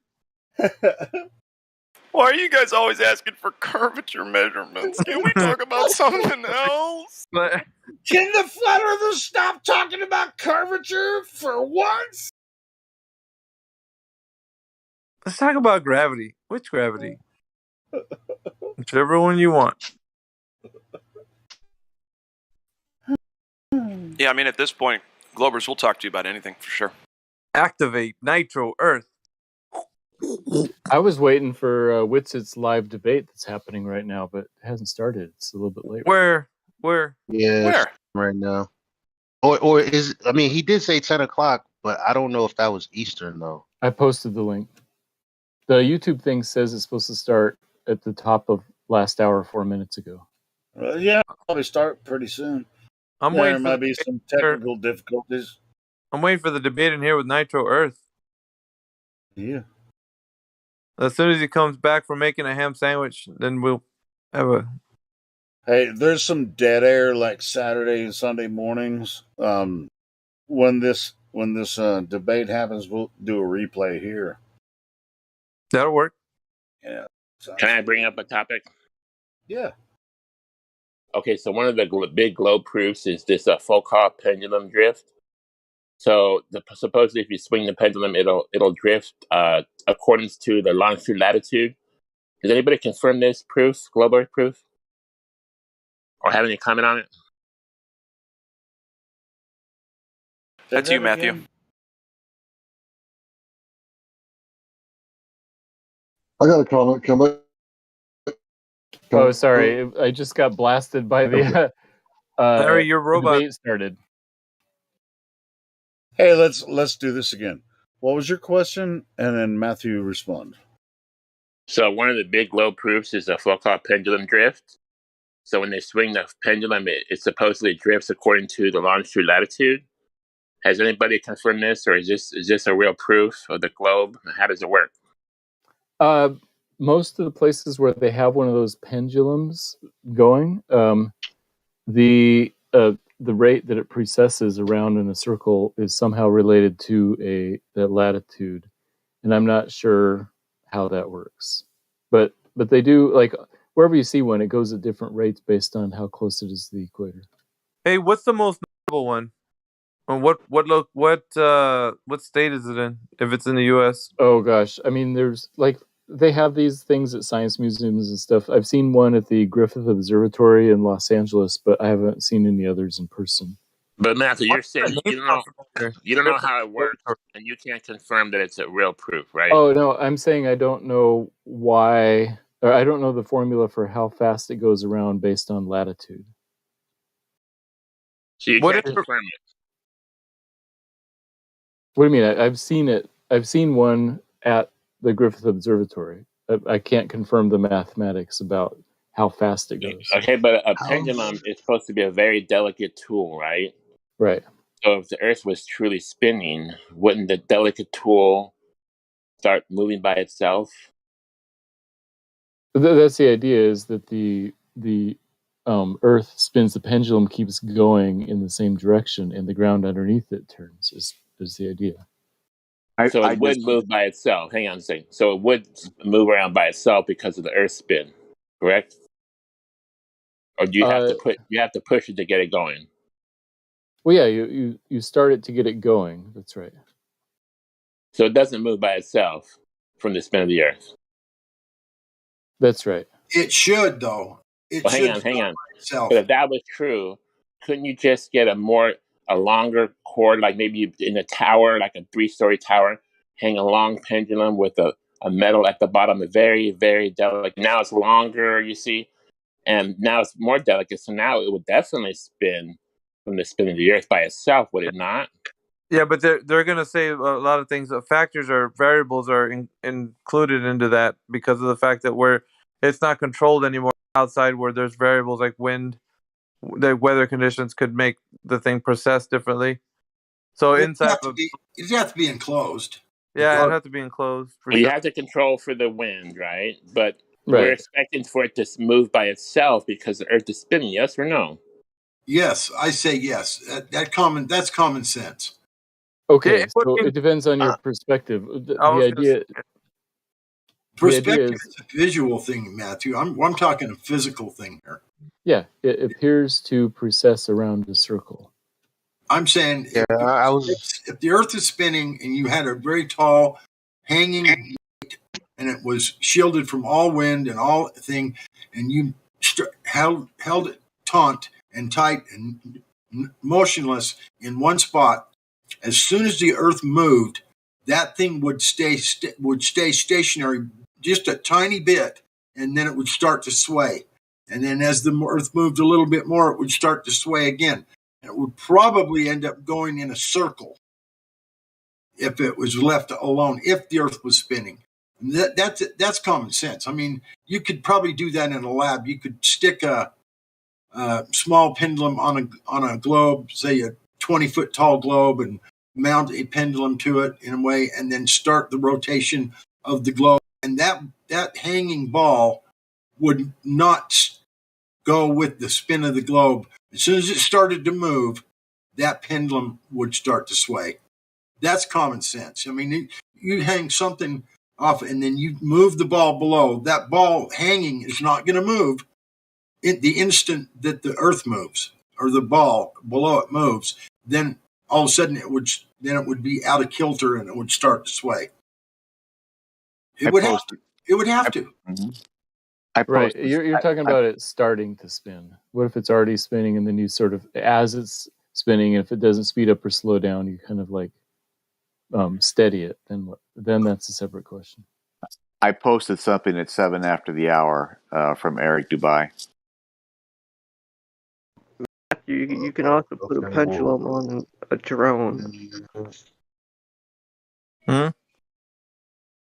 I'm just waiting for everybody to go so I can finally jump in here. Jump in. I'll shut up. No, you. I mean, it's not you.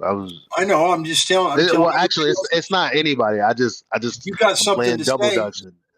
Yield the But floor. all I was going to say is I like what Nathan Oakley said. He said if it's processing, something's wrong with the gyro. It's not supposed to do that. Yeah, I would agree with that. By the way, Witsit's debate just started. Are you going to check that out, Matthew? I think so, yeah. I'm about to check it out as well. I'll see you guys in about an hour. We should have like a watch party in one of the other rooms. Yeah, why don't we? Yeah, Downstairs. that was an amazing idea. Chill chat. Which room are you going? Somebody would have to like cinema, play right? it. Yeah. Yep. Does that have to be a moderator? In here? A moderator would have to be the one to play it in the room, or we could just all like hang out in the room and play it in a different window. Yeah, we could just watch it right now, like together. Well, no, but we don't want to lock up the live stream. I don't know. Well, I don't know if it should be in the live stream because it's copyrighted from another YouTube channel. Oh yeah, yeah. Hey Helio, are you there? Plus, I'm waiting for Nitro Earth after he comes back from brushing his teeth.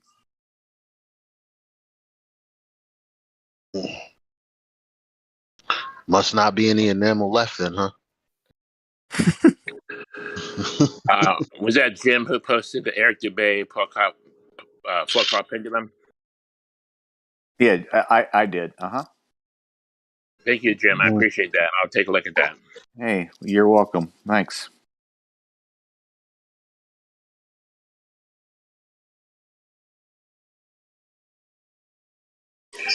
What does Elijah have to say about Flockhart pendulum?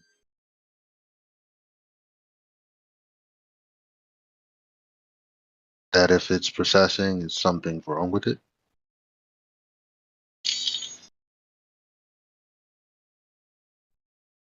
According to the Globers, it proves a sphere because it drifts according to longitude latitude, which they say longitude latitude is a sphere. So then Helio. What?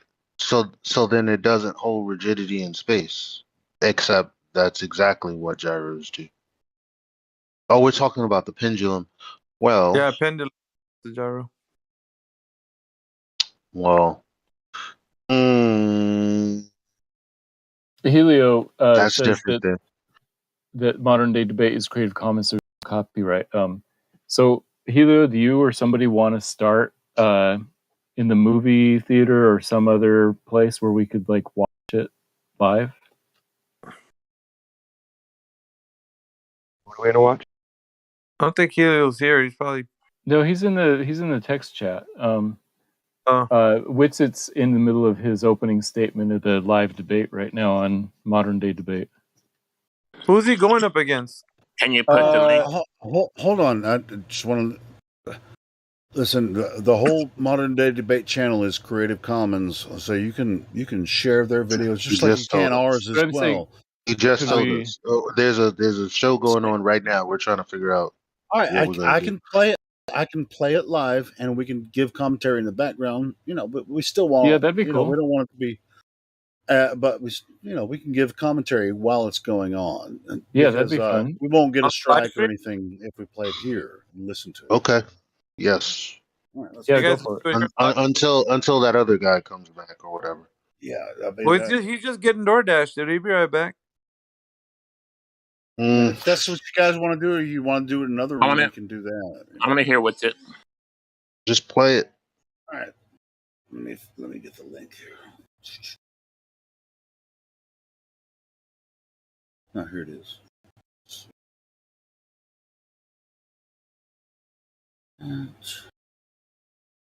I just posted the link again. All right, I got it. Hold on a second. I'll have it going in a second, and we can listen to it here. I mean, just most people listen. Don't like This message brought to you by Helioskeptic. 24/7 flat Earth server. I just know this about modern day debates. They don't strike people for playing their content. Hey, watch your video get all struck yet tomorrow? No, it won't. I already know this. Damn it, modern day debate. It's a Creative Commons. That means that they're not going to strike you. It's for public service, basically. Unless they changed it, hopefully they haven't. You can see, like, when you go into the description, it says Creative Commons. Who's he going up against, Professor Dave? Ooh. It says Jen and Snake somebody. Some no-name. Yeah. It's Jen and Snake was right, and it's Witsit and his wife Kai. Here it comes.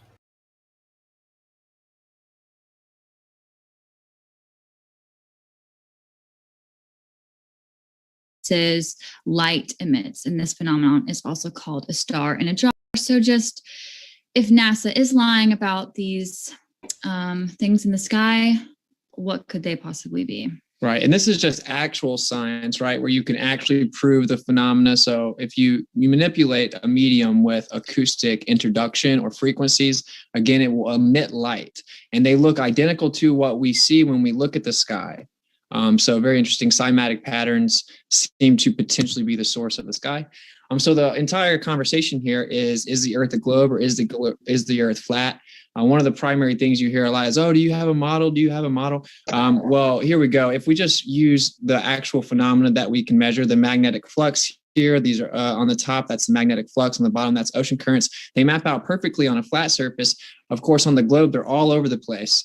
This was a very popular website, and it took the azimuthal projection down once people started finding out about flat Earth. On the right here, you will see that the sun rays, the direct 9-degree angle, does not line up with the equator, which is the hottest part of the globe, which makes no sense whatsoever. Of course, on the flat Earth, it makes perfect sense. The temperature distribution is perfectly aligned with the position of the sun, just like when it's hotter, when it's noon.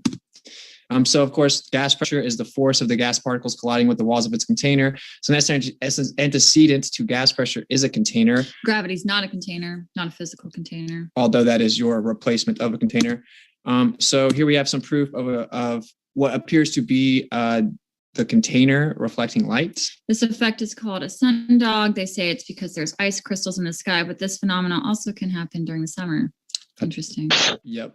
I think we only have like a minute or two left. So real quickly, this is an electromagnetic field, which is what we have on the Earth. The globe Earth, according to Harvard, still can't even adequately explain how the magnetic field even exists or how it is distributed. But anyway, magnetic fields have what's called an inertial plane. So there's a depiction. You would live on that green plane through the middle. Here's what a magnet actually has is the inverse to counter space, which of course is polarity, which is a three-dimensional S-curve. In other words, the plane of inertia, which is the inverse of magnetic centrifugal divergence, which of course forms the geometry of this. The toroid is a cross-section of a toroid or a donut shape. And this is of course what the magnetic field looks like, right? It's toroidal.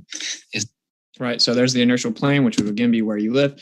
I'm going to have to go through this pretty fast, so sorry in advance, but there's an atmospheric gradient on the Earth of electric potential. It goes up roughly 100 to 120 volts per meter. That results in a downward current on the Earth. So when people say something about gravity, actually they're just hijacking the phenomena that we know is there. Is electric force stronger or weaker than the gravitational force? Well, it's 10 to the 39th power stronger than gravity even claims to be, and you can't isolate it. So how could you ever find out anything that was any weaker than that? So it's not gravity, it's electrostatics. So electrostatics, incoherent dielectric acceleration specifically, and Inner World Productions. I think we made the time pretty quick. Thank you very much for that opening statement. And want to let you know, folks, if it's your first time here at Modern Day Debate, we are a neutral platform hosting debates on science, religion, and politics. We hope you feel welcome no matter what walk of life you are from. Flat earther, globe earther, you name it. We're thrilled you're here. And don't forget to hit that subscribe button for more juicy debates coming up. With that, we're going to kick it over to Taylor and Jen for their opening as well. Thanks so much for being with us. Defending the globe tonight. Taylor and Jen, the floor is all yours. Thank you so much, James, Taylor, Witzik, Kai, everybody associated with the channel. Great to be here. I'm Jen. I'll be giving a defense of the globe Earth, and I'm really looking forward for the chance to be back on the show. I just want to say real quick that I appreciate the amount of scholarship that has gone into my opponent's defense of their position. I don't recall exactly how the last debate went, but it does seem that it's a lot tighter from the scientific persuasive angle. It doesn't mean I agree with you. And I'm looking at you, audience, all the people that said that I was defaulting mid-debate last time. That did not happen. That's just called having a good sports person-like attitude in debates. So back to what it is we're talking about here, and this is a bit of a touchy topic for me. This has frustrated me before. It's like, isn't it obvious that it's a ball? I mean, look, everything pretty much, if we just let it do its thing, it's a ball. But the ball that's does obviously not what our senses tell us. So we have a bit of a what the hell whole back and forth who is this Glover? An impression. Well, just listen to her. She has more credibility and credentials than and physical most of models them, to interpolate which our is way why. to a greater Because remember when we were watching? Oh, you weren't there. We were watching a video the other day with It's a a renowned physicist, lens, and it sounded it's like a metaphor both for the our average atmosphere glober and that our comes in here, consciousness not and our eyeball. the anti-flat earther. What is the this average fundamentally glober doing? that doesn't really it know the is geometry, that pulling doesn't in a really bunch know. of light to a more So this is her. That's like this is concentrated she's like region. that, And I which is a apologize in treat advance if my to audio listen is not to. working out. This is a new set of headphones for me, so please bear with me. I'm doing my best to make the most compelling version of the arguments as I can kind of cobble together, because it's hard to put myself in the position of somebody who would be skeptical about something like that, just because isn't there already a sort of inbuilt skepticism just with the sheer relative size? If you're saying the Earth is flat, you're potentially saying that what your eyes recognize for something that's many thousands of times bigger than you is the accurate shape. Now, why would we expect the shape to be accurate when I just demonstrated 3 examples of lenses, atmosphere, consciousness, and eyeball? And none of those reflects what was originally put through, does it? I'm flipped upside down.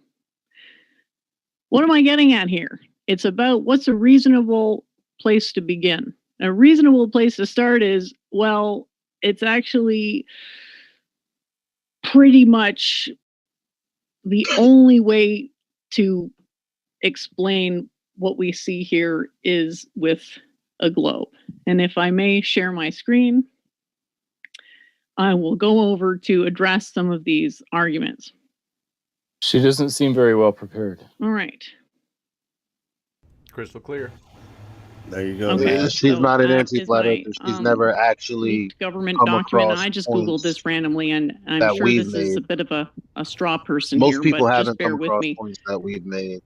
What is this saying?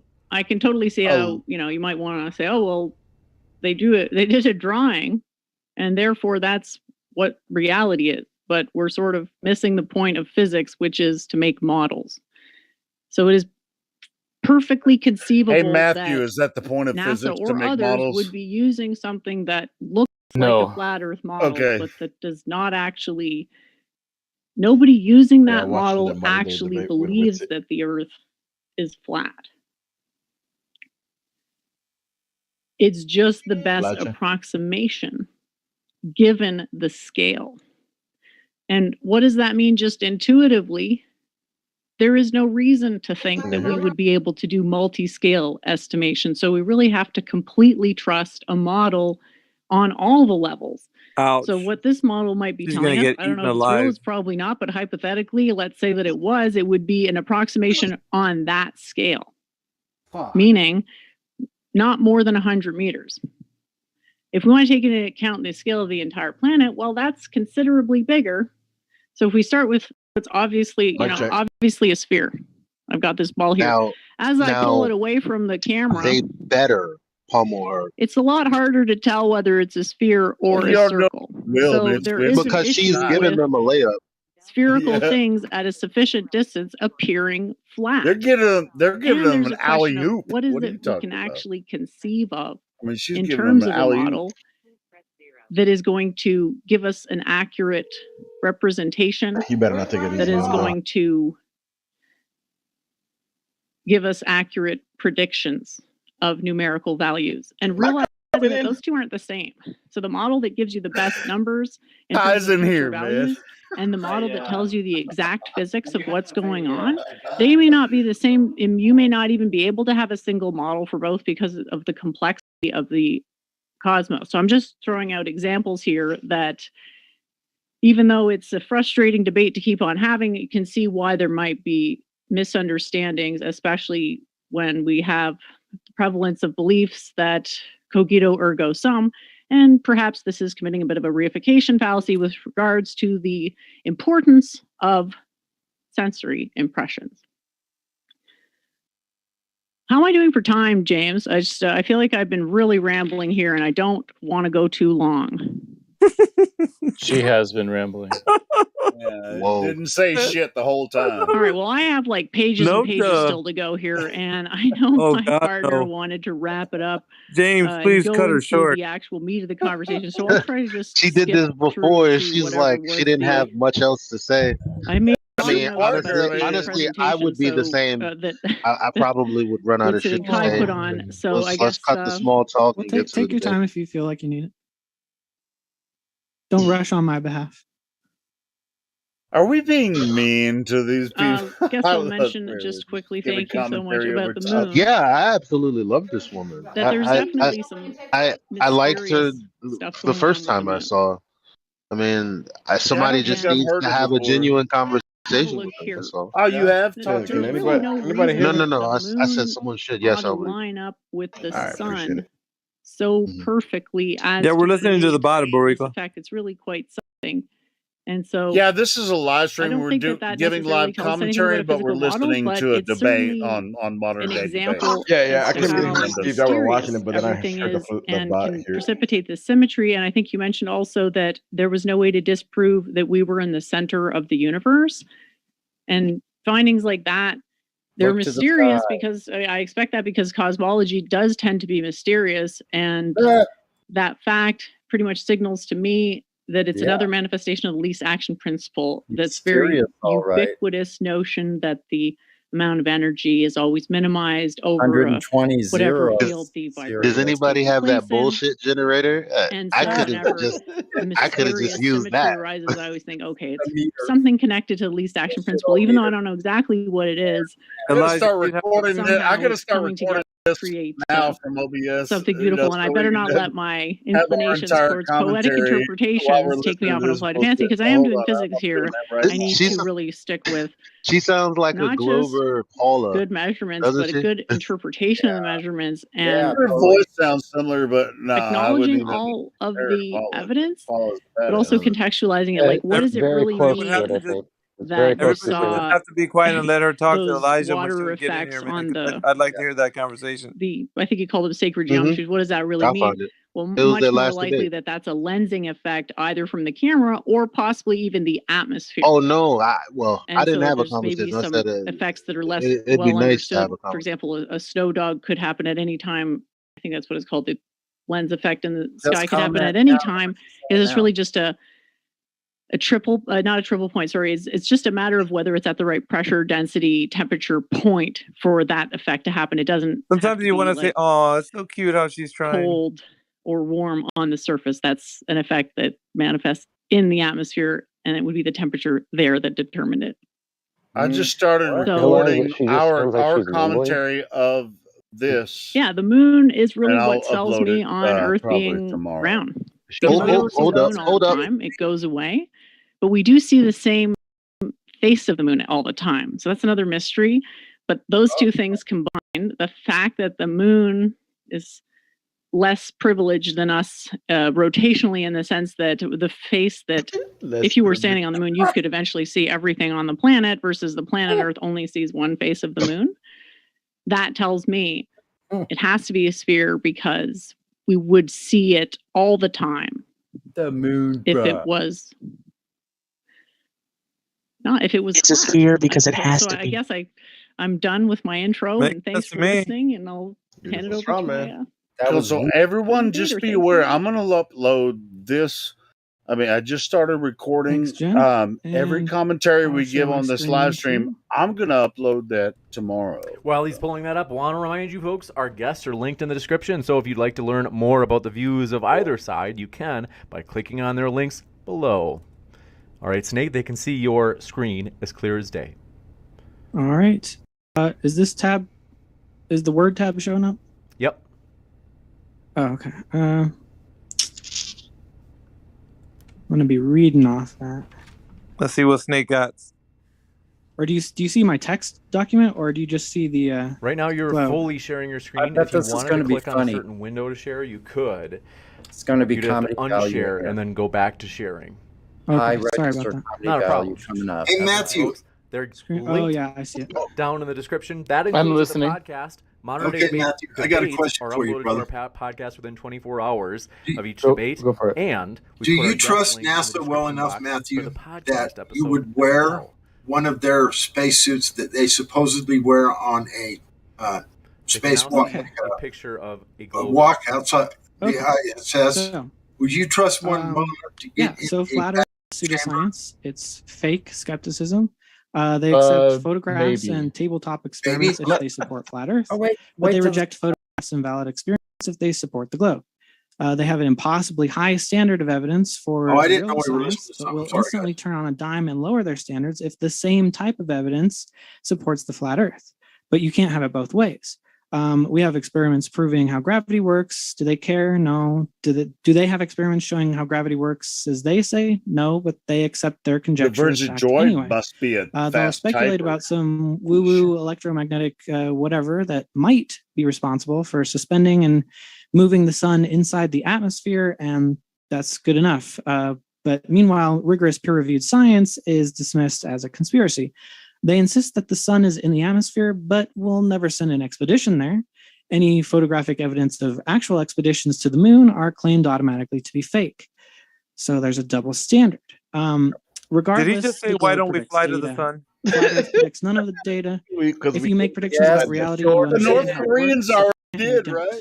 He Flat Earthers said, can't even accommodate the he data. said they're saying that the They're sun's actually in so the incompetent atmosphere, at but they this never that made an they now expedition avoid to even get there. trying to make a map at all possible costs, because all I mean, flat if maps Issa was here, he always would be like, contradict man, real the world reason that observations of they flight paths, flew star to the sun paths, is land because they landed on proportions, the dark side of the path of the sun. sun and moon, etc., etc. Flat They flew earthers there at night. don't even have enough real confidence or practical skill to make a map, let alone send an expedition to the things that they claim are in the atmosphere, like the sun and I moon. wonder if he made a map. Nor will they even try. To quote Kai, that's why we keep it vague.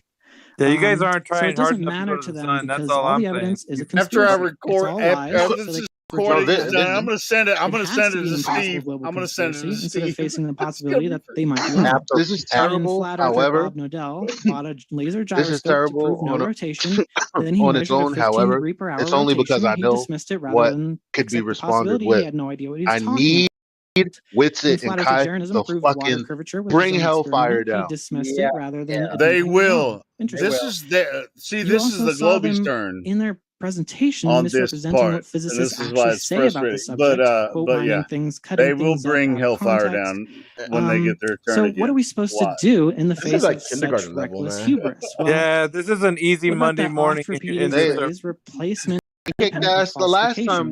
with The excuse for why they can't with the produce a old girl. working map. Old girl is kind of more The like she so-called said, falsifications come down to a few typical misunderstandings, like why no one accommodating falls off the to the bottom, conversation. quote While there unquote, was how this curved really water can be level, how the obnoxious atmosphere hard stays hot guy, to the the earth guy that next to a was just like vacuum. more disruptive. Properly understood, This real guy physics, seems like like gravity, he's explain all gonna this be and a actually necessitate snarky a globe shape, version of that, falsifying and and the woman is replacing gonna flat be Earth at the exactly same what you time. guys just heard. Flat earthers Exactly what I just universally described. reject gravity, and it's kind for of good reason. moderate, If you modest, understand gravity, you can't and really be a giving flat her earther. view, which is actually honest. Okay. I'm saying she's gonna give it She's in as honest honest and a way as ignorant, possible. right? She's honest and Well, ignorant. I'm not So a even. couple more It's not slides that. here. I'm Almost saying done. she actually Second point, sticks to the rhetoric other than that she's learned. gravity, I would That's like Kai unlike to exactly. most explain of the how the people that stars come in. rotate in different directions depending on the hemisphere, because it's not physically possible on any flat plane. And let's see. Yeah, this guy's definitely more of an Thirdly, anti-flat earther. the feed you saw for most of this presentation was the live feed from the Himawari 8 Japanese weather satellite, a non-NASA installation. I think you give us better and flat arguments than earthers he can does. falsify it at any time. Just go find weather data that contradicts the fakeable live feed. This is what you have to deal with. They will not do this. And then the other photographic evidence I want to bring up is the photos hot of the information, curved right? water at Let's Lake bring in Pontchartrain. some really hot So new let's discuss. information Thanks. about the globe. You got it. And with that, we're going to jump into open conversation. Want to let you know, though, folks, as mentioned, a lot of juicy debates coming up that you don't want to miss. For example, at the bottom right of your screen, I'm pulling up this new one. Are trans women women? It is going to be a controversial one between Vaj and Dr. Bogardus as they collide next month. Do yourself You a don't wanna miss favor, it. don't bother. Hit that subscribe button. With that, we're going to jump That's what into Steve open does. But I conversation, mean, as mentioned. Thanks so much. he has a heart Austin, Kai, for this, Taylor, or Jen, otherwise he Ford. would do it. I mean, Okay, you keep on talking about experiments, so I think Kai has a question for Yes, we have a question for Taylor. So Taylor, what are the 3 constituent parts of a scientific experiment? Well, you're looking for a specific answer, so why don't you tell me? We're just looking for the right answer. Yeah, because you think Let's that just we talk don't about an care experiment. Let's not waste time. Let's talk about Cavendish. Okay, so I will answer the question that you can't answer. It's gonna be good. You have an independent, dependent, and control variable. Okay. And the crucial part is establishing cause and effect. Okay. That's how you conduct a scientific Right. So let's talk about Cavendish experiment, cause and effect. Before you interrupt me. So when we're talking about gravity, that means you have to, if gravity, space-time has to be the independent variable, you have to be able to manipulate the independent variable. And that is not what the current science, which is actually pseudoscience, is ever doing. So No, you don't. That's just a lie. So let's talk about the Cavendish experiment. You don't have to manipulate all those things. So, Cavendish wasn't trying to prove gravity, but go ahead. yes, it does. about hand waving. It proves that there's an Cavendish attraction between masses, which is gravity. Cavendish wasn't trying to prove gravity. It doesn't matter what he was trying to prove. It matters what the experiment shows, and the man Cavendish is irrelevant. So what does the experiment show? It shows an attraction between mass. End of story. No, it doesn't actually. Yes, It's it very does. it's actually very inconsistent. End of So are story. you claiming that you always get the same results? No, that's the point of experiments, is you can repeat them. Right, it has less than a 10% sometimes the experiments have errors. There's a torsion element to it. Some people get the torsion element wrong. Okay, so but Can't have you the agree string that, have any torque in it. do you agree that if you do an experiment 10 times, and then you only get the right result one time, and you dismiss the other 9 to use your error and just cherry pick the one out, that's not actually science. So 99% of the time you get the same answer, and it's mass attracts mass. That's incorrect. Which is Wait, not wait. even, How did he get? also been How did he get superseded that from what by, Winston just said? Wait, I want to hear it. I Einstein want to hear it. I invented want to hear it. space-time. No, It's not even- Cavendish was not overturned by Einstein. They still No, use no, that Newtonian. experiment. Newtonian physics. So you said mass attracting mass. That's saying that gravity is an intrinsic property of matter. That's Newtonian physics. It was superseded in 1915. Gravity is no longer considered an intrinsic property of matter. That's fine. There's It's still an textbook, attraction it's between mass. well documented if you just research it. I can There's pull up not some a- academic quotes for you if you would like. There's not an attraction I between remember you mass- mentioned something about a stationary plane and a dielectric plane. Would you Yeah, where's the experiment for that? Wait. Before that, would you like to concede to move on. that Absolutely not. You're lying right now. That is a experiment that absolutely shows attraction between mass and mass. When you put two heavy masses next to each other, they will always be attracted to each other. And you can take out the many variables. That's what the torsion bar is for. You take out the variable of spin and torque. You better hit him with take it the off the ground, you take out the variable of friction. Anytime you put the two whatever masses next to each magnetic other, force is they will stronger. attract each other. You can Hit them switch with it them, right and the now. experiment will God spin damn it. the other way. You can What's put the the masses on the independent other side, variable? and it will immediately be pushed to the other side. Yeah, but we don't want. Okay, again, you're just saying don't that, want but them I've to lose actually their researched shit, it in depth. It does not consistently work. But the real problem, I'll just go ahead and cut It this does. off. You're lying. I'll go ahead and cut this off at the head for you, man. You didn't control for the shit. variable of electrostatics, which is 10 to the Oh, you're gonna 39th power destroy him stronger than gravity. now. So even if it was consistent, which it objectively isn't, the attractive force there that's Yes. objectively and measurably there is 10 to the 39th power stronger than gravity. Can you rebut that for me? Ooh. Yep, because you can put you can test for that by putting the the actual same type. physical answer there, if you want to get technical, is that gravity acts over 1/r squared. Or falls off as 1/r squared, and electromagnetism falls off as 1/r cubed. So what you see is exactly what you would expect, but you have to Where you interpret get it R? correctly. It's a question. Electrostatics is Why are we even able to stand up? I mean, let's give no! Oh no, she did. No, give them wait, a wait, chance, wait, like, wait, if they're right, wait. basically what they're saying is that we have this big I globe told and you. we're sucked into towards the center of it because it's so the wrong massive. way, lady. And then the question becomes, well, why aren't we just a big flat pancake on the ground sizzling? And the answer is because we have electrostatic torsion holding us standing up. I mean, in a way, it's a bit of a miracle that we're able to stand up and ambulate so easily. Well, they have Ask to have anyone who's just trying to program a I need robot to to walk. invite her to the And it dinner takes them a party. really long She time to doesn't. I've hang never up heard and fall anybody over in a say ball. that. She doesn't. I'm being a bit hyperbolic here, but That's a concession. just so you know, the electrical gravity torsion, equilibrium point, that's exactly what you would expect for Bless a the globe. souls. It's just that Okay. when the gravity force is 1/r squared versus electricity is 1/r cubed. So in very close distances, electricity is much stronger. Over longer distances, gravity is stronger. But And then they that's have just a balance claim. point. That's called a begging the question fallacy. So we're actually It's not. disputing that It's very not. thing. He just invoked Newtonian physics, which No, I is didn't. over You're lying again. So are you saying Einsteinian physics is mass attracts mass? That is an observable fact, whether you're in Is Einsteinian the physics theory or of not. relativity? Does the theory of relativity say that mass attracts mass? No. No, but Okay, it so doesn't because falsify that's outside of necessarily the the theory of Newtonian. relativity.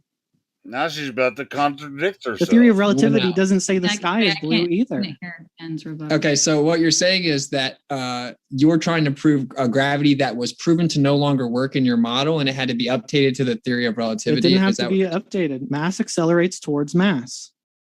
mass no That was longer not attracts overturned mass? by Einsteinian physics at all. All And he it needs doesn't to say matter is if it's story. electrostatic or not. Mass Okay, accelerates first- towards mass, whether it's Okay. electrostatic or not. Okay, yes, I understand. First of all, gravity is the effect of the bending and warping of space-time according to the theory of relativity. That has superseded Newtonian physics. The reason electrostatics is Irrelevant for important the is purposes because of the debate. well, you're trying to prove something that doesn't even happen to exist in your model anymore. So Irrelevant. No, that's a discuss lie. gravity, It we need exists. to- if we're gonna Gravity discuss exists in gravity, we Einsteinian need- physics. Stop lying. not mass Go ahead. attracting mass. I want to be sure to be here Mass from Kai, accelerates just towards as mass, it's yes. Just to hear, No, hear it's from not Kai. the Sounds like you have same something to say, Kai.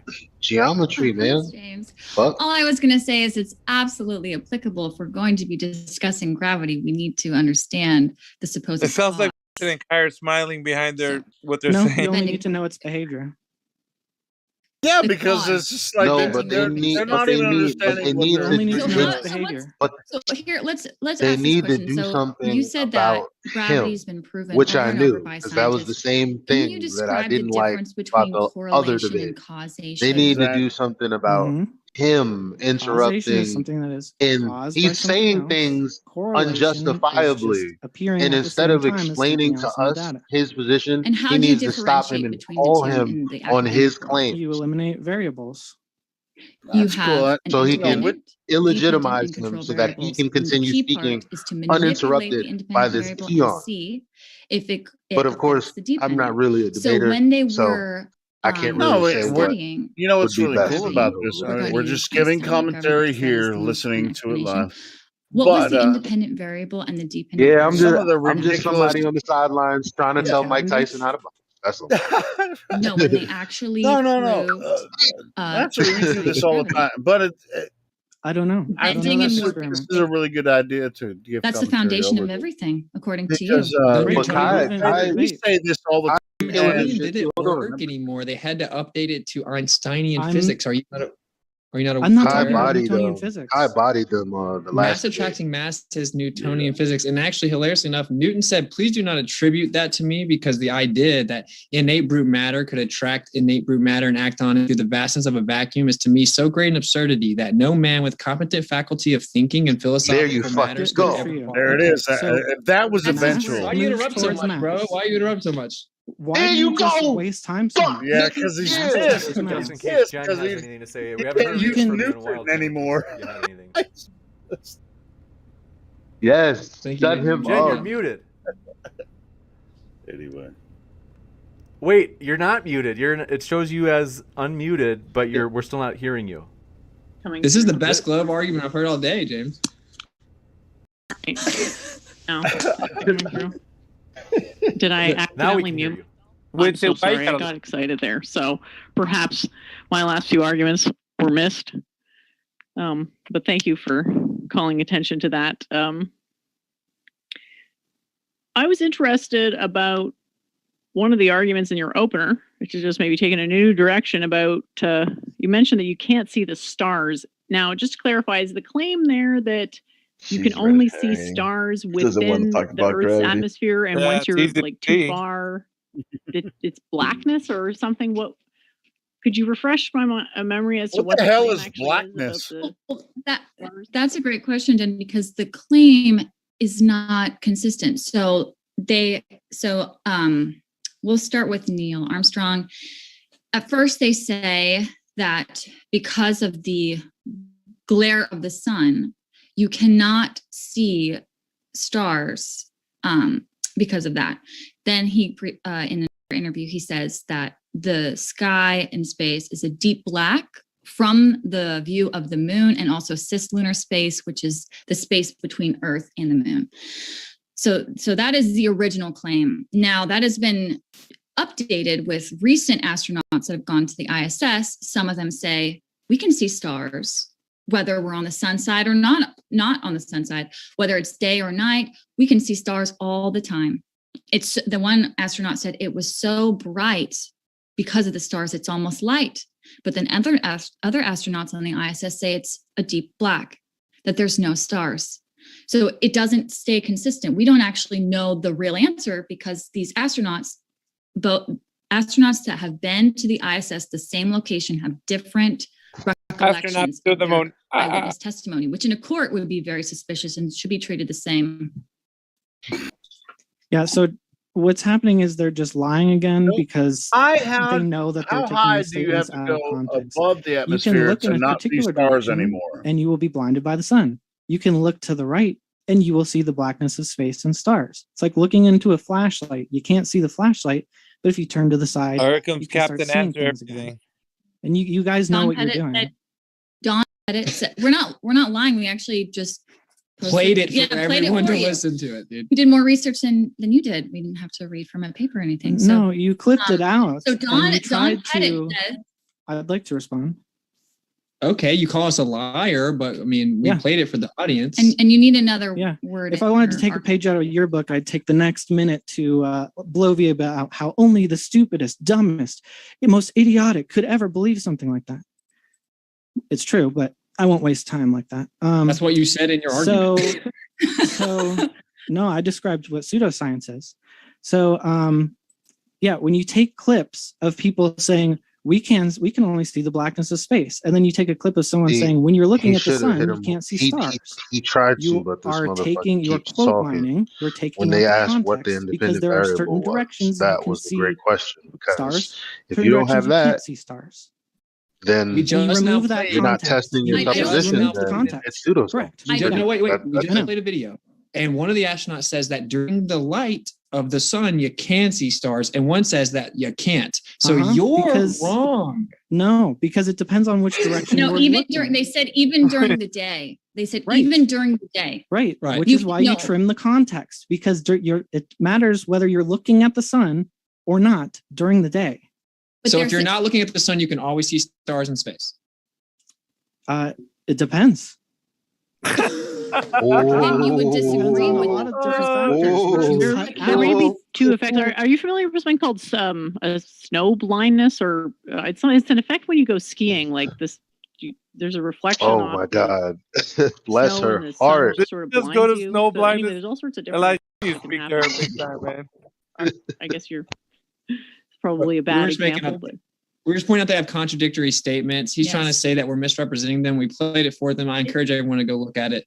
It's possible that within the atmosphere, there's more twinkling caused by the atmosphere itself. It seems maybe that you're having trouble understanding how there can be an atmosphere. Did you give any thought to what I said last time about the moon being the thing that's holding the atmosphere? What? That sounds wild to me. But it's totally wild, because we have to contend with what are apparently contradictory but not contradictory boundary conditions or binding. Ooh, she's getting a little saucy. Yeah, that's a bit saucy. saucy. The speed of light is 3 times e to the 8, so that's like 3 with 8 zeros meters per Step second. aside with it. Let And Kai that's handle very this. fast, very fast compared to the speeds that we're used to. It's a And global then you get some. Sorry, go ahead. global conspiracy, but they can't get their story straight somehow. Stop self-projecting. Yeah, our story or the astronauts who literally say you cannot see stars. Okay, and these are just a few of, there's so many of these clips. They say you cannot see stars in space. It's called a hostile witness, bro. But if you were looking at our star, because it's so close, our sun is so close, okay? If you're looking towards our sun, you're not going to see behind it, because all the light from the sun is going to be glaring in your face. And Don Pettit literally said, even when they're looking at the sun, they still see stars. You can see all of them. That's what they're He saying. said when it's daytime. So wait, okay, whatever. I have to address something because my homie Bob, right? So you just now said that whenever he used a gyro and he found the degrees, he didn't want to accept it and he dismissed it and all stuff. That's actually just patently false. So what happened was he actually ended up taking the gyro to different altitudes at the same latitude and got over a degree in variance. So would you agree that if you use gyro to detect the axial rotation of the Earth at a certain latitude, but then you change altitude and then the degree changes, that refutes the idea that it's because of axial rotation? no, because you're still measuring rotation. At the same latitude, it's just... Since you clearly have never done any science at all. You've never had to calculate your... They're running circles around it right now. You've never had to... You're clearly demonstrating you don't understand what a margin of error is. No, but can if you there's answer the rotation question? measured, Sauce in the sauce, bro. I did. I said no. If there's rotation measured, then the rotation is measured. Hey, It but doesn't would matter the if there's a rotation margin of change? error. Would the When the rotation Earth- change if you keep the same latitude on a globe? It could. Was he in a different location on the globe? He was at the same latitude. But I thought you had a bunch of quotes before saying all these physicists couldn't distinguish their measurements from a flat, stationary surface, and now you're saying you can. That's measure. true, but this guy claims that the gyro proves the Earth is spinning. So I'm going to see if he even understands why. So on a globe, there's latitude did he lines cite that? on a globe, there are lines of latitude, and the Earth spins at different rates based on the size of the sphere. So if you stay at the same latitude, then this axial rotation remains the same no matter where you are on that ball if you're on the same latitude. Isn't that right, Taylor? Nope. And Bob, he thought it would. Oh, this is so Yo, good. Matthew, are you rolling with him? Is this your man? Margin of error. I'm not done with my statement. He's not very good at debate. Whose man he is did this? Could it be that experiment Earth's said not a globe and it that doesn't matter this how machine good a will debate work you are? if it shows rotation? Nah. Somebody come Then get that their shows son. rotation. If it shows degrees of rotation, then that shows the rotation of the Earth. Then he changed his story. He said, Okay, "Well, actually, it's what happened- the degrees of rotation changed. Therefore, the machine doesn't work anymore." No. I actually know him. You're avoiding the question because it destroys you. So the margin I of answered the error for a question. gyro, the margin of margin of error can give you up to 2-degree variance. Margin of error. Sure. Why does it always stay the same? How come the margin of error always changes at a different altitude at the same latitude? Wouldn't the margin of error be consistent at all altitudes? Not necessarily. Okay, so appeal to what if incongruity. gravity changes with how far you are from You're the center of the planet? That doesn't change the speed, the rate of the Earth spinning. Yes, though. it changes the speed of time, which I know, the rate of time rather. But that's not what the Precisely gyro what doesn't relativity is detect saying. time. Altitude Gyro does doesn't change the detect time. diameter slightly, so The gyro doesn't detect time. So try again. I said nothing about time. Okay, so here's the deal, man. What you're just saying threw that her he's under the lying. The bus. truth is that the gyro, right, a ring laser gyro, didn't say he's it uses lying. this. It uses the Sagnac effect. Okay, it was discovered by a dude named Sagnac. He says it's a vortexual movement in the ether. Now he was not aware of that at the time. He said, "This is interesting. We have 15 degrees. It doesn't look good right now." So then he kept looking into it. He decided to test it further. Actually, a professor told him an idea that you can test to see if it's the vortex of the ether moving or if it's the Earth moving by keeping a certain latitude but changing altitude. When we did that, it changed over a degree based on the altitude. That debunks that it's because of axial rotation. So you make up the ether, even though that was disproved. Okay. You can't respond to my point, man. So Yeah, he's not responding. we can move on. You're I wanted to invoking shout out a Bob. magical field to describe how your experiment failed you. Fun. No, I'm not invoking a The magical ether field. See, is a magical field. Falsification is independent of replacement. What I'm saying is you're claiming that it's because of axial rotation, but if you maintain latitude and change altitude, it changes, debunking your claim. I can offer a replacement. I don't have to, but I'll go back to the very person that discovered the effect the ring laser gyro is built using, which is called the Sagnac effect. What he said was it was the vortexual movement in the ether. That's all I said. I don't have to replace it. Your claim is wrong. It doesn't prove the Earth is spinning because it changes at different altitudes. How come he thought it would prove the Earth is spinning before the experiment ran, and he Yeah, only he changed doesn't- his mind after he failed? He had to further research it. That's called actual He intellectual had to honesty. accommodate his Can failure. I just ask, like, did can't Sagnac rebut me, conclude bro. that the Earth was flat from his inquiry? Because ether model doesn't mean flat Earth. That's two different, Liza, that's two get her different over classes here. of models. That's right. But in his opener, he tried to call out Bob and slander him. So I exposed him for not knowing what he was talking about. And I told the true story because I know him personally. And the truth is he went to different altitudes and it debunks the claim of axial rotation. It's so we can unsafe move to on now. I mention just the wanted to ether, call out though. his slander in his opener. So it has nothing to do with if the Earth is flat or not. That's true. Even though it measured axial rotation both times. Interesting. It literally So- didn't, though, because it changed up. So How do you not get it? you can't actually replace the model. One reason is what I already mentioned, is stars. I'm just responding to what you said.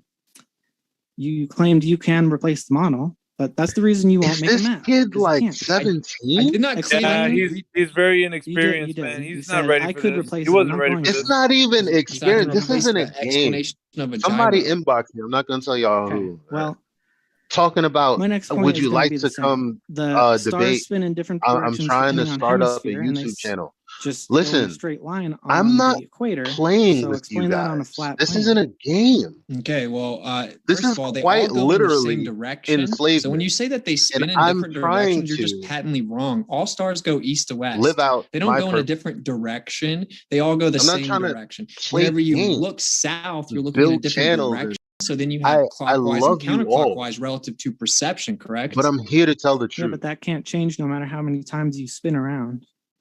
No, it changes based on which direction you're viewing it. No, it doesn't. Perspective It changes on which hemisphere you're on.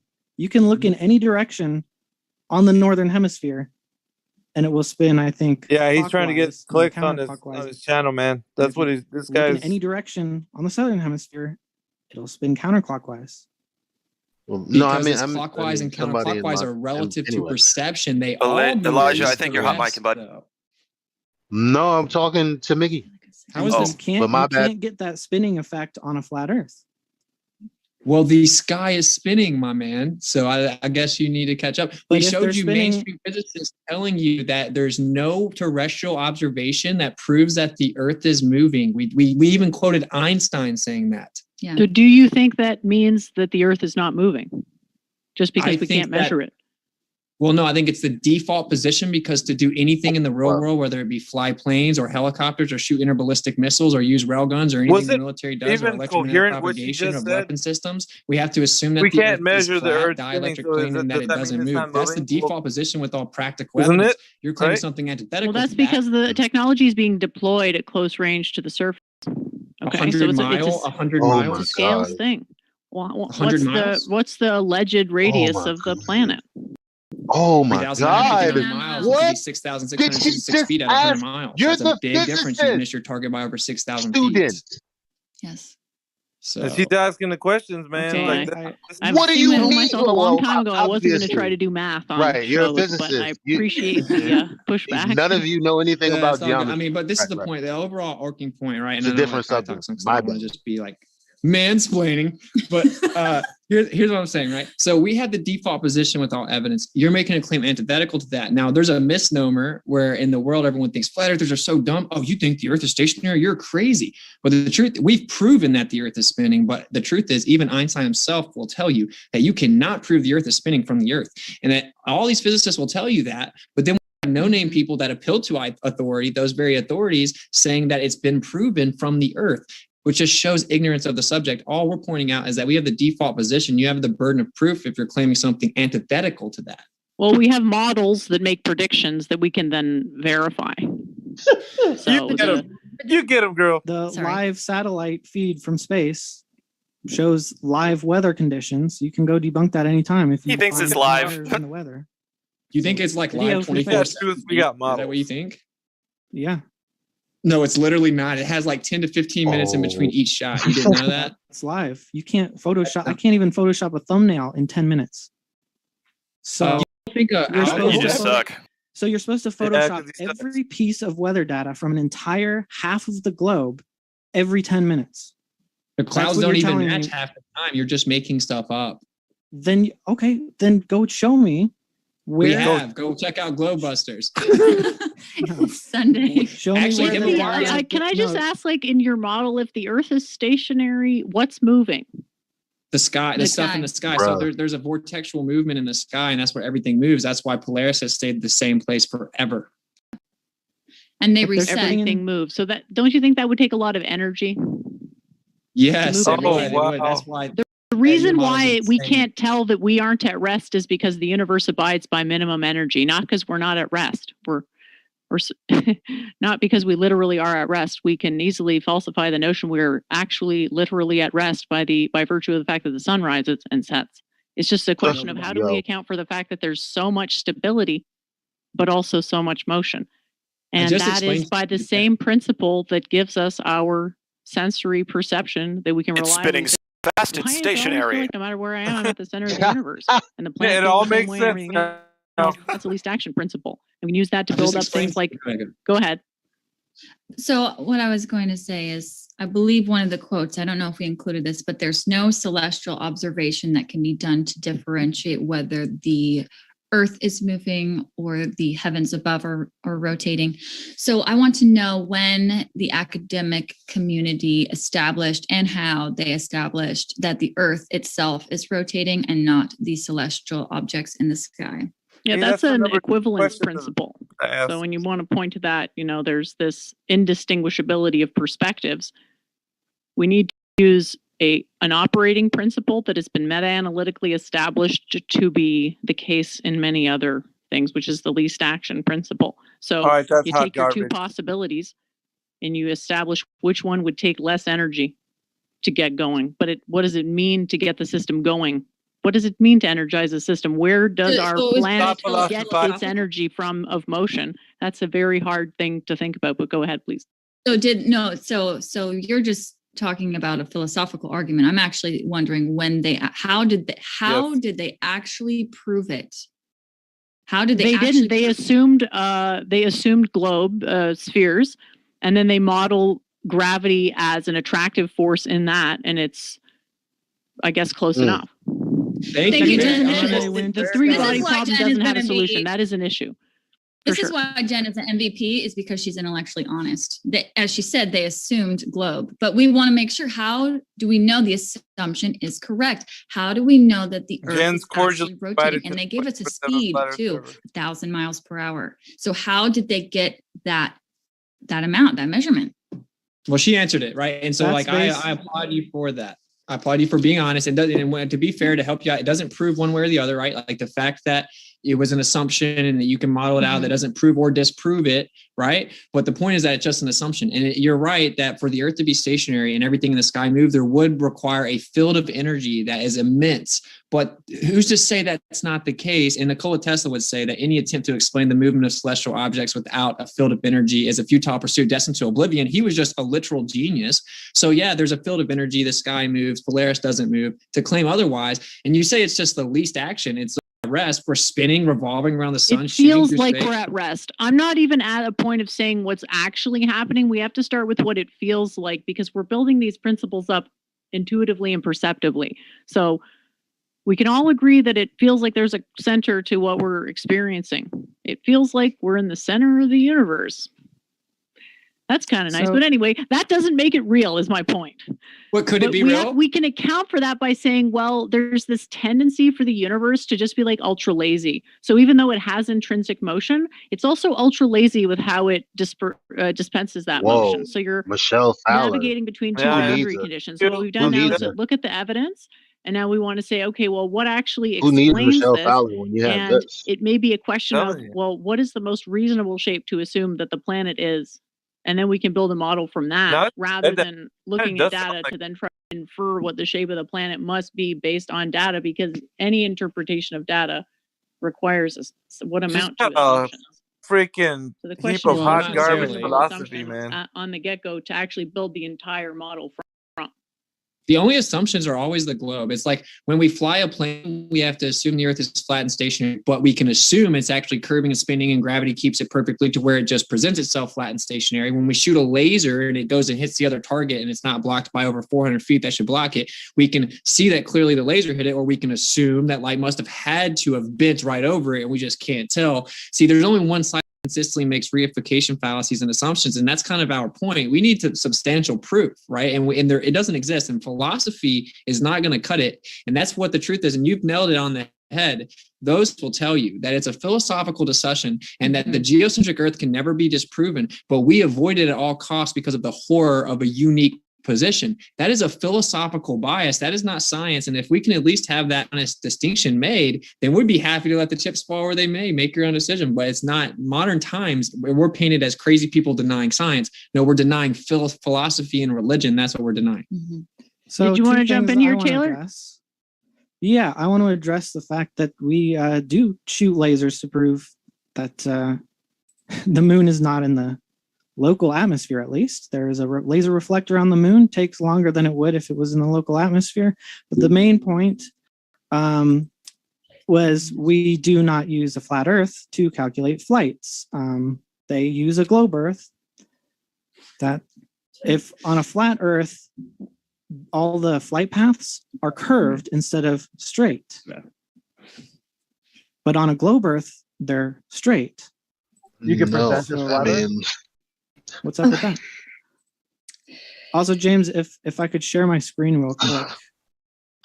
He's just a young kid, man. I just wanted to make Taylor aware that the mainstream says that the moon is in the Earth's atmosphere. Elijah, did he too? Are you aware of that?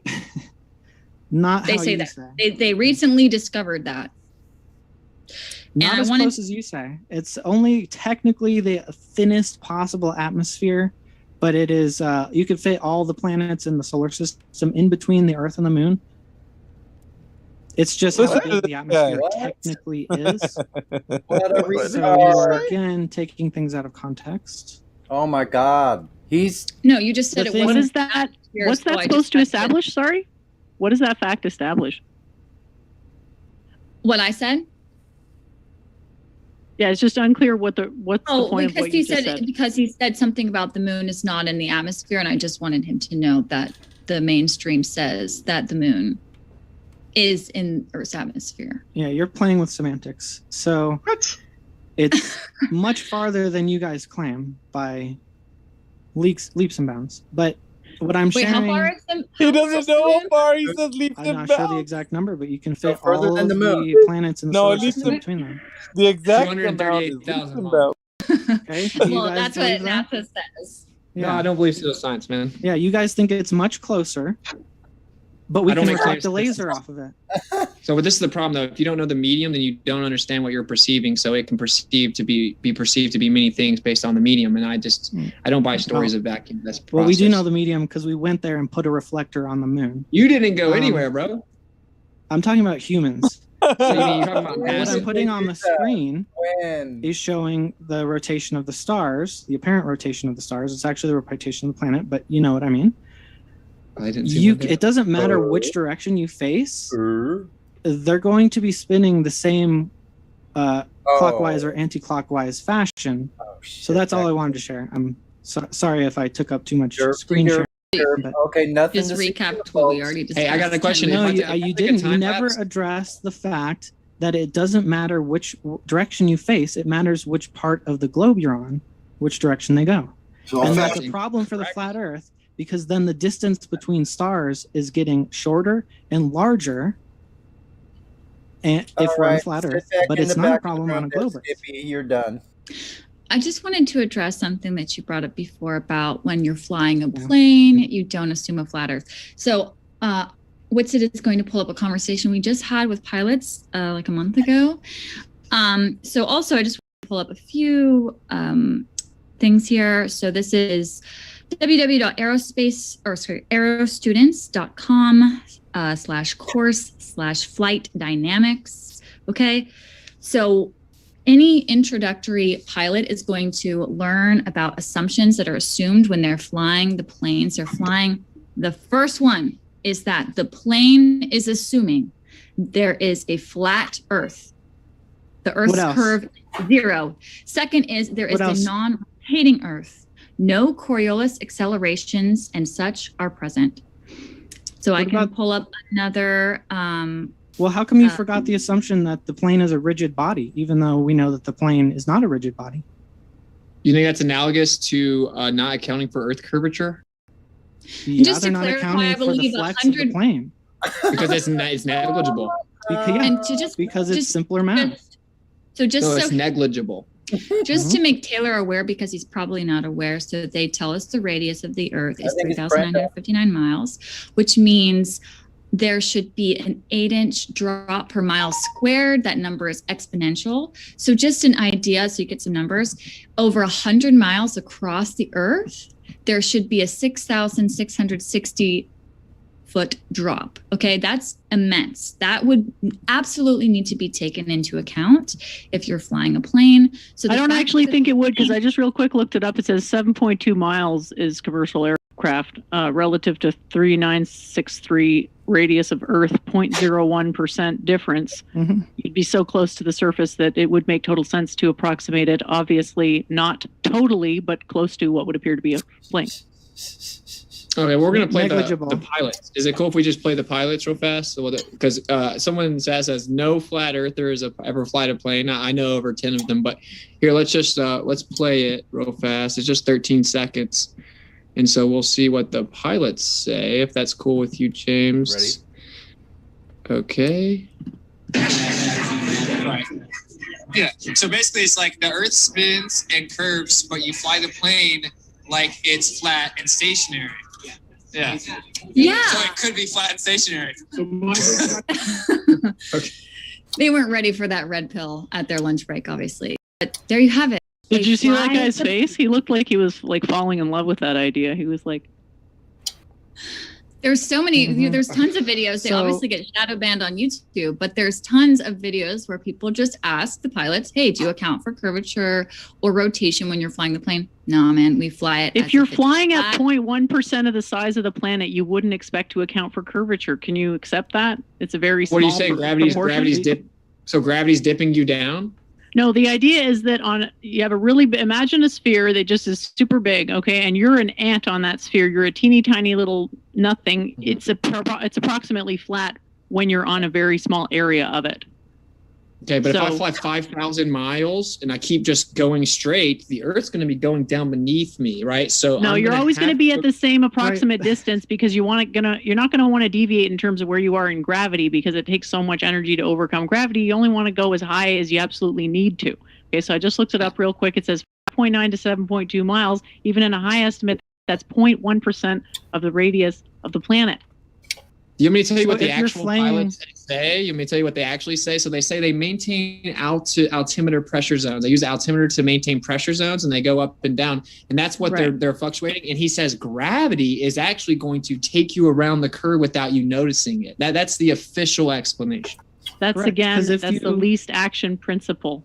That everything is saving energy to the greatest extent, meaning that geodesics happen spontaneously, and a geodesic in flat space is a line, a straight line. But a geodesic on a sphere, the shortest distance between 2 points, that's something called a great circle. So there is some curvature that happens, which can be followed. Do But this is circles extremely happen on- hard a circle to happen on a visualize. flat This I wouldn't start there if I was trying to actually understand what's going on here, because you got to really put yourself in the position like you're an ant They let on an her- anthill they trying to let her figure take out it away something from- that is no. inconceivably gotta go larger back than you. to- So it makes a lot of sense to acknowledge what seems what does attractive that- to believe, but also to realize that Have to do with we their weren't built previous to conceive argument. these things. Doesn't mean we can't eventually get to the right answer, but we should Yeah, be she very kinda cautious wait- and skeptical and That hand it is over. just But they smart, let her. though, because the radius is a certain size. If I'm 1 foot off the Earth, I would see the curve of the There Earth you just go. Come 1 mile away. So it's not just too big to see. I would see it 1 mile away. If you start flying There off you of go. the Earth in a straight line, eventually Nope. you're going to be going Nope. basically straight upward. So you're Into going to outer have space. to actually be adjusting to to Nope. maintain a straight upward position. Did you not You just don't hear need to what he just adjust. said? It has to conform with the ball.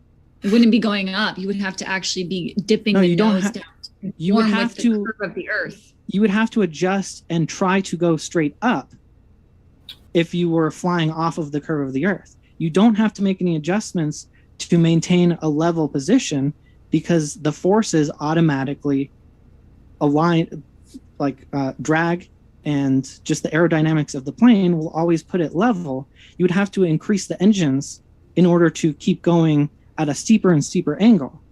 Okay, your answer is gravity pulls the plane around the ball. If you don't want to absorb it, I don't care. That's objectively what it is. But here's my I question. Here's my- actually So we said fly the aerodynamics. plane- We fly So the plane listen. like we fly the plane like the Earth is flat and stationary. So could it be flat and stationary? No, So it would be different. We'd have to fly planes different on a flat and stationary Earth. it Well, would be address- impossible based on what physics we observe for it to be flat and stationary. It would violate gravity, which is something we can Gravity was verify. made to explain. Gravity was made to explain the Earth being a ball, though. So that's so backwards.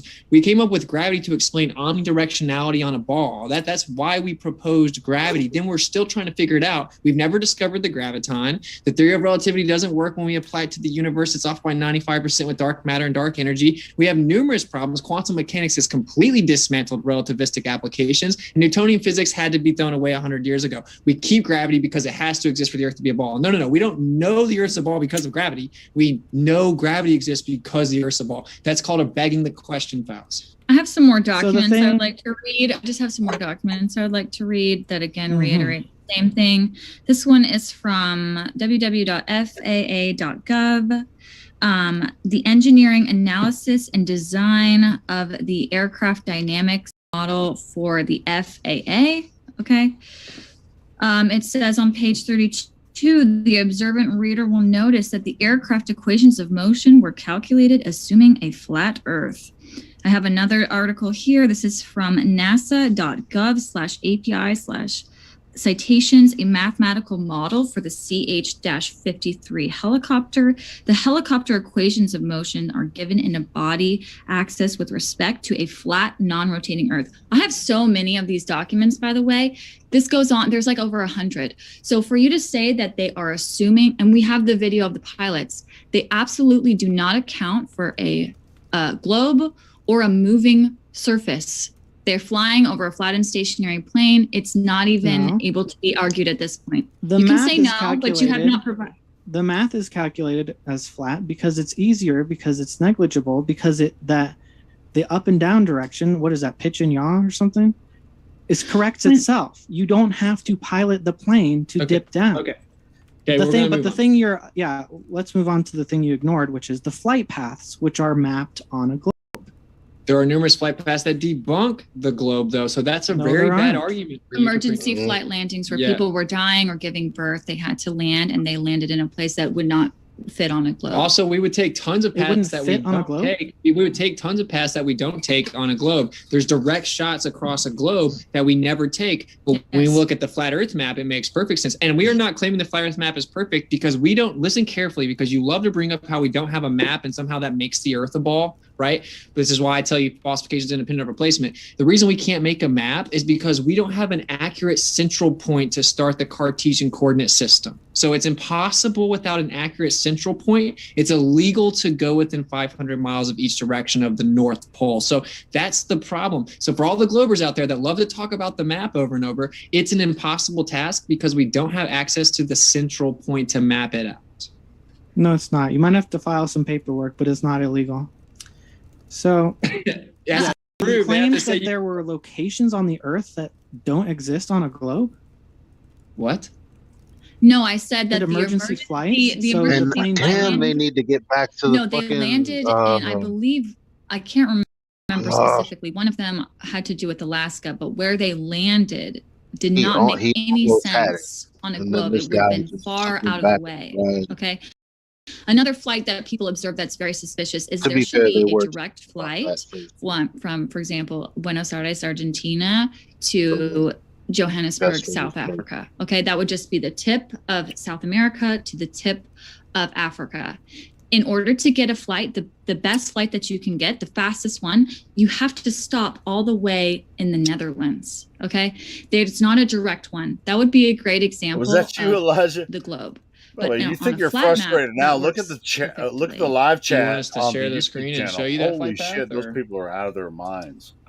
Sure, because I got a flight path to share with you as well. Cool. We have all kinds of them. There's a flight path that goes right past that. We're about to show you the actual flight path, my man. And so I don't understand why Globers bring this up. It's really weird. It's really weird. Because it debunks the flat Earth. It doesn't, though. It doesn't. That's what I'm trying to explain to you, my man. Flight paths don't help you. I promise. Well, I don't think we ever got. Oh, I can't hear you. Oh, Jen, we lost. She's having mic trouble. You're muted, Jen. Can you hear us? It happened again. Okay, no worries. I'm so sorry about that. Boomer tech here. I agreed with you that it ought to look flat if you're sufficiently close to the surface. So it's not about looking flat. It's about being obstructed. Makes sense to model it as flat, even if it's a sphere. Yeah, it just happens to work out perfectly. That's the answer. Gravity makes it work out. Gravity accounts for the curvature that you would have to account for. That's the actual answer. We know the answer. You're basically staying at the same level of the gravity field because that's the minimum energy solution, is to deviate minimally from a stable gravity field. So if you can get into a point where you're between two pressure gradients and you're sort of sandwiched between them, you just ride that and it remains stable approximately if you're at a same distance from a globe. Well, you have to go up and down, actually. So actually, you don't just maintain the same. My you have gosh, to go up he and down. doesn't even We have a understand. 13-minute conversation with pilots explaining it in depth. Just get back to. And our point is, it's just to address the misnomers. It's like they say, you can, if you Google it, you can see the curve of the Earth from a plane. No, you can't. I just now asked two pilots right after our plane landed, do you see curvature up there? No, of course not. So it's flat up there. Yeah, of course. They don't even hesitate. Anyone that's actually flown a plane, I used to work at an airport, I know many of them. Everyone knows that the Earth looks flat in a plane. Everyone knows you fly the plane like it is flat, and everyone knows you fly the plane like the Earth isn't moving. You can say, well, yeah, it just appears that way. The equivalence principle, relativity, oh, it makes it look that way. Gravity makes it. It makes it look and that way because of the relative size. Okay, you are 0.1% of the size of the total planet off the surface. So the amount of area that you're capable of seeing relative to the total surface is quite small. Okay, so Google's definitely wrong when it says you can see the curve of the Earth from a plane, then, right? Well, that's unclear exactly what that means, so let's just put that to the side. But I'll grant you that it's very clear when what you're that in a plane, means. it can definitely look We like know what what that you're means. looking down at is flat. However, if I was going to agree with you and say, yeah, the Earth is flat, what I would expect to see under that model is I could look out and see all the way to the other end of the Earth. And so it's a question of, well, why can't I see that? Why does it disappear so predictably at that point? Why can't I see Mount Everest atmospheric fluctuation from New York? Kai, come in and crush her. In your model, it is physical, but here's a flight path right here from Santiago to Johannesburg. Yes. Shut up. Let Kai speak. So right here, you see on flat Earth, it's a straight direct No, Kai path. said, "Let me speak." I knew because I knew she would have. Out of your way, because I know what she would say to that. Down. Yeah, I know. You could fly straight across the South Atlantic Ocean, but no, you go hundreds of miles out of your way and come back down. There are probably 30 of these flights, though, which is why I don't understand why Globers bring it up. So But now he's getting back to the main on the point. flat Earth, but he's getting back to the main so we point. added hundreds of unnecessary miles to go out of our way. Is there a rebuttal? But they don't, so I have realize my it. own flight path They're on that. to share.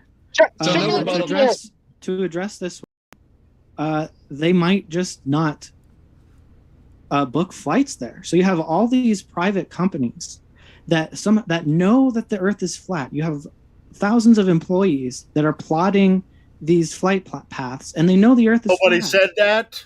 Globally, every single company ever without says fail, that. and they all say Nobody on our the Earth side is flat, ever says or the that. Earth is a globe.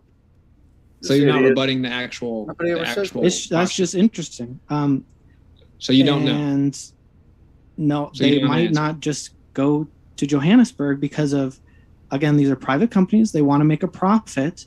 So maybe there are more flights to the north of Africa than the south of Africa. So there never are happens plenty ever. of explanations.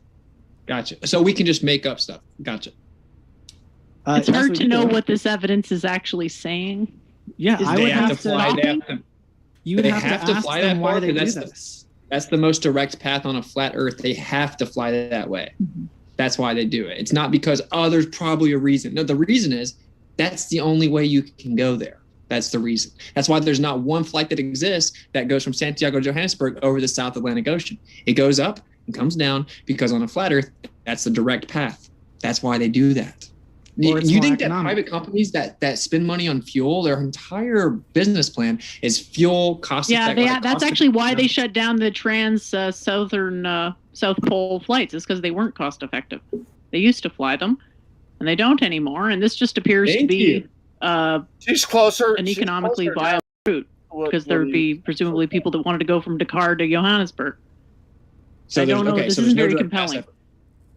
Okay, Well, you brought there a is. flight It's just path. not economically viable. I mean, it's not even clear what a direct path means, right? So you got to be really clear as to what, because we're not even Oh agreeing my as to God. what if we don't agree on the shape By and a the direct way- path, we're not talking about the same thing.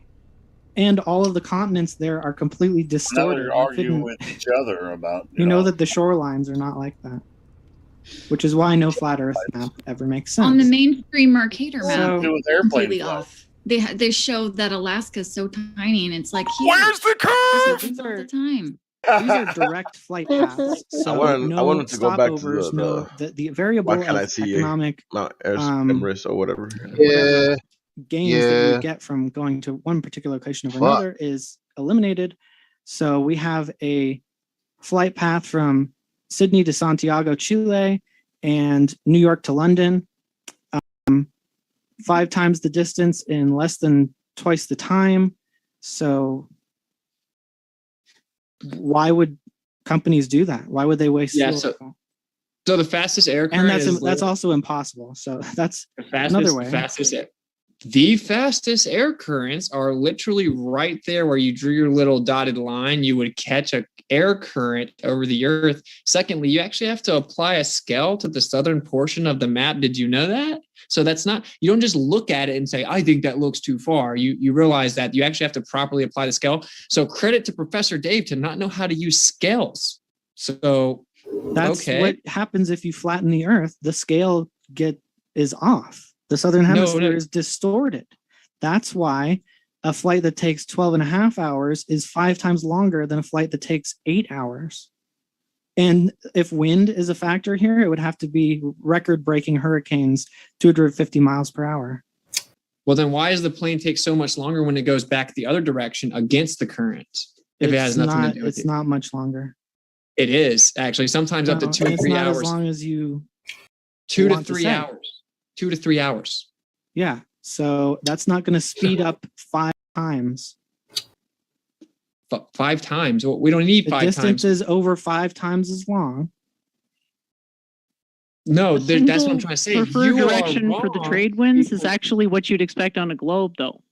I'm trying to explain to you guys that globe is constantly getting a different edge of the sun, and so there's preferred direction for the trade winds to blow. You guys didn't watch the intro where I explained that actually all the currents work better on the flat Earth and showed you how you can actually map them out. But here's the point here. So you're lying and saying it's a certain distance because you're listening to the goofball Professor Dave, and a lot of globe earthers do this, but you have to understand you have to apply a scale to the southern hemisphere.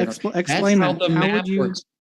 How would you fix the scale of the southern hemisphere? Distort Africa immensely so that Australia and South America are closer? So are you saying you don't know how to read azimuthal maps? Is that what you're telling us? Because you don't know how to read them. Yeah, you have to apply a scale past the equator. It's just like duh.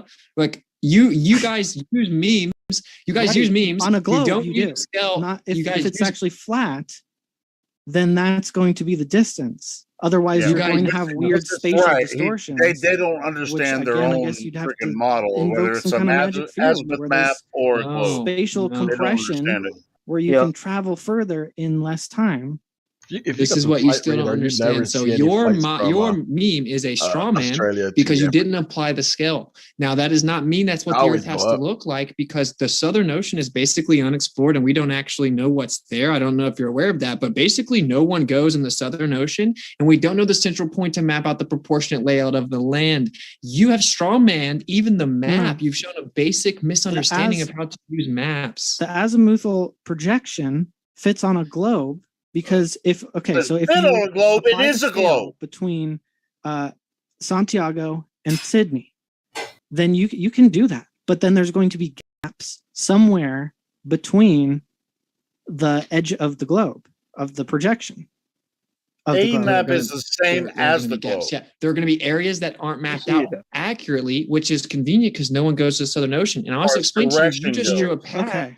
I've objectively debunked you 3 different ways. I'm not going to talk about it for like an hour. You're now trying to debunk me with continents you're claiming that you haven't discovered yet.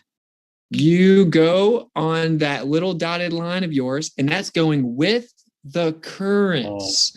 When you go the other way, the flight takes at least 3 hours longer. And then to tag on to that, this flight basically never happens. We actually wanted to go try to do it, and you can't find a one-way. You guys just like to draw lines on maps and make up stories. This is a very rare flight if it ever happens, and it's much slower the other way, proving that the reason that the plane goes faster is it rides the air current. It's just objective. So we can move on. How does that prove? How does that establish a flat Earth? He's saying it debunks the flat Earth. I just now refuted his claim. I didn't make any claim about it proving a flat Earth. I'm making a point that it doesn't prove a globe Earth. Yeah. Right? So we can move on because the jet stream. Yeah, go ahead. She's got another point. Oh, I just thought we'd talk about entropy maybe, since we have the Church of Entropy here. Yeah, well, entropy is basically just another way of saying the least action principle. So entropy is saying that energy is constantly diffused. That's what entropy says. So there's two ends of it. Okay, one end is we observe a tremendous amount of motion, and the other end is it appears that for a lot of our perceptions and observations, things are at rest. So we have to go in between those two boundary conditions and determine what assumptions we need to make to construct a model, how many assumptions we actually need, and in what order we ought to express the assumptions geometrically or algebraically in order to generate reasonable predictions that we can then look up in the sky and say, oh, our model, it's lining up in the sense that it's telling us maybe something like a future eclipse. Entropy doesn't apply per se to cosmology. Entropy is more about life because it's more about thermodynamics. Whereas in cosmology, it's more about what you might call a stasis field. So something that's moving, we can establish that there's movement going on. You can look at the time lapse going across the sky and establish that there's some type of movement, but there's also a perceptually a tremendous amount of stillness, and we have to account simultaneously for both of those effects if we're going to have a satisfactory model, because clearly these other models aren't quite convincing enough in the sense that this debate is still happening. So I do appreciate having a chance to go through these arguments. I'm ready to go to the questions. I don't know how everyone else is feeling, but oh my God, so many missed opportunities. What she's trying to say is entropy will always running. increase, and your name is No, convenient but because they missed the opportunity to talk about the horizon being geometric, and it was almost getting there. Then they went back to the thing due to the where law. Kai Natural had a laws apply chance to your cosmological to claims as well because they make claims about the natural world. Yeah, I was just going to cover within that something, movement, but would you then agree the that high it was just too much Oh, yeah, bouncing around going on. Yeah, it went back to the flight thing. not Yeah, it was like, necessarily because pressure on. is defined relative to a I mean, container, and I you're mean, not always dealing with it. we A know clearly that. outlined fair. container. Yeah, I mean, And maybe, that's where maybe mechanics we'll is really complicated, is when you can't We know they actually were bodied. conclusively say It's just where they it makes already sense been. to claim that it there's was a no boundary, question. because there is no actual boundary, but there are pseudo boundaries and a conservation in some sense Boundary of pseudo condition of boundaries that you can constants, use as a quantum model. Pseudo boundaries. But again, this is Pseudo sort of beyond the Quantum scope of eraser what we as want to talk boundary about here, right? conditions concepts. This is Well, very this is why I clear. wanted to talk about gravity, is because gravity can act as a container for air. And it doesn't matter if it's electromagnetic or not. All that matters is if air particles are pulled toward other masses. Gravity has a singular vector of down relative to the center of mass, and gaseous surfaces and omnidirectional infinite vectors. So a singular vector down to the center of mass would never in any way contain it. That's why it doesn't contain it at the surface where gravity is the strongest. I know your word salad is Wow. Word salad means things don't make sense, but that made sense. It doesn't make any sense. Air When doesn't you just have a- move omnidirectionally just because. Air pushes against, what was that? Air 2 minute warning. We're pushes. going to go into Q&A in 2 minutes. Okay. What the fuck? Air doesn't just just go in different directions. Air will press against other air, so it can move in an upward direction, but gravity will pull that air back down, and it will push against other air until it balances the force of gravity. You have a vacuum chamber and you open up the vacuum chamber. What happens to the air? Double surrounding down, the double vacuum down. chamber? Here we go with the double down. Surrounding the vacuum chamber. You have a vacuum chamber and you open the little latch. Yeah. Okay. It goes. What happens to the air outside the vacuum chamber? What will happen? It pushes into the vacuum. It rushes into the vacuum because letting them do, entropy, because of high air pressure. Take their shovels high pressure and goes dig their own to grave low right pressure. here. Why? So if you have this vacuum up in the room and then there's gas below it, and then you opened up the vacuum, would the gas pressure still go up into the vacuum despite gravity being there? Yes, because it's being pushed by the other air molecules. Okay, thanks for playing. Yeah, We can't extrapolate this metaphor to the scale of the planet, because what you're talking about is a clear boundary. It's something that was vacuum sealed. Please say and you opened it and pressure you calibrated, you can't then analogize that to the cosmos because there's no clear boundary. And I'll go ahead. When Taylor. you look at the scale in the academic world that you could have gas pressure without containment, and they cannot show this. You in the can. definition You of have to gas prove pressure. gravity also. It's in the definition, chemistry.elmhurst.edu. Gas There pressure is the collision of gas molecules against the container. No. The physical container. It's also pressure against other air molecules. So the reason air pushes into a vacuum is because the air molecules are hitting each other, pushing them, and there's nowhere in the vacuum to stop them from getting pushed. So pushing them to what? Without using there is pressure differentials. If you're talking about the scale of the Earth, if you're talking about the scale of a propane tank, that's not the scale of the Earth. There is pressure differentials when you go up a mountain. So the further up you go, there's not air pressing down on the air at the top of a mountain, not as much relatively at the bottom, because it's lower pressure. The thing that's keeping the thing that's pushing the air down is gravity at the top of the mountain.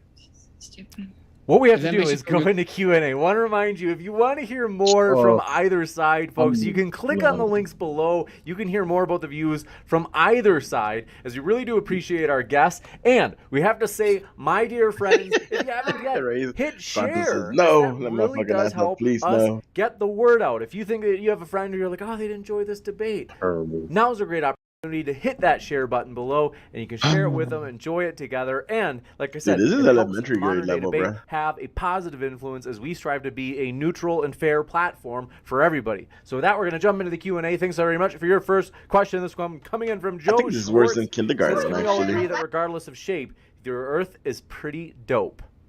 Thanks for that, Joe. Yeah, the Earth is super dope. And thanks for your super sticker from Steven. Appreciate your support. As well as Dr. Anarchy, who says, hey, Witsit, when Blue Origin or SpaceX starts to offer commercial seats on a spacecraft to orbit the globe, would you be willing to take a trip and admit that you have been wrong all this time? Well, if it's just 4 minutes of weightlessness, which is identical to a vomit comment, I probably wouldn't admit I'm wrong. They'd have to let me independently verify it and document it. I also know there's something called a circumference of light. Divergent rays create a circumference of light. You could go up on a flat surface and appear to have a slight curve due to circumference of light. So no, I probably still wouldn't believe it. I know you guys don't like that. If they took me out of space and I could float around and see that the Earth was a ball from the outside, then yes, I'd believe it, and that'll never happen. This one coming in from, do appreciate your question. Will Stewart says, Jen wins, doesn't matter what she says. As well as, you got a fan out there, Jen. He says there are many variables that can explain different testimony about Jen what win, can be seen. doesn't matter how stupid she says. Visor technology, polarized versus not, light refraction, etc. Are you considering this when claiming contradiction? Well, was that question was for us? I must have not followed the question there. I'm not sure. I think it was. They said there are many variables that can explain different testimony about what can be seen. The visor technology, polarized versus not, light refraction. What the fuck is this guy talking about? This one claiming that there's a contradiction. Yeah, that doesn't work when the same person contradicts their own testimony from the same occurrence and experience. This one coming in from Sean Hawkins says, I'm still waiting to see Kai zoom the sun back in after it sets. I think this might have been regarding one of your earlier pictures or videos. Says, so I'll repeat it. They said, I'm still waiting to see Kai zoom the sun back in after it sets. If she can't, she has no choice but to concede to curvature. Okay. Hello, my obsessive fan. There's videos on YouTube, but also once the sun disappears because of perspective, so once it's actually disappeared beyond the vanishing point, then you obviously can't bring it back. So, but there is no curve. It's simply perspective. You got it. This one coming in from Kango44 says, it's very, very, very, very, very easy to measure the shape of the Earth. Humans did it 2,500 years ago. I did it last week myself. It's a globe. Also, buy a telescope. Then you can see what the planets look like. Okay, look through a telescope probably 20 times, so save it. Obviously, putting sticks in the ground is not a measurement. You have reverse engineered a calculation. The calculations are not measurement. Of course, it works the same on a flat Earth. Yes. So why do you have to bring up something from 2,500 years ago if we have NASA getting $60 million a day? It seems kind of weird. Can we get physical measurement, not presumptive calculation? Calculations are relationships between measurements. Yeah, its calculations are synonymous with measurements, though. What did I just say? I'm asking, are they the same? No. So you have to have physical measurement first, right? That's what the sticks are measuring, yeah. Then what are they? What are they? Calculations or Calculate the interpretations relationship on between measurements. That's right. What are the sticks measuring? Angle of the sun's rays. Well, and the shadows actually. But if I do that same thing on a flat table, I can map it out with calculations to make the table a sphere. Did you not know that? You can't, but you know. Okay. It also presupposes a distant sun, Yeah. which they had no way of establishing. And assumes no It's- refraction. Yeah, you're ignoring the time factor, but that's cool. No, yeah, we're pointing out the time factor and how stupid the claim is for Globers to regurgitate what Google told them that it was proven 2,500 years ago. It's ridiculous to grow up. It's not Google, it's the navigators. There's no primary documentation of this actual occurrence. Did you know that? I've got to move to the next one. This one coming in from Kango44 says, showing the planets through a P900 and saying, quote, look, the planets are wandering stars, unquote, is the very height of dishonesty. Anyone can produce very clear images of the planets with a cheap telescope. It's so funny because the definition of planea was wandering star in the past. Yeah, and actually, when you look at them through telescopes, they pulsate. You'll never actually make a static observation of the lights, which is the entire point. And actually, there seems to be an analog and digital difference, which is why the P900 catches the cymatic patterns. This one coming in from Balthazar228 says, do either of the flat earthers agree with Alden's theory of level Earth? Not familiar. Gotcha. That's it. They're just trolling you. I just wanted to see what you'd say, though. Okay, this one coming in from, it's one of Vosh's memes. But Will Stewart says, there are many variables that can explain different testimony about...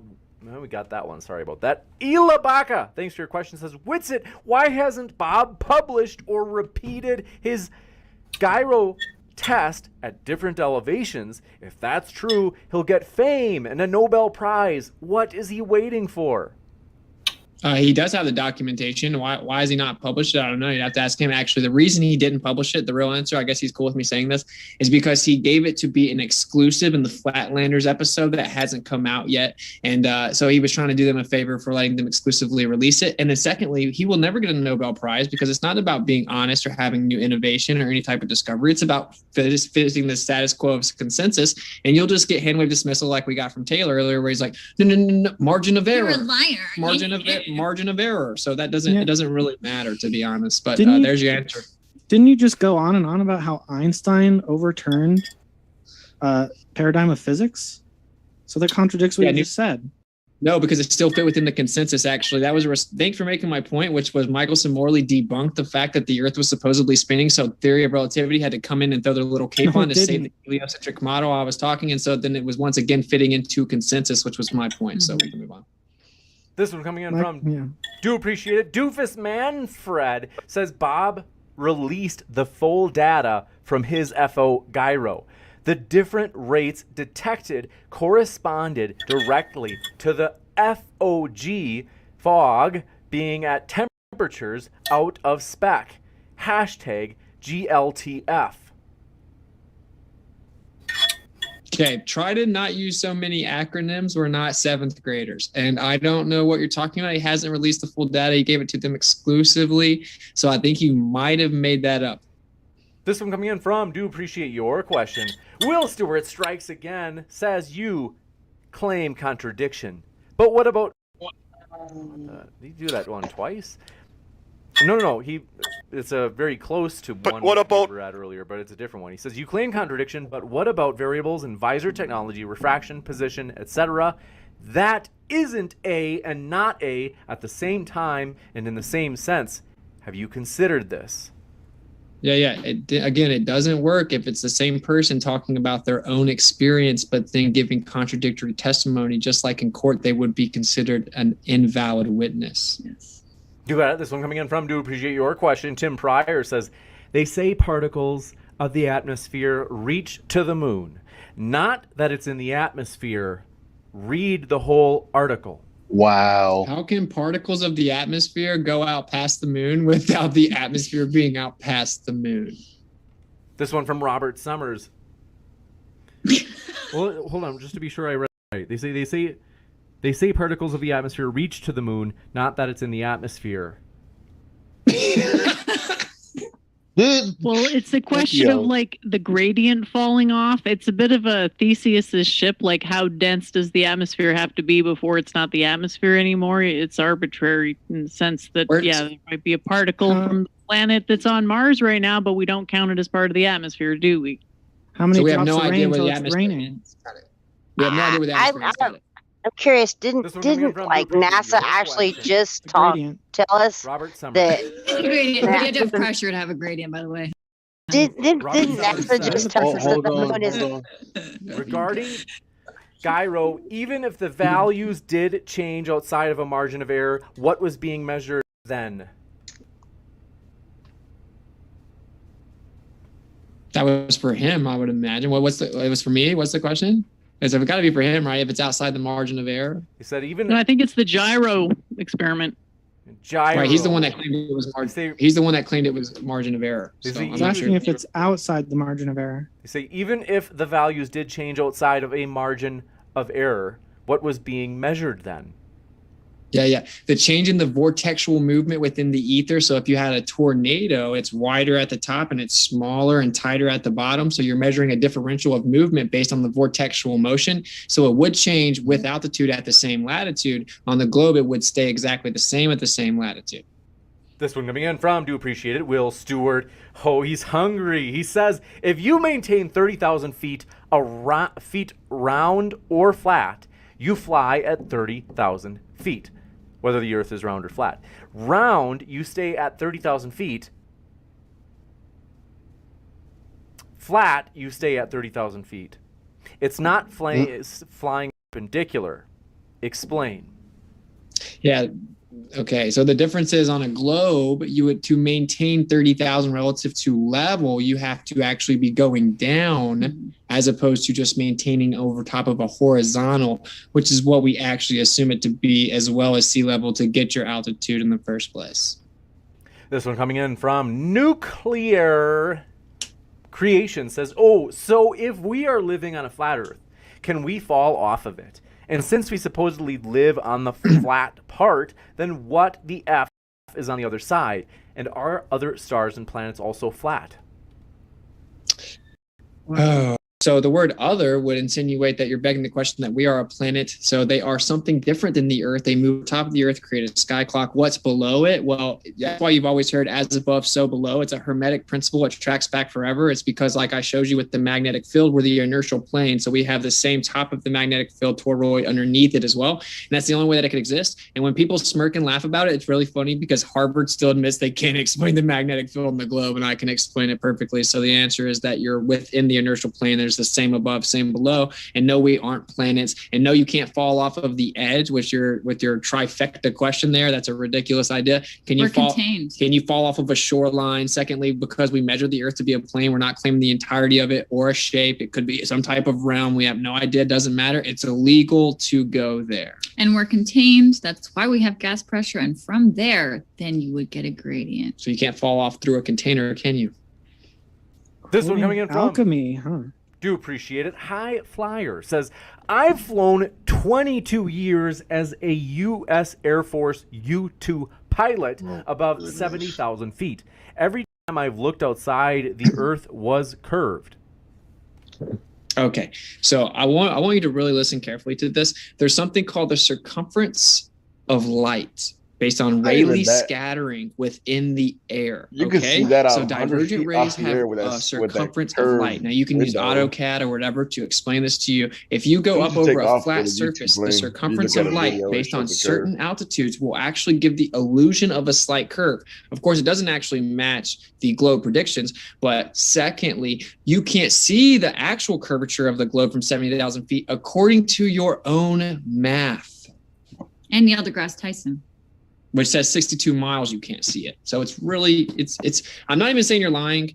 Because the circumference of light over a flat earth, it's possible that you could perceive that, certainly if you really want to believe it, because that is what happens with Rayleigh scattering and a circumference of light. But you wouldn't see the physical curvature according to your own model. Got it. This one coming in from, do appreciate it.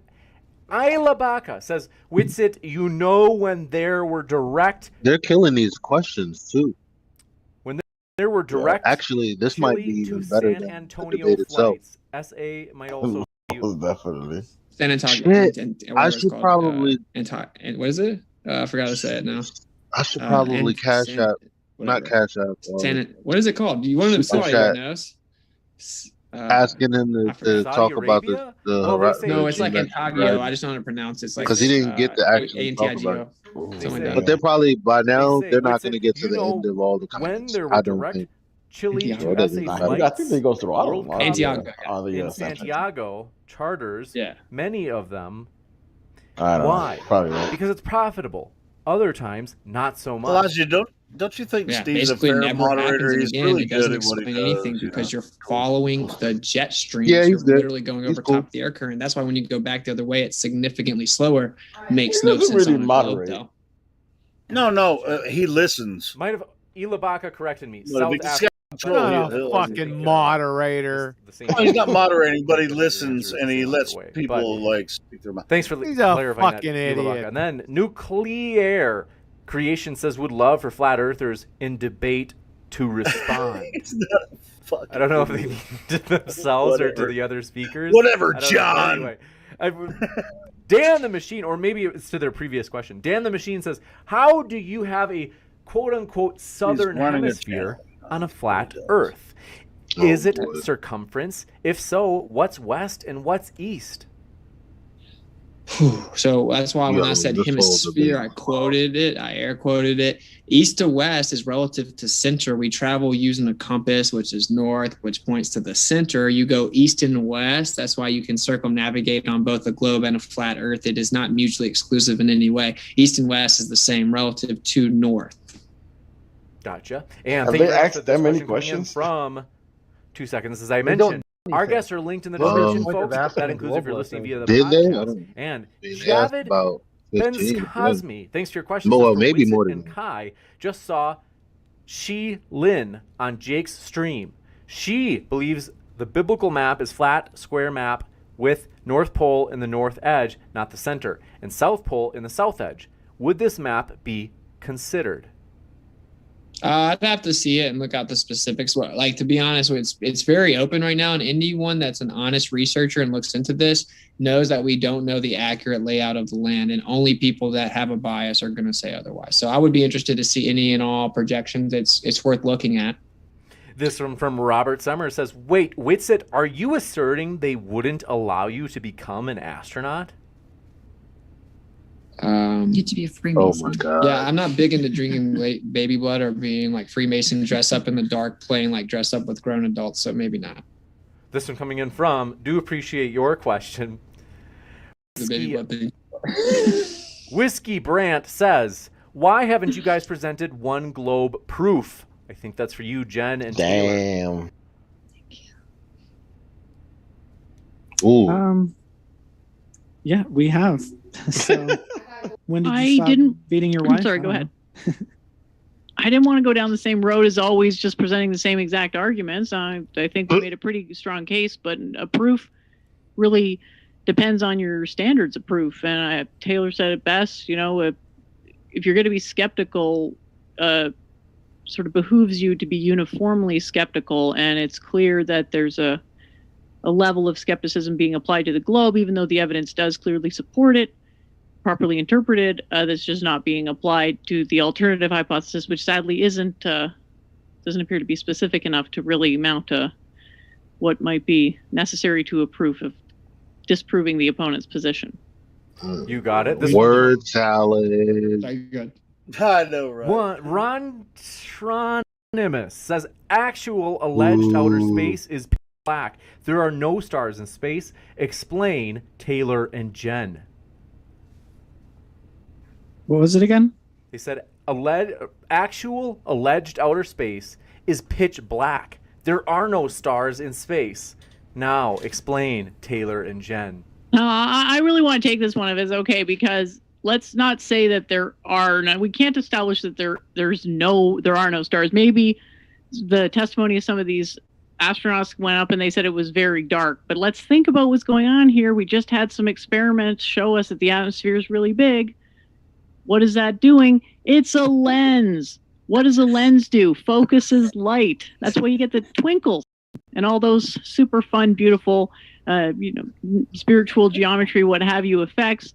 That's Lenses all focus light. the combined effects of the water in the atmosphere, which is what makes this such a great model for that, because it's got a tremendous amount of conservation of structure, even though it's quite wonky. Lenses focus light, but let them tell it. Taylor, anything? Refraction because if of you don't accept wacky doodle picture air evidence of from stars in the differences sky, but in you temperature accept picture evidence actually of the Earth being distort, flat, even like though the oil rigs. Like laws of perspective it's insane. They don't work for flat it's Earth. They insane only how they work do it. accordingly fit a globe model, et cetera, et cetera. I mean, it's the double standard of evidence. Again, Yada, yada, yada. Measurement of Earth I don't know what curvature, else. We can't send everyone to space yet, so I don't know what else you want other than pictures. physical measurement of Earth curvature, probably. Yeah, or just prove that you can have gas pressure without a computer. But we'll move on. We don't wanna, that was your question. It's all good. This one coming in from, do That's appreciate easy. it.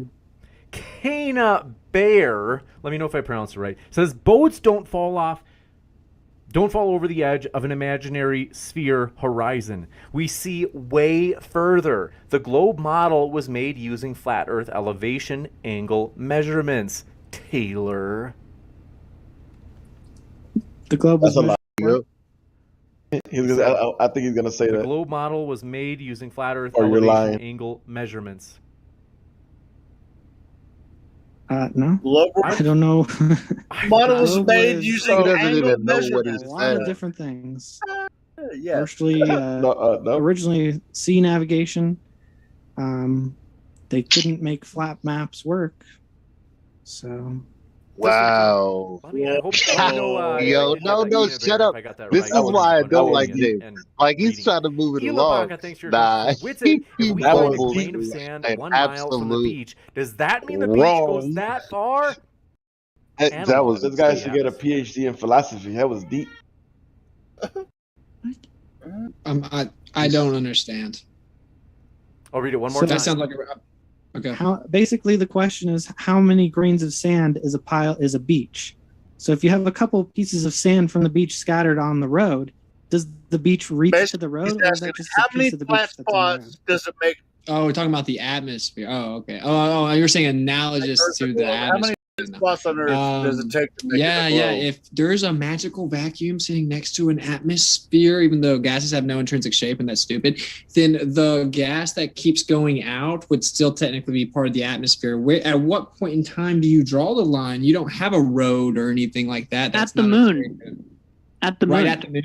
That's where it You stops. right there at the you can approximate it at the moon, because the moon is what's binding. I mean, you're asking a great question. The moon is what's binding the atmosphere. I don't think this is very well understood, but it would boil off if it weren't for the moon constantly scooping it back in. So this is a very good question. I like that you at least. I do really like you, Jen, in the sense that you're willing to think outside of what they tell you that we know everything about. So, like, I will give you that. I think that's beautiful, and that's what everyone needs to do, regardless of what they think about this subject.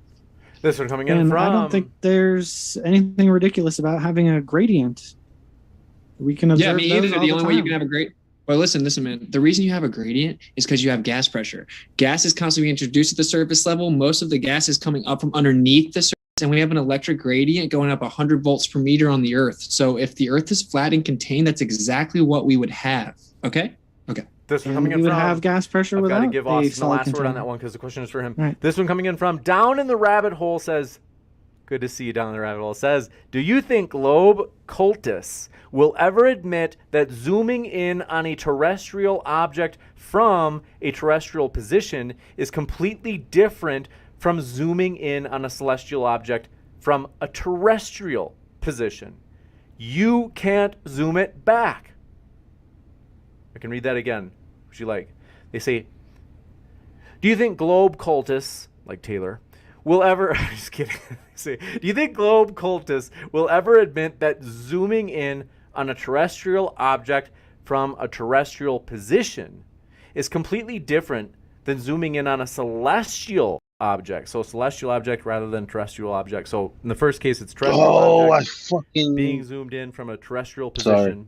And now they're saying, don't you think, are you willing to admit that that's completely different from zooming in on a celestial, so with a C, not terrestrial, but celestial object, from a terrestrial position that you're zooming in from?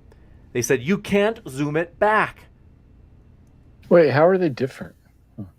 I'm not sure what he's saying. They can't zoom it back from, but yeah, there are differences. I'm not sure what differences he wants me to state there are. But I don't know. I guess the one comment I have is the reason you can't zoom back things that go over the horizon from that are on the terrestrial level is because of the curve. And the curve does not rise to the actual horizon line, which you would expect from linear perspective. You got it. This one coming in from Annie Purdue. Let me know if I say this right. They say, nowhere in my flight training was I taught to fly as if the earth was flat. Instead, I was taught the four forces of flight, which imply the presence of gravity. But how come whenever you were trained, they had to negate the gravity vector and you don't ever have to account for it when you fly? No one, it's a ridiculously egregious straw man to say that we are saying they teach pilots in pilot school that the earth is flat. No one's saying that. It's that when you fly the actual plane, you do not personally account for curvature or spin. You fly as if you don't have to worry about that. And you do also not have to make any type of accounting for gravity other than weight itself, of course, which is called lift. It's a plane. So yeah, you have to fly the plane like it's flat, bro. I'm just not understanding why you would have to account for those. Account for because the ground would be dropping down beneath you, bro. And if the earth is spinning, I'm going to land on it. If I'm landing on it going west, then I'm going relative to the earth spin. If I'm going east, I'm going relative to the earth spin. But we don't have to account for any of this. North, south, east, west. We land on runways every which way.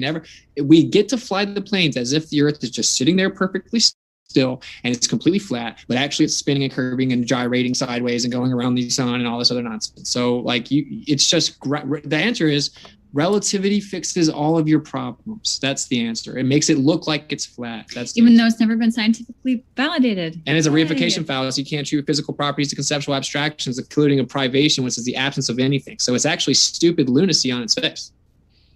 This one coming in from, do appreciate your question. Perpetual Motion says, if Chile and Greenland, and that's, if Chile and Greenland are separated by 8,000 miles, this is, folks, you got to do me a solid. Sometimes it's like I don't understand. So I'm going to read it just as it is. They say, if Chile and Greenland, that's separated by 8,000 miles, is seeing the sun, while New York City, so I think they're saying like if both Chile and Greenland, which are separated by 8,000 miles, are seeing the sun, while New York City, that's 500 miles west, is in the dark. How does that work on a flat Earth? Turning a ball in front of a lamp solves it. Man, oh my goodness, man. It's called light attenuation. light does not go on forever. And I've explained about 4 times in this debate, there's something, which to be fair, maybe super chatted before, unlikely though. It's called the circumference of light based on the divergent rays. There's Rayleigh scattering of light. Okay, it's a well-known phenomenon. And so is attenuation of light and absorption rate of light. So the idea that the light should go on forever is ridiculous and antithetical to physics that we know exists. It's called a straw man. This one coming in from Daniel Hagel says, just here to say you got to get David Weiss Flat Earth Sun Moon Zodiac Clock app in the App Store, presumably, on Android and Apple devices. Love you, Dave. Oh, I think they're saying, Dave, we hope that you get this app so that it can be used on Android and Apple devices. Let me know, Dave, if I got that right. Or Daniel, let me know if I got it right. Robert Summers says. Sorry. I was going to say, take the Flat Earth Challenge, watch the video of the day for 2 weeks, and you will definitely probably question the globe, at least, or be a flat earther.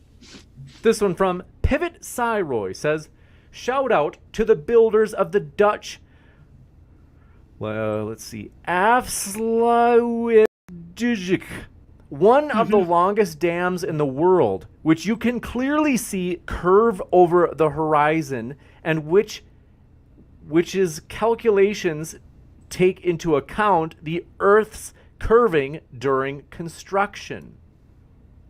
Every single time that people say this, it's not true. They don't actually account for the actual curvature rate, nowhere close to it at all whatsoever. You can't even build things if you don't maintain levels. Secondly, where you claim it's going over the curve of the Earth, that's going to change every single day. So is the Earth breathing in and out? Or are you going to see more of the dam at one point? How does that work? It's because it's all based on atmospheric conditions. So the atmos changes throughout the day. It changes how much you can see. The Earth doesn't breathe in and out. So the dam isn't consistently obstructed by a physical location every single day, and the same amount of the dam is hidden. That's just patently false. And they do not account for 8 inches per mile drop either, because that would be absurd.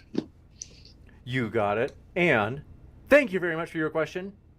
Robert Summers says, so the answers to my questions were to, in all caps, assert that flat Earth is some kind of tornado or something, and that all astronauts are baby blood drinking Masons. Evidence for that? Okay. It was just a joke. I don't know if they actually drink the blood of babies, but they are typically Masons. Some of them don't admit it, so yeah, that would be speculation, but they all like to throw up I can't even do it. RV Truth will slaughter me. But they throw up the signs consistently. So the point is that, yeah, I wouldn't be allowed to be an astronaut. But what was the first part of the comment? Not the blood drinking part, but the a tornado. Oh yeah, so no, I didn't say the Earth is a tornado. I get you're trying to be facetious, but it's that's a analogy, a whirlpool, a tornado, of how it's wider, then it gets tighter, because that's the vortexual movement in the ether. And the actual ring laser gyro you guys use to measure the Earth's spin was discovered uses the effect called the Sagnac effect, discovered by a guy named Sagnac, which said it was the vortexual movement in the ether, which also explains the Michelson-Morley. I was explaining the movement of the field of energy over top of the Earth that you're detecting when you look at interferometry patterns in its ring laser gyro. This one coming in from, do appreciate it. Cana Bear says, boats don't fall over the edge of an imaginary curve horizon. You can see much further than globe model sphere calculations. The globe model was created using flat Earth elevation angle measurements. I think, Cana Bear, we read that one earlier, but I don't know if you missed it, but we did. Maybe you went to the bathroom, but we'll give you... this was exactly the same one that I read. But so if you guys want to respond, let's humor them, because they really want to hear your response to this. I think it was a little bit different. But yeah, I don't know how you get a globe from flat Earth measurements if it's flat. How is it producing a curve? And the reason you can sometimes see further than the calculated curve of the globe is atmospheric refraction, which can make the curve appear less curved, but cannot make flat appear curved. Gotcha. This one coming in from Shane from Kentucky. Thanks so much for your kind words. It says, James, you're a legend. Thanks for all you do. Seriously, thanks. I really do appreciate your support. And also, I gotta pass the credit on to the guests. The debaters, the guests, are the lifeblood of the channel. We appreciate them so much, my dear friends. I've got to tell you, they honestly make this show awesome. And so we want to say a huge thank you to them. And Amanda sent in I've got to put this in the old description box because I mentioned it once, but nobody, I hadn't put it in the description box. We have on Modern Day Debate is on Venmo. In case you are like, listen, I want to submit a super chat, but I don't like supporting YouTube because, YouTube takes 30% of super chats, like right off the top. And so if you're like, hey, I don't want to, I'm not really big on giving more to Google, that's fair. We do have a Venmo, and I'll put that in the description box. But Amanda said, don't forget to smash that like button. Thank you so much for your support, Amanda. Seriously, that really does mean a lot. We are encouraged by that. And it's true. Don't forget to hit that like button. We really do appreciate it when you do support the channel that way. But one last thank you. Austin. Dave, have you ever considered reading the questions that they send off YouTube? Like if they PayPal'd you or Venmo'd you in a question, that way they'd still get the perk of. It's just an idea. I try to kind of do that because they take too much of it, man. The little grabblers. 100%. Yeah, that's what I was saying. Is that I'm going to put it in the description box so that way people can access it in the future. Is that we do have PayPal and we do have we'll put that on the top of the description box just for anybody who's out there, and we'll make sure it's like always in there because some people, I don't blame them. I think everybody in some way, frankly, I think YouTube tends to go after any extreme view, no matter which direction, like politically, for example. Like if you are far enough left, I think that YouTube may actually censor you. And I think if you're far enough right, YouTube will censor you. And so I think I sympathize if everybody has a little bit of skepticism about YouTube. I think that YouTube's trying to please the mainstream. And so anybody too far out in any direction, YouTube, I think, is not always dropping the hammer. Yeah, but I want to say, Austin, Kai, Taylor, and Jen, it's been a true pleasure to have you. Thank you. Thank you so much. They're linked in the description, folks. Do you want to hear more about their views? I bet you do. I mean, you've been listening this long. What are you waiting for? So I'll be back in just a moment with updates about upcoming juicy debates that you don't want to miss. So stick around, and I'll be right back, folks.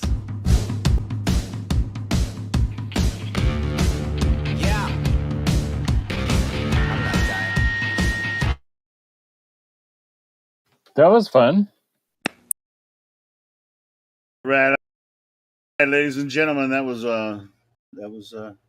we were doing live commentary over live debate. That was cool. Thanks for doing that, Helio. That was cool. What do you rate the Globers, Matthew, from 1 to 10? They did like a 4 at best. Dude, Matt, you got to get on that show and show them what's up, man. I don't know if I can think on my feet as fast as Witsit, and I don't know. It'd be interesting. I mean, what, dude? They get flat earthers on there sometimes that don't know their ass from a hole in the ground. So you could probably go in there and show your ass, bro. How would I? You've been talking to us, bro, because he does. I mean, Witsit goes on there once in a while, but some of the flat earthers that he gets on there, you could tear him. You could tear him apart. What other fucking idiot flat earthers are getting on there and being stupid? I mean, that Australia guy. Yeah, there's several. Is he not good at talking? He's Mitchell not from good at Australia? getting flat earth. Yeah, Flat Earth of Australia. I think that's his name or whatever. He's not a good debater. He's not a master debater. He's a shithead. Just saying. I know. I came in a little hot on that one. It'd be so funny if I debated somebody on that, though. I'd rage quit. Well, that's just like the reason that a lot of us don't get on there is because obvious reasons, but we'll support Witsit on there. I mean, it's just like he's going to get like super chat, and just like he said right before the end of the thing, he's like, "Yeah, I love the super chats, but every single super chat you give me, YouTube takes 30% of that." It's like, cool. There's a better way to actually support the channel. But anyway, hey, Nitro's back. Hey, what's up, Nitro? But anyway, it was pretty good.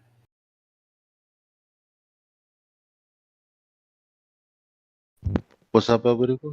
Nitro Earth is back. I don't know if y'all were talking to him earlier before the debate. Matter of fact, I recorded that, and I'm gonna Contact Steve. I don't think he'll mind if I upload it, with our commentary and stuff.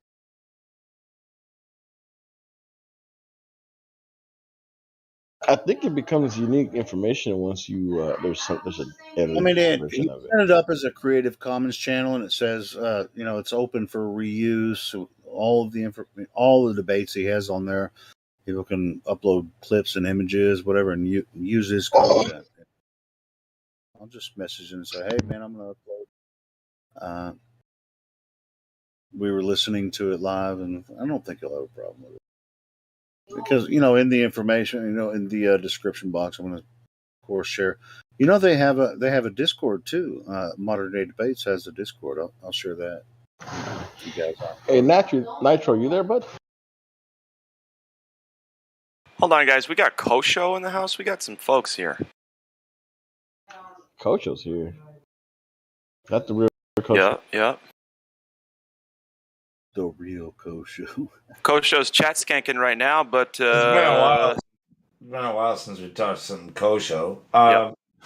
He used to be actually pretty cool, and then he came back and he was like all arrogant, cocky, and funny, big-heady. And then I don't know how he is nowadays. I think he was too intertwined with Bissell. What was that Bissell guy? 25 minutes. Well, let's talk to Kosho, see how he's doing these days, how he's feeling. Special K, what's up, dude? What's up, Kosho? Special K, it's my mom. My mom called me. Wow. Cool. Is that your birth given name? I'm sorry, say again? Oh, I was just wondering if that was your birth given name. Oh, no, just a nickname she gave me, Special K. Ah, sweet. That's sweet. That is sweet. So, Kosho, welcome back. We're still looking for Earth curvature. Oh, damn, I hope you find it. We're not gonna, but what we do like to do is talk to people about how curvature can't be found and why. I'm all ears. Well, you've been in this topic a little bit now. Have you measured the Earth yet? Playing dumb. Yeah, no shit. Like, Kosho. So you guys, you recognize that you guys still have the claim, right? Like, that you live on a ball? Yeah, more or less, yeah. Yeah. So we're still looking for that curvature.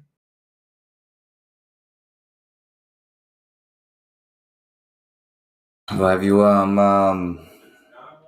you have a map handy? No, you're gonna have to supply that. That's on your side. Yeah, fair enough. Who's Matt Handy? Old friend. Well, anyhow, there's plenty of evidence. You guys know that, but no, we don't. Well, that's why we're still here, and we're going to be here for a long time. Well, honestly, I'm glad to hear that. To be honest, but yeah. Okay. We don't need to get into the nitty gritty just yet. I don't think. Correct. Where's the curvature? And I'll shut up. I'll let somebody else talk. So were you here for the whole debate, Kosho? I wasn't here, but I watched it. How was the evidence that the Glober provided? Was it substantial? I turn you up. Hold on. Sorry, say it again. How was the evidence that the Globers provided? Was it substantial? I thought the dude, he did all right. But that chick kept bringing up pointless evidence, pointless points. Kind of ruined the whole thing. Which part was all right about the other dude's claim? The dude? Yeah. Let me try to remember. But closer to the beginning of the debate, really. He was explaining. What was he explaining? Well, he brought up Well, that's the problem. He brought up Cavendish, and he was getting into it, and then that chick kind of messed the whole thing up. So then, but Cavendish is mass attracting mass, and it's not the bending of space time. So how is that any good? Well, that's actually something that I was hoping he could have gotten to, but she kind of interrupted. But I don't think that it's a dispute of mass attracting mass, what Einstein's describing.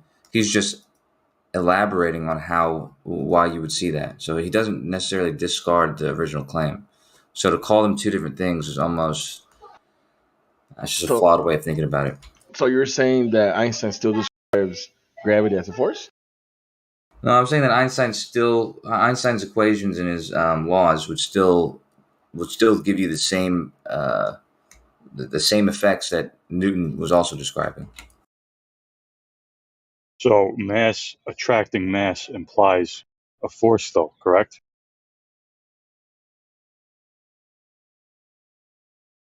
Yeah, I suppose that does, but I think that's why Einstein described it differently. She brought up the equivalence force, the equivalence principle, but she didn't apply it to what Einstein applied it to, which would be the equivalence of there being a force and you being in a force field and gravitationally attracted to something, and you being in a accelerating frame, saying that the two things will give you the same results. Right. Because as far as I know, the thing that Einstein was trying to put across is that you wouldn't be able to tell which mass is attracting which. Not quite. Yeah. So what he came up with was that the larger mass was bending the space around the smaller one, and the smaller one was being pushed into the bigger one. No, I think he's still describing the reaction as being between the two objects. I think ultimately, you know, like what's it called? Coriolis. What's the other one? The centrifugal force. These are also fictitious forces, or what do you call them? Inertial forces. Pseudo forces. But they're not necessarily not forces. They're just they're classified as those types of forces, which are basically just mean they're reference frame dependent. But gravity would still be the effect of something else. It's not a cause of anything. Right? It's an effect of the space-time curvature. So because space-time has been warped, the effect you get is gravity. Right. Gravitational attraction. Hey, wait, did space-time start bending and warping before or after Newton was born? I think a little bit after. Okay, just checking. No, not really. But as it turns out... No, my question actually, you didn't answer it properly. Because if we're to say that Einstein is right, then it did exist before and after Newton's birth. Got to keep up. That is correct. As it turns out, Newton didn't know everything and didn't enlighten us with everything. What makes you think Einstein did?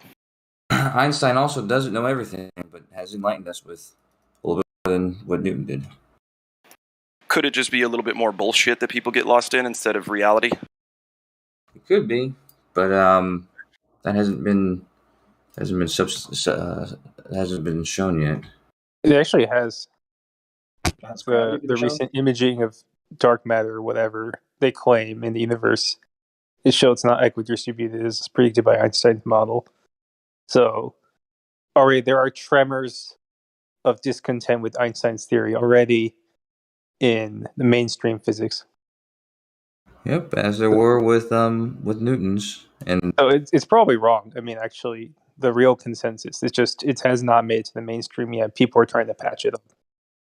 Well, the beautiful thing about Einstein's description is it doesn't disclude Newton's description.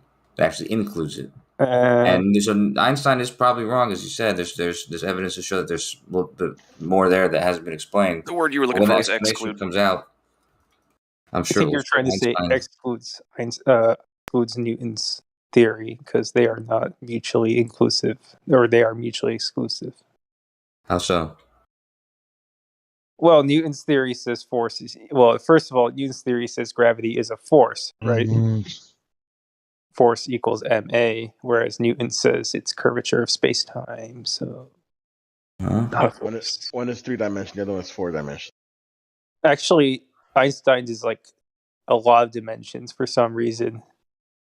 Like it's like 11 or 12, and then you go to string theory, it's like these secret dimensions only found in the Zohar somehow Hold on, work. I have a quick question. So, to express that in an equation, so if force equals space time, is that space times time, or is that like space over time, or is that like how is that expressed? It's probably space is time. Space time is like. Can you explain? I didn't understand the question. So how would you write that? Yeah, how do you write that as an equation, space time? Like, how do you, like, if force is equal to space time, like, how do you, just space time? How do you, is that space divided by time or space times time? I'm not sure there's an equation that describes what you're asking. No, because it's all fantasy, right? Like, you have no fucking concept of what the fuck we're talking about, right? So what is space time, Coach? Space-time is a four-dimensional construct describing 3 dimensions of space and 1 temporal dimension. All right, so that thing curves according to Einstein. Well, it can be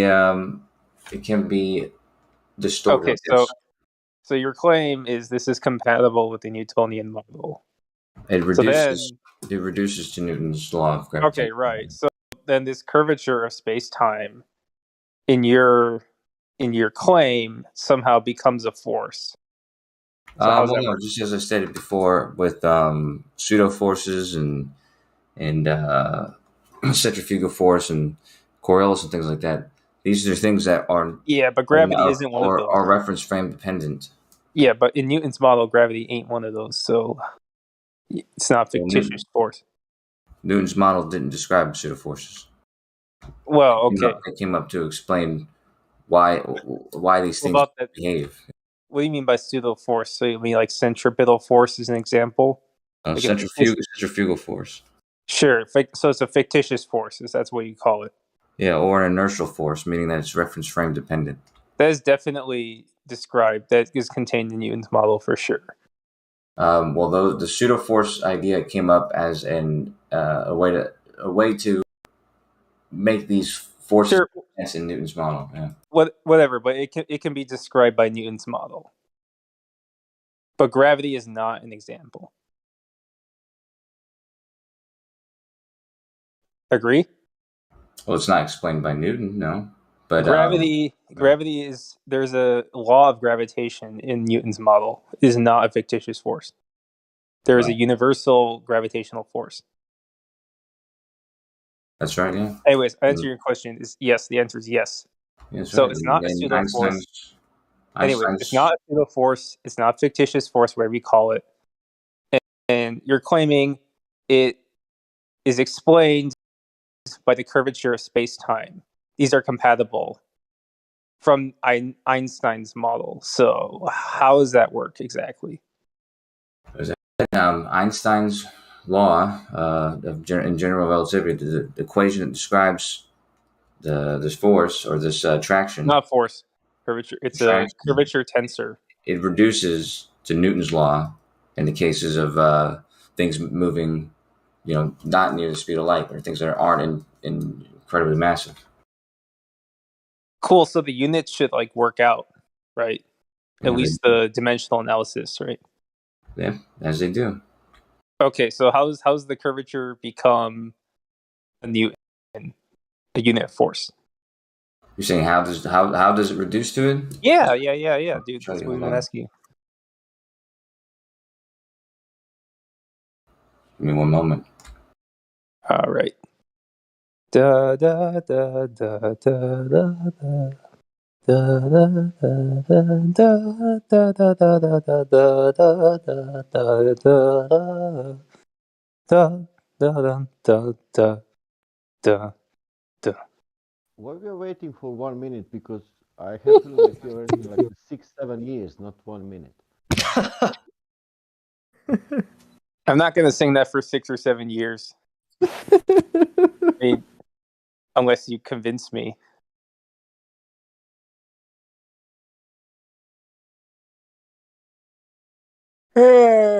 So how's everyone doing tonight? Well, I don't know. I thought that space-time curvature was supposed to turn the Earth into a ball. What the hell happened there? Yeah, I don't know what the hell. Everything's a ball. Everything's curved because gravity's everywhere, dude. It's like watching us. Listen, this gradient. Black, go on. Gradient, sorry. man. Gradient. Someone go on. Sorry. We have gradients. Sasha, we can barely hear you, bud. Oh. I got you up to 200%. Mic check. It's quiet, but if you talk loud enough, we'll be okay. I said we have gradients. Yes. That requires pressure. Otherwise, the word press wouldn't even be used, right? It's kind of silly. Yeah, we have gradients. We don't. What else? We have flights. We have people who fly 22 years with airplanes.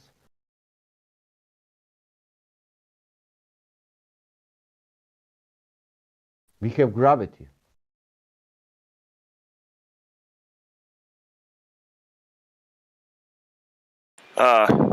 Yeah. We have Newton. We have Einstein. Well, here's what they did. They hijacked the word gravity. Gravitas was the Latin originator of that, and it means weight.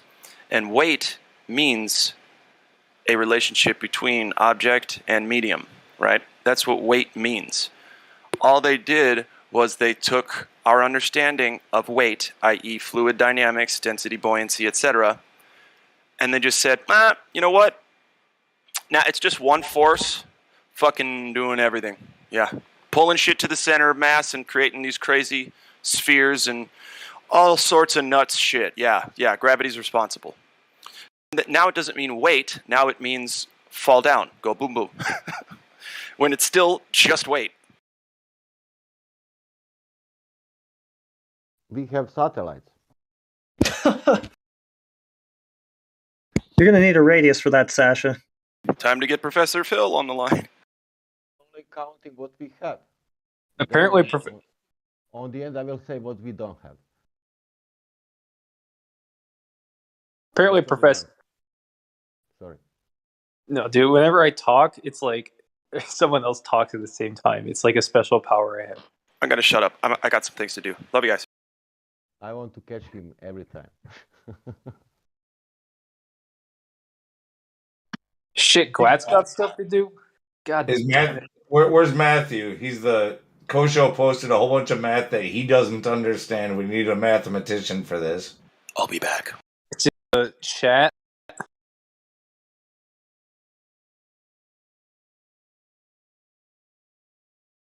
Oh, we have math. I forgot to say that. Where's Matthew? I'll take Matthew over Kosho. Kosho posted the math, but I know for a damn sure this is just copy pasta. He has no clue what this means.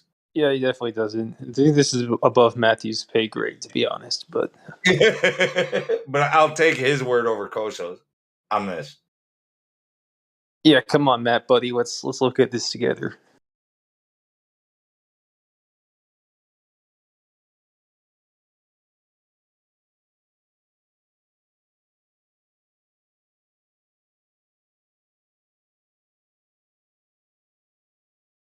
Math is all fine and well. Where are the practical demonstrations at, though?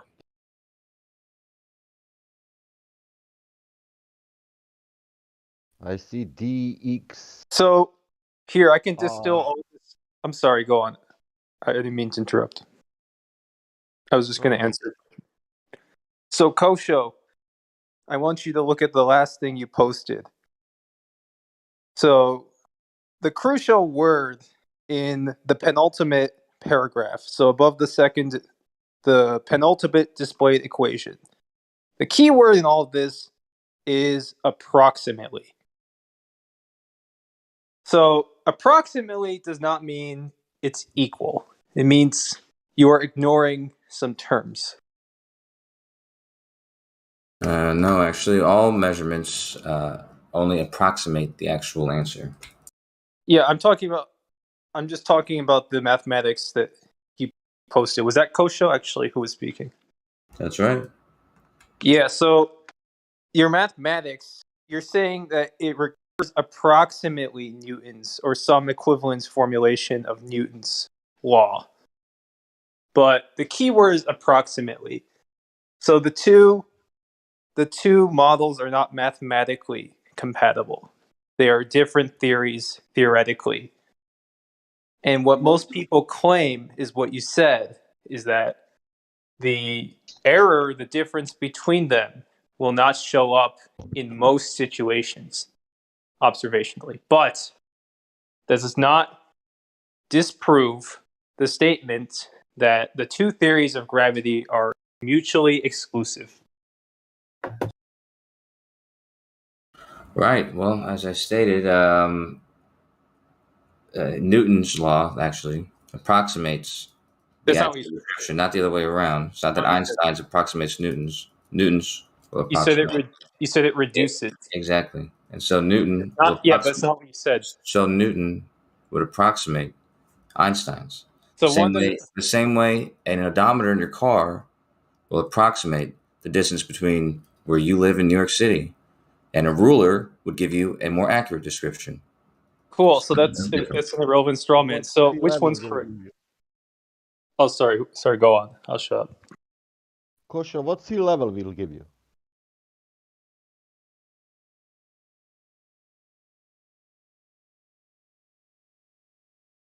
I think. Maybe my. You're a little quiet. Maybe you might want to get closer to the microphone or something.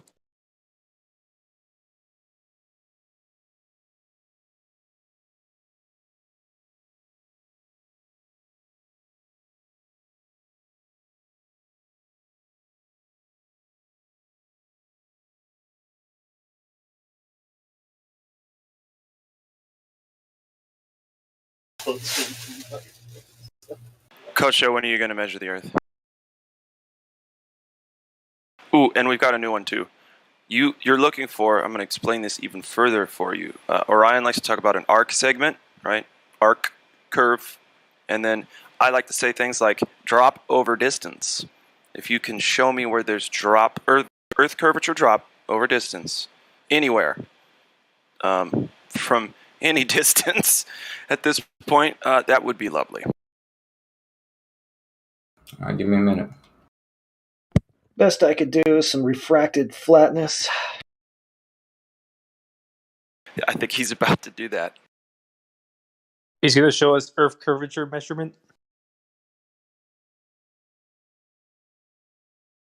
Okay, now series. Be right back.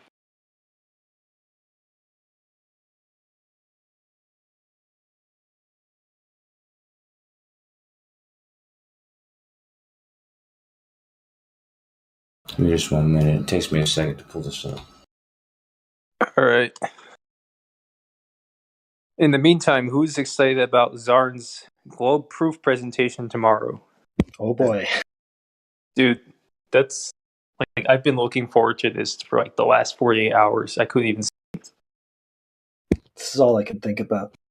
It's just like his Swiss education. Like I was just totally blinded by the brilliance of erudition from the Swiss education. Like, I'm just a dumb American. I don't know any better. Like, I just like trust my eyes and shit. Like who am I to like try to think or anything. So, anyways, I'm looking forward to this guy. Just like so I'm like only half in the loop. Like, who is this guy? Like, I've heard a little bit of people like talking about this presentation coming up, but like, so I have no clue.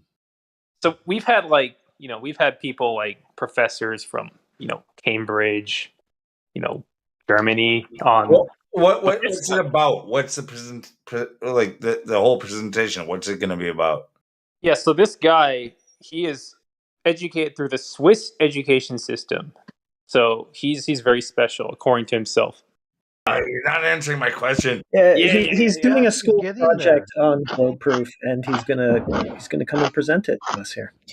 Yeah, I was trying to be funny, but I was failing. Yeah, he's just going to present some gold proof. Is that going to happen here, or is that's scheduled tomorrow morning? It's morning. It's at 3 p.m. Or PST. For me, it's morning. I thought it's noon. Sorry, go on.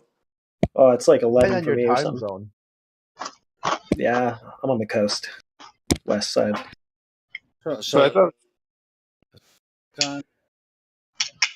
So it'd be 1 p.m. for me, right? Yeah, 3 p.m. Eastern, so 1 p.m. for you, and then it'd be like noon for Central. Oh yeah, I'm looking for. So he's going to come on here and present globe proof. Yeah, he was very confident. So Saturday, the 28th of May. Globe proof presentation. Now, if he comes in this room, he won't be able to. I mean, you can share in the live stream voice text. We can. You can share, memes and GIFs or pictures and stuff like that, links. This is the first I've heard about it, so I'm kind of curious about it. Are you saying we should be packing our bags? Is that what you're saying? Yeah, it's over. We're done. Yeah, this guy's Swiss educated, dude. We don't stand. He's Swiss educated. Yeah, we're fucked. The Swiss people know that the Earth is a globe. Isn't that where the Hadron Collider is over there in Switzerland? Yeah. The 666 collider, exactly. Half of it, at least. They're trying to whatever the hell they're trying to do, find God or whatever they're trying to do. Well, yeah. Either way, but is he going to show up and actually just? I don't mind, and we'll get deference. It's here's my best information, and I'll record it, and then we can always critique it afterwards. Record everybody, while he's here, nobody interrupt if he's got a presentation, wants to share images and links and stuff to the proof. Is somebody scheduled to host? Dandelion. Dandelion's going to do it? Okay, cool. I think so, yeah. So I think she'll moderate. Awesome. So that's at 1 p.m. Central Time. Wait. Saturday afternoon? 1 p.m. Mountain Time. Wait. 3 p.m. Wait a minute. Sorry. Let me look, just be sure. I thought it's 3 p.m. Eastern, so I thought it would be 2 p.m. Central. Yeah, it'd be 2 p.m. Central. Yeah, that's right. Okay. Awesome. Yeah, so 2 p.m. Yeah. Yeah, record it, dude, because this is Fly Earth last legs. This guy was super confident. I mean, as far as doing a full presentation, whatever, we're gonna do it in live stream voice text goes on the YouTube channel. I mean, I can set it up different if we need to do that, but I don't know. Do you think he has something? No, honestly, it's gonna be hilarious. Presentation worthy like that. I can set up the whole platform different if I need to share screen and all that kind of stuff.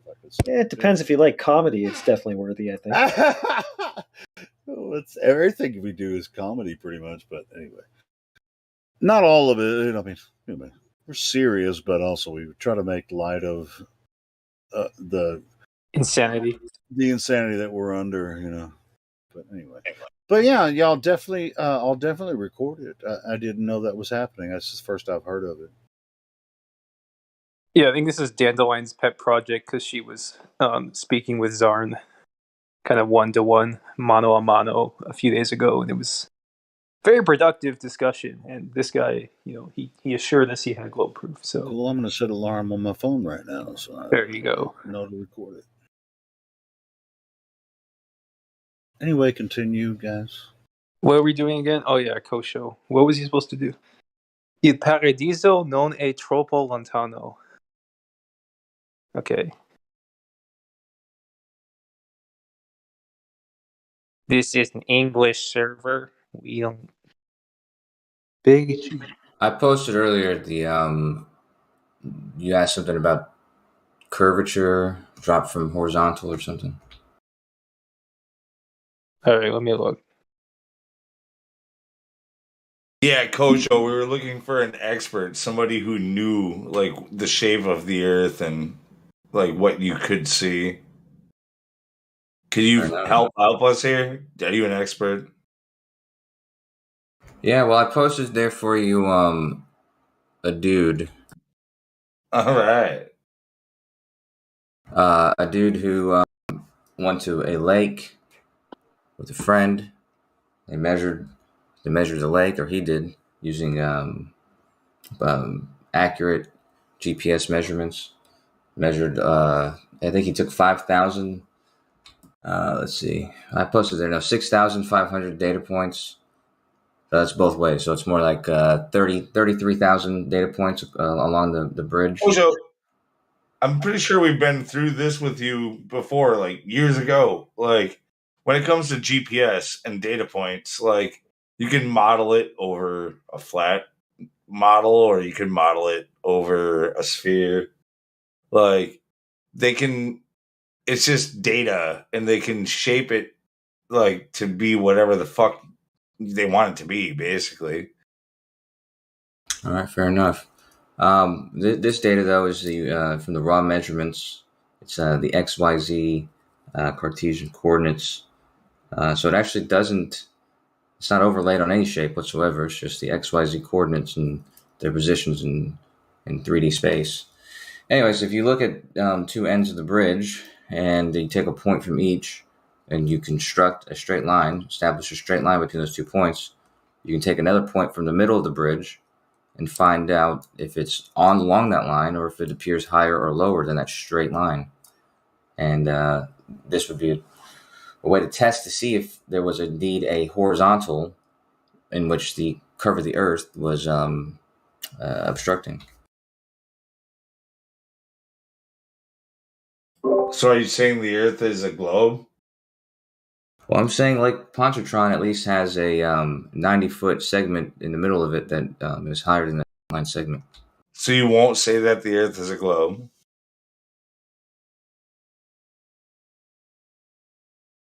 Wow, that's a long pause, bro. I'm sorry, I'm putting my pants on. Yeah. Why are your pants off? So there's videos where we can just zoom straight across at Pontchartrain. So is the curve like sometimes there and then other days it goes away? You don't have to put your pants on, baby. Yeah, keep them off. It's fine. We're cool. Sorry, go ahead. Ask that question again. Sorry. Well, yeah, is the curve sometimes there and then other times it goes away? Do we get to include this time while you guys are talking for the pause or no? Pause.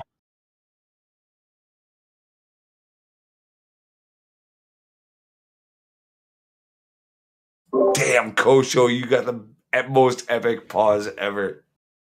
Huh? No, I didn't know there was a question. We did that just for you. So are you saying that because of this information, the Earth is a globe? Oh no, I mean I described what the information meant, but what I was asked for was to see a drop from horizontal or some curvature that's to measure there, and this is indeed measuring a curvature, unless there's a 90-foot segment in the bridge that's above the water, 90 feet, but there's no increase above the water 90 feet in the bridge, so I would assume that this distance in this bridge is curved, yeah. But we're not talking about a bridge, are we? We're not like measuring bridges in this server. Yeah, this isn't 24/7 flat bridge server. Right, but what I was asked for is what I provided. If you're asking me a new question, is fine, but this specific data that I'm posting is in reference to what I was asked to provide. So drop over distance, just not of the Earth. I expected more from you, Kosho. After all this time, honestly, you're kind of disappointing. Yeah. Well, why don't you? Well, I'm going to go to the store real quick. Why don't you explain to everybody here what is happening in this bridge that allows for there to be a 90-foot gap in between the bridge and that line that would be a straight line from the two ends of the bridge? That's not my claim. This bridge has nothing to do with me. What was the claim? What is this? I got here late. Matthew, defend the bridge. Matthew. Well, he's making a curved bridge claim. I'll just let him go ahead with that. That's fine by me. Is this that same like BS from like 3 years ago or whatever? Well, he found a curved bridge. I mean, I'm happy for him. It's not Earth curved, but whatever helps you sleep. Like how long is is the water under the bridge? The water's curved? Well, if he's saying that the that wasn't Matthew. He sounded sort of like Matthew. What about the water? Sorry, whoever that was that misidentified as Matthew. Can you misidentify Matthew? He's so unique. Matthew is a lot calmer than me. Yeah, Matthew's like a rock. He's just like unflappable. Like no matter how much abuse or holes in his argument. No. There's somebody in here. I'm not even sure who it is. Somebody in here has a voice tone that is similar, and that's all it was. Could be. Don't tell me this is what it's come to for me. Oh, it's not you. No, definitely not you. Yeah. Hell no, it's not you. I'm just joking. I don't know who it was. Well, actually, that might be a useful trait. I can impersonate Matthew. But I think it is you, Central. I feel like you're the closest to Matthew's voice. I'm coming around on that. That's okay. You just speak quicker and like more, articulately. But oh, thanks. Sorry, Matthew. I mean, sometimes it depends when you catch me. Yeah, when he gets into like his regurgitation mode, it starts rolling off the tongue all that globe. He becomes Mega Matt. There you go.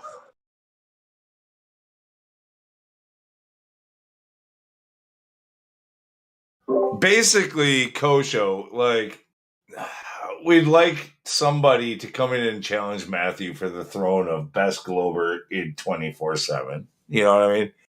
Like, it's time for somebody to take that position.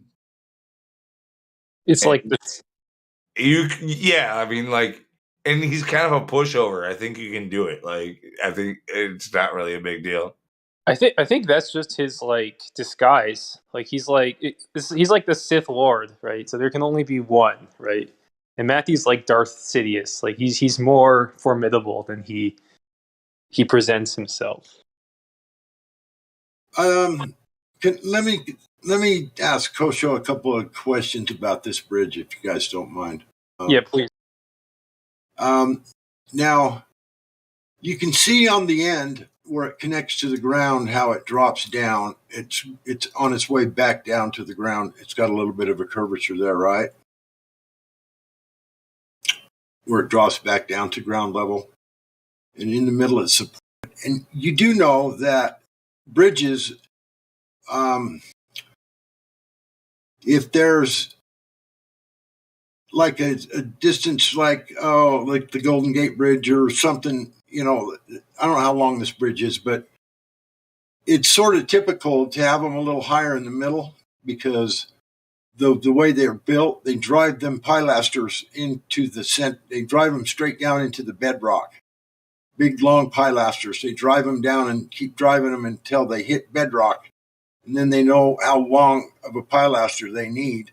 And then they drive them down until they hit bedrock so they don't ever settle. Otherwise, they would just settle. And it's pretty much typical to put an arch on a bridge, a little bit of an arch through the middle. That's standard procedure in building a bridge. They put a little bit of an arch in the middle. And so just because of structural integrity, when it's got a little bit of an arch in the middle, if the weight or if it ever starts to settle, it almost holds itself up like an archway of a doorway, so to speak. You can't push an archway down. It braces, it forces together. It becomes tighter if it was to go down because of the arch. So it's kind of standard procedure to build a bridge like that. Yeah, because Godrockin is, it's not his like main thing, but he's also in the 24/7 arched bridge server. No, I just happen to have spent my whole life building stuff, so I do understand all of this stuff, and I can guarantee you right now, you give me a crew of men and the right materials, I could build that bridge, and I wouldn't need any help. Just give me the blueprints and leave me alone. So anyway, yeah. And then another thing here, the way it slopes down and joins onto the ground and drops down, that sort of, to me, gives it a little bit of an optical illusion, in my opinion. But the top photo there, the top one, I don't even know what that is. What is that? Some electrical power grid or something?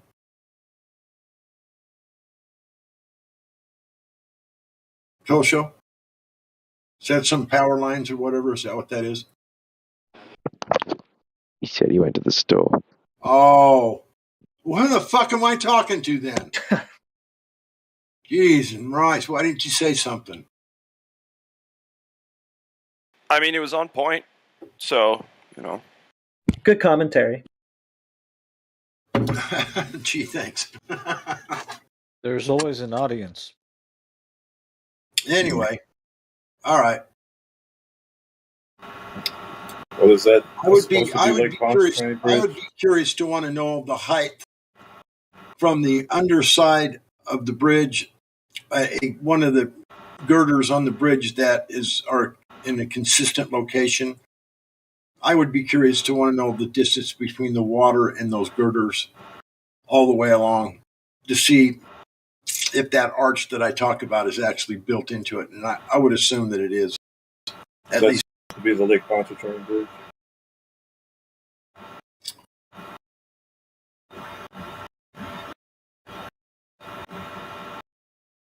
But the bridge does look a little bit, the bridge does look on the end where it joins back down onto the ground. Of course, that looks a little bit arched.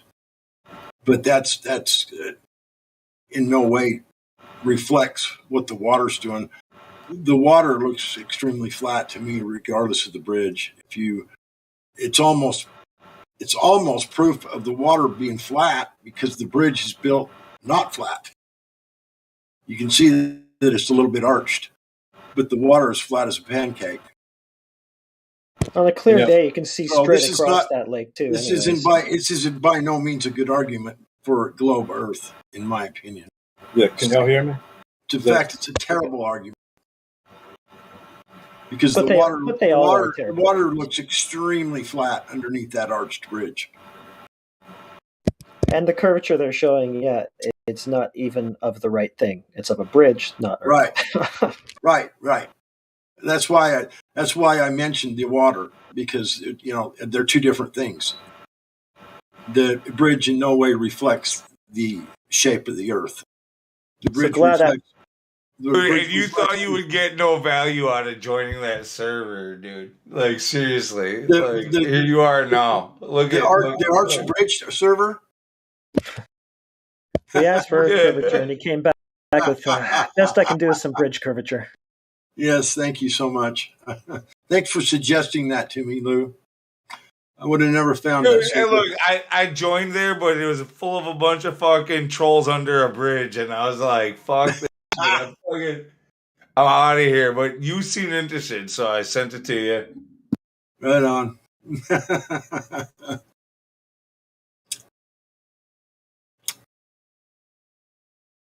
Well, we've established that bridges can curve. That's something. That's a start. Well, it's standard procedure that they're arched in the middle a little bit because they press. You know what an arch does when it gets tighter and it braces itself, like an archway and a doorway. Those stone buildings that got the arched bricks underneath them, and that causeways that the Romans or whoever built them. I don't know what the Romans did, but they're built with these arched supports all the way along, and they're still there today because you can't crush rock like that. It presses in against itself. Them archways are extremely strong. Well, this is geometry, honestly. Like, if you cut stones or whatever it is to a certain shape, and then you apply what the Globers would call gravity and be like, dumb flat earthers. No, but it's the direction that solid objects want to move, whatever. Like, yeah, you can cut them and design it so that you can cut them in a way the where weight would they actually press against reinforce each itself. other. Yeah, where they press against each other, and you can make make it stronger.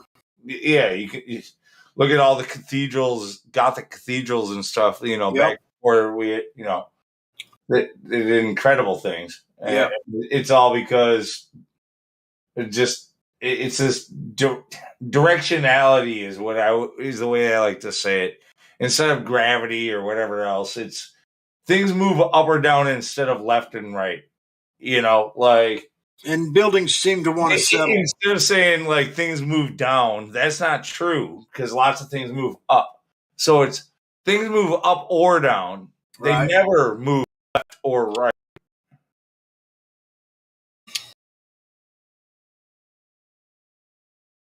But that bridge looks extremely flat from those rooftop things in the middle toward to the right. Especially if you look at the one on the right side, you can see the water, and then you can see. Yeah, but that Gothic cathedral proves that the Earth is curved. Otherwise, that you couldn't build that. You're a lunatic, dude. Maybe you know what? I may be right. I may be wrong. I might be a lunatic. It might be a lunatic you're looking for. Okay, that's right. You're probably right. Just when I get annoyed, I look for a lunatic so I can blame him.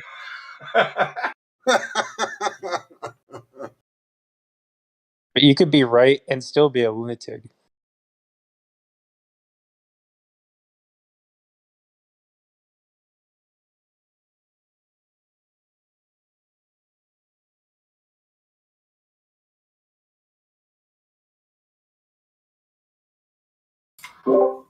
I don't know if there's any Billy Joel fans around. That's who that was, right? Is that a Billy Joel song? Oh yeah, it is. Yeah. Yeah.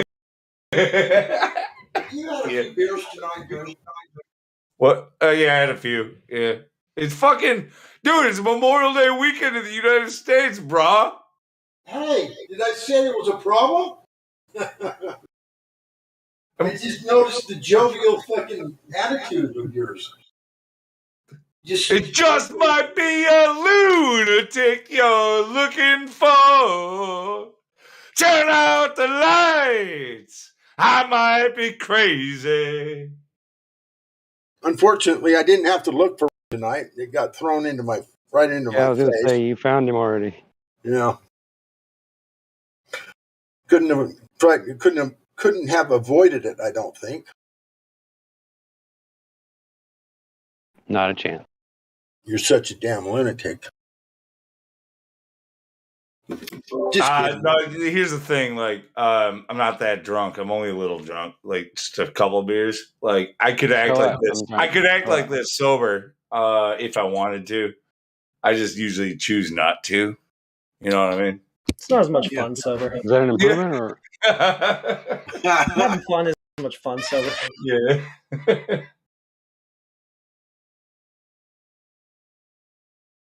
That's fun.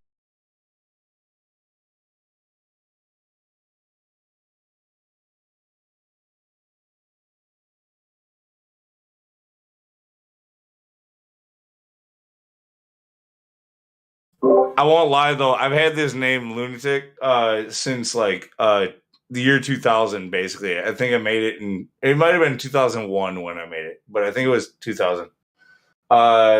You made it, or was it given to you? No, I made it to play a video game. It was the name. It was the handle that I made for a video game, and I've kept it since then. Well, it fits so well. Halo 2?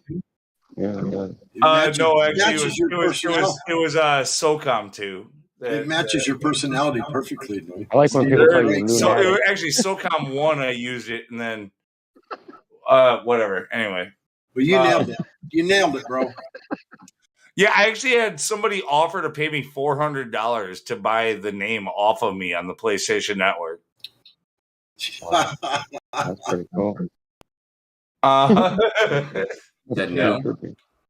I didn't know you couldn't have the same one. That's when you know you got a good one. Well, I would have had to give them my email address to do it. Right. Yeah. I wasn't going to do that. So Kind of like giving away your Facebook. Yeah. It's kind of like giving away your video game save on a Facebook thing. Yeah. It's kind of silly. But yeah, like, I mean, I've had many people tell me like they loved the name, or they wish they had the name, or like because I got it early on, it doesn't have like numbers after it or weird spaces or hyphens or anything like that. Like, it's actually valuable. Right. It's a very simple name. You know what I mean? Like, but it means so many things in so few letters, basically. You can look into it. But yeah, I've been given off or compliments or whatever else over the last 22 years since I've been rocking it online. Don't start stealing part of my name to describe yours. I'm not going to hyphenate it like the God Rockin' Lunatic. Like.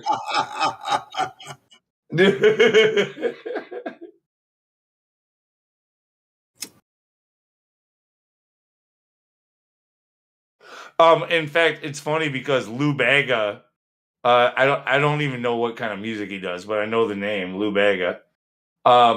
He became popular after I created my name, and then he named his, I think, second album exactly the same as my name after mine was created. I think I might be able to sue that motherfucker.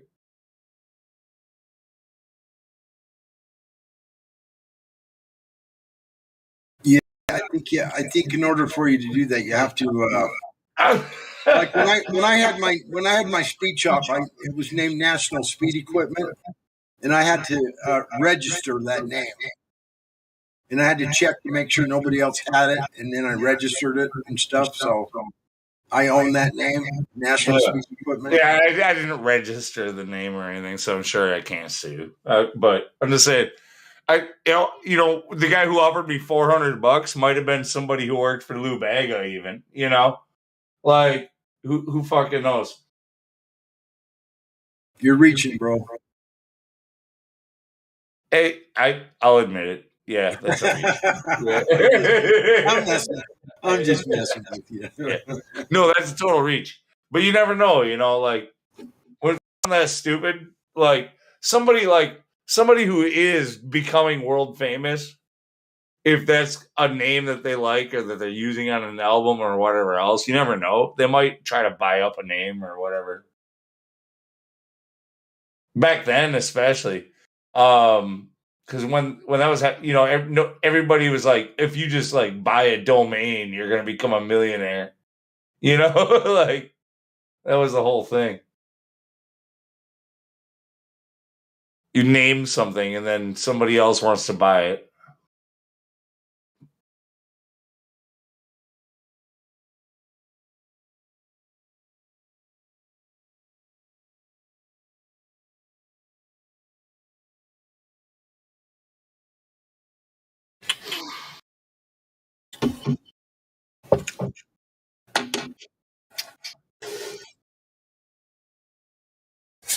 Yeah, I had to check the registry to make sure nobody had that National Speed Equipment name before I could. Cool. How do you do that?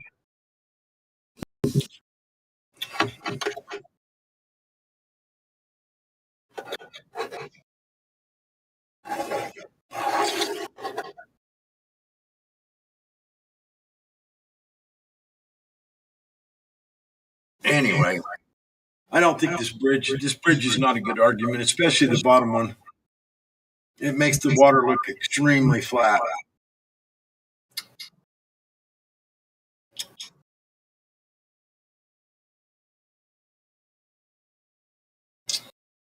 That's distracting the hell out of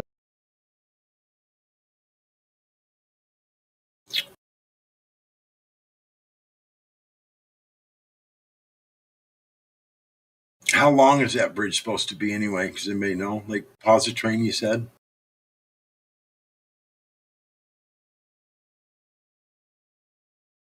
It's like 22 miles.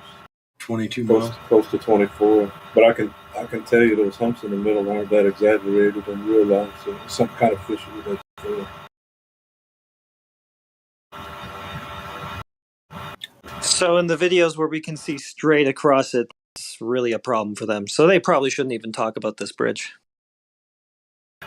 Yeah, I've driven over it several times. I live around that area.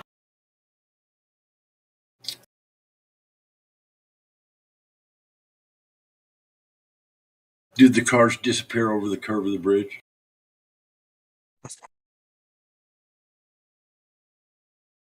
Well, I mean, you can't see 22 miles on that bridge. No, but on the very end right there, they just very well might as it curves down to meet the ground. That's obvious curvature there on that bridge where it meets the ground, but it's built probably, 20, 30 feet above ground level at least. What was that? That's one of Soundly's pictures, right? I think he admitted to some type of camera trickery to get that little curve in there.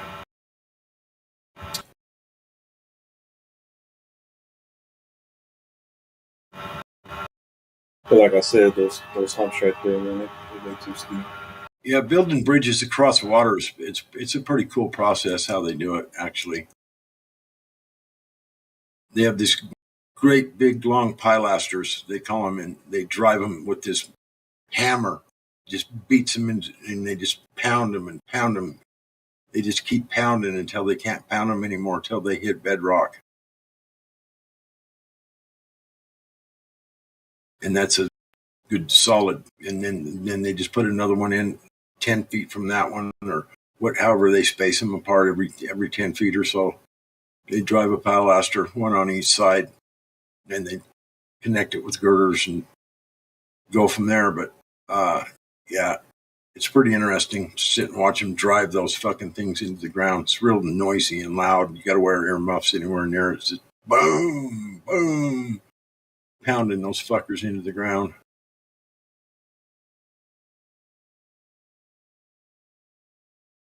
Wait, just take a look at that picture there. You see how the bridge dips down? You're talking about Louisiana. It's really flat land. It's not up north where it's hilly country, right? This is all like swamplands. But look beyond the bridge, how the ground rises up after the bridge dips down.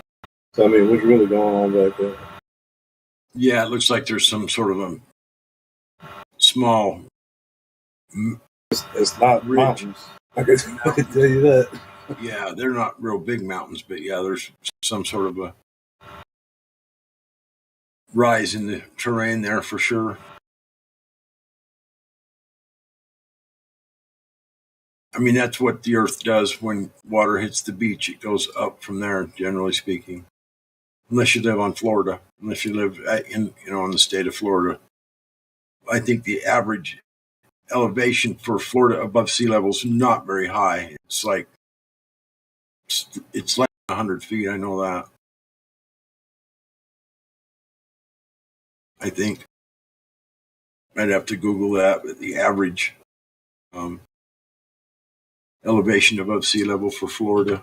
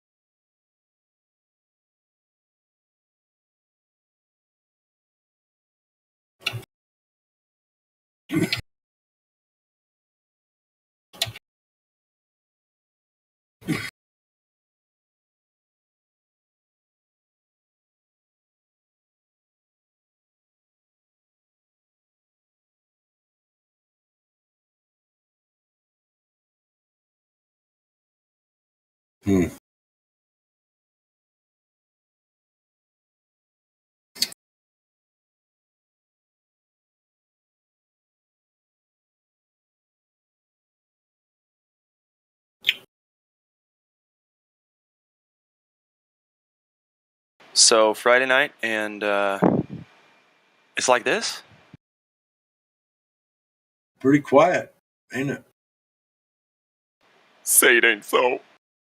Friday. It's Friday, doing some stuff on Friday. Yeah. Oh, you guys, I have the best remix of that. It's so filthy. Do it. I could probably even play it over the thing. It's so old. Do it, dude. Hang on.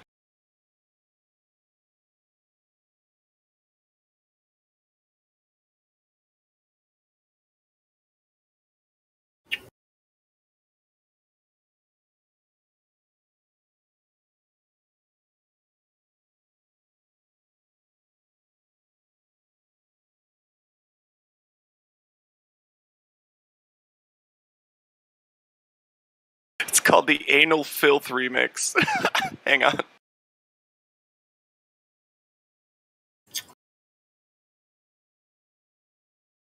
Oh my god, I'm so excited. Here, check the live stream voice text. I'm going to post the video, and then I'm going to play it.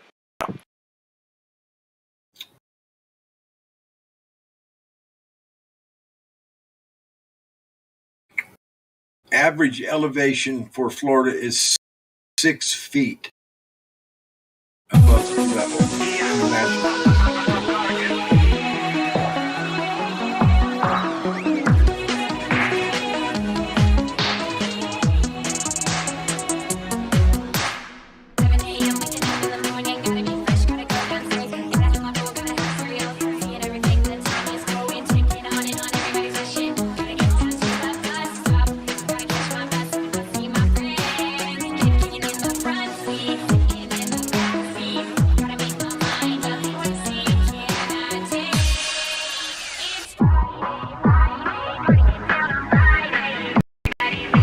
Do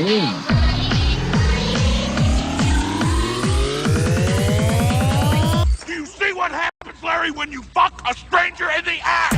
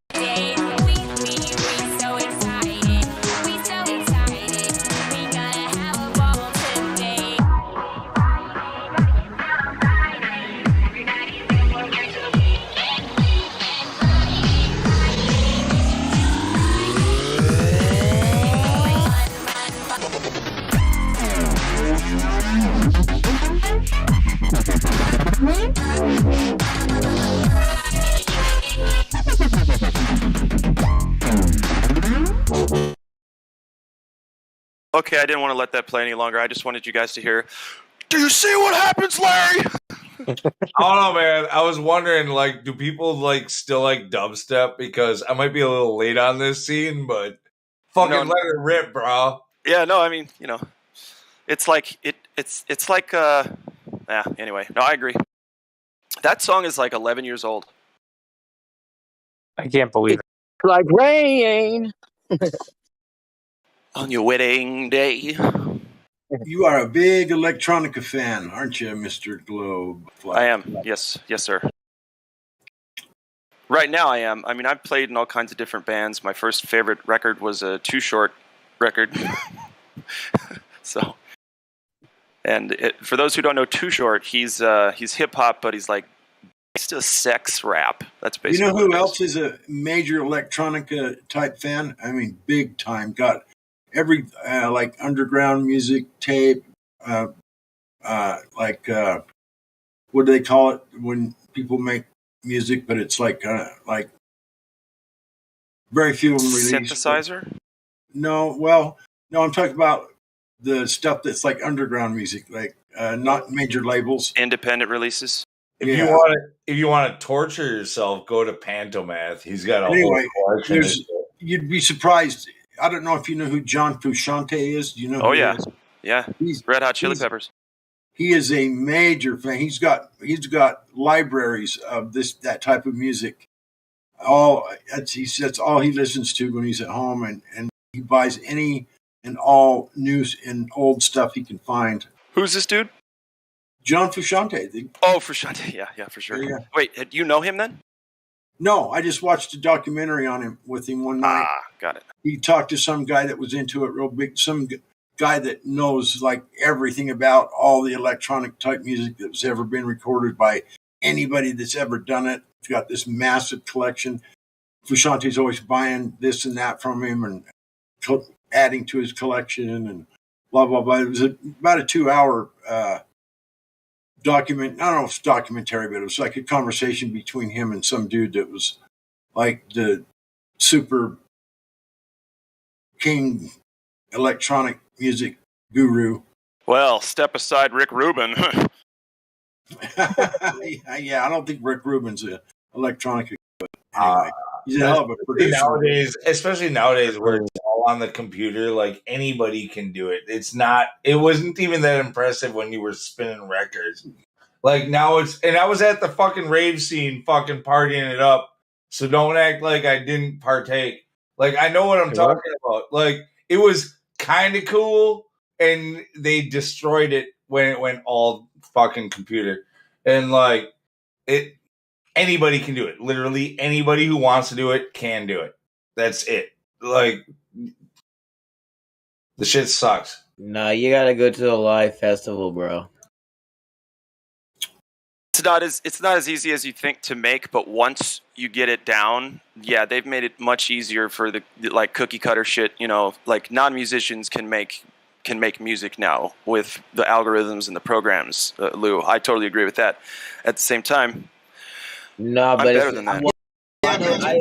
I see what you're saying, Glaflop. I know I understand what Lou is saying as well. But I mean, like it's the concert. You have to actually go to the actual festival to actually tell the difference between what's being played, because when you go, the atmosphere is, man, don't let me bring that stupid fucking word up, man.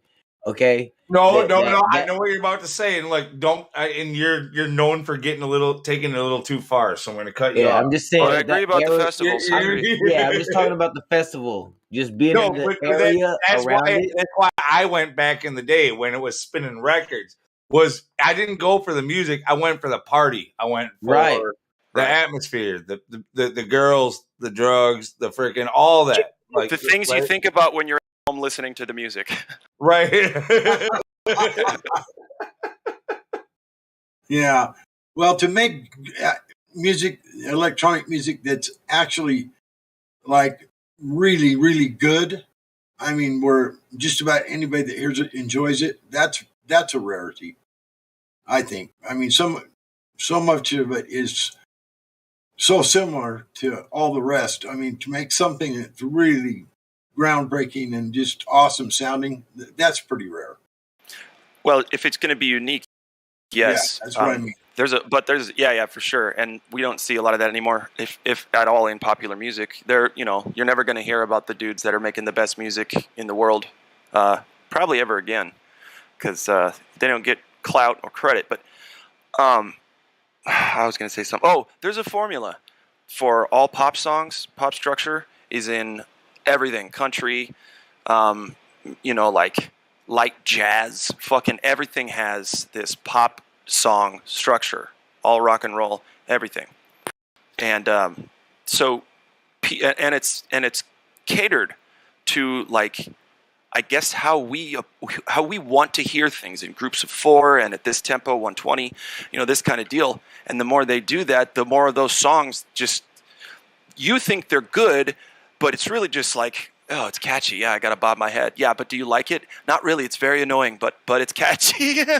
One scenario that I have that's a pretty good contrast, in my opinion, is like, see, like for our lifetimes, everything's been, who can have the most popular single on the Billboard charts that makes the most money, right?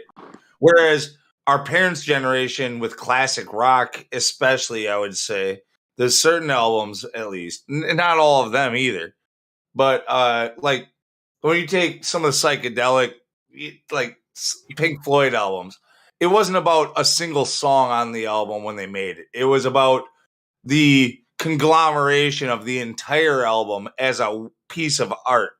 It wasn't meant to be listened to because you loved, Shine On You Crazy Diamonds Part 2. Great song. It was you were supposed to listen to the whole album start to finish. Same thing with the Beatles. Same thing.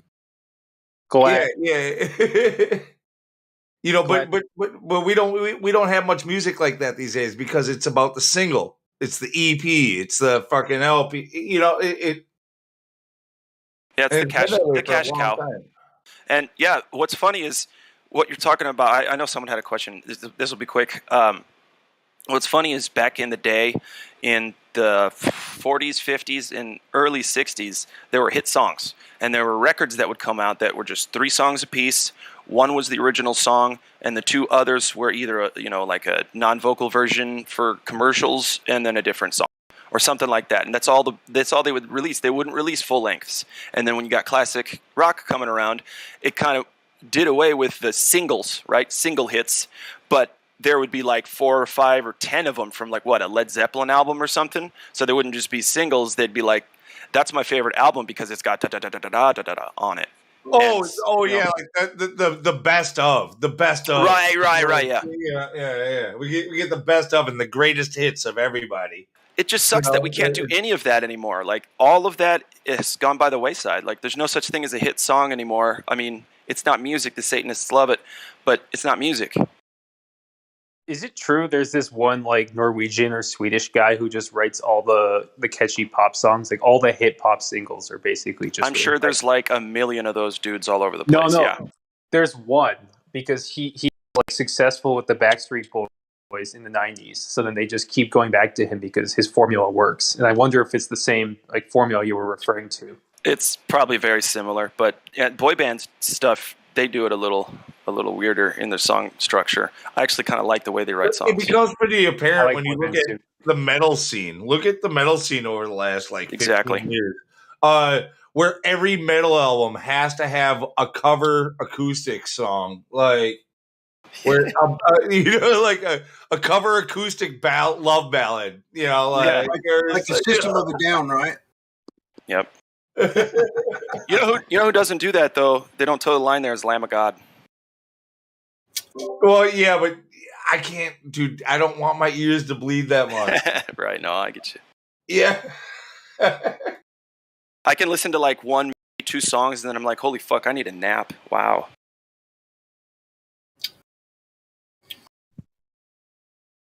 Anyway, where's the curve? We've been asking for 7 fucking years. Damn Globers. Where is it?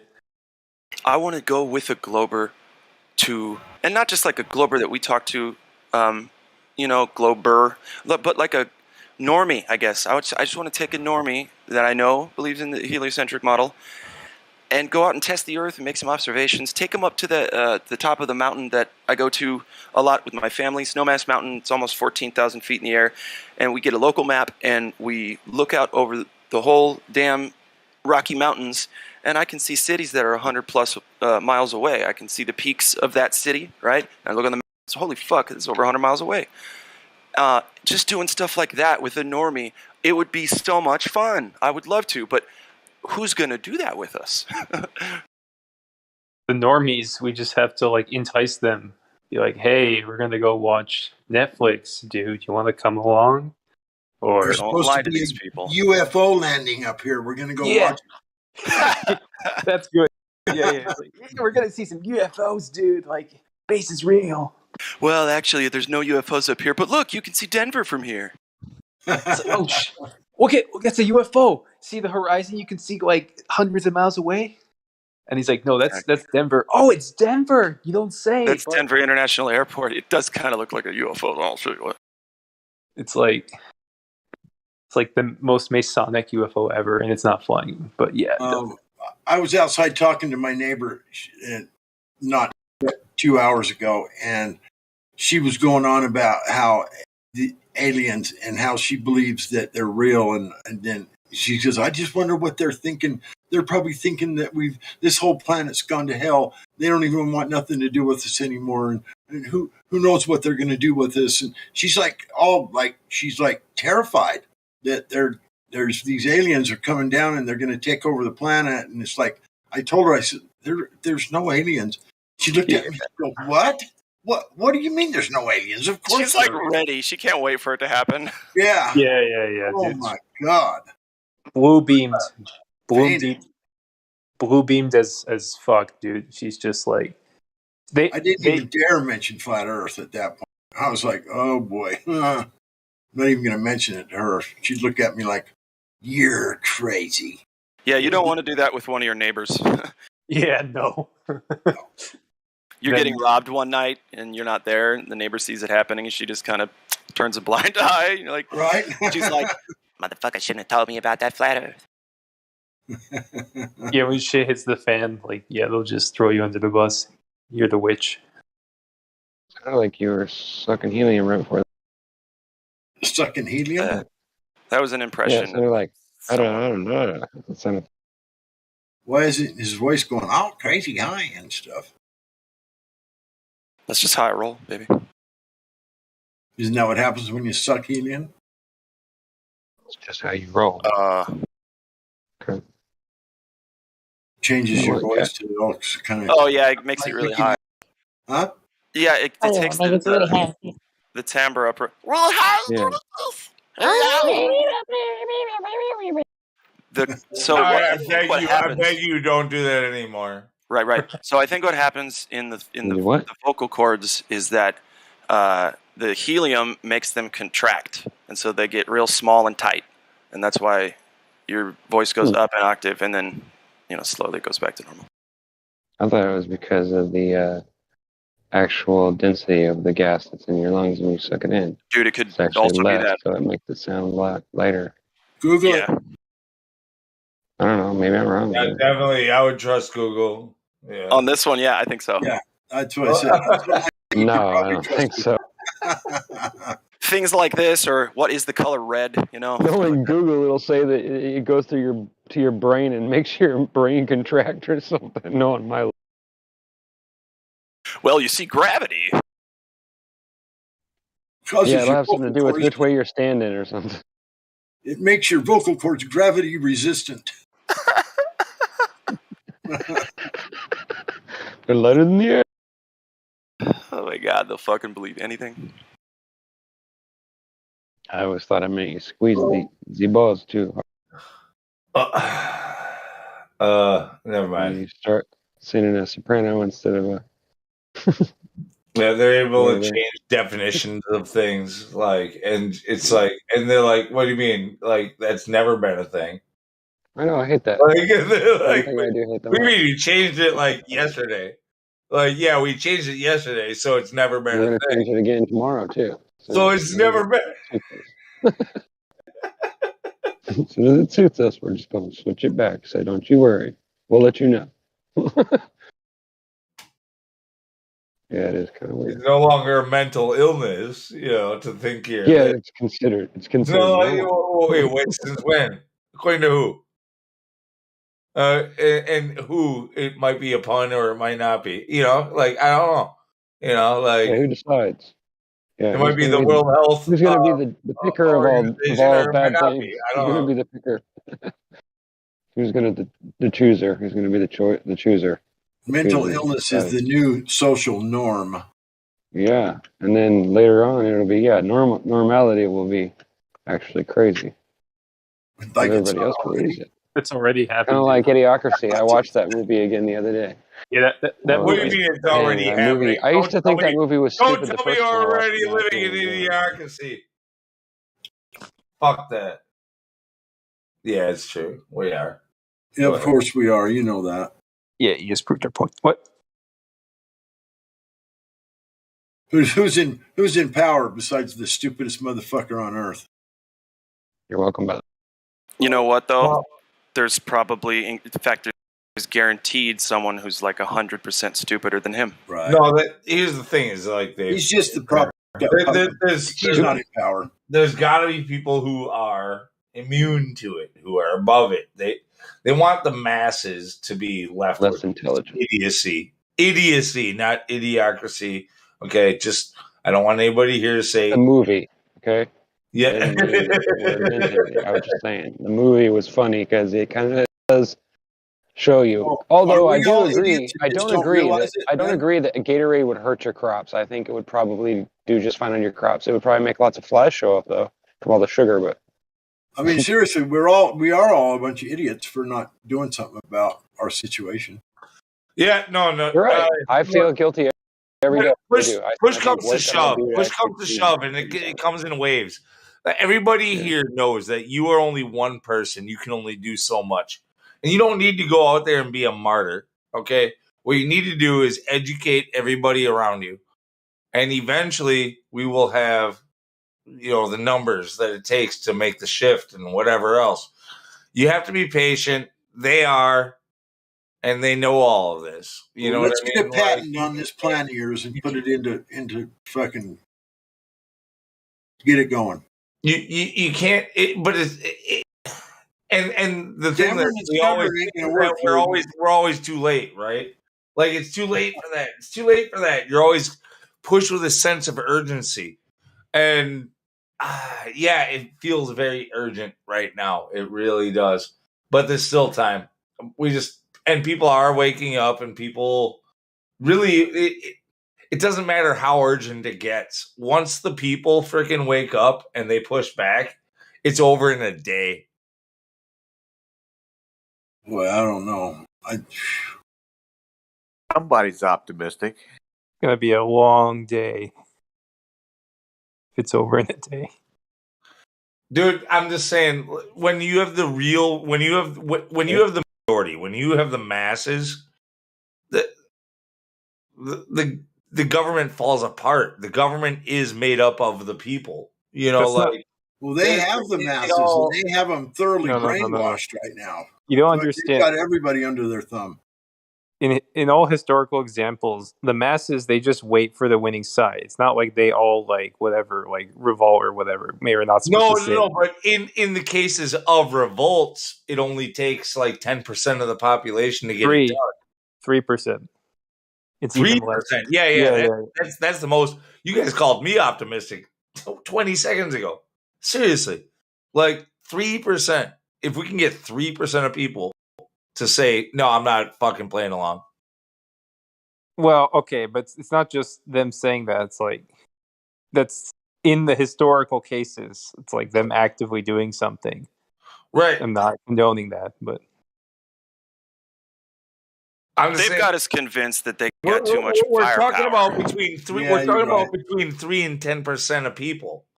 If between 3 and 10% of people can just say, no, I'm done with your shit, we win. Yeah, but the fear porn has got everybody so scared to death they don't even dare fucking open their mouth. Yeah, man, for sure.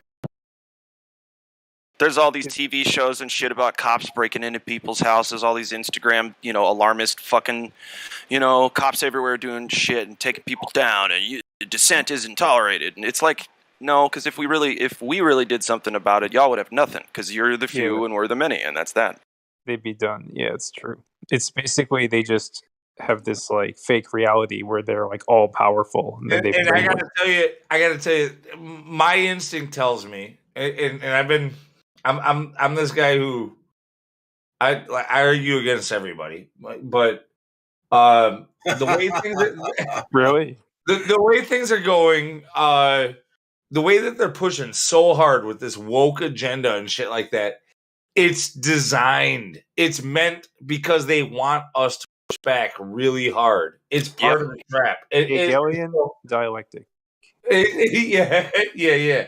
So like it's a designed polar shift in mentality. Like they want the people to be angry and say we're done with it.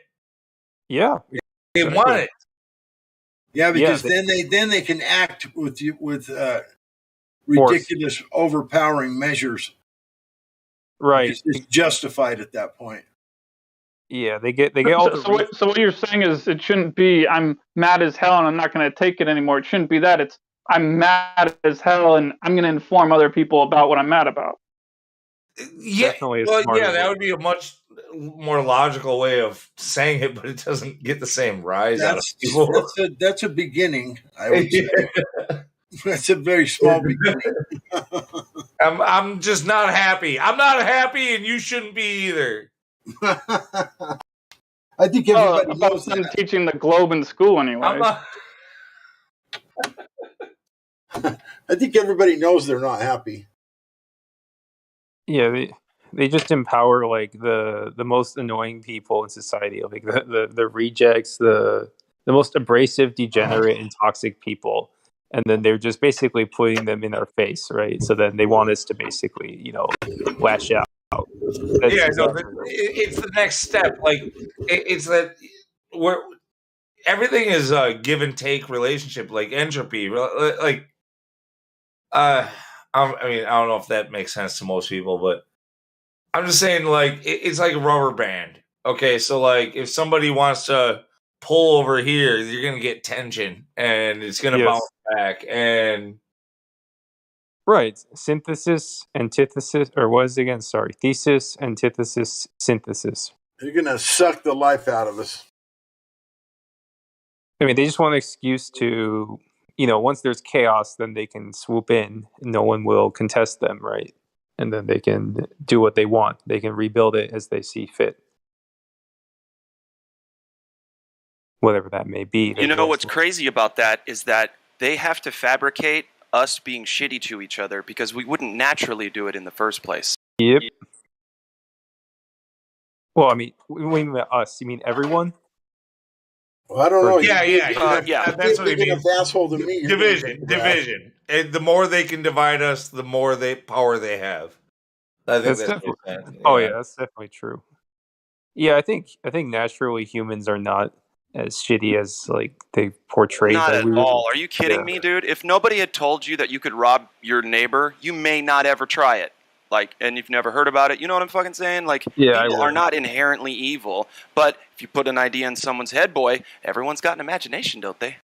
Well, now we got more psychopaths running around because they've been, I don't know why we have more psychopaths running around than we've had in previous generations, but now if there was anarchy, you might get some like Mad Max, like bandits, whatever, going around. Yeah, fuck it, dude. I'm bored. Let's do it.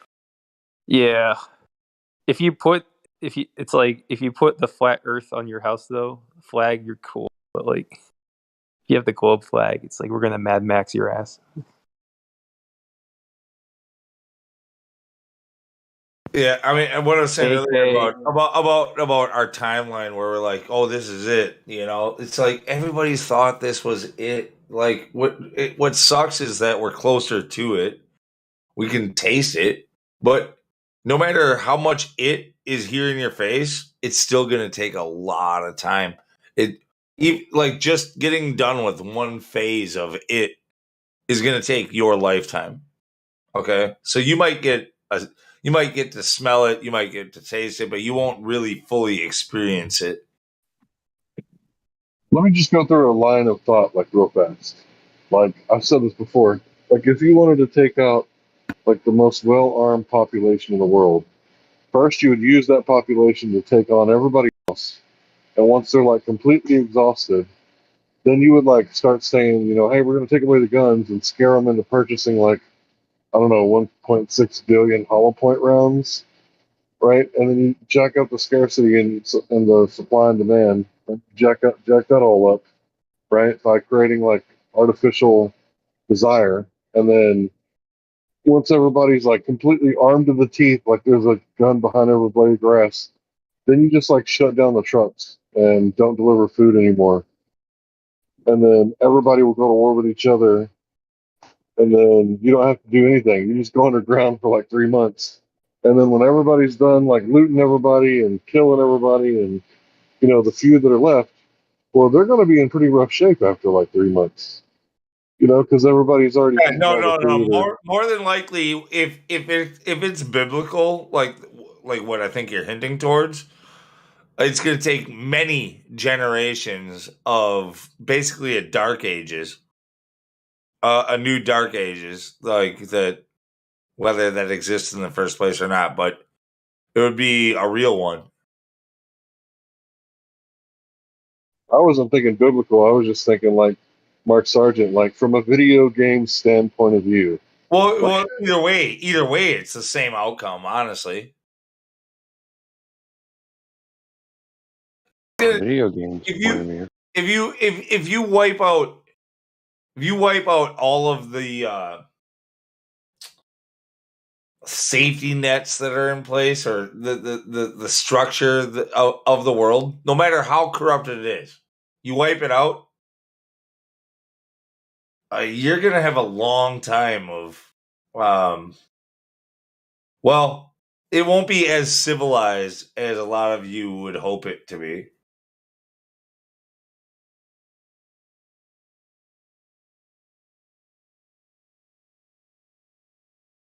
And what rises out of it, you have no control over.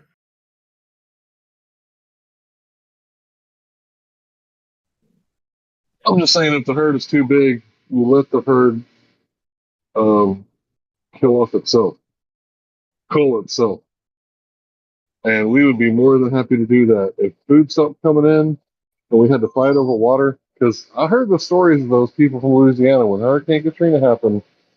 Dude told me with a straight face that they threw like a case of water out of the helicopter in like a crowd of hundreds and like watched them fight over it. Like he told me that with like a straight face, bro. So a case of water is like 24 waters. There was like hundreds of people down there, and they just started like fighting for it. I'll bet half the water or more was just fucking wasted too, spilled everywhere. Oh, dude, we would like literally. I mean, I know it sounds like fucking, the Walking Dead episode, but this is our nature. It really is. Like, we're gonna tear each other apart if shit push comes to shove. Right. And so what the people in power do is they just make pushing and shoving a lot more, We're all going to get available. along and love each other. It's going to be magic.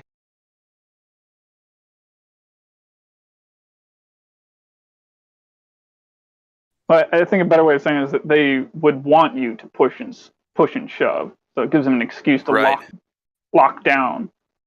Yeah, let the monsters devour themselves. Why is everybody? Oh, I'm sorry.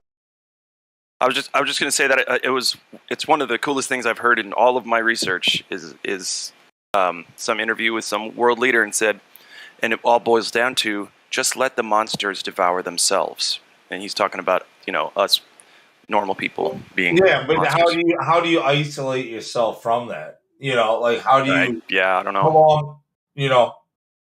The key in like the true apocalyptic situation would be that you can't depend on any preservation that you've made for yourself. Like how are you going to survive in this post-apocalyptic world? I'm going to carry around a flint and steel and a pocket knife.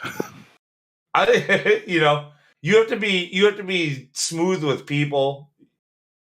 You have to be a politician. Just like imagine yourself as your own country, as a corporation or whatever else. Kind of these laws we all bitch about. You are your own well-being, like you and your family and your people, whatever, your group. And I think you're right about. Oh, sorry. Go ahead. Go ahead. You're right about your own corporation. You'll be your own kingdom, right? Your own city-state. You and your family. I was going to say, but post-apocalyptic means after the unveiling of knowledge, and the internet was like a huge unveiling, right? Like almost as big as the printing press, because there's a lot of books that aren't on the internet yet. There's only so much information that's on the internet, but the more time we have connected to this information, the more unveiling of knowledge there is. And then when I think about people who are like, oh no, what are we going to do in a post-apocalyptic world? I'm thinking those are like the globalists, not the anti-flat earthers, but George Soros type, like the globalists, right? The people who they're not loyal to any nation or any people or anybody, just themselves, right? And I think that they're the ones that would be freaking out, like, oh, what are we going to do after everybody, gets all the knowledge? Like, where will we go? How will we put our hands in their pockets without them knowing? Because once you know how the game works and you play it correctly, the game of life or the game of court or the game of, earning a living or just living, right? Once we know how the shit works, then they won't be able to easily just, be a tit, politics. Yeah, but when I was, yes, all that's true. But I was more referring to a feudal state that would be an in between stage that could last for centuries,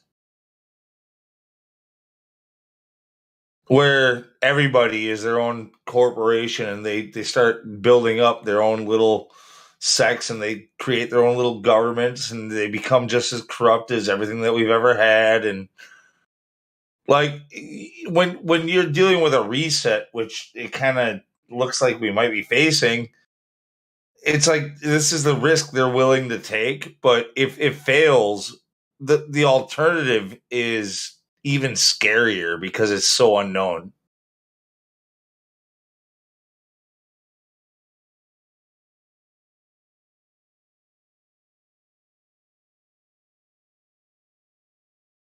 That just shut everybody up. To me, yeah, I was listening. To me, if we're thinking if this fails for them, then what does that mean for us? That means that we figure out oh yeah, there's this technology called seeds, and we can buy food and then plant what's left over, the part that we don't eat, and then months later, we're eating squash at the dinner table, going, why haven't we been doing this the whole time?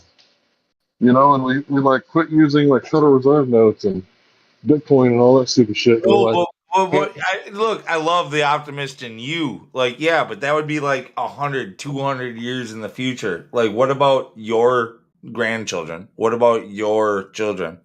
What about, you know what I mean? I'm a parent, I don't think about myself when I think about this. I'm thinking what kind of world am I leaving for my child?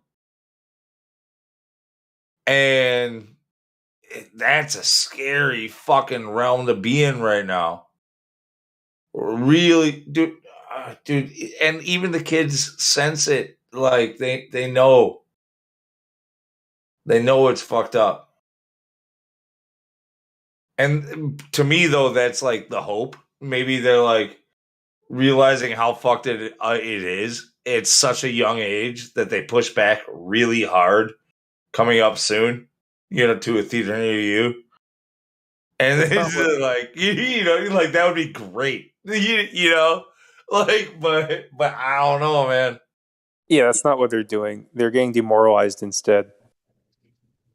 Yeah, subversion is working. So they think that the radical thing to do is to dye your hair blue and go after the same gender, when really the right thing to do is drill your own well and grow your own food. So they think that they're rebelling by blue hair and, you know, homosexuality and whatnot, transgenders. But really, like, the most, you know, defiant thing that you can do is like, I want to drill a well and I'm just going to drink from right here. It's like, come and try to stop me. Yeah, that You know, makes them seethe. 3 parentheses.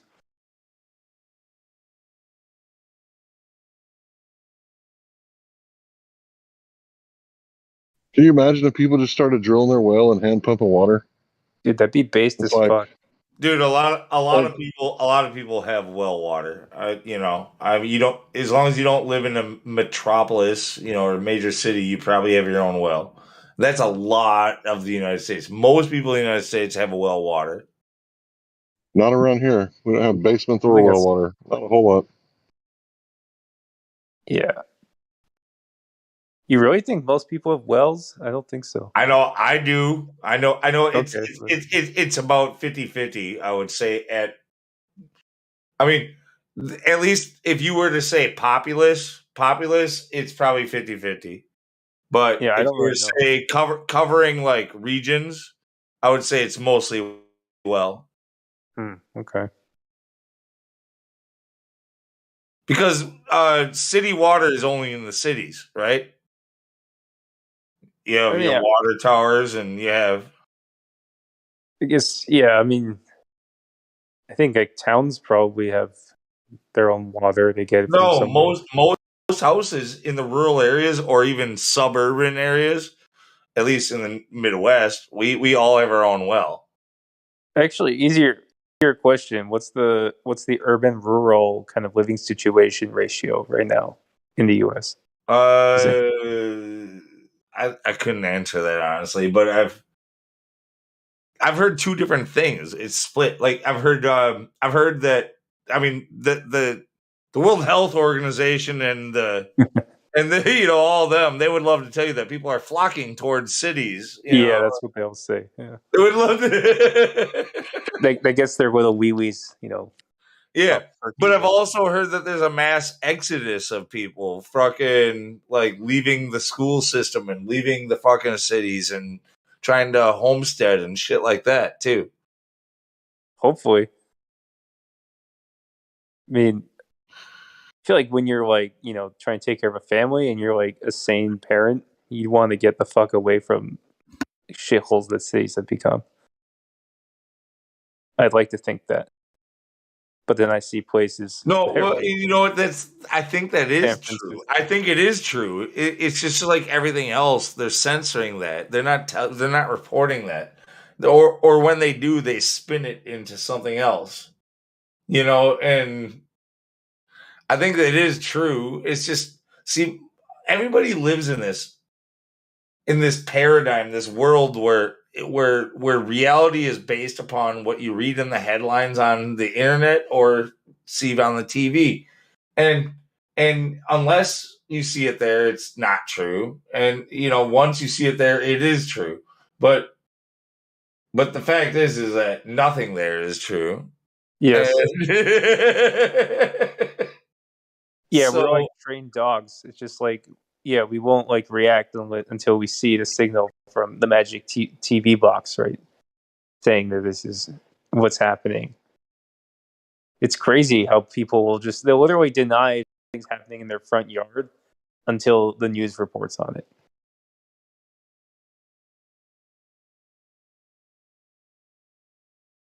yeah. Kind of. I mean, that's not 100% true, but I get your point. It's an exaggeration, but it won't be soon. Give it another 10 years, then I don't know. Like it's like it will be true in like 10 years, is what I'm saying. Yeah, the whole pre-crime. Look, the World Health Organization, or sorry, not them, but Klaus Schwab. Yeah, them dudes. Is he in the chat? Fuckers. Yeah, no, not our Schwab. I know. Yeah, but like, him and his goons were all just talking about all this week at Davos or whatever. Like Bill Gates literally said, like all this stuff about like tracking everybody and everything that they do, and like all the stuff that would get you kicked off for the last 2 years, of any platform. Yeah, he just literally said, yeah, all the conspiracy theories are true, and this is what we want to do. Again, because we didn't come up with this on our own. And so he like confirmed it. And people do nothing. Yeah.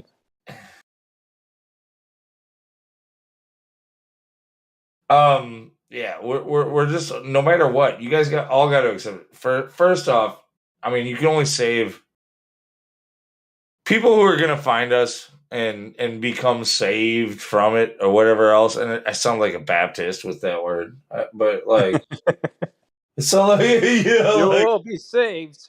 Yeah. Hallelujah. Yeah. But people are gonna save their own souls and their own families. They're either gonna see it or they're not. There's nothing you can do about it. And focus on the people who see at this point. That's my best advice. Like, we've gotten a couple of years ago, yeah, it was like try to get people to see, but now it's just like, if you don't see by now, sorry, we're gonna focus on those who do. Yeah, I think a flat Earth is like, it's like the test. It's like the first real like checkpoint to see if you see or not.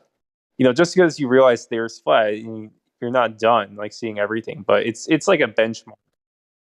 So if you can't accept flat Earth, you're blind. You're never going to break out of like the mental prison they have on you, because it's the most fundamental truth.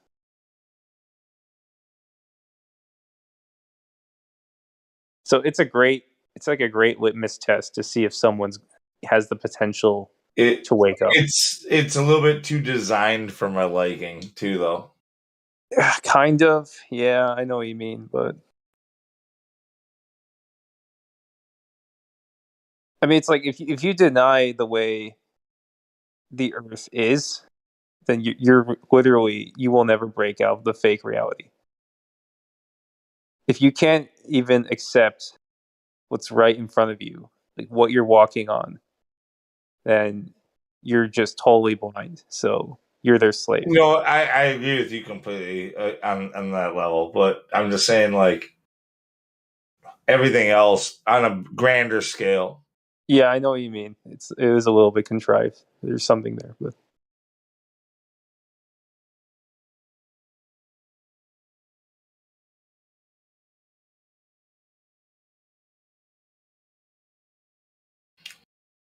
Kosho, where's that curve measurement? I see you typing. Kosho, that sly dog. Give us our curve measurement. You alarmy bastard. Where's the Scottish people when you need them to cuss out these clovers? We have a few of them. It's just that they're not there just to cuss people out and they get bored. Yeah, but it's pretty funny when they do. We had last night, we had Spake. I don't know if you were here. We had Spake. Yeah, no, Phantom. I wasn't here to hear it, but I read. I gathered something in the admin chat that he was griping about some shit. And when he does, I know I've been there before. Like, he's good at it. He's fun. He was on like all night.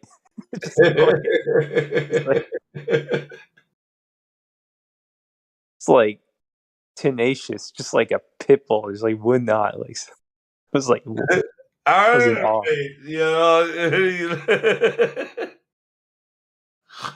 Yeah. No, that kid. What was his name? Shoot, Guaco? Yeah, I don't know. He's probably still like listening on YouTube or whatever. He started out trolling, but I thought he got more reasonable at the end. I mean, I think basically if we dogpile some of these Globers who come in, then they just will shut down, go into troll mode. but somehow we can like be more patient. Well, here's what. Okay, yeah. Like, you're right, but it's like it's hard. Yeah, it's a few seasons ago. We don't really get Globers. We don't really get like actual people anymore. You got to understand this. Like, they've shadow banned us. right. Real people don't find us. If they do, it's a freak occurrence. So we might get this random already flat earther who's like, "Oh, I just finally found your place," or we're gonna get the total globe zealot that's fighting on their side. They're like, "You want to find this," but it's all steered. It's all contrived. It's all we're not naturally getting anybody anymore. I think we get a few, but I do agree we get a lot of anti-flat earthers, and like you can kind of see when they're coordinated. Like also, most people don't use Discord. what's up? Most people do not use Discord. Dude, that's not true at all. Discord's one of the most growing fucking platforms on the internet. It's worth like $3 billion or something right now. 3 billion's not that much, right? Most people use Discord? Telegram, Dude, right? no. They have no ads. I just said people don't use Discord, and you said that's not true at all. No. People don't use Discord. I'm just saying, no, it's not true at all. People do use Discord. It's one of the it's more valuable than fucking Facebook actually in value. Like, oh yeah, for sure. So there's more Discord users than Facebook users. It's more valuable, is what That's I not said. Yeah, it has more impact than Facebook. Facebook is just. I didn't say it was less valuable. I said that most people do not use Discord. I'm saying that a lot of people do. I'm saying that it has more value. Discord's somehow like more current. It's like more alive than Facebook. So yeah, I think Facebook is for your grandparents, man. Yeah, exactly. Yeah, that's most people. Yeah, but it's more like dynamic here. You know, it's like it has more impact here because your grandparents are probably not going to. Well, Discord's biggest investor is Tencent, which is owned by the the Chinese Communist Party, and CCP. So, so anything that's said here, they bought it because of the majority share. Anything that's said here is owned by the Chinese Communist Party and anybody they shared it with. Oh, that reminds me that earlier Helio asked why we cannot see Mount Everest from New York, and the answer to that is because of China. Right? Well, China basically owns Discord. Like they're getting close. They're trying to buy it out outright. Kind of like what they're telling you about Elon Musk with Twitter. That's what Tencent is trying to do with. Dude, are you drunk? I am not drunk. Are you a trunk or are you drunk? I am not a trunk. But are you drunk? What's that? Like inebriated. Like Helio style? No. No, Helio style? No. No bueno. No comprende, por favor. Please. Otra cerveza, otra. Una más.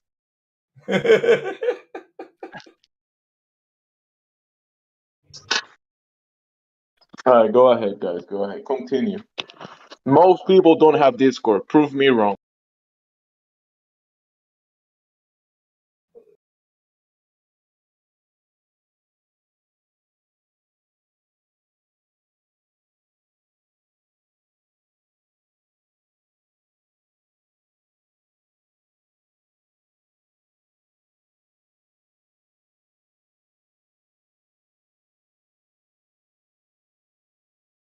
Well, everyone here has Discord, so you're wrong there.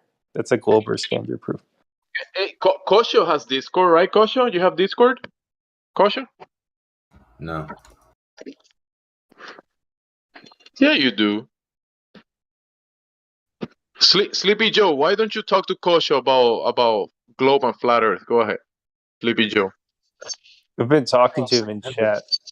Kosho, what's the best curvature of the year 2022? What's your best evidence? Come on, bro. What's going on, Hank? Hey, good to see you, bro. Yeah, it's been 7 years. Surely you guys got like, the one, silver bullet flat Earth killer. What is it, bro? The one you said? Yeah, the one silver bullet flat Earth killer.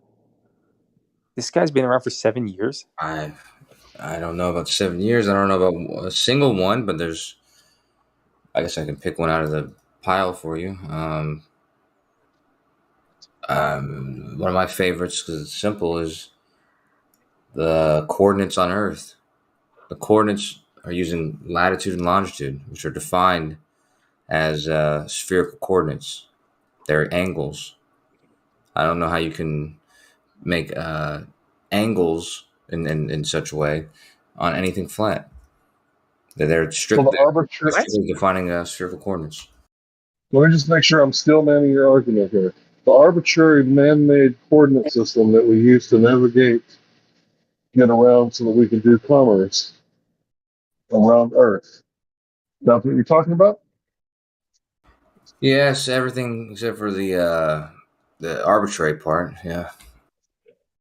Well, they could have made it triangles, right? So it is rather arbitrary. If it was a globe, don't you think they would use triangles instead of, squares? Well, So it is rather arbitrary. They don't use squares though, and I know on some maps they make them look like they're squares, but latitude and longitude lines are strictly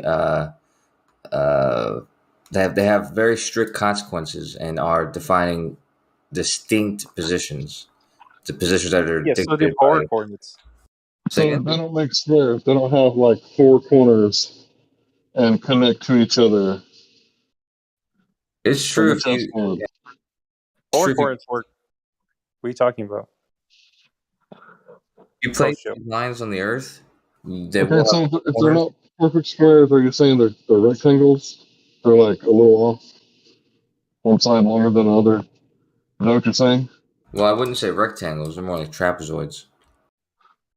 Why is it that everything that you say sounds like you're being squirmish? Like you just. Why is it that you're like, okay, I know it sounds like this, but how can I spin it in a way that fits my side? Like everything that you say.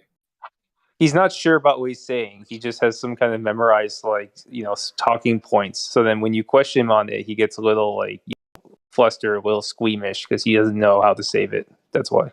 Thanks, guys. This is my attorney. Yeah, I'm charging you $39.59 an hour, dude.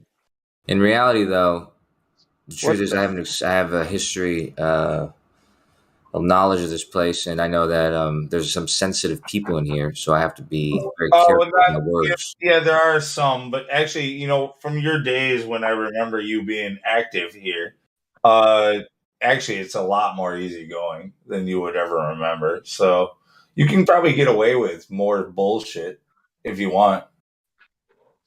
Yeah, especially when you're dealing with me. Hank's question. I'm a nice guy. Say again, Hank? I said, yeah, especially when dealing with me. I'm a nice guy. I'm not going to ban you unless you do something really dumb, like corn bomb. You're perfectly reasonable. I would say perfectly. Wow. Perfectly, maybe a stretch, but regardless, yeah. Well, good enough for you. The squares, the rectangles, the rectangles that you see, you're right. There are corners. There's four corners when you line up the longitude and latitude lines on the Earth. However, they don't make rectangles. They would make trapezoids. The two corners closest to the equator would be further apart than the two corners further from the equator. And that's actually the next point about the longitude latitude lines. It's true with polar coordinates too, though. I know what you're saying, what you're trying to say. Right, So it's a what's your? trapezoid. I know what you're trying to say. Trapezoid, please. Say again? Can you define trapezoid? I'm not very well educated when it comes to the map. Just like I have to make a picture. You imagine a square or a rectangle where the two sides were equally length, but the bottom and top side, the bottom is a little bit bigger than the top side. Okay, I get you. Gotcha. Okay, that's a trapezoid. Okay, so they're not square. Right. They're not. They're not laid out like a grid, like the chessboard. That's right. Do you think And maybe that's because they're using the stars, which are kind of not exactly symmetrical like a chessboard, but they do have usefulness. It's just when you go to map them to the ground, they're not exactly going to make like a perfect checkerboard. Do you think that's why they're like that? well, no, actually, like I said that my next point about the longitude and latitude, the reason why they're like that is because the latitude lines they say consistently the same distance apart from one another, but the longitude lines don't. The longitude lines start at one distance at the equator, and the lines converge as you go north to the North Pole, and they do exactly the same thing at the same rate going south. So who came up with this? Say again? Like who came up with this idea, right? Was it a country, a man, a professor, a college? Where did it start? Do you know where the system started? Who's the first person that looked up and said, that constellation looks like a Big Dipper? Let's call it Ursa Major. Like who started this? I'm not sure, to be honest with you. I know that the Russians called it the Great Bear. I'm not sure. Right, so different cultures looked up and saw different things. Some people were like, that looks like a virgin. Let's call it Virgo. Right?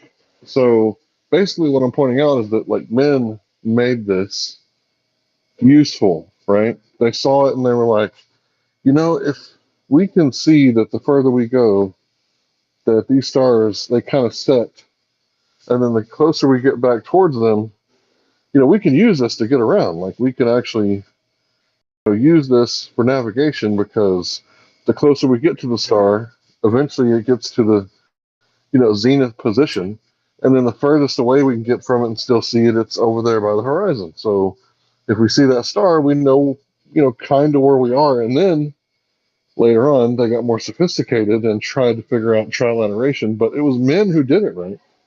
Yeah, that's It right. was men who figured it out, or women, but mankind. My point.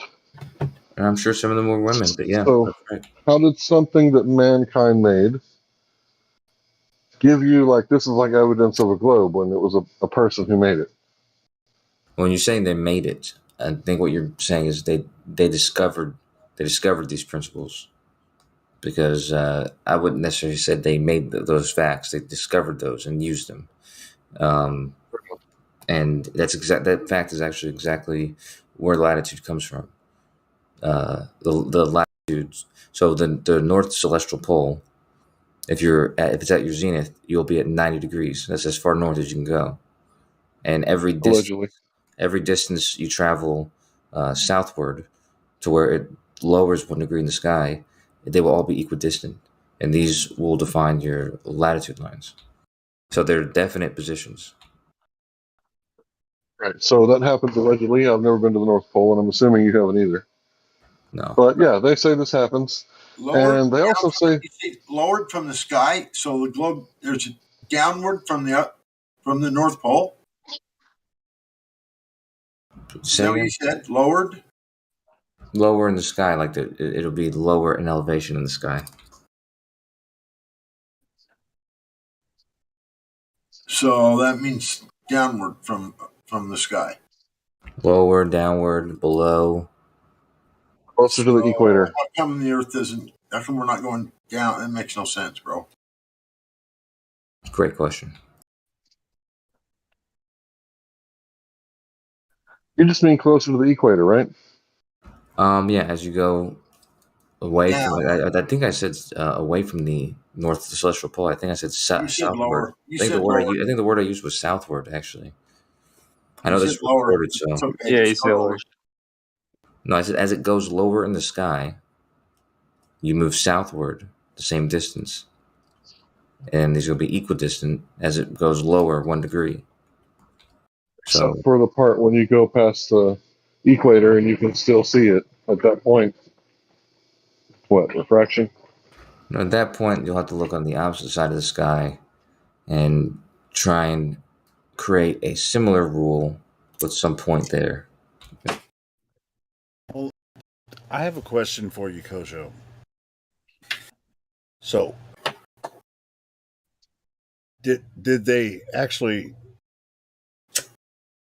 when they came up with this map that you're describing, which is the AE map, is pretty much the globe, when they made the globe map, which is the AE map, they're pretty much the same. Did they develop this map by traversing the way that you're describing? Helio, I just gotta stop you. No matter what, any map, no matter what map it is, no matter what projection they're using, is all going to be based off of whatever you imagine the Earth to be. Well, it can. Yeah, that's what my argument was against Kosho, because he's saying that, these arbitrary, meaning that certain people saw certain stars and were like, I'll pick that one, right? And then, they drew lines on the map. It was like, you can see it from here, but you can't see it from there. It's like, okay. And, Hank, get into the leading question is like, how do you know that they did this? Which he doesn't know. He's just saying, well, this is probably what they did. This is the most logical thing, But, well, they love to use arguments. That's not how that's not what Kosho said just now, but I've heard him say stuff like that. Like, well, probably this or probably that. It's like under this assumption where probably the really smart people, they knew that the Earth was a ball, but all you lackeys, you retards, you're working class, you're blue collars, none of you knew. Hey, you guys' hats are on too tight. Here's something fascinating to me is that a lot of flat earthers think the AE map is accurate, but it's actually a globe map. But it's not. Yeah, but it's not. But it's that was not. a trick for me. Yeah, it is. It's tricky.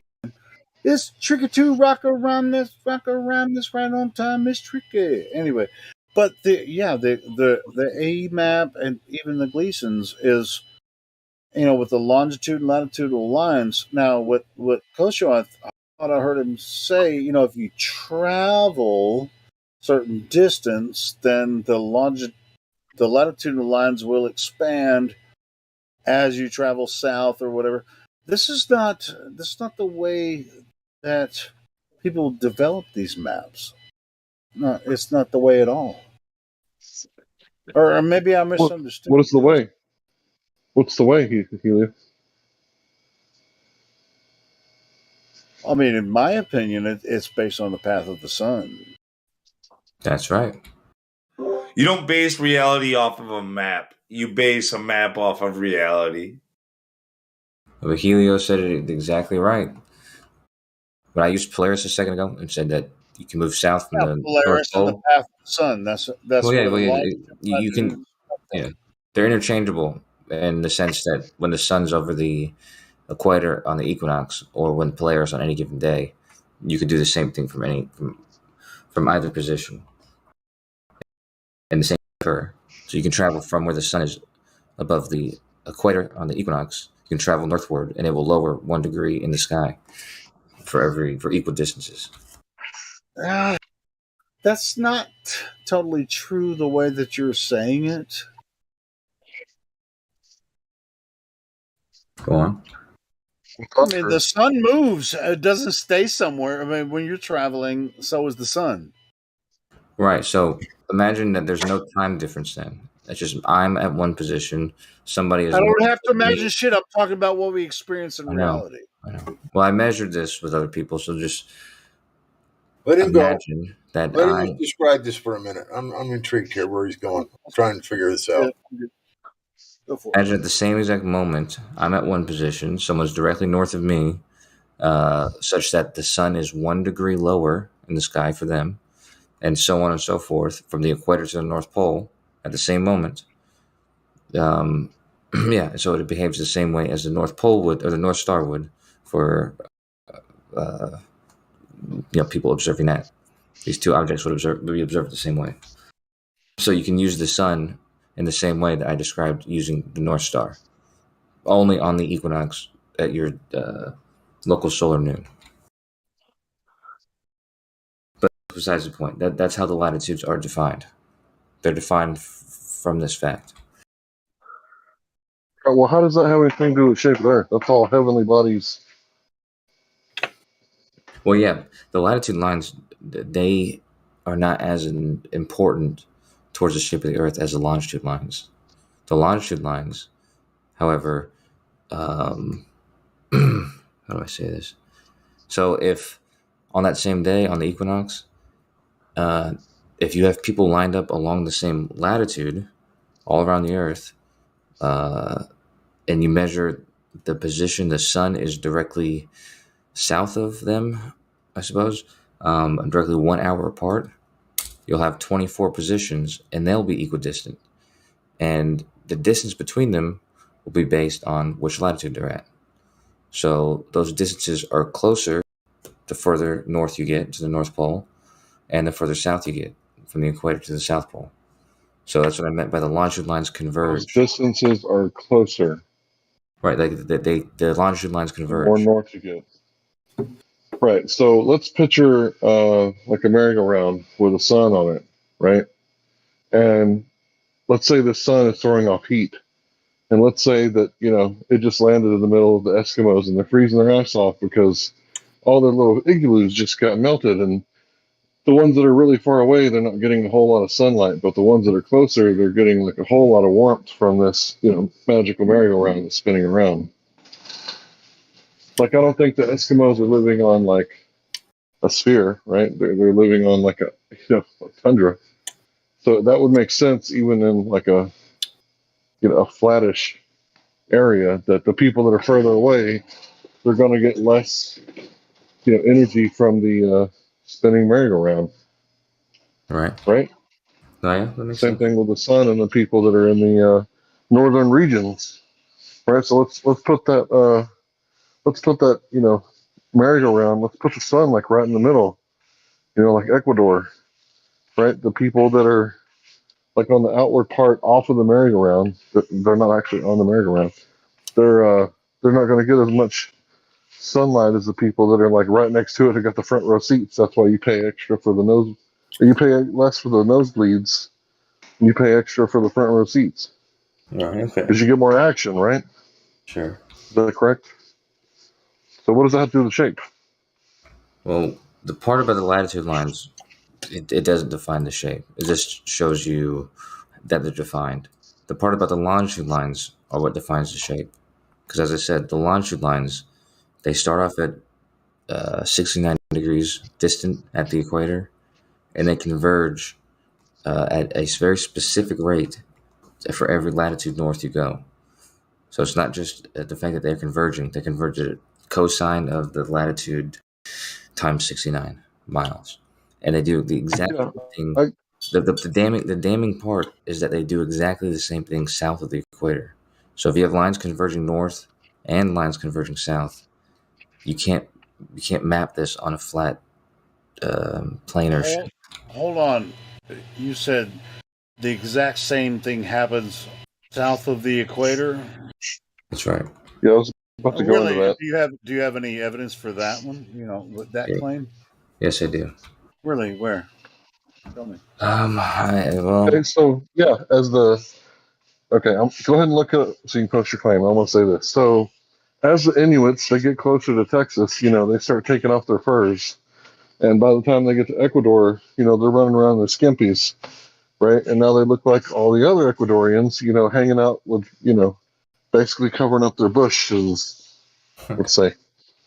And yeah, the people from Argentina, by the time they get to, their warm spot, I don't know what's warm up there, Brazil, like northern Brazil, they're going to be like taking off their jackets, right, at the same rate, right? Because it's the circle of the sun is the same size on both sides. Again, what does this have to do with the shape of the Earth? Dude, if you ask the Brazilians, they're gonna say, "Hey, we base our calendar off the way that the Earth works. The sun works in the north for the most part. They're not looking at the South Pole." Right. Again, the idea is that they converge. That's the What only. idea? Whose idea? Who told you that? Can you post it precisely in chat? Because I have a hard time understanding what you're saying. It's not your fault, but Probably because we're interrupting him. Sorry. Go ahead, Kosha. Make your argument as best you can, and I'll try to be quiet.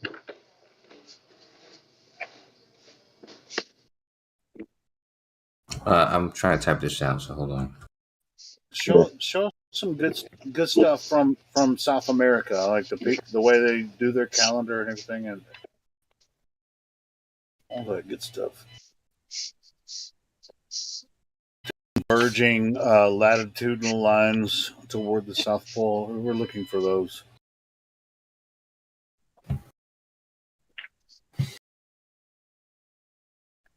I mean longitudinal. My bad. Longitudinal lines. Well, Hunter, dude, hope he's okay. No. Phone's been dead. Michael. What is this? You can see I can't even see straight. I don't know.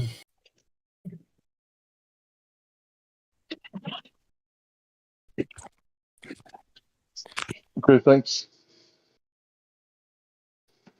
Sorry, I had to type that out. Oh, that's cool. Let's go, show. You can keep talking to Hick. I'm just gonna look at. So anyhow, this idea would be the damning part about the coordinate system is that they behave in this way. So the evidence, I had some people in Australia make measurements. One thing that you could do is simply measure when one person experiences their local solar noon in Australia. So local solar noon is when the sun is directly north of you in Australia. And then measure somebody else in Australia on the same latitude and the distance between them and the time it took for the sun to travel that distance. And without getting too complicated, you can use that to calculate the entire distance around the entire latitude. And that'll tell you if it's smaller or bigger than the equator. Okay, so you're saying that it's smaller than the equator? Yes. Even though Neil deGrasse Tyson said the lower hemisphere of the Earth is somewhat pear-shaped in saying that it was larger. So is he lying or are you? Neither. Okay, so it's a direct contradiction, a true dichotomy, but neither one of you are lying. No, he says that it's 24 miles wider, or 24 miles, I guess the circumference was the diameter of the latitude would be 24 miles bigger. When you divide that out to each latitude, it doesn't measure too much. So the principle that I said earlier about this cosine of the latitude times 69 miles, the principle would still apply. Okay, so you're saying that it's a little bit fatter, but it's still a sphere, right? That's what you're saying? I'm saying it's a little bit fatter, but not fat enough to not behave and look exactly like a sphere. So why is it Captain Cook and a bunch of other people, that talked about going down there, they were completely off on their reckoning, right? Not by a lot, but by a whole hell of a lot. So they were reckoning they were over here, but actually they're over here, and it was sometimes like 18 miles a day. So how would an advanced sailor like that? Well, have a good night. How would he, be off on his reckoning if he's reckoning just like he would be if he's in the northern so-called hemisphere? Wouldn't it be like the same? Nobody can navigate with dead reckoning anywhere on Earth. That's not what I said. Not, my bad. Well, I'd have to ask you: was he the last one to make any of these sort of travels? No, there was someone who allegedly circumnavigated the globe north to south. There was a guy on here said it was done in like 1982, and I think it took them like, what was it? Can't remember. I don't remember. It was like ridiculous when I was reading it. I was like, what do they do? Like circle the like southern hemisphere like 4 times when they were in Antarctica? Did they just like go around 4 times in a row for no reason? So you could probably pull that up. Claim to circumnavigate the globe, 1982. Well, I do know that there was a gentleman who circumnavigated the southern hemisphere under the 60th parallel, so below the 60th parallel. He did it in 71 days. So, what do you mean by that? He went south of the 60th parallel, and then went in a circle. Yeah, 71 days. So he traveled across the South Pacific. From I don't know. I mean, I guess if you're doing a complete circle, I guess yeah. The South Pacific is one of the most dangerous place you could ever traverse. Probably. Yeah, probably. No, definitely. Well, There's nothing there. he's got the record. Really. Who is it? Somebody show us the name. I forget the name of the team. It was part of some race they have down there. So I'm not trying to be rude, but I don't really get your argument enough, and that's not really your fault. It's probably my lack of comprehension. No, But I still fail to see. It's from spherical coordinates. I mean, that's hard to. You just have to understand what he's saying. He's basically saying the radius of the latitude, x degrees, whatever, above the equator will be r times the cosine of those degrees. I mean, you can just draw a picture. So he's saying basically, yeah. So the distance between those longitude lines will also decrease proportionally to the radius of this latitude line, right? And then he gets this proportionality with cosine of the angle. Is anyone hearing like this high pitch, like? Yeah, is that coming from me? beeping or something. Okay, I was just wondering if it's coming from my end. I want to try to eliminate, but I don't. Oh yeah, I think hear it it is. too. You hear it right there. Yeah. What? Whose mic is that? Because I've been trying. I was looking at all my electronic stuff, and I'm pulling my headphones off. I'm trying to figure out where it's coming from. There's some weird high pitch feedback. It's like a flat line. That's the Yeah, globe it's like dying. Flat line. Flat line. Yeah, it's from Kosho, man. It's flat line. You got flat line. The No, globe I'm just is playing. dying. He's over there. Kosho's listening to B.O.B. flat albums. All right, it's been tripping me out. I'm like I was like, I don't want to be the one bleeding. Kosho, we need you to prove right now that you're not listening to B.O.B.'s Flat Earth albums. Yeah, dude, that would suck. Actually, B.O.B. has some good songs. What you guys tell me? Yeah, he did. So, anyways, yeah, it just comes from. Sorry, go on. Yeah, I mean, as far as the maps and the longitude, latitude, Kosho, just for the record, I mean, for the most part, as far as travel goes, it's very, very dangerous to travel across even the South Atlantic, let alone the South Pacific. People don't travel that way because there's nothing there. They're if anything happens to them, most airplanes and boats, ships, cruise lines, they tend to travel close to coastlines so that if anything happens, they're really close to shore. What does that have to do with his thing, though? His argument? It No, really has. Anyway, go on. He just no. I mean, if you have a point to make, please. No, I just want to say. I mean, it'd be. I mean, yeah, you got big balls if you're going to travel across the South Pacific. That's all I'm saying. Okay, noted. All right, so He you're did have claiming large balls. you're claiming that these longitude lines, because they appear to be converging the further you go north. That's how we know that the Earth is a sphere, because if it was flat, they would be spread out further and further. Not They'd quite. be diverging. It's not the fact that they converge going north, because both of our models agree on that fact. They get closer and closer as you go north. The issue is that on our model, they also get closer when you go south, which on your model, they appear to go further away. But on our model, they go closer. And the fact that they go closer in both directions.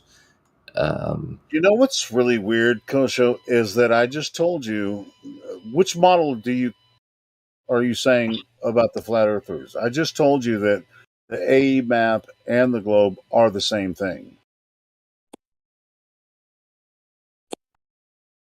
I respectfully disagree with that. Really? Yeah. Why? I can name about 20 differences.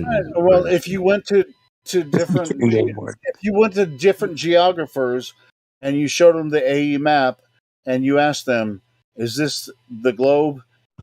I'm pretty sure they would say, "Yeah, that's the globe." It's a projection of the globe. No shit.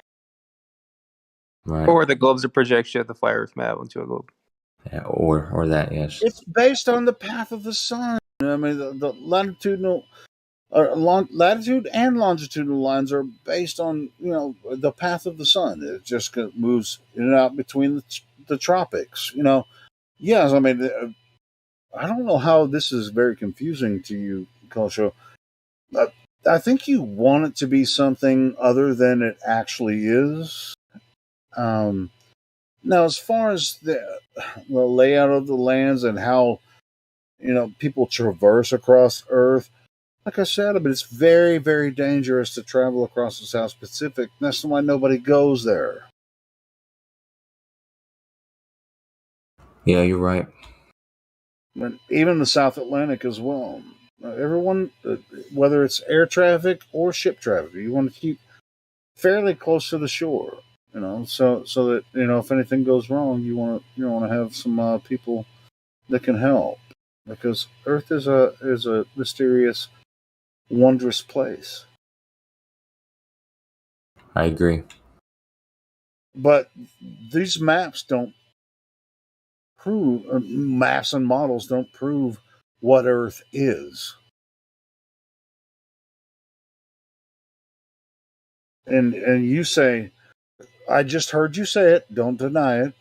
Well, the flat Earth model, which you were referring to the AE map, and the globe Earth model, which is third rock from the sun, as if they're different, which we just showed you that we don't think they're different in this as far as shape goes, but we all live on Earth. But the AE map is a projection of the globe, which is really kind of based on what we know about the path of the sun, moon, and stars, and where we can travel between between different lands, and the dangerous parts we don't often travel to. Not it's like I've heard say, oh well, if you could fly it from Buenos Aires to Perth, that in one flight, then that would prove the globe or the top one way or the other. It never happens, but I don't know what it would prove anyway. That's true. All right, cool. We're on the same page as far as all that goes. So show us the globe.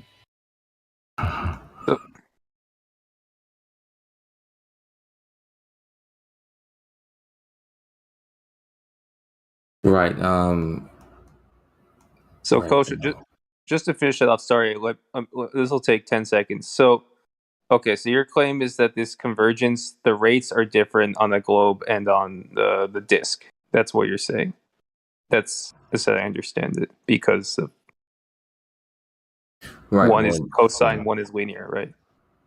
well, no, it's not. It's not. It doesn't matter how they diverge. It doesn't matter if that rate One is cosine is of x. Yeah, no, yeah, but yeah. yeah, regardless of how it converges north of the equator, we both agree on that it converges north of the equator. Yes, the The rate. issue is that it converges south of the equator as well. Okay, Which so that's a different issue. yeah, Okay, no, that's this is the crux of the issue. okay. So that's a totally different thing you were bringing up earlier No, with all the math. Okay. no. It's the same issue. I was describing it, uh, you know, accurately when I was saying how it was converging. But the point is, it's converging. It's converging in both directions. Yeah. Where Okay. I thought your first point was it's converging different rates, but now you're making, which is the more pertinent claim, which we can actually verify, is that it's converging. It's converging south of the equator, what you call south, and basically the flat Earth model says it's not. that's Do you right. have So basically, what we would have to do to prove this is we would have to get like people in contact that are like equidistant apart from each other, right? So that's really hard to do because most people live on the land, and in order to verify this, we would have to have like people doing the sun watching thing. That what's his name? Rest in peace, Anthony. And what was his name? Anthony. What was that guy's name? sun Super watching? Anthony Superats. Superats. Anthony Superats. Anthony Yeah, Superats. Yeah. So this time it couldn't be sporadic. It would have to be like equidistant. Everybody would have to measure That's the sun at like zenith, and we would have to be measuring the 15 degrees up per hour. north in the northern hemisphere and the 15 degrees south in the southern hemisphere in order to confirm this. Not So quite. if you did, what do you mean not quite? No. Yes, You, Andrew, you, yes. you don't need people in any specific locations. You just need them to be at the same latitude in Australia or somewhere else south of the equator. And if you have them to be at the same latitude, all you have to do is compare the time for each of them, or the difference in time between each of them, where the sun appears directly north of them, and also compare that to their distance. And let's say it was 1 hour apart for them. Okay, if it was 1 hour apart, you would multiply whatever their distance is from each other times 24, and you'll get the entire length of that latitude. And then you Yeah, can. but I know sorry how to am I going? interrupt. Sorry to interrupt you there. The Earth is, I mean, the sun is more. Let Jen go first. He was first. Sorry, yeah, I was just going to say the only problem with you've got an Achilles heel though, in that we don't have any videos of a 24-hour sun in the southern hemisphere above the horizon for 3 months uninterrupted. We don't have that. When we have that, you have a ball. It's a good So point. anyway, but carry on. Well, that may be true. Let me address the argument, and then it'll be Helios' turn. So what I was saying is how do I like have firsthand knowledge, primary knowledge of the distance between Johannesburg, South Africa, and the capital of Brazil or something like that? How would I ever be able to have firsthand knowledge of that? So even if I had people on the internet telling me, "Yep, sure, it's Kosho was right, 100%," there's that one variable that I'm not going to be able to measure, which is the distance between all these, continents. How would I measure that? That's fair enough. Like, That's anybody got fair. like $1 million I could borrow? Well, no, that's fair. But if that was your worry, which is a fair worry, you could just do a much closer distance, like two cities that only experience the local solar noon 4 minutes apart, because that 4 minutes apart would be 1 degree of the sun's travel, and you just multiply that distance by 360, and that will give you Yeah, the. but I would still have to look at the macro. I would still have to have like a lot more knowledge than just those two cities. They say is this far apart. Okay, I can believe that because I can travel between the two cities and I can verify that, but Yeah, I we can't can. really lay out a line like a chain. Like we're not laying the fiber optics anymore between South America and South Africa. So Well, you don't just have to stop at two people. You could do those two people and some other time to two other people, I don't just Right, but I need to know the actual totality of distance between the continents. And the only way I could do that was to lay like a submarine cable and measure how much cable I used. But You get what I'm saying? Yeah, but you wouldn't need that if you had two people in Australia. Yeah, I would and have to two know the people- distance. No, but if you had two people in Australia, two people in Brazil, two people wherever, you did this enough times to confirm that the length of travel of the sun's position, that they all equate to the same thing, then you can be sure that when it's moving from Melbourne or Sydney to Melbourne, that it's not doing something different. I'm gonna when it goes tell over you the something, ocean. Kosho. The path of the sun is not in question here. It's been doing the same goddamn thing for hundreds of years throughout recorded history.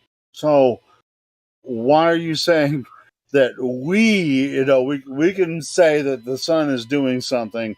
We're here on Earth and we're trying to measure what it does, and we built calendars and clocks around it. I mean, come on, man, what are you talking about?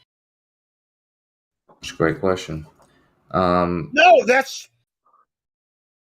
don't try to distract everyone. Now, the claim of the Aristophanes idea, the idea came from was like, hey, I can see the bottom of the well because the sun is directly above my head, and then when it moves over here, I can see a shadow.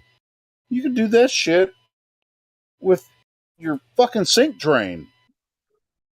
I agree. If you're done, Anyway, Helio, with the let him flashlight. respond. I agree Because with we you. responded 3 times to him, so he needs to talk now. I'm posting something now. So you guys know the celestial almanac we use for celestial navigation. Right. So I used this almanac, and what it gives you is the GP for any given star, which is the point on Earth that's where that star's at zenith. So by the way, every star, they travel along the same latitude. So that's as if it's almost the same kind of measurement. You're just measuring a star, which is moving. No. It's as if they're. Every star. Hold on. Almost there. Hold on. Almost It's there. as if. It's as if they are all the same distance away from the Earth. That's what it says. It's a good point. Regardless, Right back at you, Lou. yeah. Regardless, it's as if they are traveling along that latitude, the GP, which are the same distance from the Earth because they're on the Earth, because that's the position on the Earth. That star is at its zenith. So the GPs are traveling along those latitudes. Anyhow, if you measure their position at one moment and then measure it again 10 minutes later, as I did here, according to the almanac, I get these distances in that right column. The right column is, I multiply that distance by 144. Because there's 10 minutes times 144 minutes in a day. Anyway, so that's the entire path of that latitude for each of those latitudes. But all right, so when it comes to stars being the same distance from the Earth as if they could possibly be, wouldn't it be coincidental if when you watched a moonrise and the moon rose almost perfectly with the stars that were significantly farther away due to parallax, wouldn't it be a coincidence if they appeared to be moving at the same speed as if they were the same distance away? Yeah, you're right. Yeah, that's another weird one. Man, dude, you guys are full of these things. Dude, it's like. So I guess I'll go real fast. Go ahead, Larry.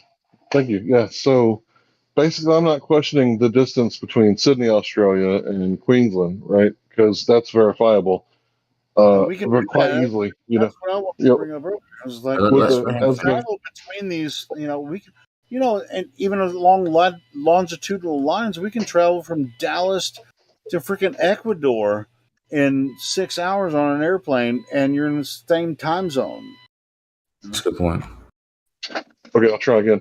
So what I'm saying is that I'm not questioning the distance between Sydney and Queensland, right? Because that's verifiable. I'm questioning the distance between like Sydney and Johannesburg or Sydney and Brazil, right? That's the ones that, I kind of have to take faith on it and assume that you guys, all of academia, who's been controlled by the Jesuits and other places for hundreds of years, that you're telling me the truth when it comes to how much land is out there, how much distance there is between the land, and that you guys aren't hiding land. But the kind of weird thing about that is that I already know that you guys are hiding land, right?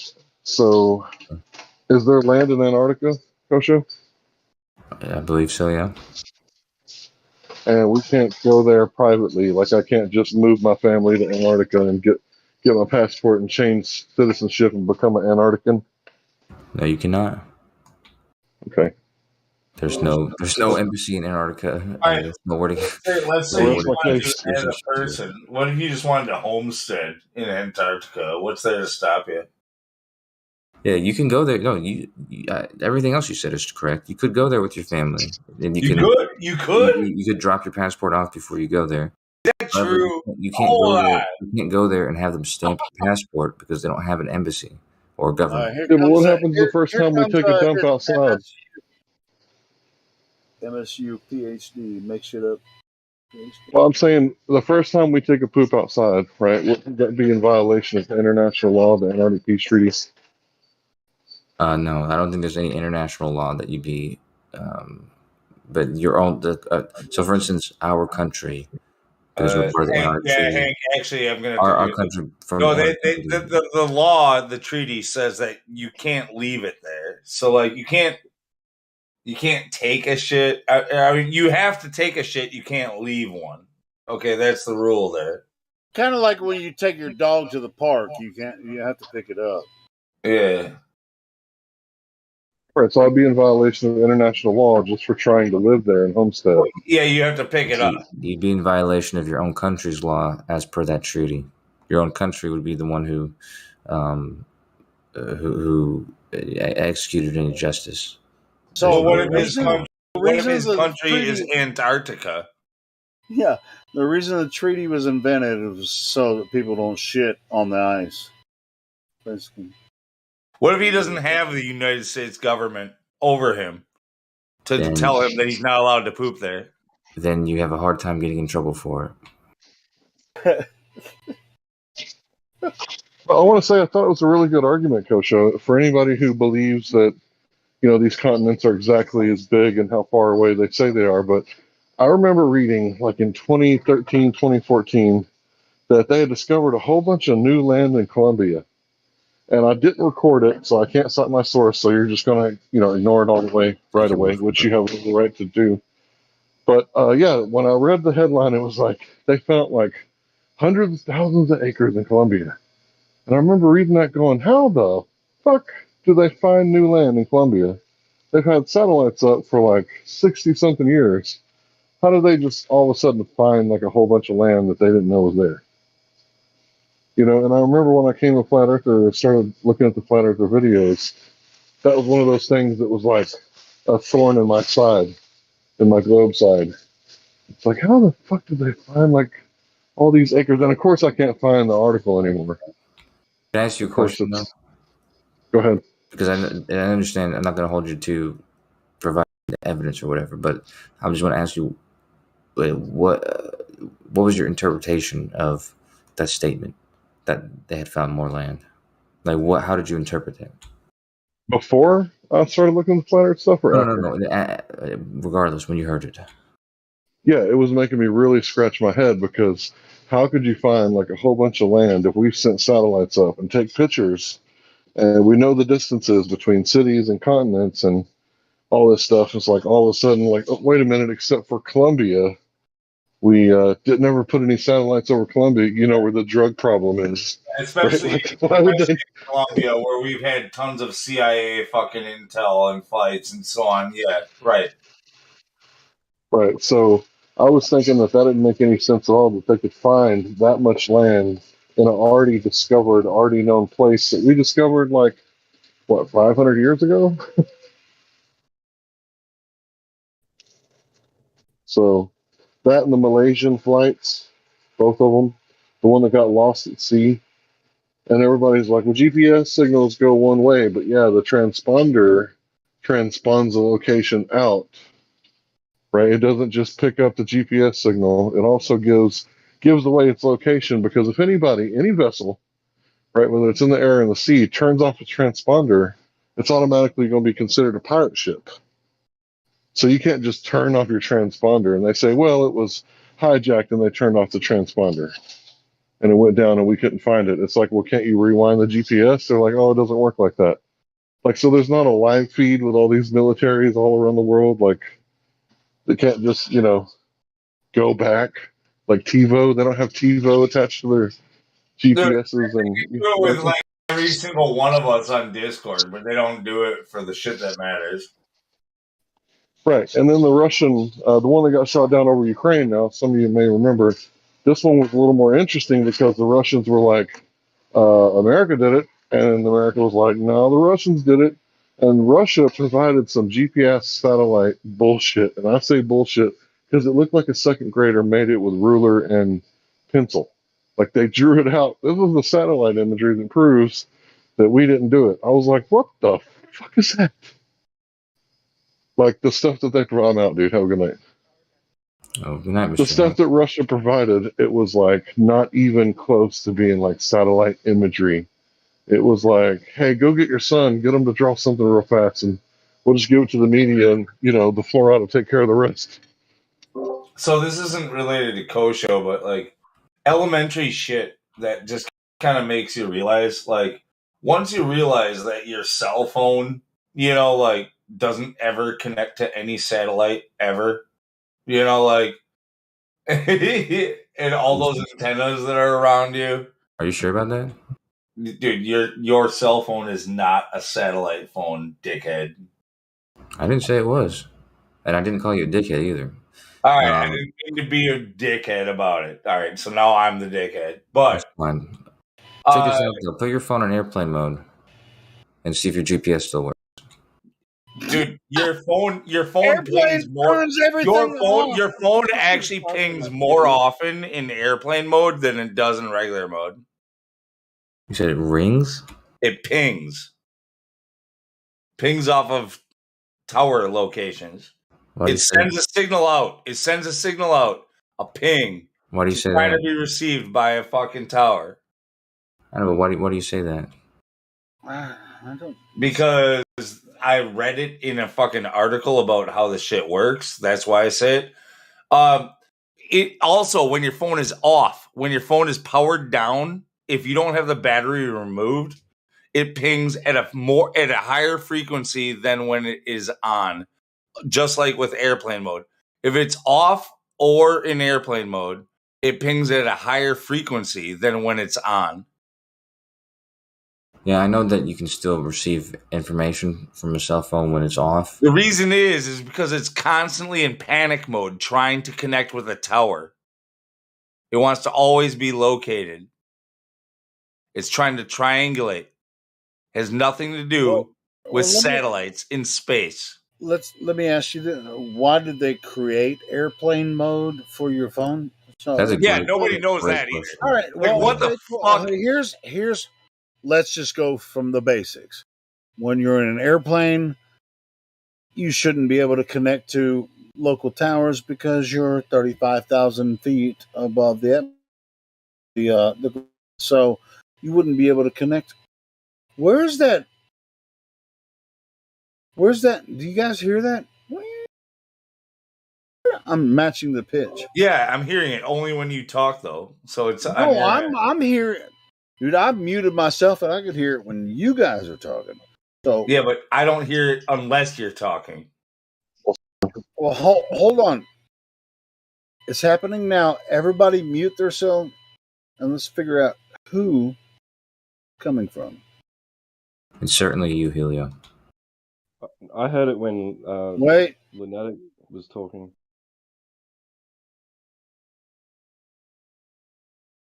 All right, I'm unmuted. Helio, don't fucking unmute. Do you hear it now? No. Yes. Yes. No, shut up, Helio. I had it in Helio. It's Helio, yeah, sorry. Really is me? Yeah. It's somewhere in your house, bro. Okay, regardless, yes, airplane mode, you're not pinging anybody. GPS, though, doesn't turn off when airplane mode is on because your GPS is a separate receiver. So this is an indication that you are receiving, as we call satellite data from to your phone.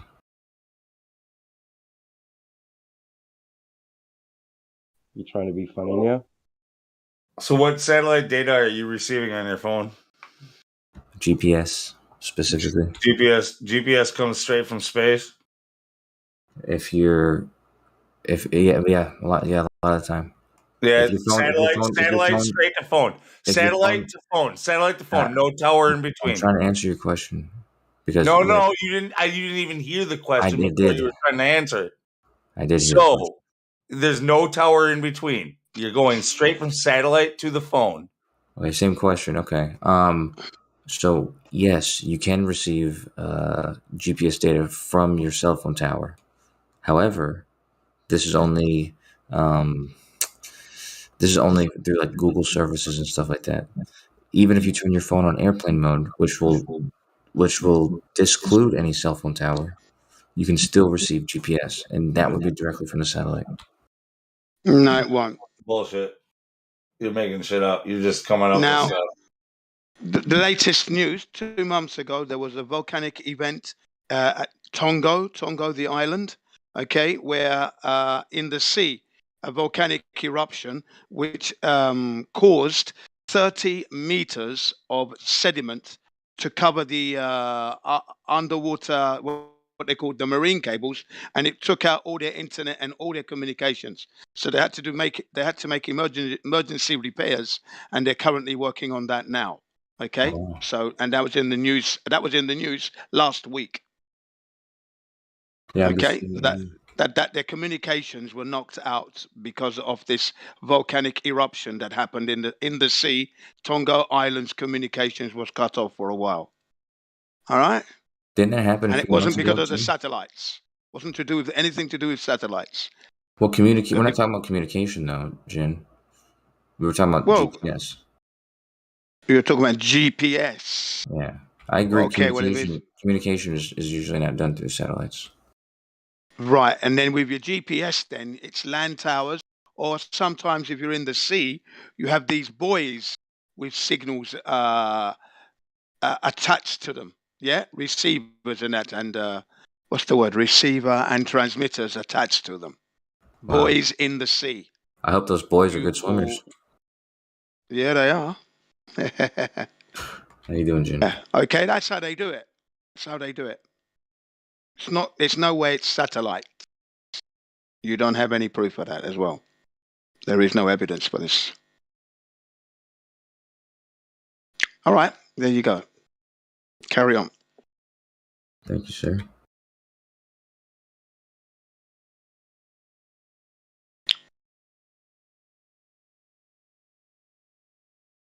It would be irresponsible of me to spend much more time doing this. I do have work to do. Okay, well then, good luck with your work. Thank you, sir. But remember, satellites, we don't have those things, and our phones are not connecting to those. That's for sure. I used to think that. I used to think back in the 2000s that whenever I sent an email and a photographic image of my children whilst they were growing up, and I used to click that button, I used to think, wow, there it goes. It's gone to the satellite, bang, and then bang to London. And I used to say to my brother, how long did it take there? 2 seconds. 1 point something seconds, and he got it. And that's quick. And I used to think, I wish I could have been with it. I could have been in London by now. But at those speeds, I would have been dead. That's funny. You know, not today. Not today, but one day. Because you've traveled on your motorcycle around the world and stuff. Yep. Well, I want to do that with a balloon one day. And I'd love to do that. I'd love to do that. I'm going to have box outside of the balloon that's connected to Starlink, and I'm going to try to live stream it. Yeah, I mean, if it's up there, yeah, If it's up there, which I yes. doubt, which I very much doubt, not up there at all. Point it downwards towards those towers.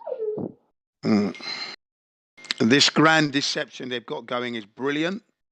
It's easy. It's easy. I mean, I was deceived because I was taught it as a young child. When you're a child, and they tell you the Earth is a globe, and then you carry that through your life, and it's being reinforced. For me, in my case, the moon landings, and then after that, every image of the globe is there. Programs, films, music, magazines, TV, newspapers. It's there. It's easy to be deceived. Very easy. But recently, in the last 3 days, I've been watching this Space Cadets from 2005, which is billed as the most expensive television hoax in the history of television. It cost $4.5 million. That's $5 million. Sorry, £4.5 million, $5 million in American money, where they deceived a bunch of young, ordinary people from England. They deceived them, only 4 of them, mind you. Well, 3 of them, one of them was an actor put in place, like an agent put in place to keep them invested in the idea and the dream that they're going to space. But 3 of these individuals believed that they were in a rocket, in a capsule, on their way to space, low Earth orbit, and they believed they saw the Earth through the 7 meters by 20 screen. And this screen had 40 computers to produce this image of Earth. And they were genuinely moved, right? The thing that really touched my heart the most was this guy by the name of Paul, who believed he saw the Earth. This is what he said. He says, when you're in a plane flying and you see those straight lines. Now, when he said that, he was talking about the straight horizon that we all see when we fly. He said, but I actually saw the curvature, he said. And then when he said it, you could see that he was overcome with emotion. He had to take a breath. Okay. He was that moved, but he was that honest as well. And he was saying this at a point where you have a private time with a camera, and it's like your private diary being recorded, and that's when he spoke about his emotions and that, and it was really good because he was telling the truth. When you see the straight lines out of your window, both sides of the window in a plane, he said, well, I saw the curvature, he said. So up until that point, obviously he'd had flying experience, but he hadn't seen the curvature of the Earth from a plane at regular altitude. But yet he was in this simulator. It's a CGI image of Earth, curvature and everything, and he was overcome with emotion. There you go. You got to watch it. It's really good. It's called I'm The watching it Secret, now. 2005. It's 10 episodes. There is a special one, which is only 25 minutes long. That's called Yes, You Can Fake a Space Program. That's only 25 minutes. But if you want to go on and see the whole thing, the whole 10 episodes, it's brilliant. Yeah, I'm watching it now. Yeah, 2005. And you will see the emotions of the 3 cadets, right? And how they were overcome with emotion. Now, the spy amongst them, his name is Charlie. He's an actor. He's in place. Now, Charlie's character and the way he behaved was typical of that of the Apollo astronauts and the NASA astronauts, where they take everything for granted because he knew that they weren't going to space.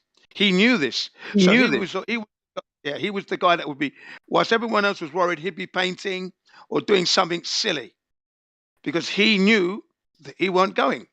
So that's the psychology of this guy, Charlie, his name is, the actor, who reminded me of all the other astronauts because they were doing things that you would think they would be worried, running around and jumping in your suits, hopefully not tearing your spacesuit on the lunar surface whilst you're playing golf, for example, or when they're in the ISS, not worried about cosmic ray particles coming in and impacting the actual ISS station and penetrating and not causing any disaster. You'd be frightened. You would be.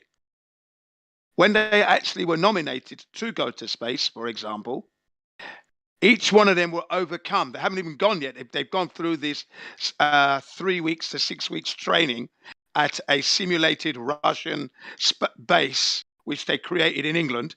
And then they flew them out to the English Sea for 3.5 hours. And they came back to England, making out they were in this Russian town called Star or whatever, Minsk Star, whatever it was called, okay? And it was all, they had everything Russian. All the plugs were Russian. Everything was in Russian. And they were in their training and that, okay? When they actually got nominated to go to space, it hit them hard in emotional content. The girl by the name of Kerry, she actually had to lie down on the bed in realization that she's going to space. The other two guys were nervous, quiet for a while, heavy breathing because they're going to go to space. Yeah, you got to watch it, man. It's brilliant. What I'm trying to say is that it's easy to be deceived. It's very easy to be deceived, and especially when you don't even have all you have is a TV screen and what you're being told and what's being bombarded with you. The other thing that I noticed was that their senses were telling them that they weren't in space. They hadn't taken off. But because of the situation, all that training they'd done, the actual spacecraft and the things that are visual, that's what brought them back into the idea that they were still going to space. But their senses had registered no such space feeling, no such takeoff. You didn't get the butterflies in your stomach. You know, like when you go over on a roller coaster ride and you go over the hump and your stomach goes up and then comes down, sort of thing. That they didn't get that feeling. One of them said it was really good. You got to watch it. Yeah. Their senses kicked in, but they were still deceived by the situation, the fact that they're in this thing. It was good. There's a lot of psychologies at play. Got to watch it. This is how they deceive. How easy it is for all of us to be deceived. By the way, we can all fall into that easily. Very, very good. It looks like a great show so far. 3 days I've been watching it over and over again, just because it's the psychological content is what I'm studying that analytically. Human behavior under a deception. Brilliant. More tool to my what can I say? More tools to argue and present when I'm debating, because it's definitely a useful one. Very easy to be deceived, and that's how they're doing it today at the moment. Another thing that I got from this is that the public at large across the world obviously do not realize the deception is on, and purely because they're not in contact with nature. They deliberately not chose anyone who had military experience or who were into space. If you had a hobby that was in space and you were military minded or you've been trained by the military, you wouldn't be selected for this, because your senses are sharper. Your brain is working more. You might be more critical. You might understand the science is better. So they won't be picking you. Very important to do your exercises, folks. Sharpen your senses. Keep yourself aware. Very, very important. Obviously, like us flat earthers, I mean, no amount of exercise is going to make us fall back into the deception. But what I'm saying is that the fitter you are, the more you're going to probably realize that the earth is flat, in that your senses. If you're not a drunken bum, a drug addict and that, stodge food, no exercise, then it might be difficult for you to start to relate. But if you're a healthy individual, sharp-minded and that, you might come to that realization when it's put to you sooner, because you are a fitter individual. That's all I'm saying. And that was a little bit apparent in the training they got. They had a Russian military trainer, a real Russian military trainer, training them through for the 6 weeks, and it was hard work. Some of them were complaining, but he said, I'm not training housewives to the women, because I'm not training housewives. So if that's what you want, you can go back home, go back to the kitchen. And then the girls apologized and they had to get on with their training like the men, But I wasn't impressed with the physical ability of these young, because they're in their 20s, 25s, 20 mid-range, 25 like, and they were appalling state. at their age. Yeah, They absolutely they were disappointing. British though, so No, they were British. I'm talking about the British candidates. right. Their physical condition was disappointing. I agree. Yeah, I would have to say. I agree. Yeah. And I think, I got the impression that the Americans seem to enjoy the outdoors more than the British here. Don't know why that was, but I got that little bit of a feeling, very disappointed. But then again, most of the people were living in cities, so that would probably be why. Yeah, they weren't from nature; they were living in cities, and then they were selected from various cities in the UK. So that you could tell most of them hadn't flown. Yeah, go ahead. Sorry. Sorry, I was gonna say, yeah, I interrupted you. I'm sorry. I was going to say about the British people, they used to have the empire, they had such a large empire, the sun never set on the British Empire. Yeah, And I know. they had this empire, but before they had the empire, they were conquered, right? This guy named That's Charlemagne. correct. Charlemagne Christianized Europe, right? But he didn't do it with a loving word of God. He did it with, beheading 5,000 Anglo-Saxons. That's right. And if you think about it, it's like those were probably the bravest and best, and they were captured and beheaded, or maybe they were the not beta males, but they were the whatever. Yeah. So the ones who died in battle, those were the alphas, and the ones that surrendered, 5,000 were beheaded by Charlemagne. And then next thing you know, Charlemagne is like the head of the Holy Roman Empire. Yeah. It's like the British people, like what's left of their genetics. And I think about like what men I've used to said look that for a like. long time. There is no such thing as a pure British white man or woman. That don't exist, mate. If you think so, then you've forgotten your history. Go back to Rome, look at your Roman history, go back, and you're going to see that there is no such thing. And then I said, remember, the Queen and the royal family are German descent. Then they shut up. This in Britain, because that was a topic of conversation regularly, because I was always under the yoke of racism, but I always fought back solid physically and intellectually when it came to that. Definitely. So what you say is true, sir. I use history as a tool to bludgeon those who want to bludgeon me. And they get bludgeoned in their hundreds whilst I was alive in Britain. Whilst I was there in Britain, they got Yeah, it. the They got it. Good night, Scandinavians right? came over, and the Scandinavians, when Correct. they did come over, they didn't play nice. They didn't play fair. They were hyped up on mushrooms and going berserker mode. And one Viking would basically be on a bridge, and he would like be killing like a whole bunch of people. And finally, they had to get under the bridge and stab him in the groin to defeat him. Wow. One guy. Right, and that's what the Scandinavians were like, right? So they settled the East Coast, and then the Irish and the Scottish, well, they never liked to play nice either. Yeah. Now it's the war on your minds now. That's what it's all been about now. It's a war of the minds, and they've got it really. They're winning at the moment, but people are waking up, and then it's all damage control. I mean, look at what's happened recently with everyone being gullible enough to, and that's a lot of the population of the world. Please put on your face diaper because of this so-called nasty that's going to come and get you. And they believed in it. That's how gullible the human race is at the moment.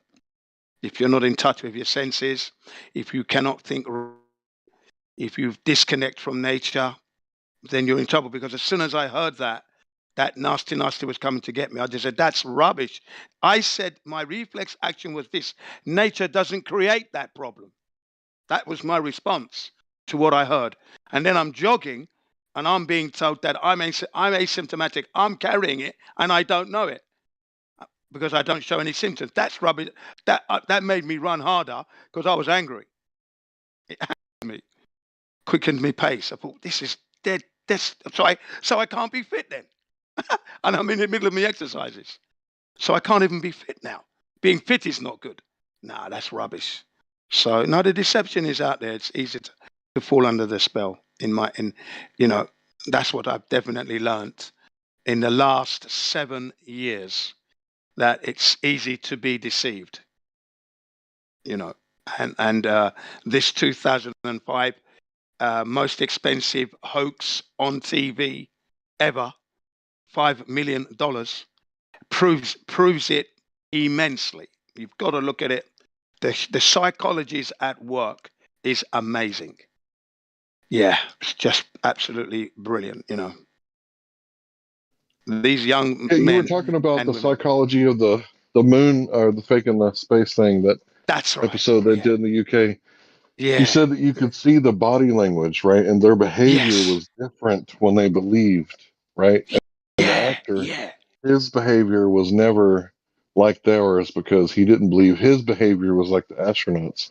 So I've been watching this group called the Behavior Panel, Okay, right? go on. And they're like four guys from like different parts of the world, but they all specialize in different types of body language experts, right? One of them is like an interrogator who teaches the military how to get like the truth out of people instead of just torturing them for fun, right? And then Okay. the other guy, he like worked with the police, and then the other guy in the UK, he works in like theater and acting, and then the other guy, I forget what he does, but they're basically four dudes that are like the creme de la creme experts in their field, Right. Probably a and psychiatrist, the fourth one, probably.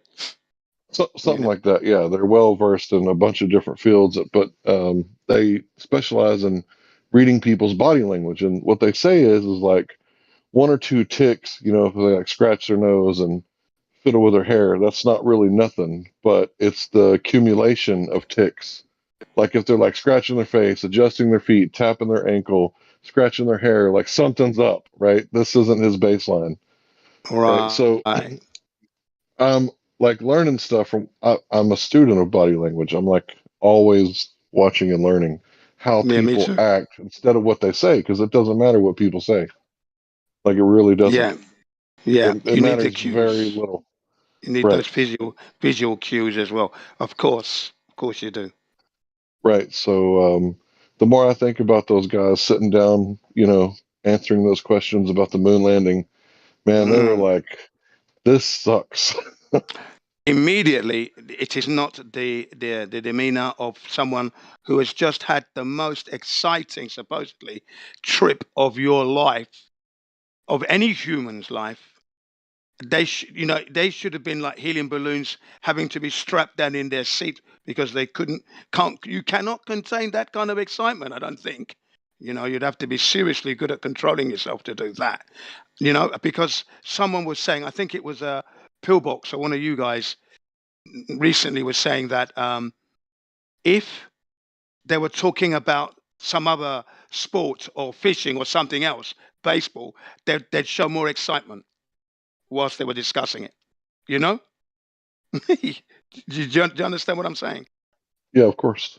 Yeah. They would have displayed more excitement in describing, talking about, and discussing a sporting event that they may have watched, a final of whatever, one big Super Bowl or whatever, than they did displaying and describing their moon journey and the return and everything.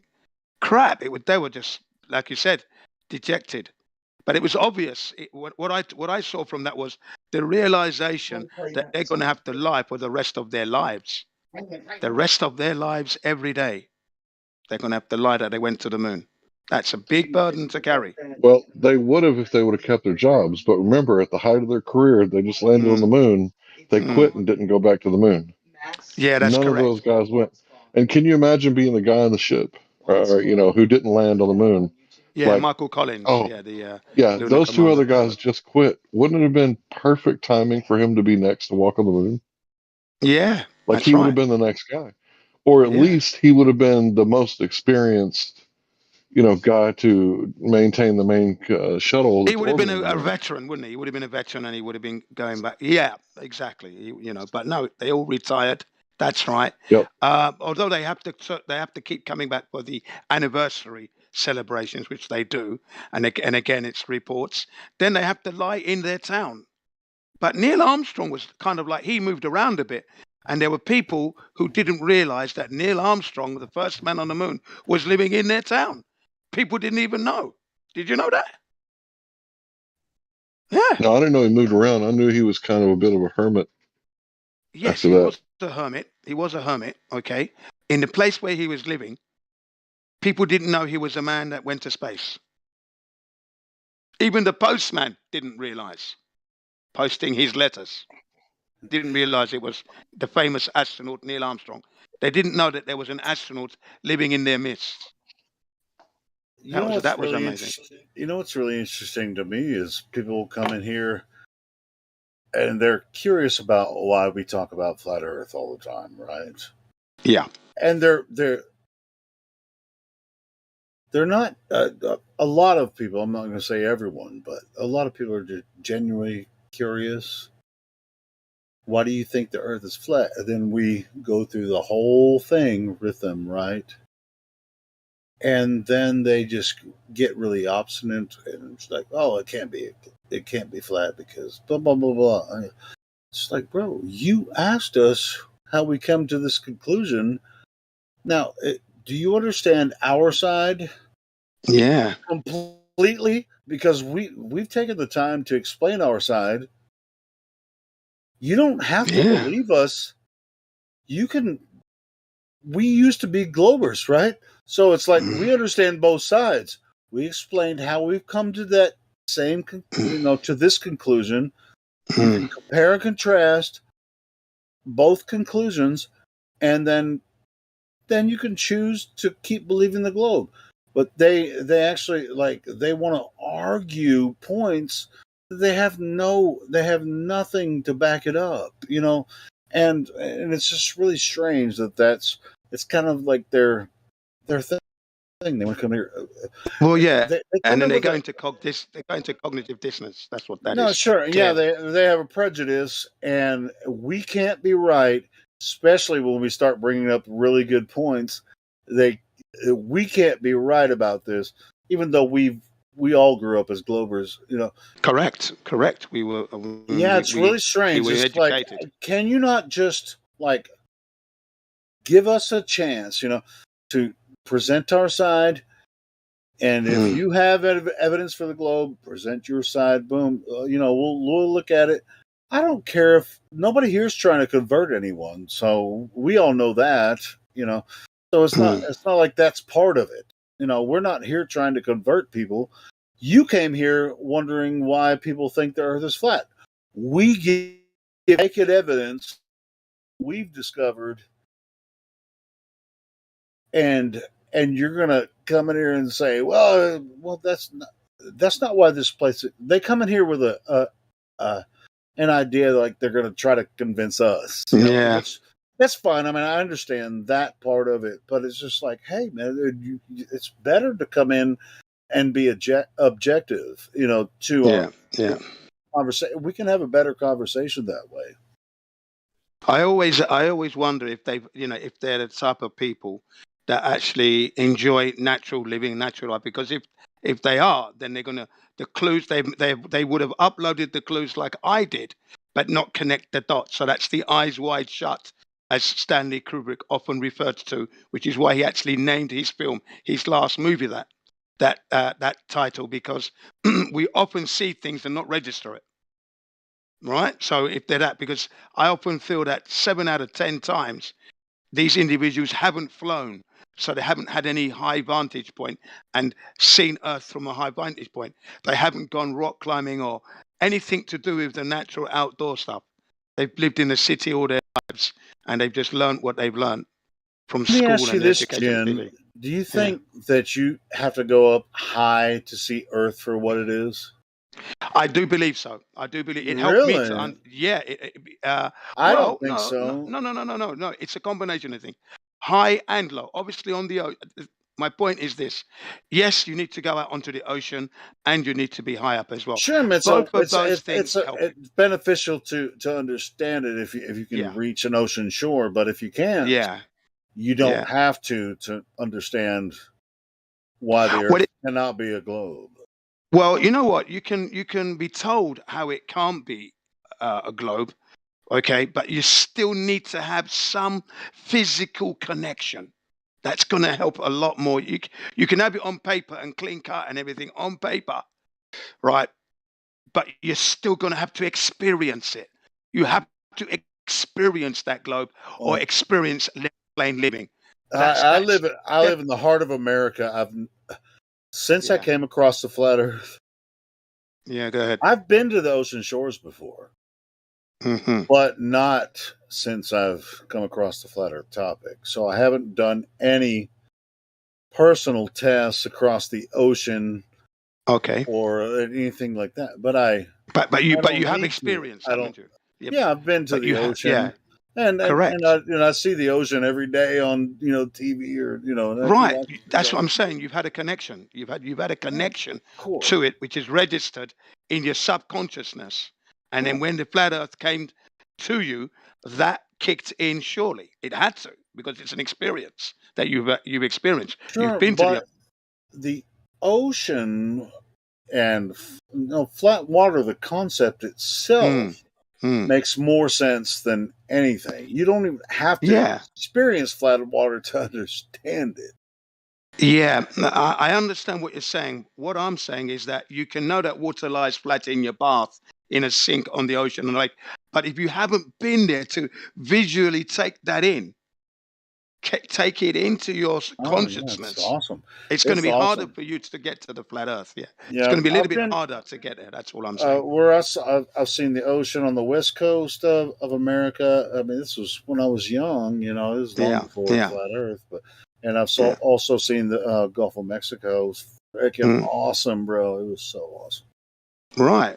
It was like this document, this thing I'm telling you about. This hoax. The most expensive hoax ever done on TV, $5 million. This young man, his name was Paul. And when he was overcome with emotion and he was doing his private diary with the camera, speaking about his emotions privately, because each astronaut has that chance. And he said, when you're in a plane and you see those straight lines, those were his words, straight lines. He's talking about the light coming into his eyes and the horizon. He described it well. And then he said, I saw the curvature. He said he couldn't get the word out. Words failed him. He didn't get the word curvature out, but I saw the curve of the earth, I think he said. Okay? And his body language and his hands, he was showing you the curvature. Okay? And you knew that up until that point, he had never seen the curvature of the earth. Ever. Not once. All right? Yeah, because nobody has. That's right. That's right. That's right. You see? So, and everything he had experienced had been on a leveled plane. You got to watch it just for that psychological, how the humans can be deceived. Dude, how easy it is to be deceived. But Jen, you've been in this server long enough. People come in here and say that almost every day. I was in an airplane and I saw the curvature of the earth. Yes. Did you? Right. We know they're lying. We know they're lying. Well, I mean, they're not lying. They actually think that they saw the curvature of the earth. They're not lying. Well, I mean, some of them are willfully lying, but some of them might be saying they saw it through the window. Like new people, they're just like, oh, what about when I was in the airplane and the horizon, it was the curvature. There's a couple of things that come to mind from that. Like, one, you'd be amazed at what people can do when they get together.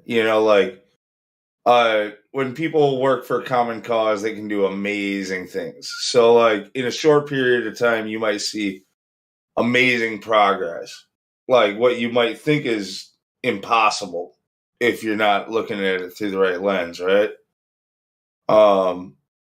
Lens of the mind or lens of the spirit, or well, I'm not being specific about that, but I'm just saying, I gotcha.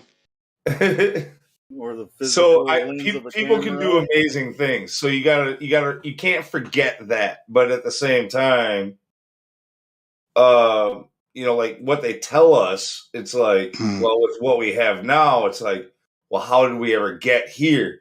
And so the only way that I can put that all together is like, we so tricked. We think we're at the most advanced part of society, civilization.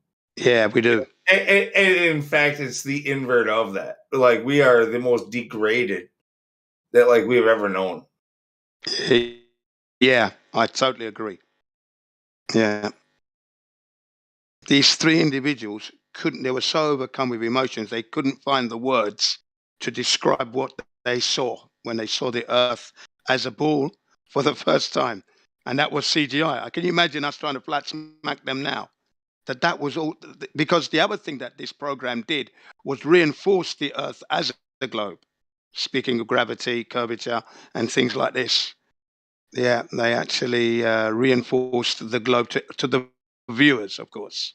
So those who are viewing will be taking away, oh, they got this, it didn't really go to space. But Earth is still a globe. Do you guys feel like I call it modern knowledge, which I would say like 100 to 120 years old, maybe, if it's that much. I mean, it really came about with the advent of motion pictures and news media and stuff like that. This is really very naked. I wouldn't agree with that. I don't think the advent of this type of control came with movie theater. No, not the type of control. I'm talking about the globe idea. It's very recent. It's very recent. Yeah. I think when they say like it was first thought of 2,000 years ago, I can't verify that, but like it's not out of the question. If you were to say it was first thought of, but hold on. But when they try to tell you like everybody knew this 2,000 years ago, which that's bullshit. That's obvious bullshit. But the advent of the globe idea, everything encompassing, with the evolution theory and everything, they're coming up with a new creation, and that's very recent, as far as the history goes. These ideas about they want you to think that their modern science is the most advanced that has ever existed, and now they've proven what happened 14.5 billion years ago, and that's how Earth. This is they have their own creation story, and if you don't believe the scientists who come on publicly out and say, well, we're just theorizing about this, and this is probably could have what happened. On top of that, like these guys they've been here for 10, 15, 20 years. That's what makes them an expert, And they're there replacing the guy before them who was there for 10, 15, 20 years. Dude, who was saying what about it 50, 60 years ago? I mean, nobody knows who was saying that shit. Then they're teaching this shit in college like it's actually established fact about 14.5 billion years ago. Right, and then there's the pattern that we have now noticed that every certain amount of time will lapse, and then they'll discover another skull or another dinosaur bone. Okay, have you noticed that periodically through our lives they're making these discoveries? Yeah, of course it's fabricated. Of course it is. But they have to keep that story alive. So there has to be a new discovery to keep the new generation invested in the idea that dinosaurs did exist and the